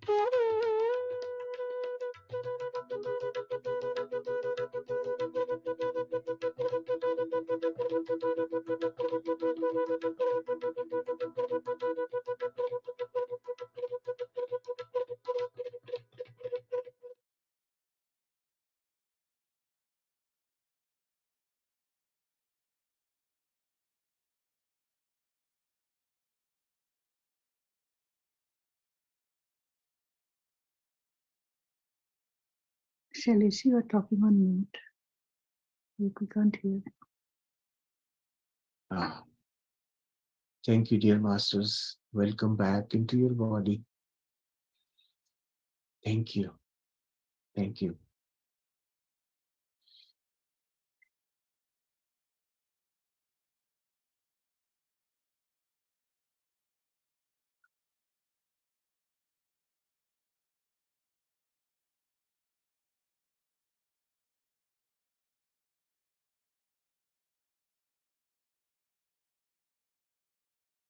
Slowly come out of your meditation, and we will now begin to look at some messages now, some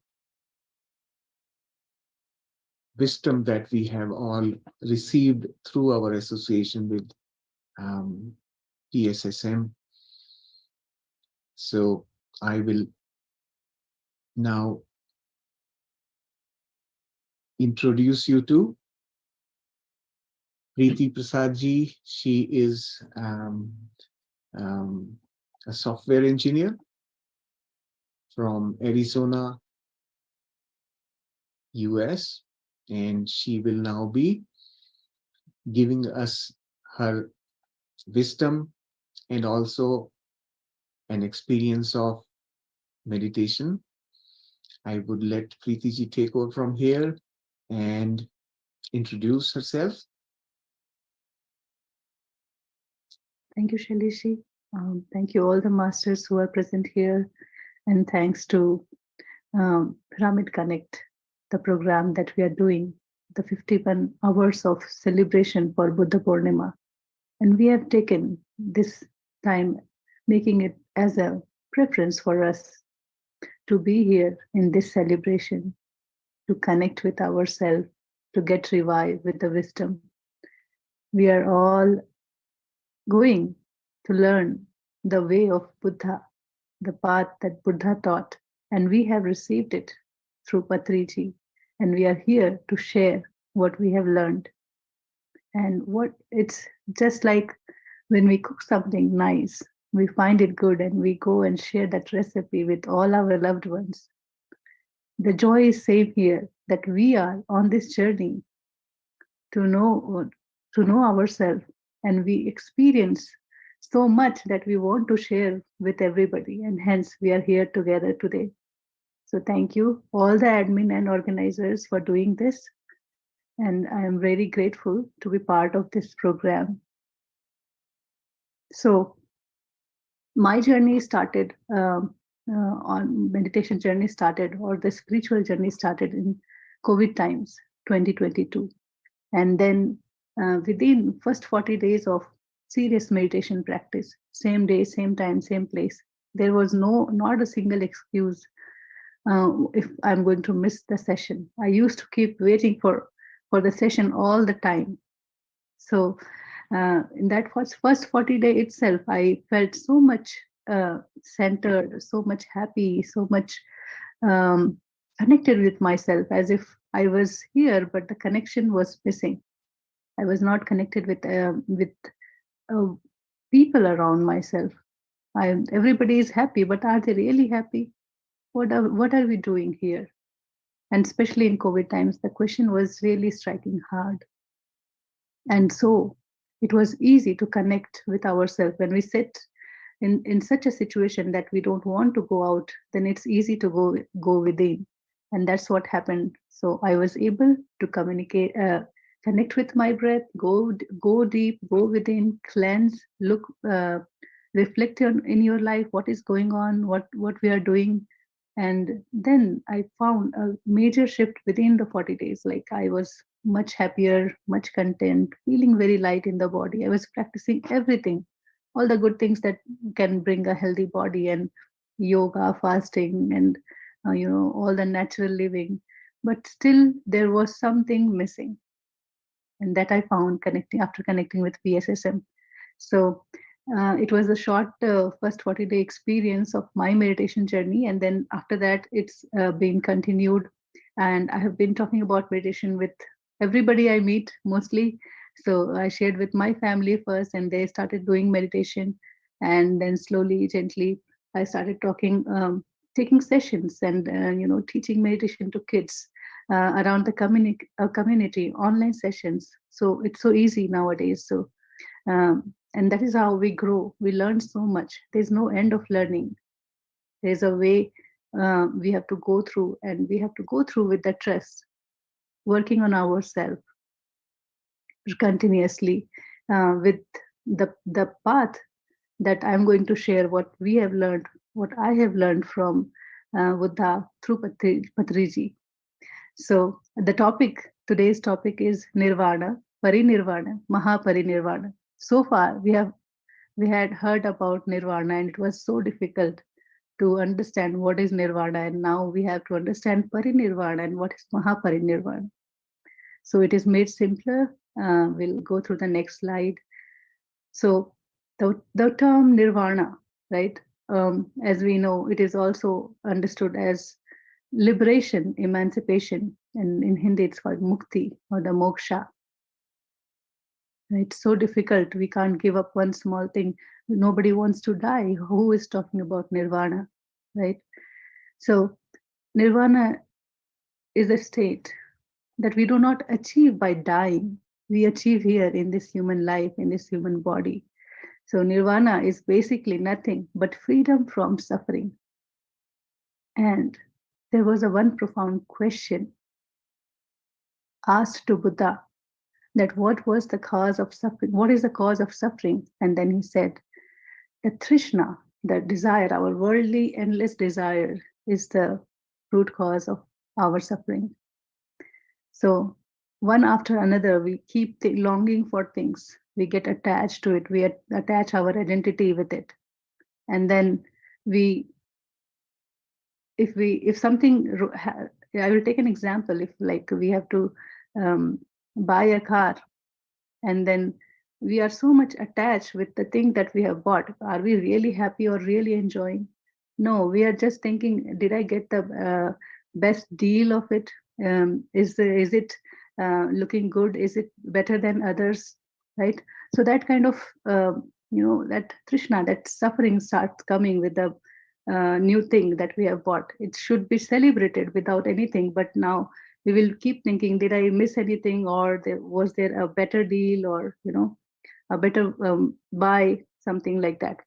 And then we carry it so carefully, or maybe sometime extra care, that okay, if I don't get any dent, everything is perfect, nobody should touch the car, and it should be like neat and clean, and so on and so forth. Like we start thinking in many different ways to protect that the new things that we had bought. So you see here, the joy of buying is nowhere, but now the pain of paying the mortgage, pain of the insurance, and all the many other things that it comes along with it, we are attached to it. So that is how, not this is one simple example, but in our day-to-day life, we'll see there are many such examples all around us. We keep coming across the situations where with all our worldly desire, we could simply have it, but we go into the lot of analysis, and then we go stuck into the suffering part comes up with that, right? So then Buddha said, okay, the pain is inevitable, the body pain, if we have a body pain, we can't say there's no pain, right? The pain is inevitable, but the suffering is our choice. Do we really want to suffer with that, is our choice, right?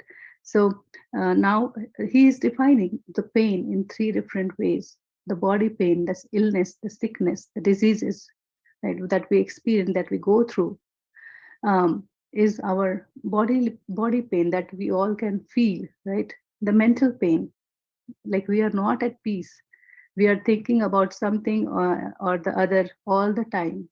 We are pressurized, we are fearful, unloved, in despair, depressed. So we are not happy, in the mood of enjoying anything, looking for something all the time. And then there is an intellectual pain. We are not, we are like living the life, but we are lost in the journey of life. We have, we are listening to something, but I'm not able to understand. I'm not connecting. My concentration is not good. My memory is poor, right? Yeah, okay. There's a thing that is called, when we become aware of the truth. When we become aware of the truth, this pain, intellectual pain, goes. And what is the truth that we want to know? First of all, that we don't understand what is the truth. Even if there are many scriptures, many people saying so many things, we hear it, but we do not accept it. And we should not, until unless we experience ourselves. So this pain keeps coming to us all the time, and most of the time also, like we know the truth, but okay, this is enough. I know it, but somehow I can't follow it. I can't live the truth. So all these kind of pain brings trauma in our life. And then the Buddha suggested, like, there is a way to nirvana. How to achieve nirvana. Nirvana is achieved in this human body, in this human life. So what do we need to do? Is it something difficult? So let's see what he says. The first thing that he says is meditation. So the anapanasati meditation, we just practice the easiest way to heal ourselves, to cleanse our energy body. Energy is just like a software. We can't see it, but that's what is making everything move. So it cleanses our energy, our physical illnesses, they start disappearing. We feel happy, content. Then it helps us improve the quality of thoughts. How? So a normal person, we usually get 60 to 70,000 of thoughts in a day, unique thoughts. And then with practice of meditation, the number of thoughts start reducing. And then we can think better. We get the clarity. We get the, we want to now create things with through our thoughts. We bring beautiful, positive, miraculous thoughts, and that's how we improve the quality of thoughts, and we heal our, you know, the physical body and the mental body. The second very important point, Buddha said, ahimsa paramo dharma. So what does it mean? It means non-killing and non-violence. We are here in this human body living on this planet Earth, right?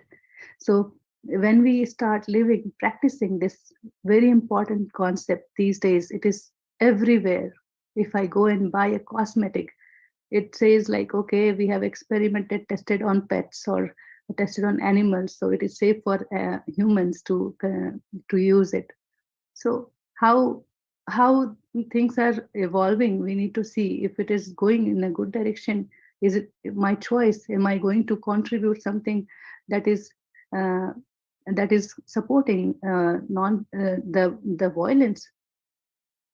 So when we start practicing living in non-violence and non-killing, then we come in harmony with the nature. We become part of the nature. We respect life. Life is life. It doesn't matter. It's us. It's ours. It's a human being life or an animal life or insect life. How my intention is, what my intention is. So the more we start living, becoming one with the nature, you know, and living a vegetarian style of choosing a vegetarian diet for food. Be watchful and careful about the cosmetics that we consume, about the things that we carry, the leather seat, the leather jacket, purses, and whatnot. There is a long list that we get from animals by harming them, not by the like. There is a way to take from nature. There is even animals are ready to give us, but there's a way to take it. We need to nourish, exchange a good,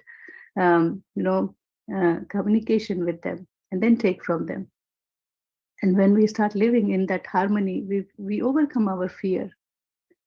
So with meditation, when I said I was doing yoga, I was doing all the natural living, eating vegetarian diet, and um, like not even putting chemicals for making my own soaps and like cosmetics, anything.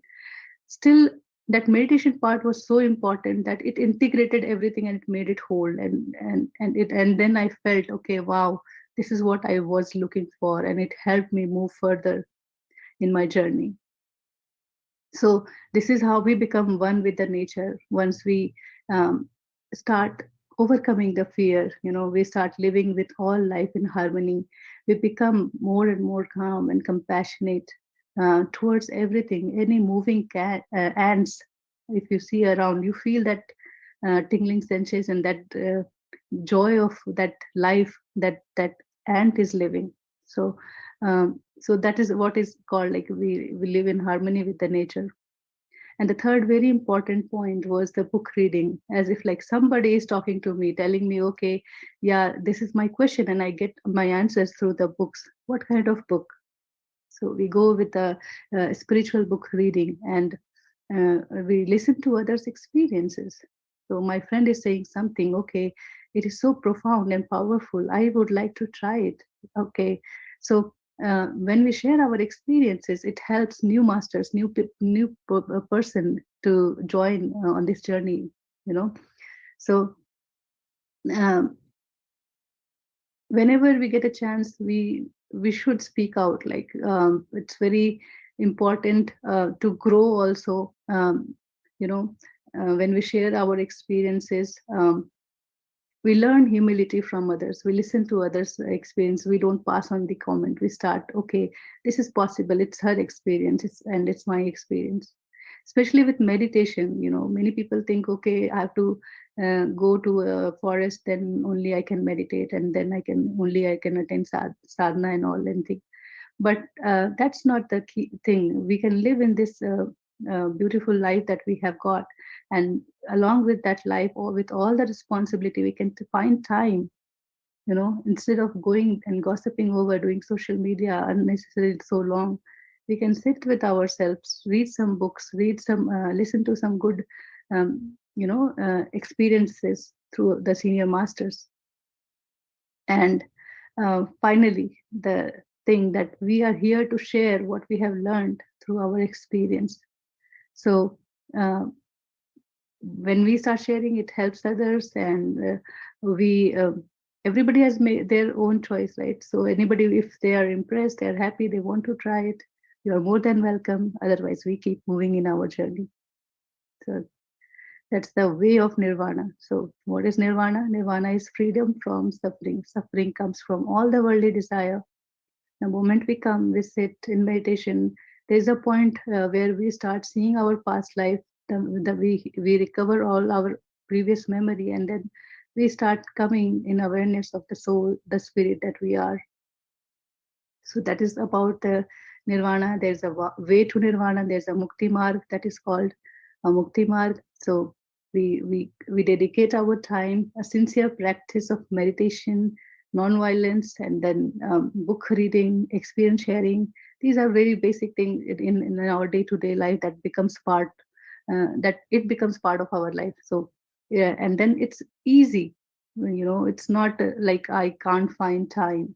When we wish, we can definitely find time. So the next topic is the parinirvana. So parinirvana is the state that comes after attaining the nirvana. Like you are happy in your own way, in your own home. You are free from suffering. You are free from the suffering that you are not complaining anybody. You are with yourself. It's quiet, peaceful, calm. Nobody can see that joy that you are having at that point. The parinirvana is the state when one influences people in the family and in the neighborhood. How it happens? It happens when we practice sincerely. With through the word that we speak, the action that we reflect in our day-to-day life. It is seen by the people around us, and that is where the shift starts. It's a slow shift, but we have to learn the lesson of being patient. We are not doing things for anybody else, but we are doing things for our own self, right? So it becomes our nature that, okay, if even if there is a difficult situation, I am peaceful. I trust the universe. I'm going to get learn something from it. I'm going to get out of it, and the best, I'll receive the best from this situation. I'm ready to learn. And that's how the time passes. We get something, later we realize, okay, it was for this purpose, and it was I got this. So we start building that trust in the universe, in ourselves, in this journey. So the friends and family, they learn the path of nirvana through us, and they also become free from their suffering in their respective lives, and that is the state of parinirvana, right? So the next is the mahaparinirvana. Yeah. So mahaparinirvana is the state when one influences the people in the whole world to follow the path of nirvana. So how do we do that? We are still doing it right here, right now. So it's very important. Like he did not say that, okay, you have to make everybody enlightened. You have to teach everybody. Like, okay, I'm willing to do that. Okay, so when you are willing to share the path of nirvana with the whole world, to become free from their suffering in their life, that is the state of mahaparinirvana. And then we feel like, okay, I want to dedicate my life to serve the humanity for nirvana. And that was the state of Buddha. That is what Buddha did. He went all over the countries. He walked barefoot. He taught what he realized, what he experienced. He talked about the many concepts that we are here. We will be going over many of those concepts. So this is the state of mahaparinirvana. Now the next slide. In this state of mahaparinirvana, we become Buddha. We become free of the life and death cycle. That all the work is done now, because now I myself, I'm in the state of nirvana. Then I made people around me realize the path of nirvana. And then Mahaparinirvana, we are ready to talk about it to the whole world, in the whole countries. Everybody, anybody and everybody are welcome to learn this. So that is the state of Buddha. And then you start teaching, you whatever we have experienced, we start speaking. Then that is the final state of Mahaparinirvana. So as in this state, we understand, okay, we are not here to heal anybody. Everyone can heal themselves through meditation. It's as simple as because I have done it, you can also do it. That's the key, right? And we do not sympathize with people. Like, there are many challenges all around us, we see, but there is a reason why it is there, and we understand that. So we do not unnecessarily spend time listening the stories after stories after stories, but we just tell them, okay, yeah, this is how it is. There is a challenge, and there is a purpose. There are difficulties, but there is a purpose. The lesson that we have to learn only in this human life. So why not let us start practicing meditation? Why not let us start reading some good spiritual book that other senior masters have realized. So many autobiographies, they are the most important thing to read. And they impact us so much, they help us so much to grow, And then we, in this state, we start living our duty. And our duty is to teach meditation to the whole world, right? We are not fearful anymore. We are not in the state of like hesitant to speak the truth. Okay, what others will think? They will feel they might get hurt if I talk about the any concept like the vegetarianism. They might feel offended. But here we are speaking the truth, that the path of nirvana, ahimsa paramo dharma. So first thing that we have to remember is the ahimsa, right? So when we speak, we charge our word. We choose the word that is very useful, powerful, positive, truthful. So that charges our word, and whatever we speak, we influence people, because now we are not just speaking. It's not a motivational speech. It is something that I have experienced in my life, and it has that energy of truth, of trust, and that is how we share. And with the mouth of words, like we learn from peers, from friends, from the people like you and me, so easily, and we move further in our journey. So in this state, you just know, what to speak, what not to speak. That's very important. And then we are ready to challenge the popular social beliefs. There are so many. Like Patriji lived all his life with no medicine, no doctor. And here we are paying so much bill every year on our insurance, the health insurance. So with the real spiritual wisdom, we can challenge all such so many social beliefs are there. The list is very long in day-to-day life. The protein. If my child will not eat meat, he will not get enough protein. So that's not truth. If I can't sleep, I will fall sick. I choose sleep over meditation. You do the reverse and see what happens. Once we are open, we start experimenting things, and then there will be results. When we do experiment, there are experiences, and then we live like an example of truth. So that's the most beautiful thing. That is how we influence people around us, and we become like Patriji. We used to sit nearby him in this conversation, even on Zoom.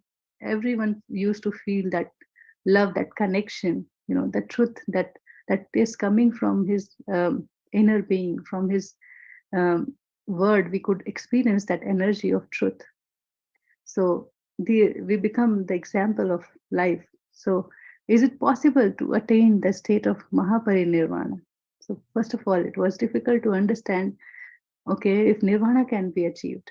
But yeah, Mahaparinirvana is the state when we don't have to come in the life and death cycle, because we have done our duty of learning meditation, practicing meditation, teaching meditation, experience sharing, all that thing. So today, once I have come to the state, I have learned the meditation. Now I'm willing to teach the meditation. Then start with that small community, small neighborhood, in the family, whoever is willing. Yeah, let's go and meditate together for 10 minutes. That's how we start. And then we can go through school to school, hospitals, all the facilities, in our communities. We start teaching meditation, bringing awareness about meditation. If I don't feel comfortable, it's so easy to do this service of sharing a video, sharing something that I liked. And that is how my journey started. Like, even I didn't realize that, okay, I'm doing some such kind of service, but I feel this person need this information that I have got, and I would forward that. So bringing awareness in the society about meditation in all the fields, in all the languages, in all the countries, and then start taking some online sessions, maybe 15 minutes, 30 minutes. Let's do small meditation. Let's do some sharing. I read this book. I wanted to share with everybody. It's so easy with the social media, the phone and the internet. It is so easy to reach door to door, home to home, with all age groups. Anybody can meditate. And I realized that how easy when we meditate with children. So I started teaching meditation, and even 5-year-old used to sit so quietly, and they taught me, okay, anybody can meditate. It's so easy. We don't have to bribe them to make them sit. They once they realize in the group, even one will realize, everybody will get that connection. So everybody is excited to practice again and again, over and over. So easy to reach out everybody. Like what Buddha did, he walked all over the countries barefoot all throughout the years. And that's the lesson from Buddha. Start spreading the awareness on non-violence and meditation, door to door, ahimsa parmo dharma. Thank you so much for taking this time and to listening to me. Thank you for listening to me. Thank you, Preeti ji. Would you like to continue with your meditation now? Sure. Yeah. Okay. Or yeah, sure. Or anybody has any question? Anything anybody wants to ask, share?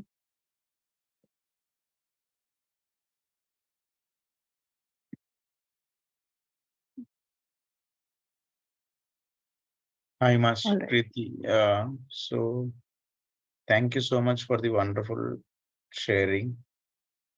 Namaste Lingarati ji. Yes. Yes, thank you so much, Shailesh, for Thank you conducting this session. Yes, madam. So I think you shared about this nirvana, parinirvana, and mahaparinirvana, right? Yeah. So as a meditator, like how can I check myself, Luki, in what state I am currently, or how can I check that? I was also thinking that. I used to think that, but the moment I got this topic and I was preparing myself, and I again looked back. I looked back, and then I saw, okay, and I told you, right? So the moment I learned meditation, I forwarded 10 people. Okay, do this, try this. Okay, there is a flyer coming from this PSM Global Hindi. Nobody, I don't care from where. I would forward it. Okay, if you are willing to join, you will join. So my duty was to forward, right? So it is so easy these days. Earlier it was not so easy. Even like nobody, not all the people were allowed to gain the Atma Gyan, the Brahma Gyan, right? The Vedas, of the wisdom of the Vedas. So from that place we have come to this place, and Patriji has made it so easy. So how much we are dedicated to serve, we are willing to give. When if I don't know meditation, how can I teach? If I don't understand, if I don't feel the joy of giving, how can I know that in which state I am? So first of all, I have to fill up my plate. So that is the state of nirvana. Okay, I'm check how do I feel when there's a situation that is against me, right? So that is where the first check is. Second check, okay. And these two were my initial questions. Okay, how do I go and do service? I don't have time. I have my kids, my family. I don't know my whole day how it passes. I don't get time to read books. But then all of a sudden I saw there was a shift. I was sleeping less. I was reading book at night. And then, so we have to look back truly honestly in our life, what we are doing. And you are asking about yourself. You are organizing such a beautiful event, 51 hours of non-stop dhyan and wisdom and celebration. So you don't have to ask, that is the Mahaparinirvana state. So all of out of everything, I have a choice to go watch a movie, but that's not my choice anymore. I feel joy here, sharing some concept that changed my life. Okay, it might help somebody else. People like me, everybody think, okay, when I will be done retired, then I will start thinking about it just to do the time pass. And then also we are not sincere. So why can't I do things, everything that I want to do right now, right here, and then we know where I am. And that is what is defined actually. Thank you for putting that question. That is what how we define in which state we are in.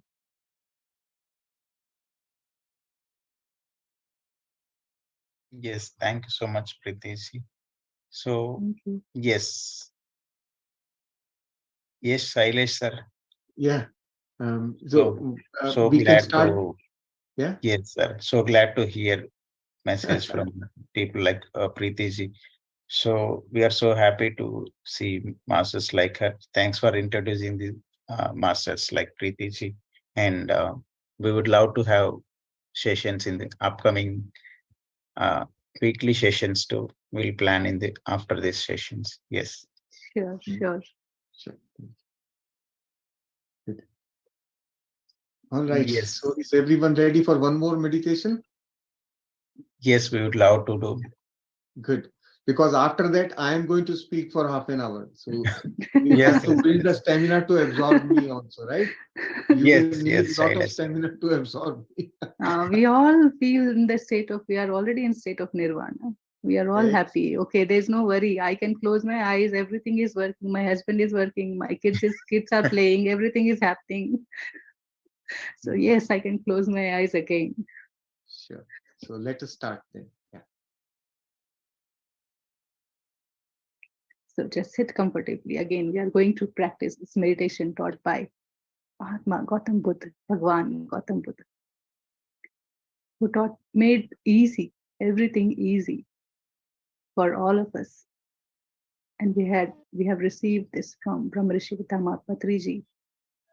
So very grateful to him. To practice this meditation, just sit comfortably wherever you are, in your own home, in your own space. Sit comfortably with crossed legs. If you are sitting on the floor, if you are sitting on a chair, just cross your legs over the ankles like this, and all 10 fingers into fingers, hands. Let your hand rest in your lap gently. Loose, make your body loose and comfortable. Let it drop. We don't need to keep our back stiff. And take a slow, long, deep breath in and gently close your eyes.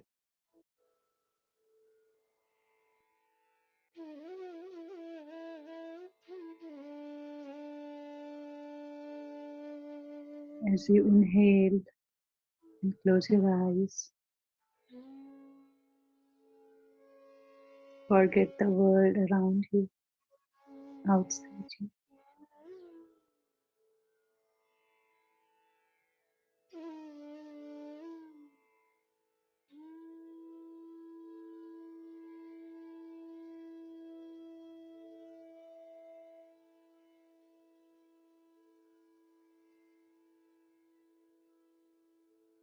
Let everything go.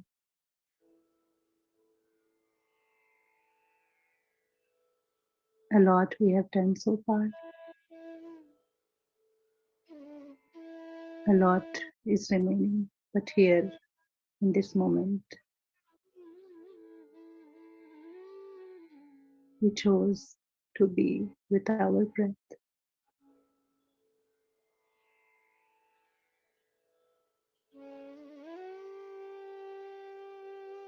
Take another slow, long, deep breath in.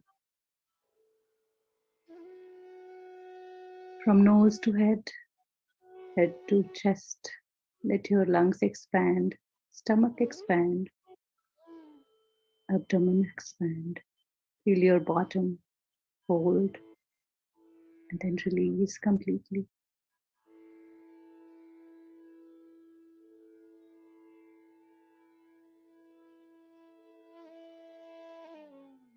As you exhale, become light and empty. Let go of all that things that we are holding.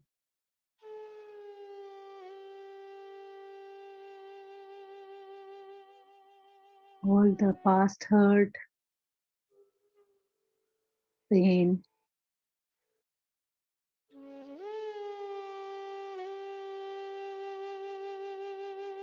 just release everything and become empty.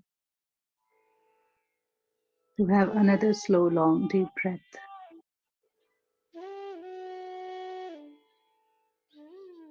Nose to head to chest, stomach, bottom. Now to the sole of the foot.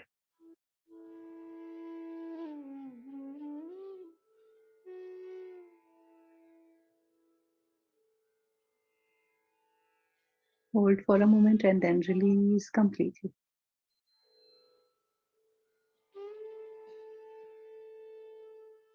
Now we are ready to go within. Our awareness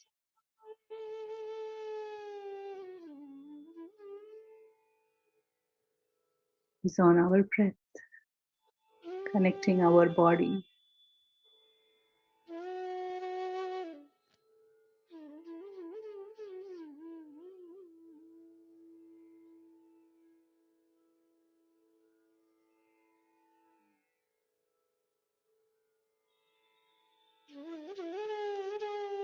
Let your breath fall gently, spontaneously.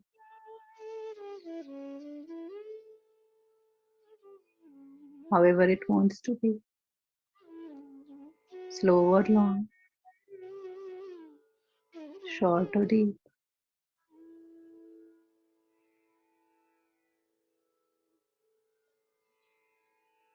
Breath by breath.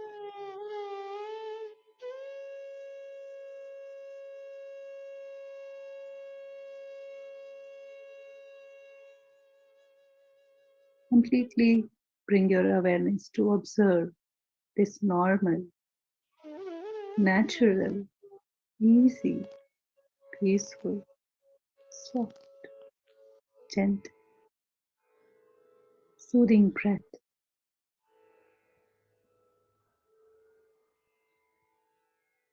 As we inhale, go within.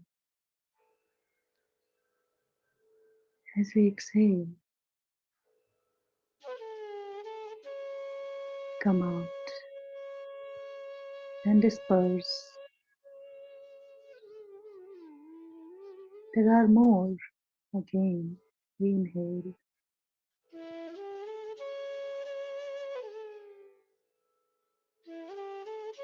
And then exhale.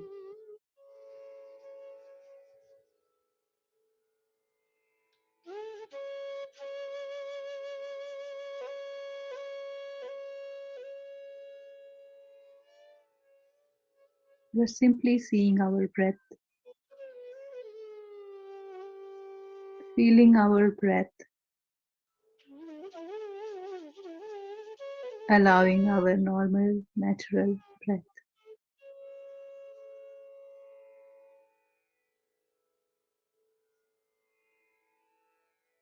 No manipulation of breath, no mantra, no chanting. No visualization of deity or guru.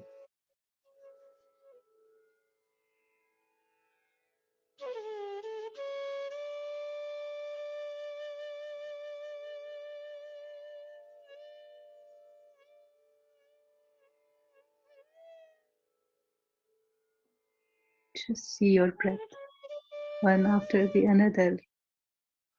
Feel it as it enters through the nostril.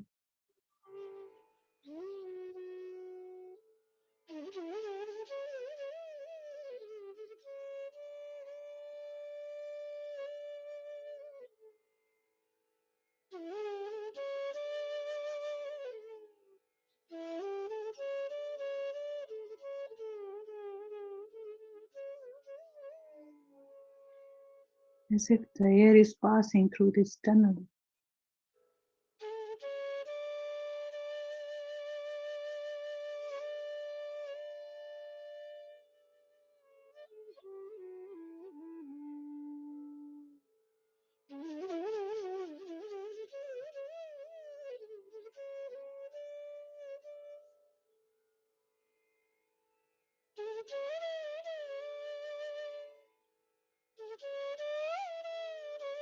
Observe this breath from the nose tip to the center of the two eyes, what we call the third eye. In this small area, just see how the breath is coming and going.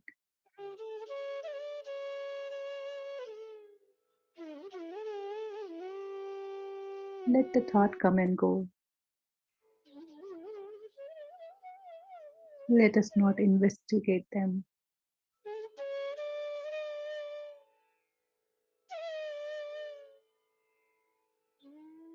Our mind is beautiful, innocent.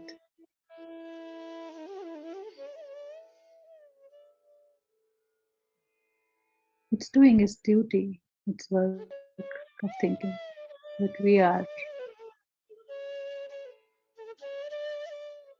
completely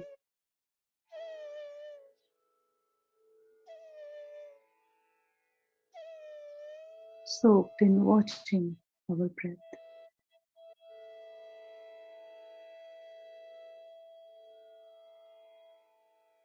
Forget about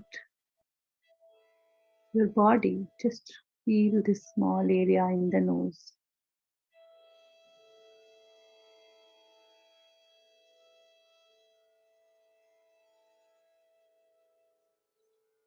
Let us forget our names. The room that we are sitting in.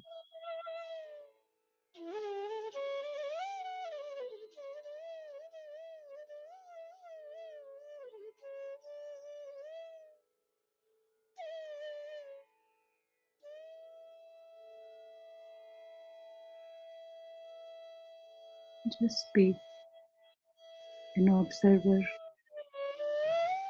and the seer of your breath.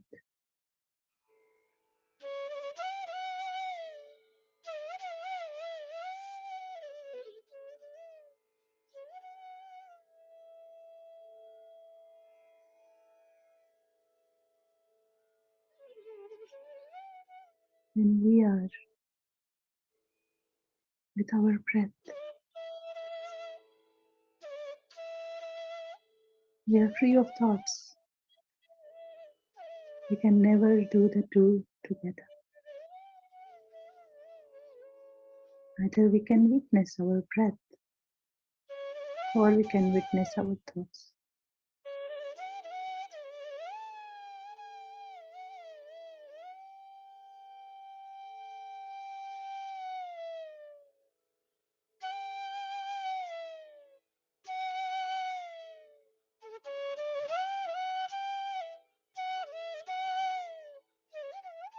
Center yourself in your heart space, the sacred space, the space of love, kindness, joy, peace.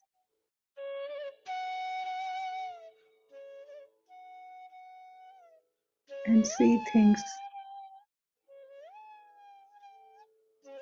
Those are happening.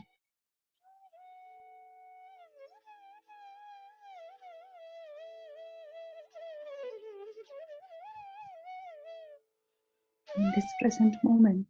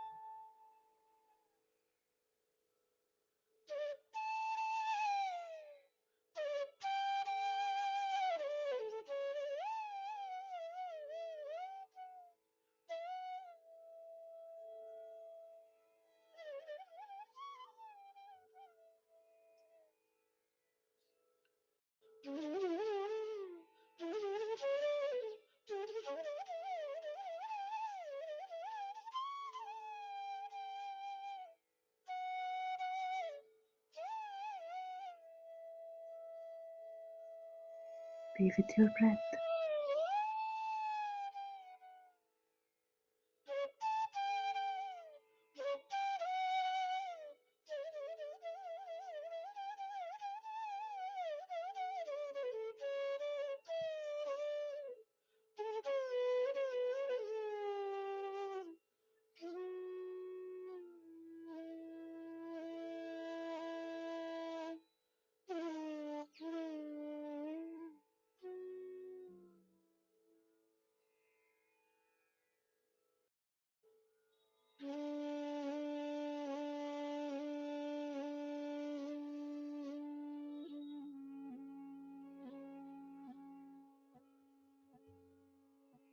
Meditation is very, very easy.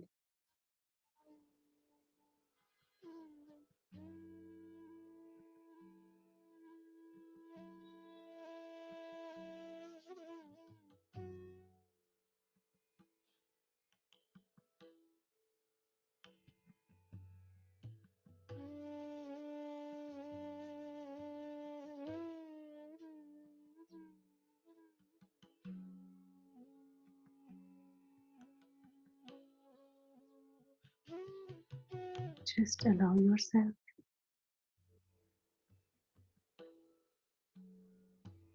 Set yourself free.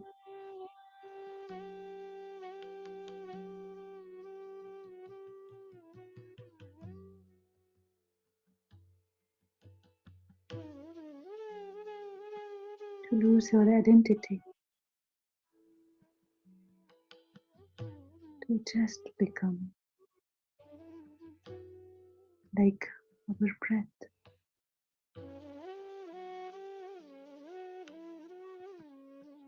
Colorless, formless, nirguna.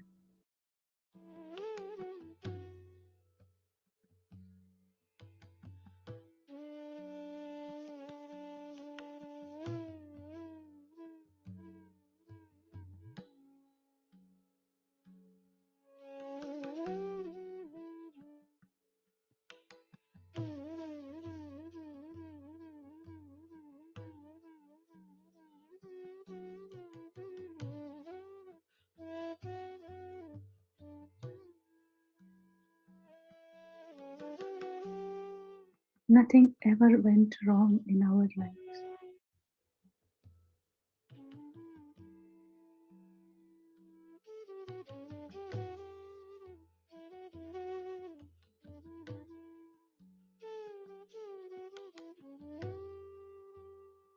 But in normal life, We don't see things beyond our five senses.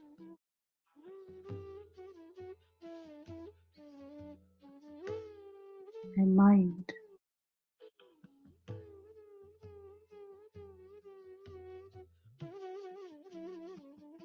We feel miserable.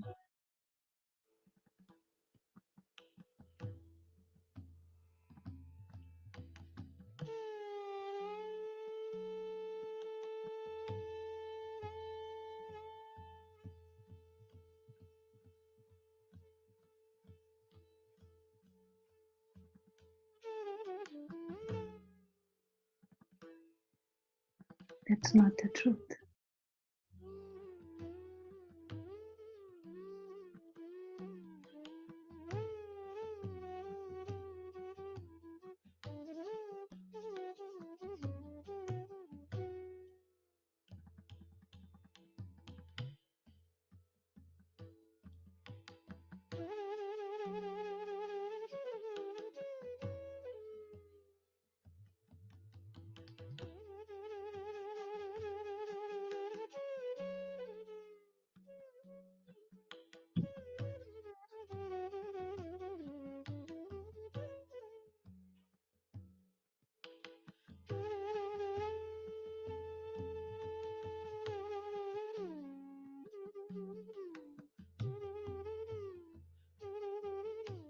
All our five senses are quiet when we sit in meditation. Our mind becomes empty when we sit in meditation, free from all the thoughts.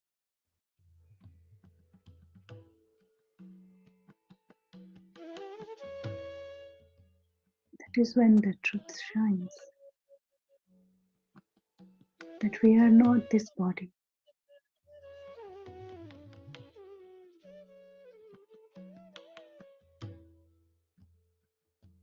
We are beyond this body.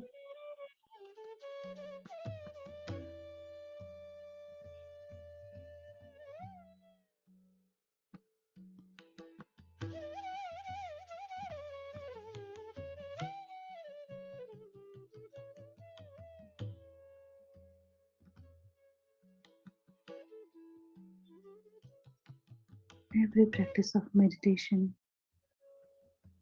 adds a little bit of detachment from this worldly desires.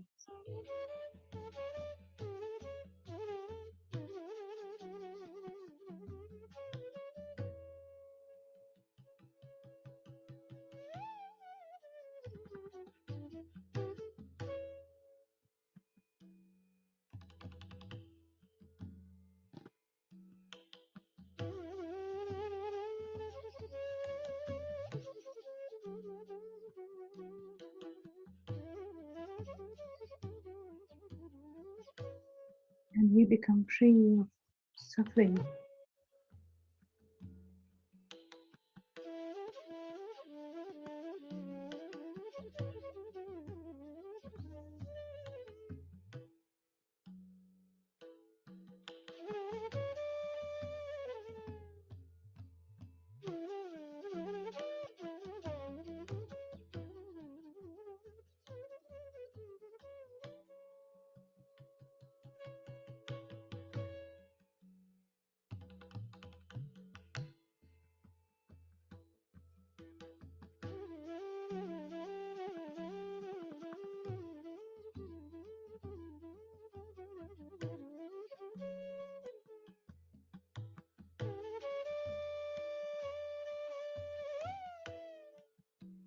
You see, the life is a drama.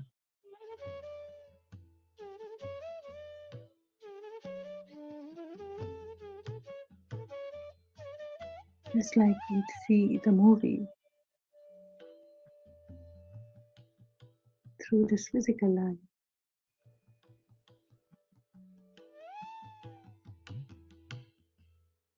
When we see ourselves as a soul, we see the life as a drama.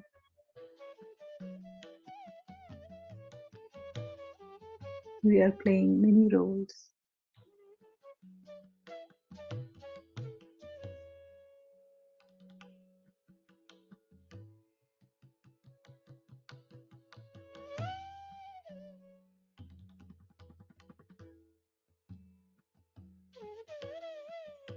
There's nothing to lose, nothing to gain.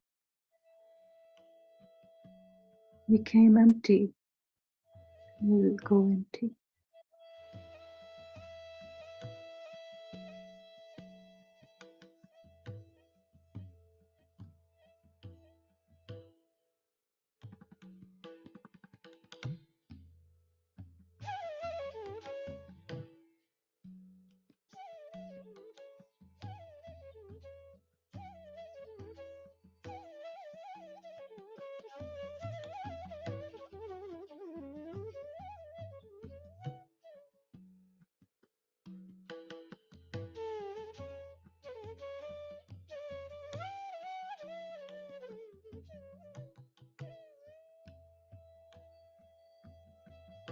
Even Krishna said to Arjuna, Yogi Bhava.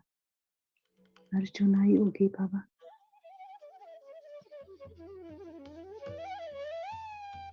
You can still enjoy everything we are blessed with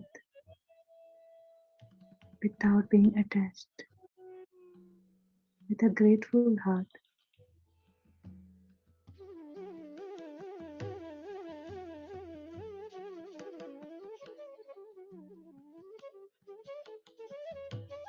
Last 2 minutes.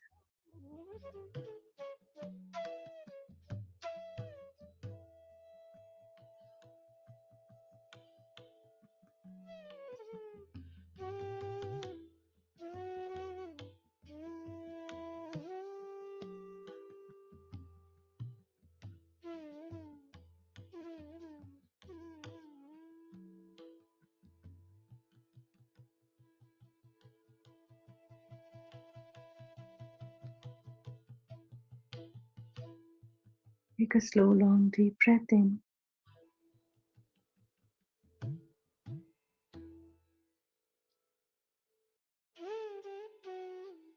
Feel the same body.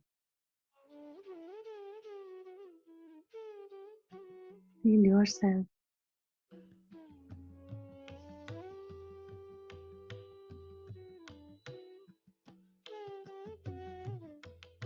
You're completely soaked in this with this cosmic energy. Energy fuels the life.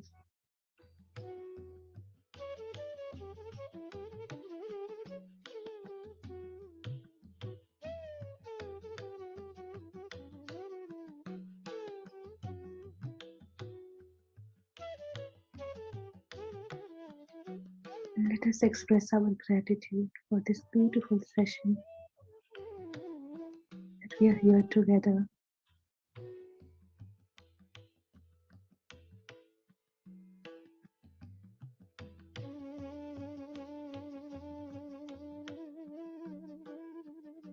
On this auspicious day, Buddha Puurnima.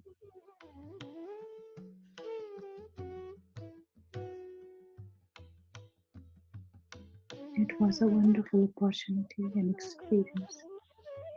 Last 10 seconds. Come back to your body, feel your hands, feel your leg. Now slowly, gently, take both your hands apart and bring it over your closed eyes for 5 seconds. 5, 4, 3, 2, 1, 0. You can slowly open your eyes within your closed palms. Thank you all three masters for the time.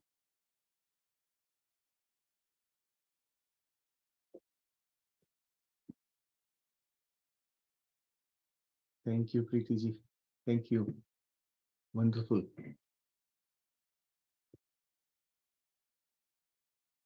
Masters, slowly and gradually come out of your meditation. And if you want, you can sip a little water and be back in your body awareness. And let us get ready for the next presentation, which I will do for you on the last teaching of Buddha. So let us now understand that very important message that Buddha gave when he was about to vacate his body. So the story says that when Buddha was at his last moments, his most um, important follower, his most important disciple, Ananda, asked him, if you leave like this, what will happen to us? You have helped so many masters to achieve nirvana. I still haven't got my nirvana. So what will happen to me? Then once Buddha heard this thing, so what did he do? He said, Apodipa bhava. Only you can do that miracle to yourself. I cannot make you enlightened. This was the important message he gave. I cannot make you enlightened. Only you can do that miracle to yourself because it is within you. That's the most important thing. All of us have to totally understand this thing very, very well, because this is the key to our nirvana, our own spiritual progress, and our own ultimate um, achievement of that state of nirvana. So understanding this is so very important, and especially people coming from our culture in India. We are very much used to asking our teacher, ma'am, shall I do this? At home, we ask our parents, can I do this? We are so mentally dependent on others from our childhood onwards. And then what happens? When we grow up, we look up to others to show the way or make something for us, do something for us. And that is what we have to change. On the path of spiritual growth, spiritual progress, nobody can do anything for us. It is inner journey. That's why we call it inner journey. So on my behalf, nobody can do it. I will have to travel the path. I will have to walk the path. Now, if I have to walk the path, then what do I need to walk on the path? I need the light to see the path. If I don't see my path, I will not know where I am going, right? So others can tell me from their experience what they have seen, but they cannot see on my behalf, right? So we share our experiences with others just to let them know what we saw. So in experience sharing, what we are doing, we are explaining my experience was like this. Now, I can't transfer my experience to anybody. It's not possible.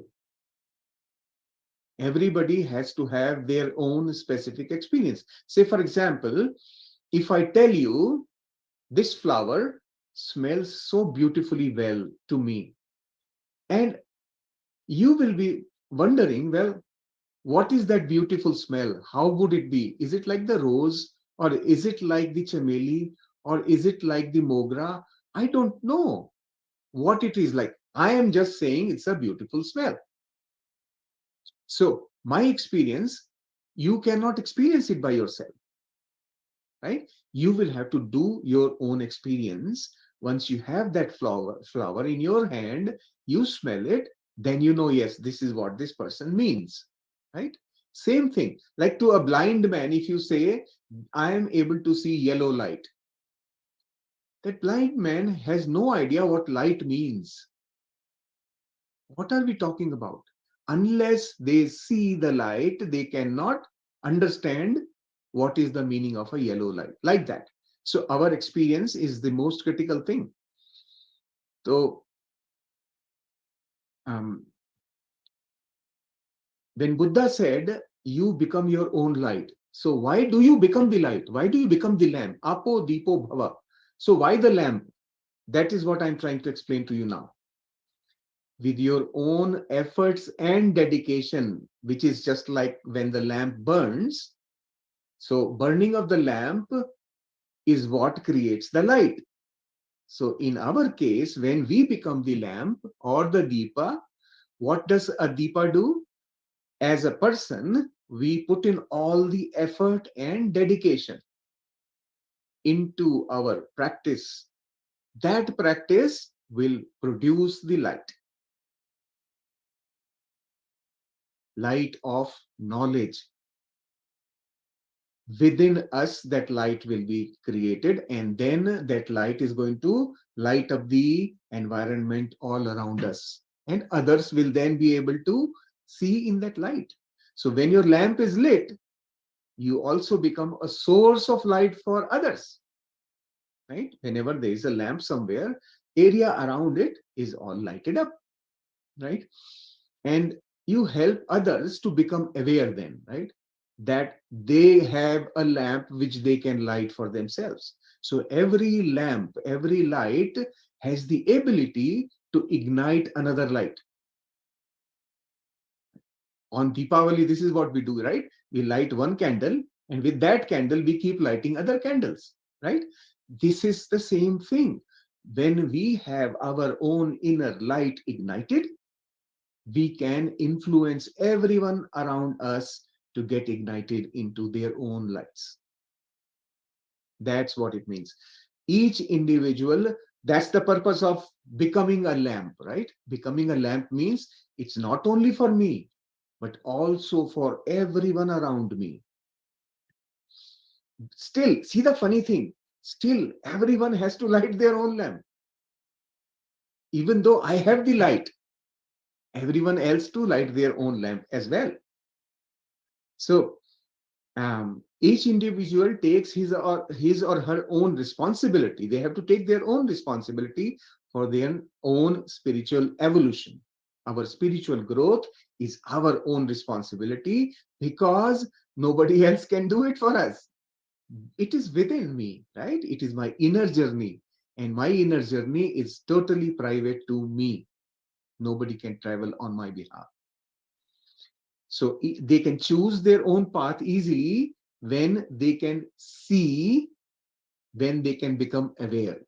This is why we call become aware. Becoming aware is what is enlightenment. So when you become aware, you can then see around you, you can see where you are going. Right? So I always give this example whenever I am talking about this to people, that with dhyan, what are you doing? You are getting cosmic energy. You are filling your tank with gas. It's almost like you are filling the tank of your car, your vehicle, with petrol. Now your tank is full. You are charged with energy from dhyan. Now, what do you do with this energy? If you do not know where to use your energy, you will waste it. And then you will say, I've been doing meditation for 5 years, but nothing happens. What is happening? You are not having the headlights on. Your headlights of the car are not on. That's why you don't know where to go. Your tank is full, but you don't know what to do with that petrol because your headlights are off. You can't see the path. And that is the purpose of Gyan with Dhyan. With the Dhyan, unless you get the knowledge, your Dhyan will not bring results. Right? The knowledge has to be pursued. This morning, earlier, if somebody was there in the session when Navpreet Kaur from Qatar, she was speaking, she was telling all the time, I have seen all those things, I've had so many experiences, but ultimately I found that knowledge is what we have to go for. We have to learn, grow our knowledge, our gyan. So that was the most important message there. Now, so we now know what is the meaning of becoming a lamp. Now, that the next question is, do we need a guru then? When we become our own light, do we need a guru? So the answer is yes and no, both. So no means when I say you don't need a guru, that means you are able to light your lamp and see your path, right? But how many people can do that? Lighting your own light, what does it need to be able to light our own light, our own lamp? So that's where the yes part comes. You need somebody who can shake you up, who can awaken you. Well, wake up, you need to light your lamp. Somebody has to tell you, because otherwise we continue to remain in that state in which we had been so far, and we need a shake. And those shakes happen in several ways. Sometimes you come across gurus, people with the knowledge who have walked on that path, who are able to help you realize that you need to light the lamp now. You are ready for it. Now you need to light the lamp. So that part of it, there you need someone or something that you can call guru.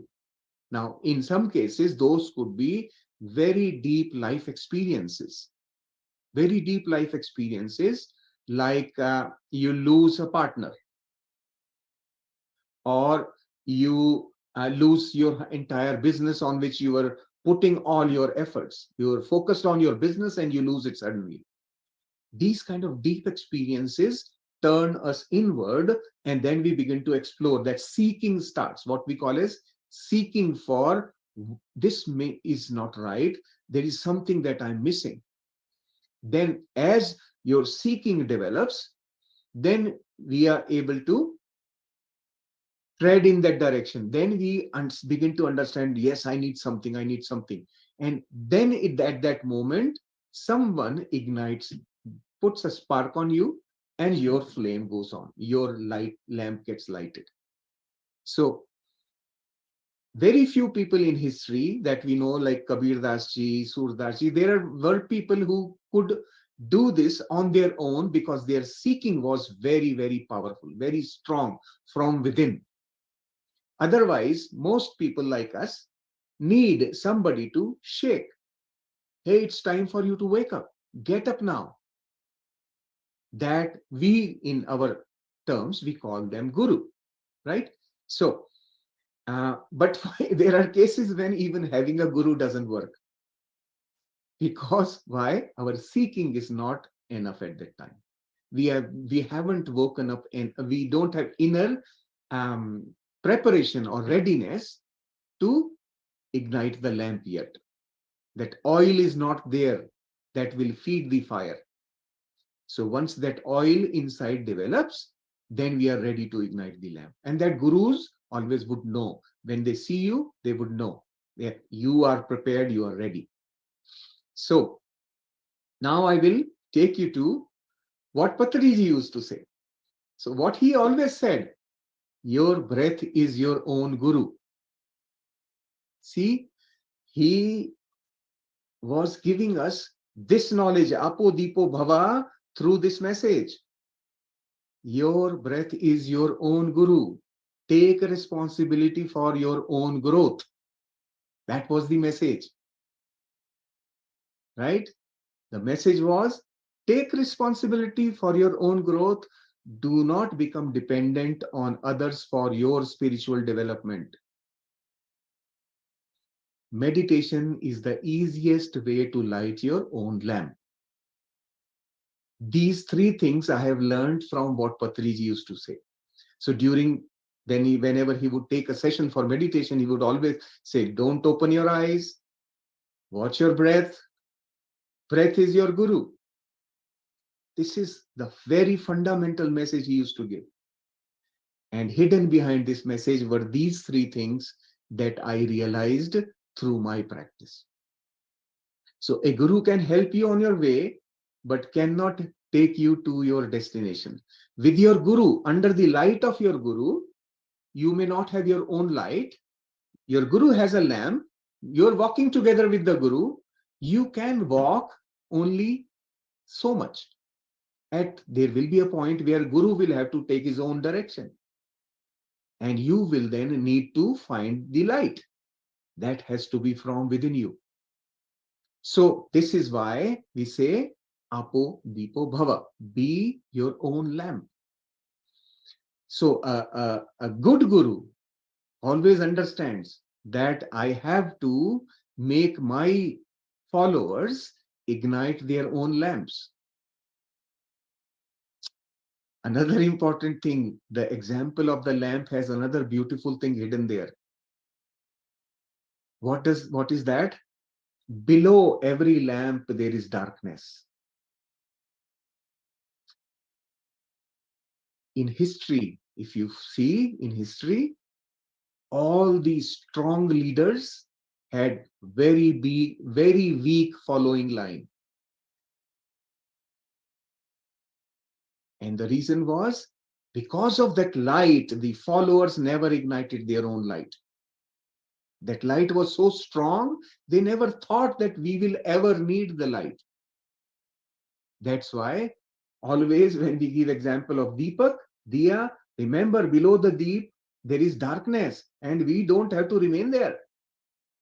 We have to immediately get out and ignite our light. So seek help from others along the way, but do not become dependent on them. This is the message from the last teachings of Buddha that I have understood. I tried to bring it across to you in as simple terms as I could. I hope you would benefit from this knowledge. Try to remember this as much as you can. Every time you do something, think about it. Am I borrowing somebody else's light or am I using my light? Then you will remain alert and aware, and then you can make very good progress. Never ignore the potential and the power of Swadhyaya and Sajjan Sangatya. Dhyan is wonderful, yes. Dhyan is just like having, you're filling your tank. And when you fill your tank, you always feel good. Yeah, so good. Now my hunger is satiated. I am fine. But what to do with that now? Now with that energy, you have to know how. It's just like you have a lot of money in your bank account, but you don't know what to do with it. What will happen to that money? It will become worthless over time. You have to know how to reinvest the money so it grows. And that is the meaning of having the Gyan, which comes from Swadhyaya and Sajjan Sangatya. So I am just sharing how I have learned the concepts from Patriji's teachings and then gone into deeper understanding of each one of those three big pillars.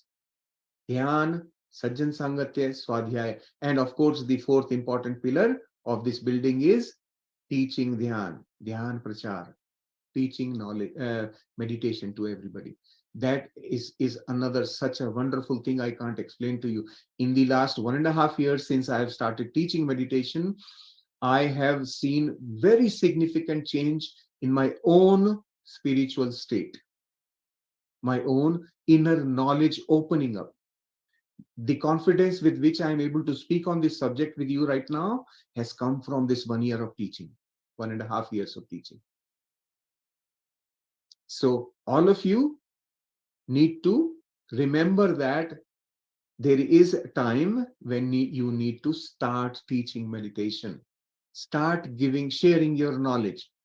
And that this stage comes from, once you do Swadhyaya, start doing experience sharing. Experience sharing enables you to express yourself properly. And once you begin to do that, you will be able to then very comfortably share your knowledge.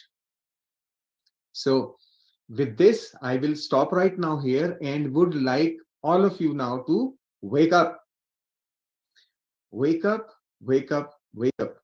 Now is the time for you to ask questions. I will be very happy to answer your questions throughout this session for the meditation. If you have any experiences you would like to share, you are welcome to do that as well.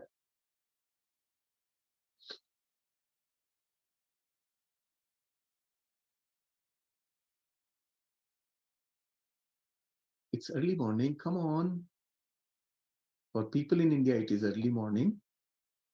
And of course, in the North America here, it's our daytime, so nobody must be sleeping, of course. But those who are joining from India, you can ask questions if you feel that there is something not clear, or maybe something that you felt was little off the line. I would like to explain that as well.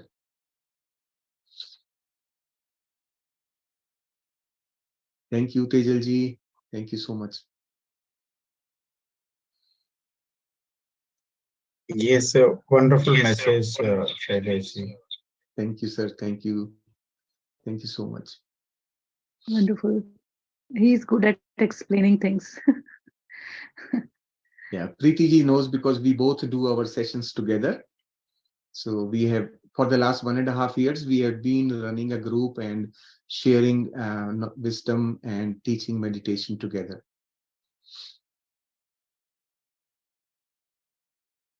I think we should do a short 5 minutes of meditation. What's the next plan? Just Now, can for now, right now, our next presenter is Nalini ji. Nalini Kamal ji, who is another pillar of PSSM. So I would like to introduce Nalini ji. I would like to utilize this time to express my gratitude for Nalini ji. Okay, so let me tell you, when I started connecting with PSSM way back in 2021, I came across Buddha Bano program. That was the first time Buddha Bano was starting. And I got hooked onto that program just because Nalini ji was, using her magic. She used to keep all of us mesmerized into that session. I would not walk. I had never meditated for an hour till that time, and in her meditations, I would not want to get up. And then after the meditation, she would be sharing. She or one of the masters would be sharing knowledge, and I used to just enjoy those. So what happened as a result of that? When I did that program for 40 days, it gave me a sort of practice of meditating for 1 hour, right? And it also taught me a very good style, a very good structure of delivering sessions. These two things I learned from her. So like, I am always so grateful whenever I see her. I just feel, oh my goodness, fantastic, she's here again. So I'm very, very grateful for Nalini ji. About Nalini ji, I can keep talking for hours. She has so many special things about her, which many of you may not have noticed. Okay, shall I tell Nalini ji? She has got 11s in her number. In 2011, she got 11 by 11 pyramid built. And that was the first one in New Delhi. So these 11s are with her. See? Yes. So, and of course, she has a very large experience with PSSM and the big fortune of working closely with Patri ji by herself. Patri ji used to treat her like his ladli bitia. So I am jealous of her. But yeah, probably my lamp was not ready till that time. So she was ahead of me in this race. Okay, Nalini ji ko main abhi 1 minute. Let me just make her the co-host. Just sorry. Yes. Now you have you have the power now, Nalini ji. Yes, Shailaji, please make her co-host. Yeah. Did that. I did that. Thank you. Yeah. Yes. तो नलिनी जी आप अपना introduction दे सकती हैं अभी मैंने थोड़ा थोड़ा तो बता दिया but I can't be as good as you You carry on. I would prefer you say. Okay तो नलिनी जी का के क्रेडिट पे देखिए क्या क्या जाता है मेरे को अभी मेमोरी में भी याद है ये सब कुछ see what she has done she has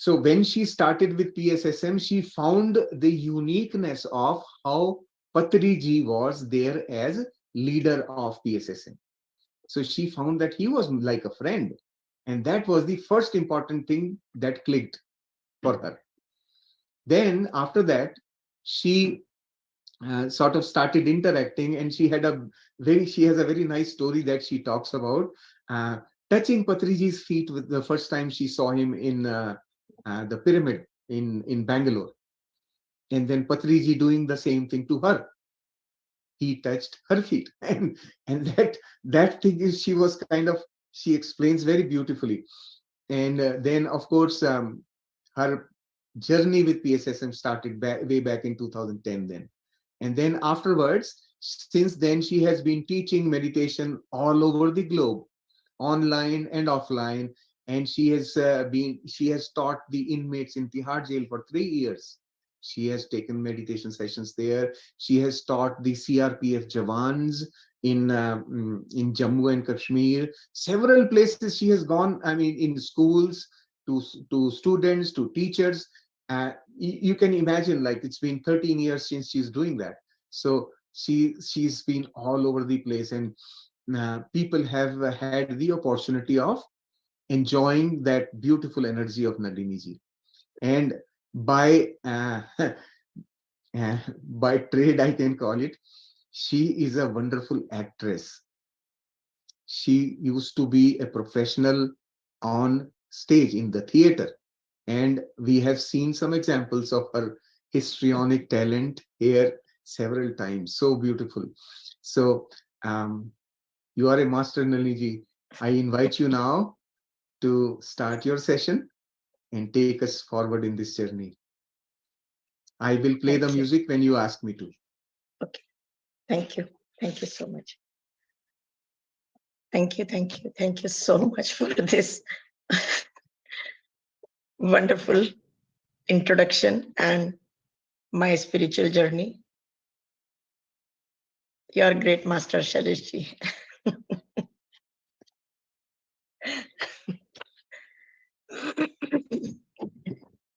My dear friends, masters, seekers, and gods, greetings to you all on this auspicious occasion of Buddha Purnima. As been introduced, I am Nalini Kamal from New Delhi, India. So, dear friends, without wasting any further time, let's sit in Anapanasati meditation.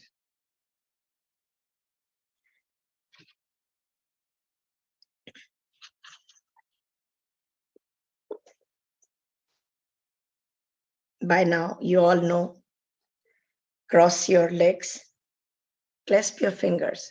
In case you're wearing specs, remove them.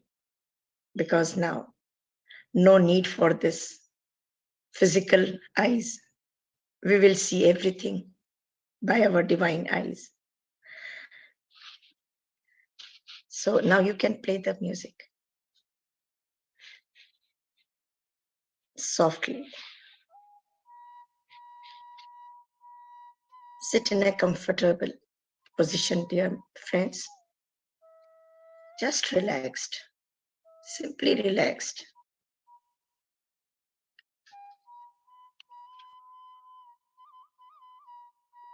Can I come on the spotlight, please? Allow me. Thank you. And broader, louder. Yes, it's okay. Thanks. Thank you.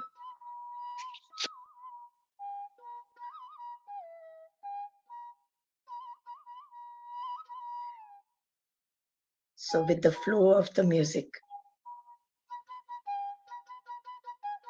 we'll start our inner journey. Friends,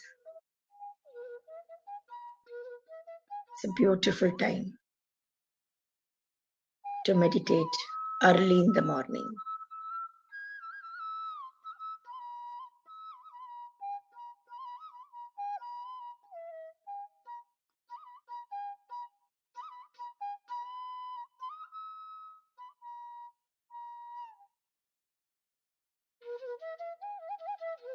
Next half an hour, we will be just with ourselves.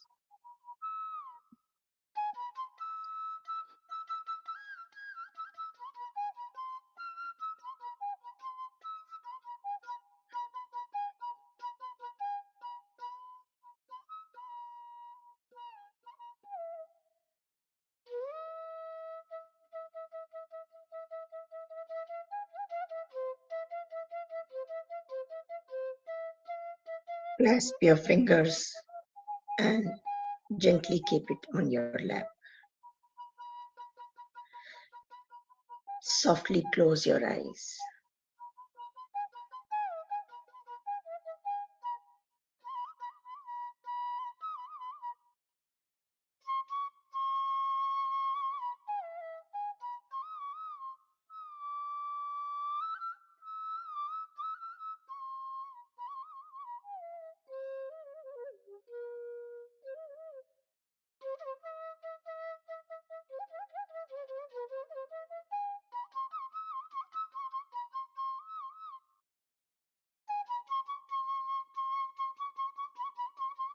No thoughts whatsoever.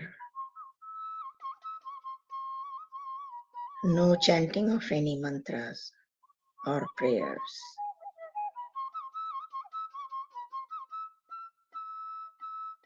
No rituals, no japas.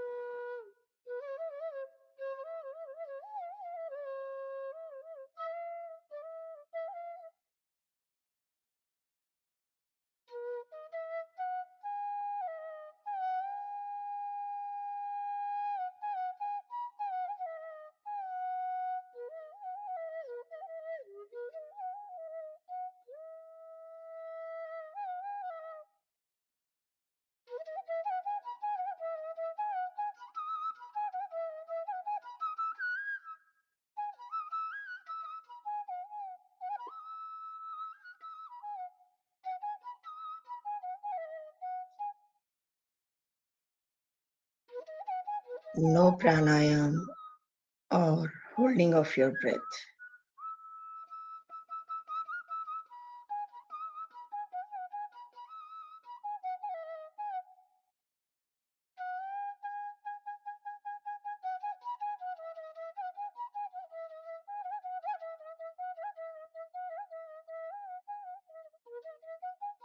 Anapanasati meditation can be done by anyone at any age, at any time, or at any place.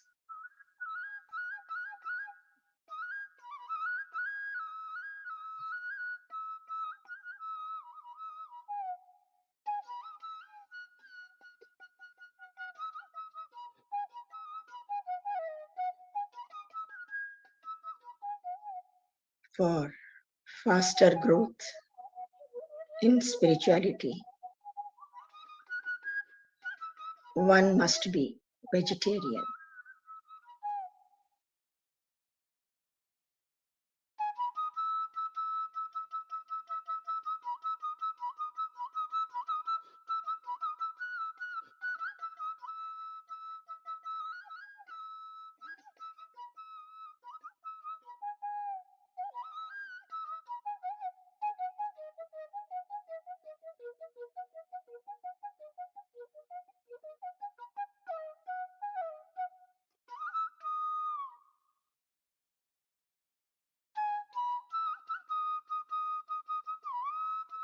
An means in breath.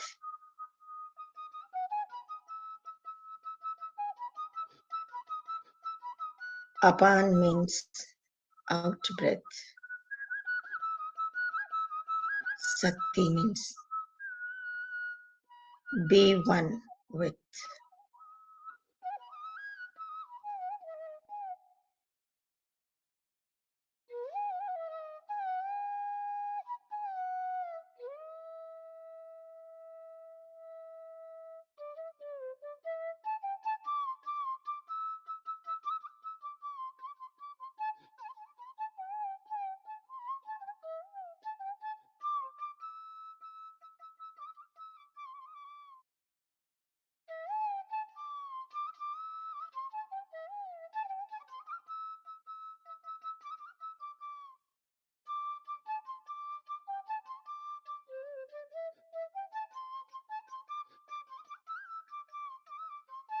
Just forget about the physical world and be with yourself. This is your own journey.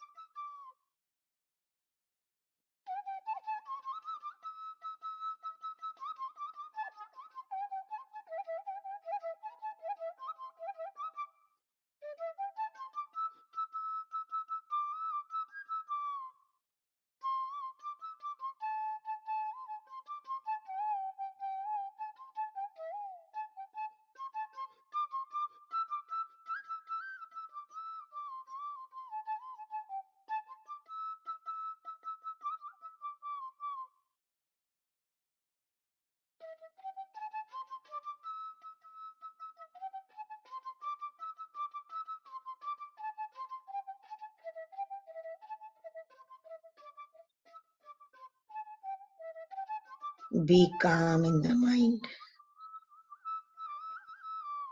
Be still physically.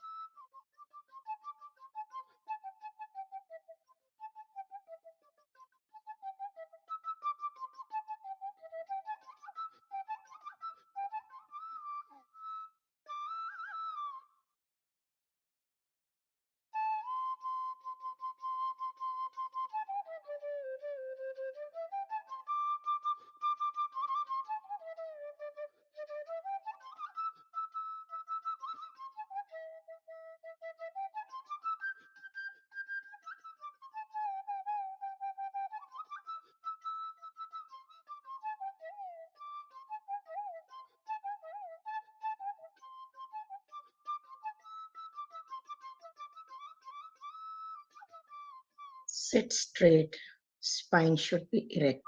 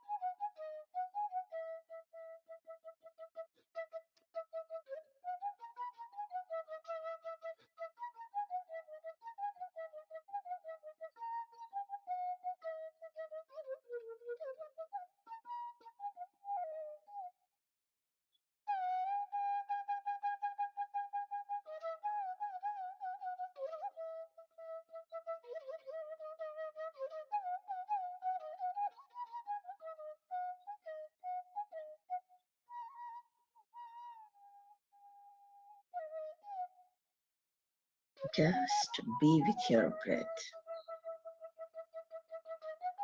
Simple, tranquil, smooth and natural breath.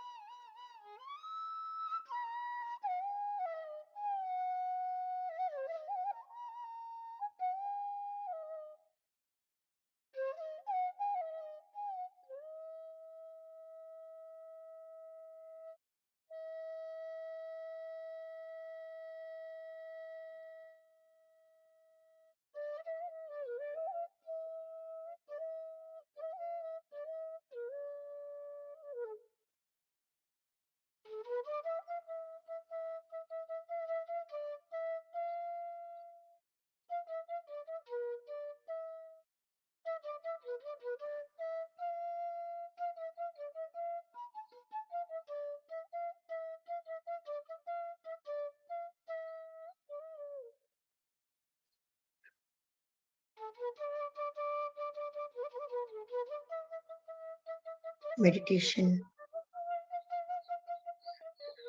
should be done regularly, every day.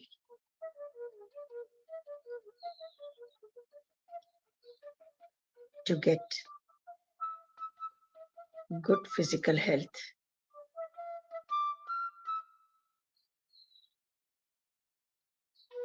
And for the peace of mind.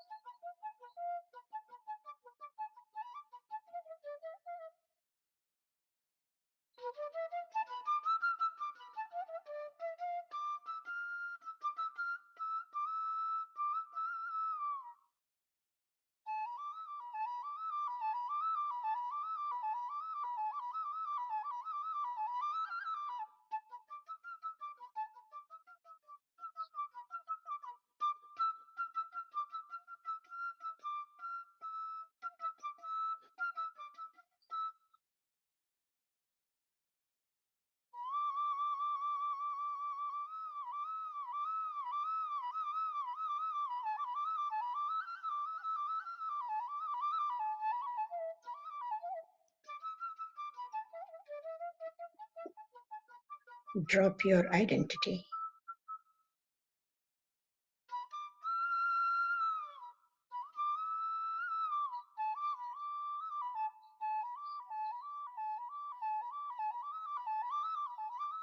And enjoy each moment being with yourself.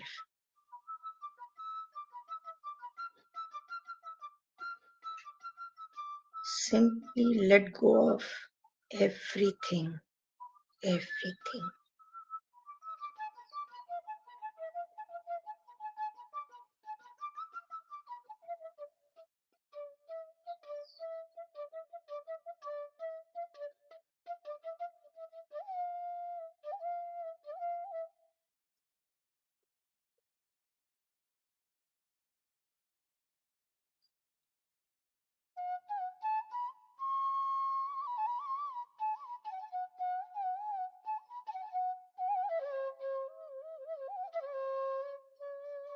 Enjoy the stillness within you.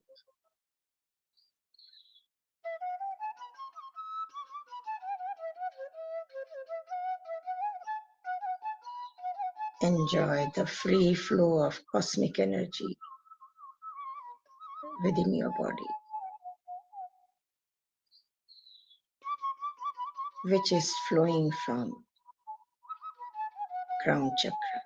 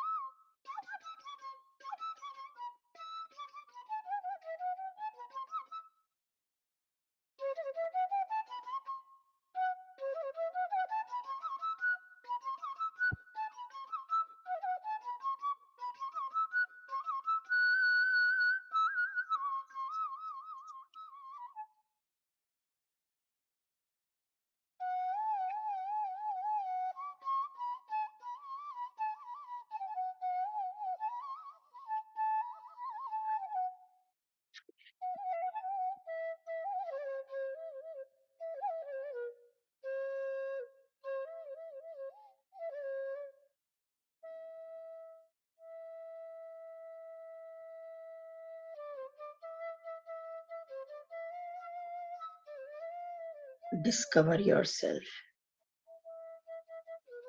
by sitting into meditation.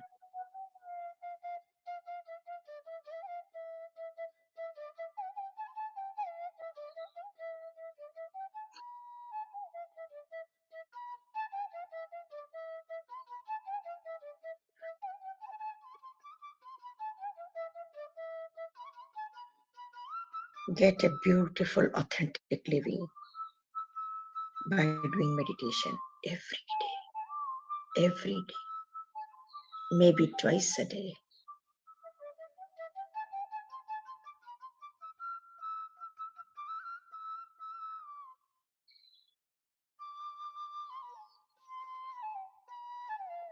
Do not react but respond.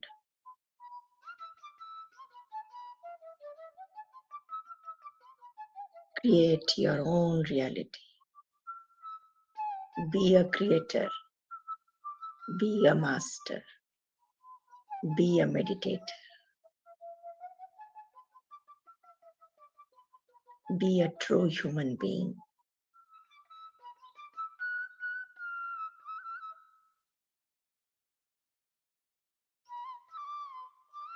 This journey takes you from humanity to divinity.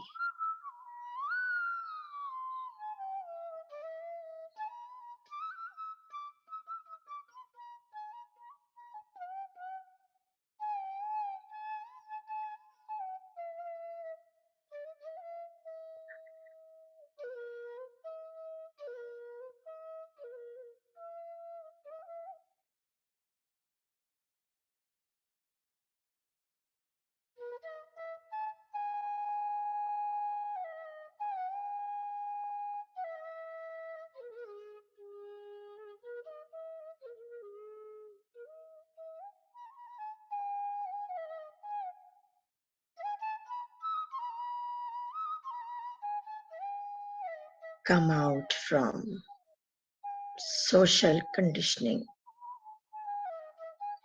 Break all the rituals which you do not enjoy.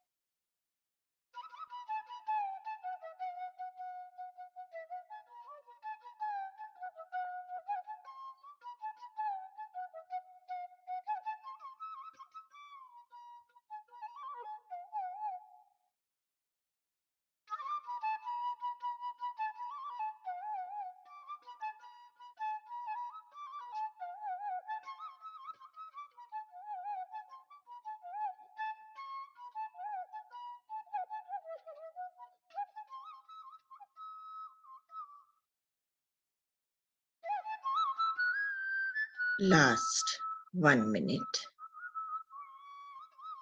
Wherever you have traveled in some other galaxies, some other space, or on this Earth planet, try to come back in this physical world and in your physical body.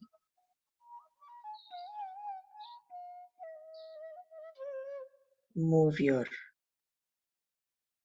toes to feel your physical body.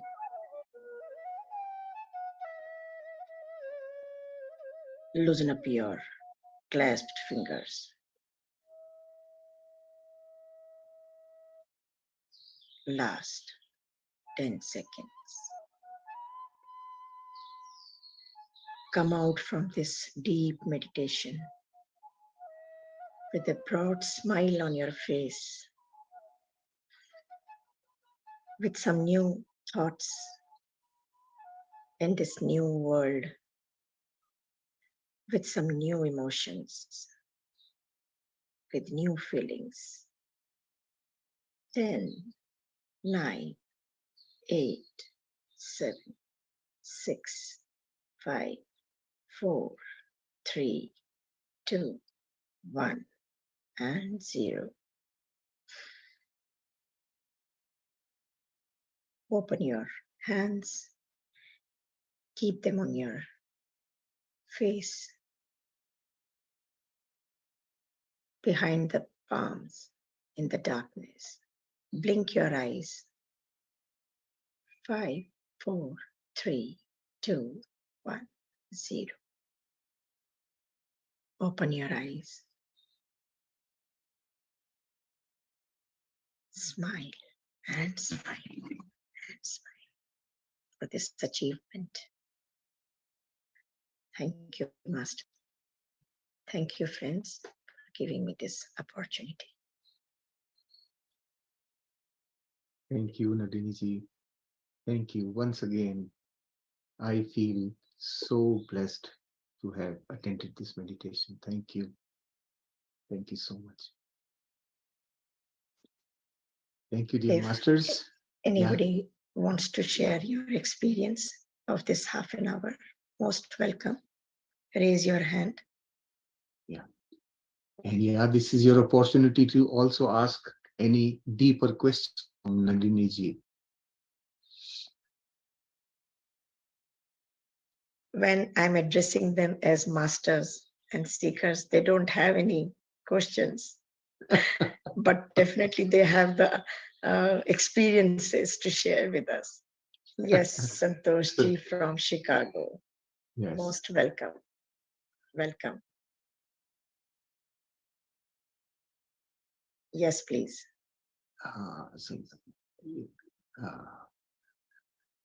Unmute कीजिए Santosh ji. Yes. Unmute yourself, please. See, Atmavandan Malinji. Yes, Atmavandan. Beautiful meditation. And it was very deep. I was not in a condition to open my eyes. So thank you so much, as always. Thank you so much. Always welcome, dear. Thank you, masters, for giving such wonderful messages in the chat box. Thank you. Thank you. Savita Chug. Unmute कीजिए Savita ji. आत्मवंदन masters, बहुत अच्छा experience रहा. Very nice. Nalini जी से मैं पहली बार master बनो में मिली थी, बुद्ध बनो वाले प्रोग्राम में. तब से मैंने अपनी जर्नी 2021 में दिसंबर में शुरू की है और बहुत अच्छा एक्सपीरियंस रहा. आज मैंने अपनी मेडिटेशन में देखा कि एक मदर बर्ड अपने बेबी बर्ड को फीड कर रही है. तो बहुत अच्छा लगा. समझ नहीं आया उसका मतलब मीनिंग क्या है, लेकिन बार बार एक बर्ड अपने बेबी बर्ड को फीड कर रही थी. बहुत अच्छा लगा और बहुत डीप गई मैं. Thank you so much. Thank you so much. Always welcome. कभी भी कोई भी जो एक्सपीरियंस हो रहा है उसको एनालिसिस नहीं करना। पत्री जी कहते हैं कि अपने जीवन के बारे में भी कभी भी एनालिसिस मत करो, विश्लेषण मत करो, या अपने ड्रीम्स के बारे में, ये क्यों आया, क्या हुआ, या अपना जो एक्सपीरियंस आपने जैसे अभी शेयर किया, एनालिसिस नहीं करना है। जो हुआ बहुत अच्छा हुआ, और जो होगा आगे वो भी बहुत खूबसूरत होगा। सो नेवर एनालाइज, होने दो, मस्ती करो उसके आगे, एंजॉय करो। Okay, how beautifully you are smiling, so enjoy that Yes. Moment to Okay. Moment, enjoy. Yes. बहुत मुश्किल से ये जिंदगी मिली है, you know. Thank you for sharing. Anyone else as a master who wants to share? Leena ji Abid, hai. Leena Abid ji. is there. I can see. Kavita Gupta ji is there. Leena ji unmute कीजिए. हाँ. Yeah. आत्ममंथन में आत्मबंधन sir, very good meditation. I can't see you. I will just spotlight her. Yeah. Yeah. Yes. Yes, Leena ji. हाँ जी, Atmabandhan ma'am, Atmabandhan sir, very good meditation ma'am, बहुत ही अच्छा ध्यान लगा, बहुत मजा आ गया। बस ये मजे ही तो करने हैं, और क्या है। Enjoy the life, enjoy the meditation. Thank you for sharing. Madhu ma'am की क्लास शुरू होने लगी है बस अब हमारी। भागो भागो भागो। Yes. भाग रहे हैं। Opportunist बनो, मौका परस्त बनना है। Yes, yes, yes, go. That's why she is missing over here. Thank you ma'am, thank you, love you. Love you. Thank you Nalini ji. So हमारे साथ कविता गुप्ता जुड़ चुकी है, वो भी हमें ब्रेथ मेडिटेशन कराने वाली है। सो आप बने रहिए यहीं पे भी, भागिए मत। Happy Puurnima, Nalini. Yes, yes, happy Buddha Purnima. क्या बात है, what a background you have, मजा करवा दिया। जी, very beautiful. Thank you, Garima. Thank you all the masters. Thank you, Thank you, ma'am. special thanks to Linga Reddy sir. Thank you. Thank you, Gariba ji. You can take over from here now. Thank you. Yeah. Thank you.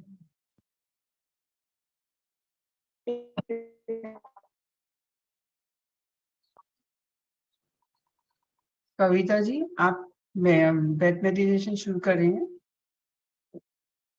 I just want some background music if you can provide, like soft music. I need to wear that. I'll just do it on my mobile. Linga Reddy sir, Soft flute, or it's okay. Let me. Ma'am आप शुरू कर रहे हैं, लगा रहे हैं। एक minute.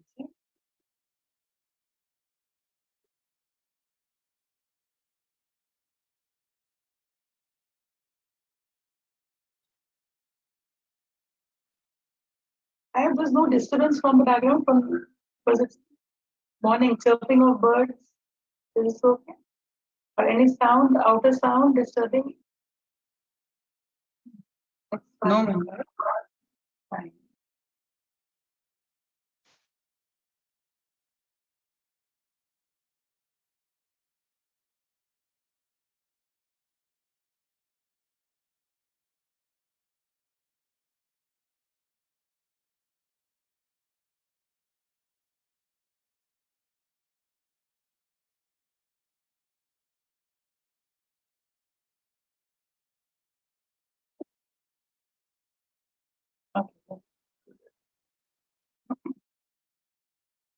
Okay, please start.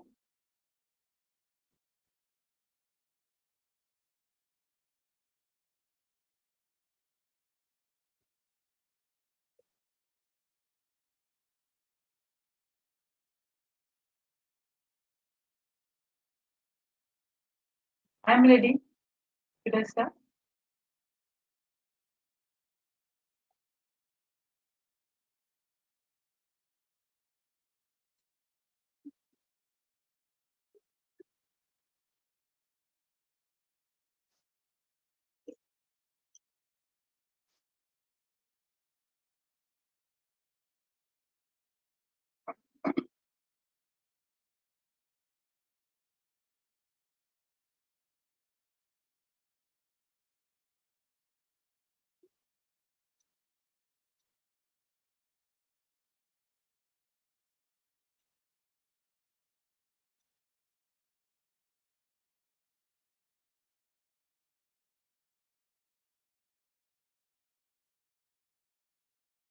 Okay, my dear friends, my dear gods, and the masters of all over the world.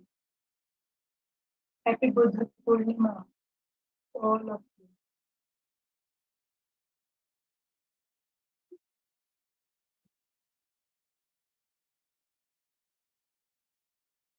Keep your eyes closed and continue with this deep meditation.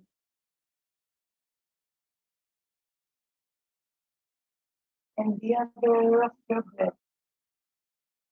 Be with your breath. Just be conscious of this now moment.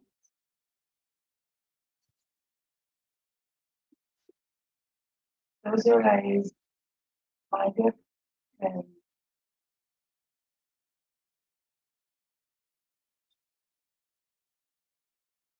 And watch your breath.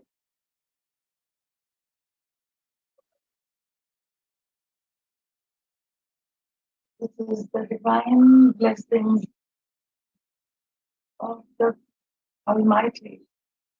Since the time we are born, we never learn to become aware of our own breath.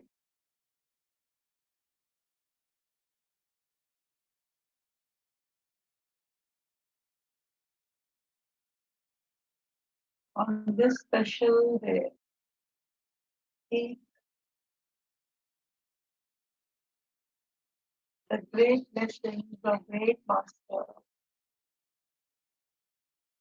and be conscious of your own breath.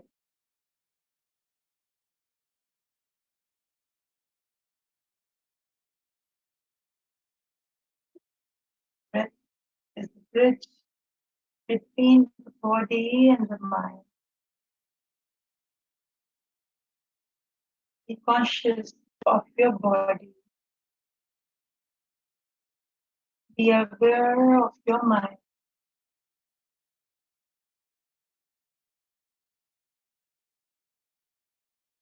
And experience you are not this body, not this mind. You are someone much, much more than this.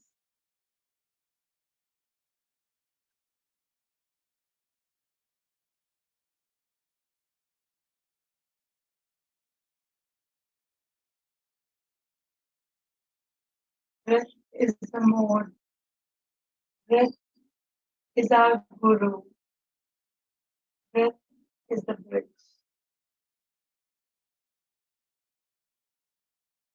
Deep inhalations and long exhalations.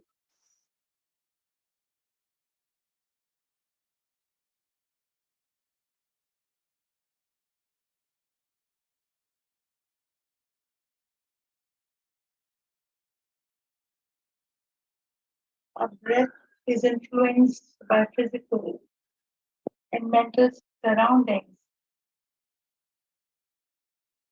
and in turn affects our body and mind. Make your breath your friend, my dear friend, an intimate friend, a close friend.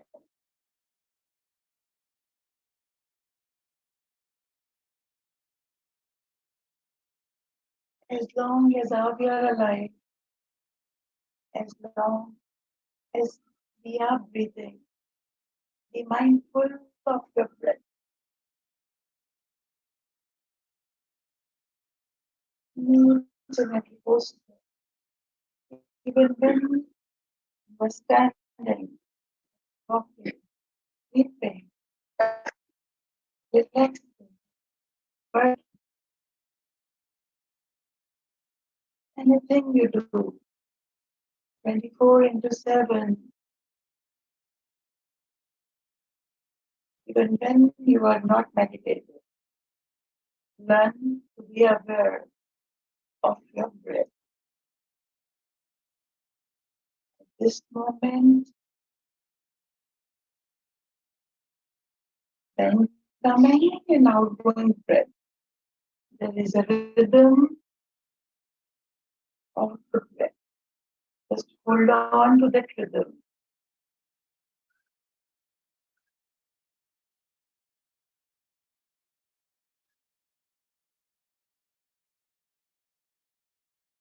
Witness this non-stop rhythm of your breath.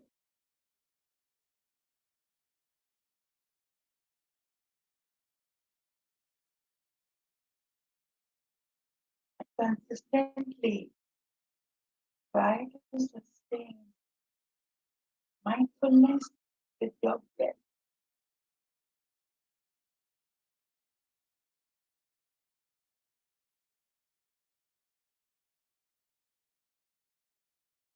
Regardless of what you see, what you hear, what you smell, what you taste, or what you touch, just focus on your breath by doing.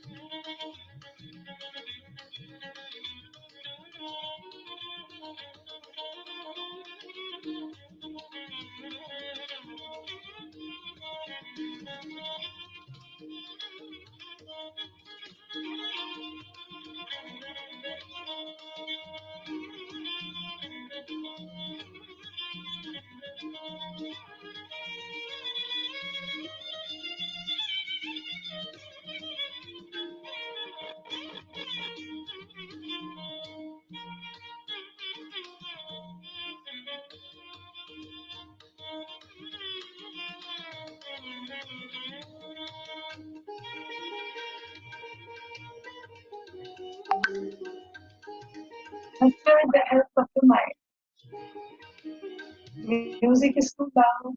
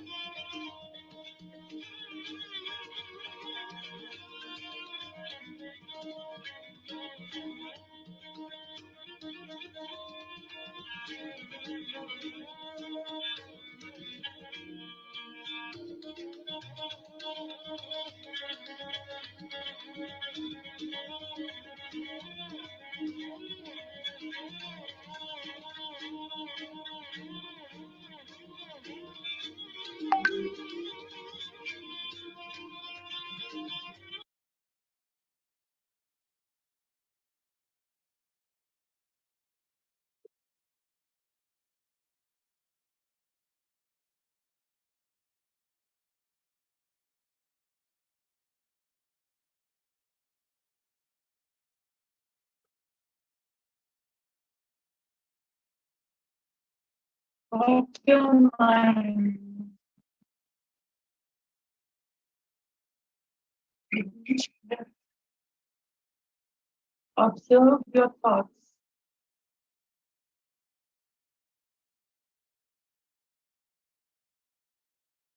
Silently, be mindful of each and every feeling which are coming.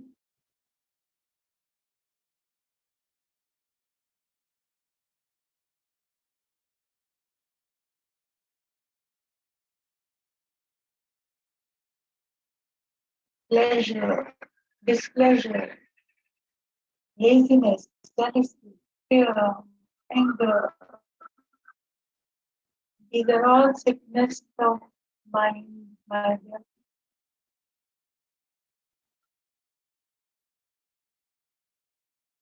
Remember, the true nature of mind is pure.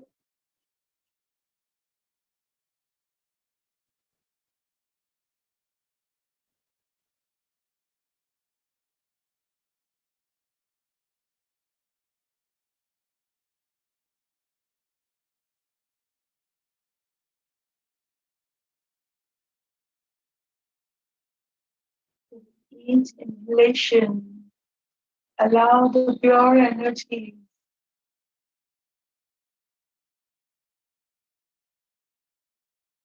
to penetrate in each and every cell of your body, making you happy, healthy, recharged, and energized.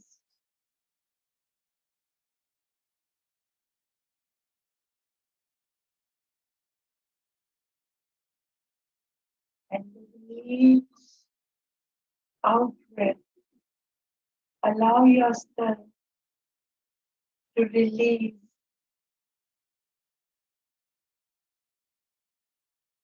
all the negative thoughts, emotions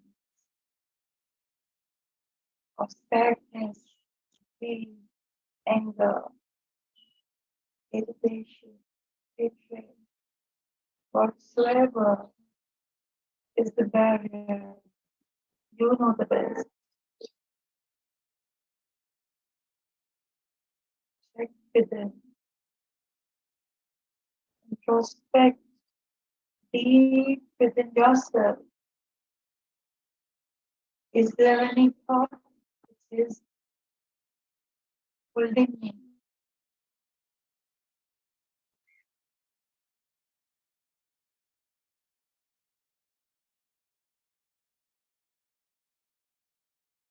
Allow yourself to release and let go.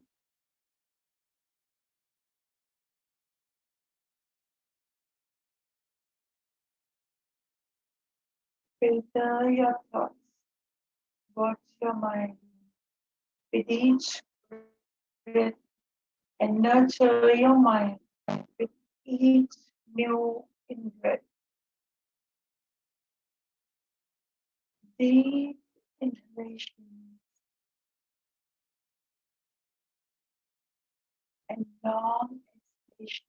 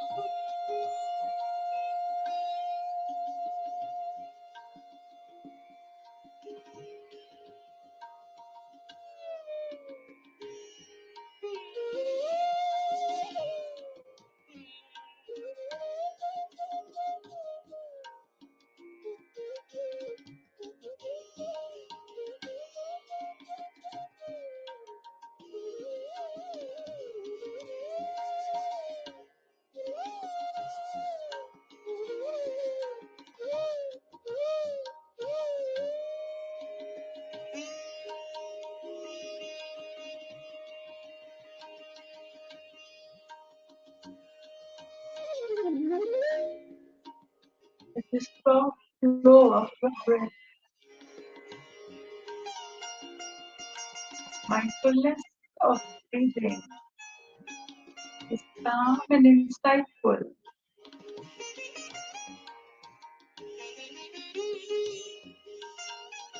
You're aware of your breath, mindfulness to attain that calmness and the insightfulness within yourself. Have a glimpse of your higher self, to know yourself in the soft flow of your breath. It is calm and insightful.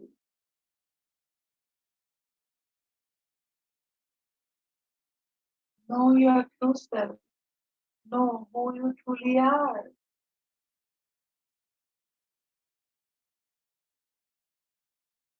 Be aware of your higher self.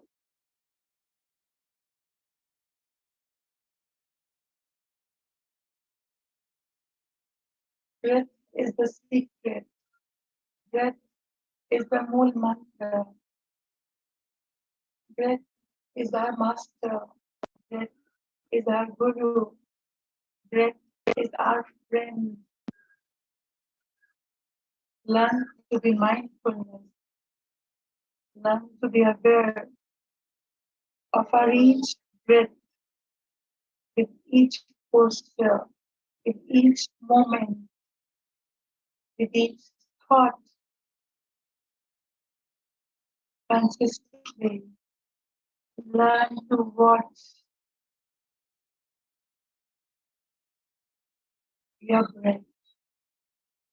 Make it soft, make it tranquil, make it calm, to have deeper experiences, to attain true happiness and peace.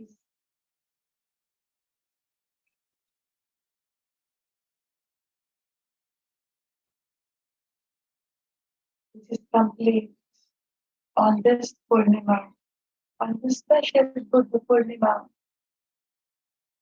Let us all speak divine blessing to make ourselves complete, to know we are complete, to know we are all Buddhas, we are God, we are all gods. Aham Brahmasmi, Tattvamasi Shvetati. We learn to see God within ourselves and see God in every person, in every living being, and inculcate that love and compassion.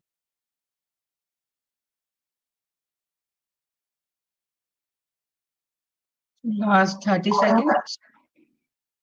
And learn to respect each and every living.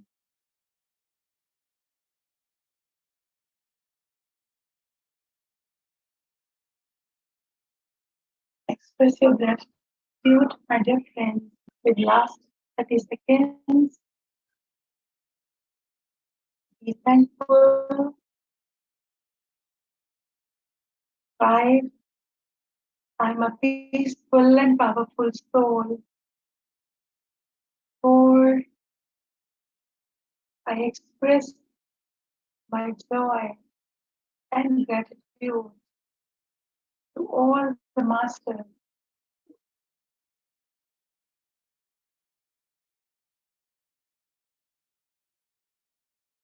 3.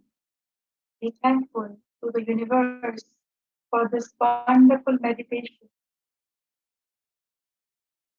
2. Express your deep gratitude to your higher self for allowing you to be one with yourself, to be watchful and mindful of your own breath. 2. Be thankful to your breath, each breath, which is allowing you to let go all the past. 1.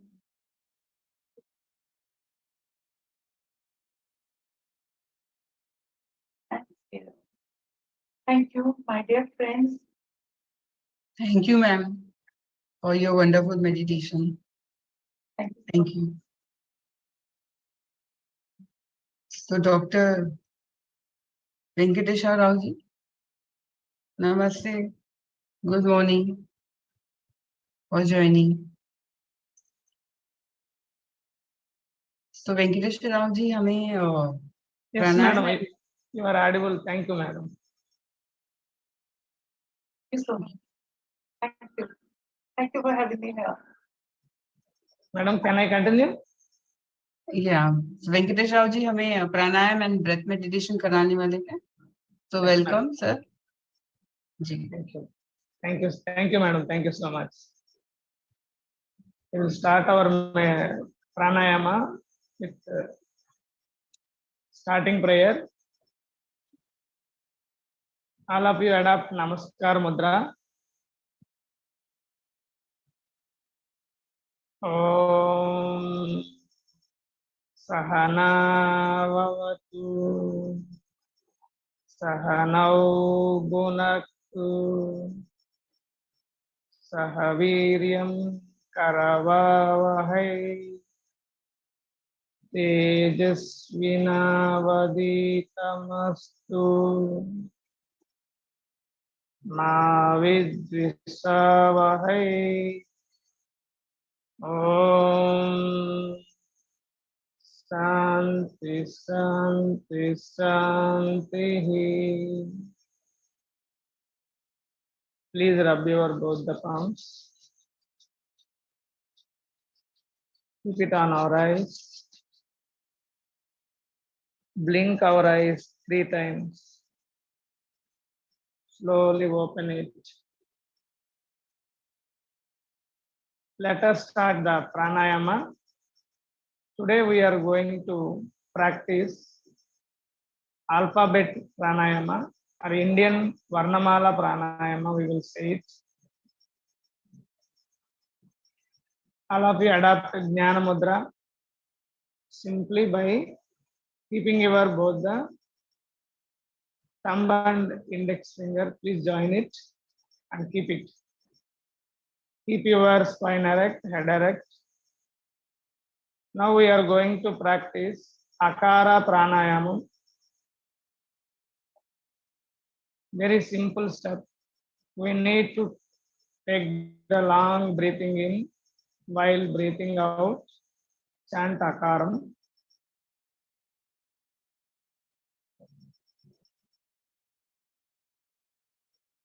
Take a long breathing in.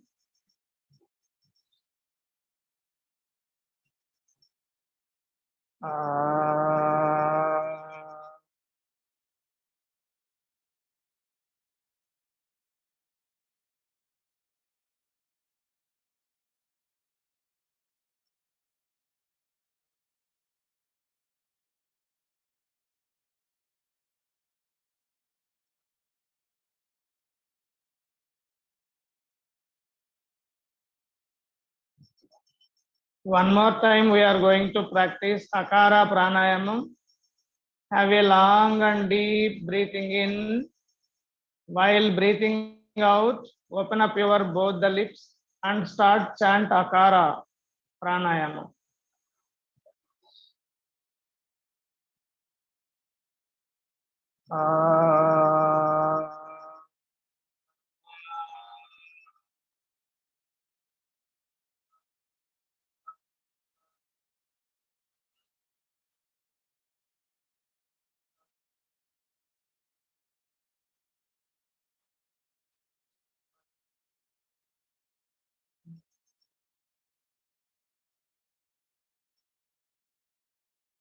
One more round. In this round, all of you observe where the vibration is created on our body while chanting Akara Pranayama. Take a long and deep breathing in.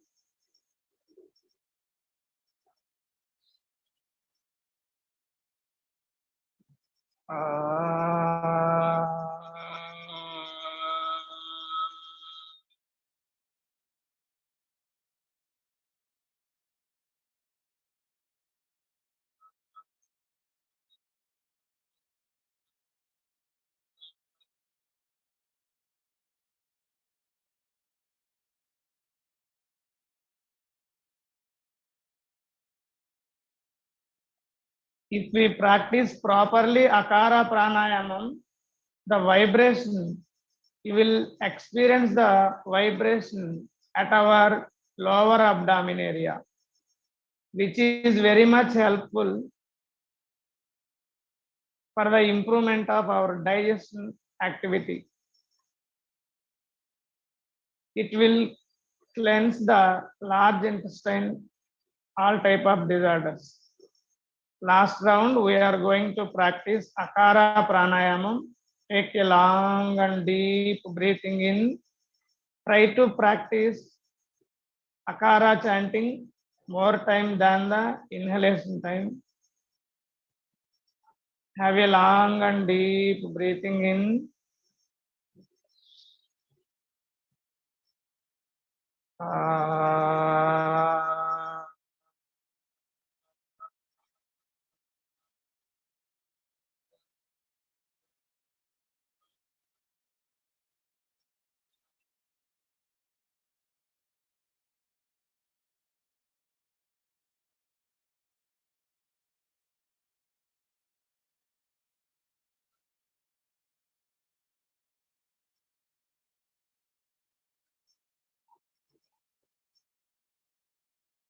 Now we are going to practice Ikara Pranayama. The instruction is very much similar to Akara Pranayama.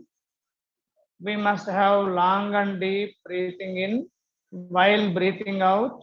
Open up our both the lips and start E sound, E chanting. Just observe the demo and then we all practice together from the next round onwards.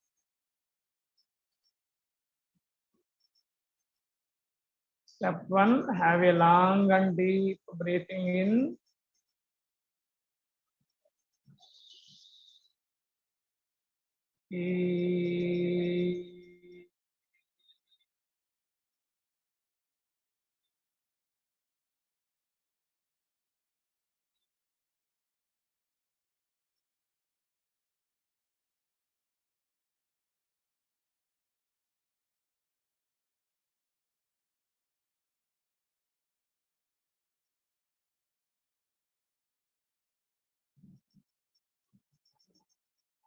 Now we all together practice Ikara Pranayamam for 5 rounds. All of you have a long and deep breathing in. While breathing out, chant Ikaram. Take a long and deep breathing in.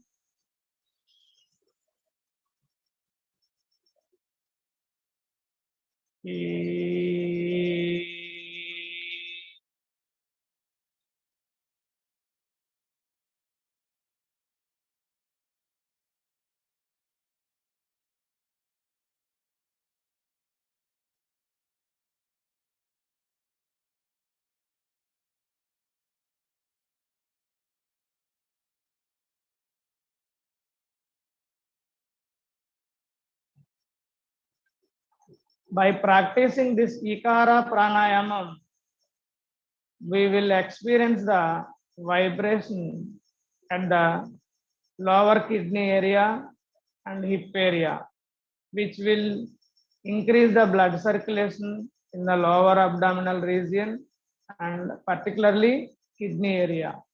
That will help to improve the health of kidneys. One more time, we are going to practice Ikara Pranayamam. Have a long and deep breathing in.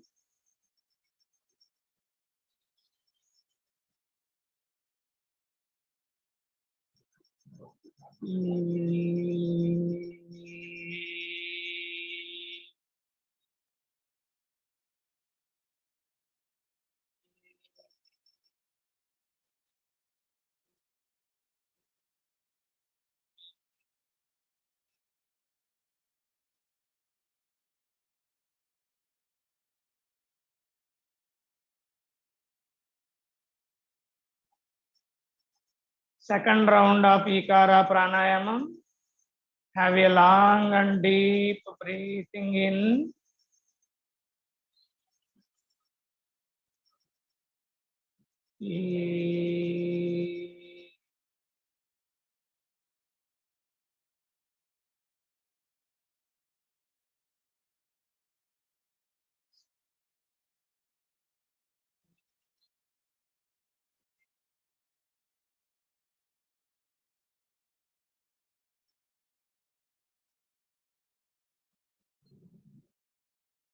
One more round. Ikara pranayamam. Have a long and deep breathing in.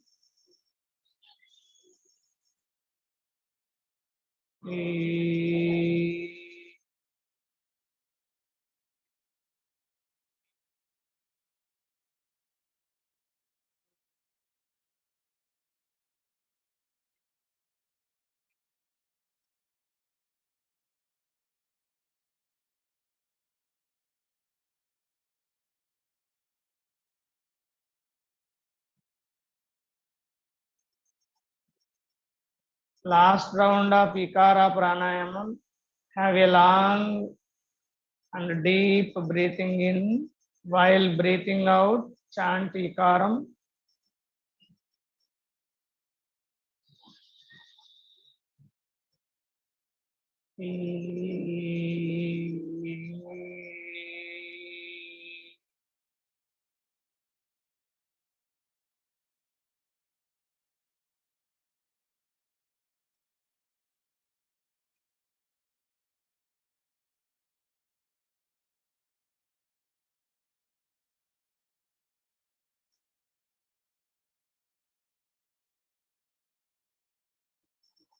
If anyone have any problem near kidney area or hip area, if we can able to practice this Ikara pranayamam 21 times a day for a period of 21 days, we will get the good results like kidney stones or kidney pain, whatever it may be. Now we are going to practice Vukara pranayamam. The instruction is very much similar to Akara and Ikara pranayamam. We have to keep our spine alert, head erect. Keep your both the hands in Jnana Mudra or Chin Mudra. Close our eyes. Have a long and deep breathing in. While breathing out, chant Vukara pranayamam. And also be aware of that which part of the body is actually vibrating while we are practicing the Vukara pranayamam. Have a long and deep breathing in.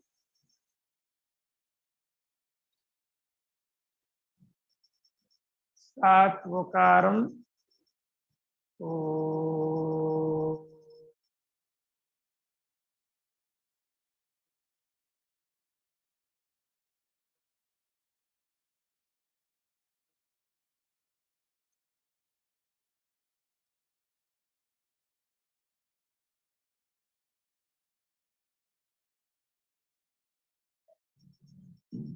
One more round. Have a long and deep breathing in. While breathing out, chant Vokaram.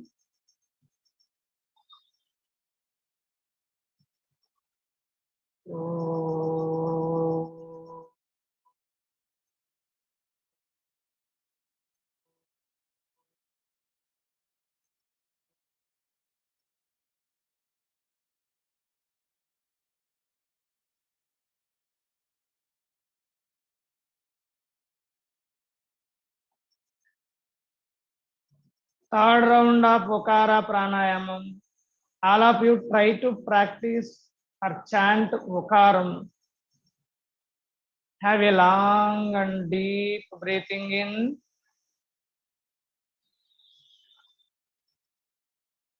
Start Vokara chanting.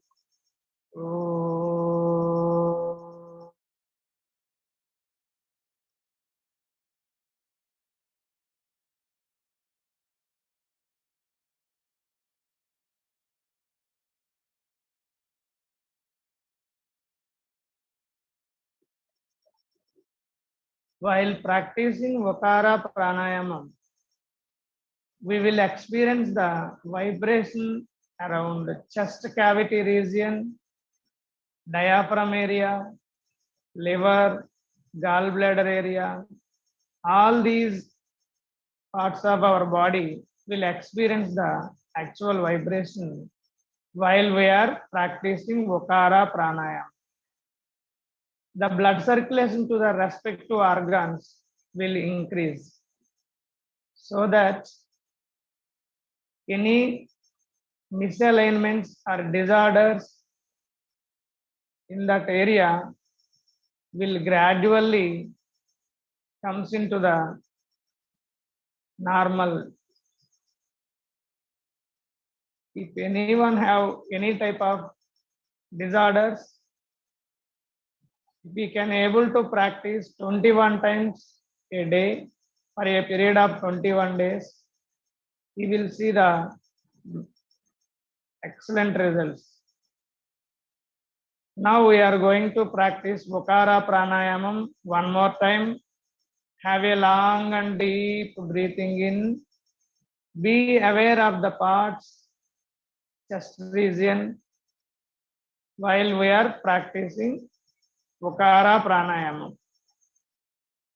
Have a long and deep breathing in.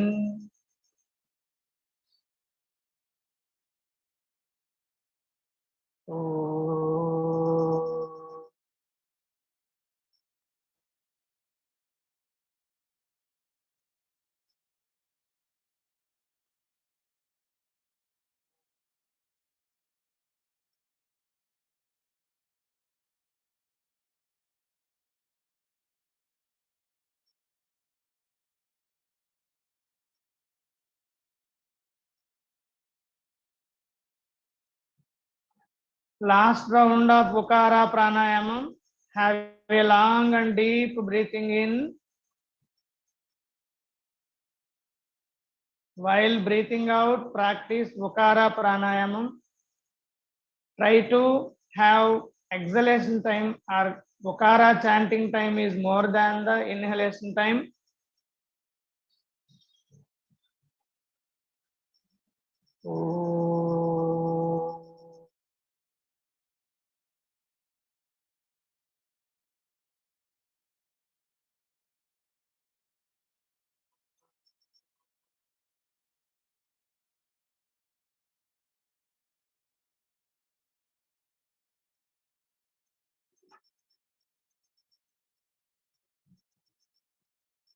Now we are going to practice Ekara Pranayamam.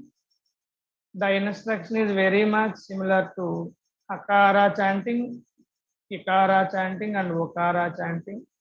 We need to have long and deep breathing in. While breathing out, chant Ekaram, which is very much helpful to activate our thyroid gland, Visuddhi Chakra, the region below our chin and throat area, very much active. If we can practice this particular Ekara Pranayamam. Yeah, let us start Ekara Pranayamam for 5 times. Have a long and deep breathing in. Our spine erect, head erect.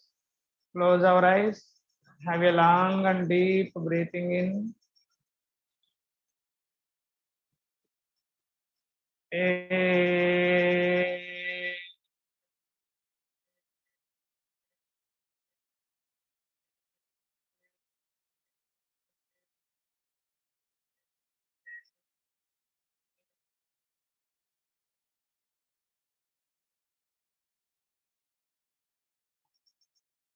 One more time, Ekara chanting.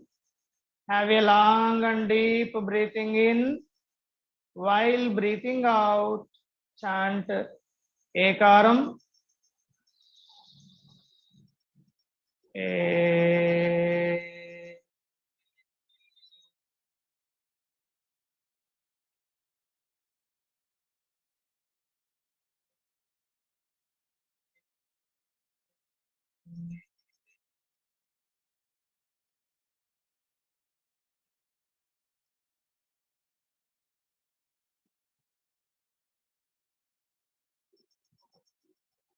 third round of Ekara chanting.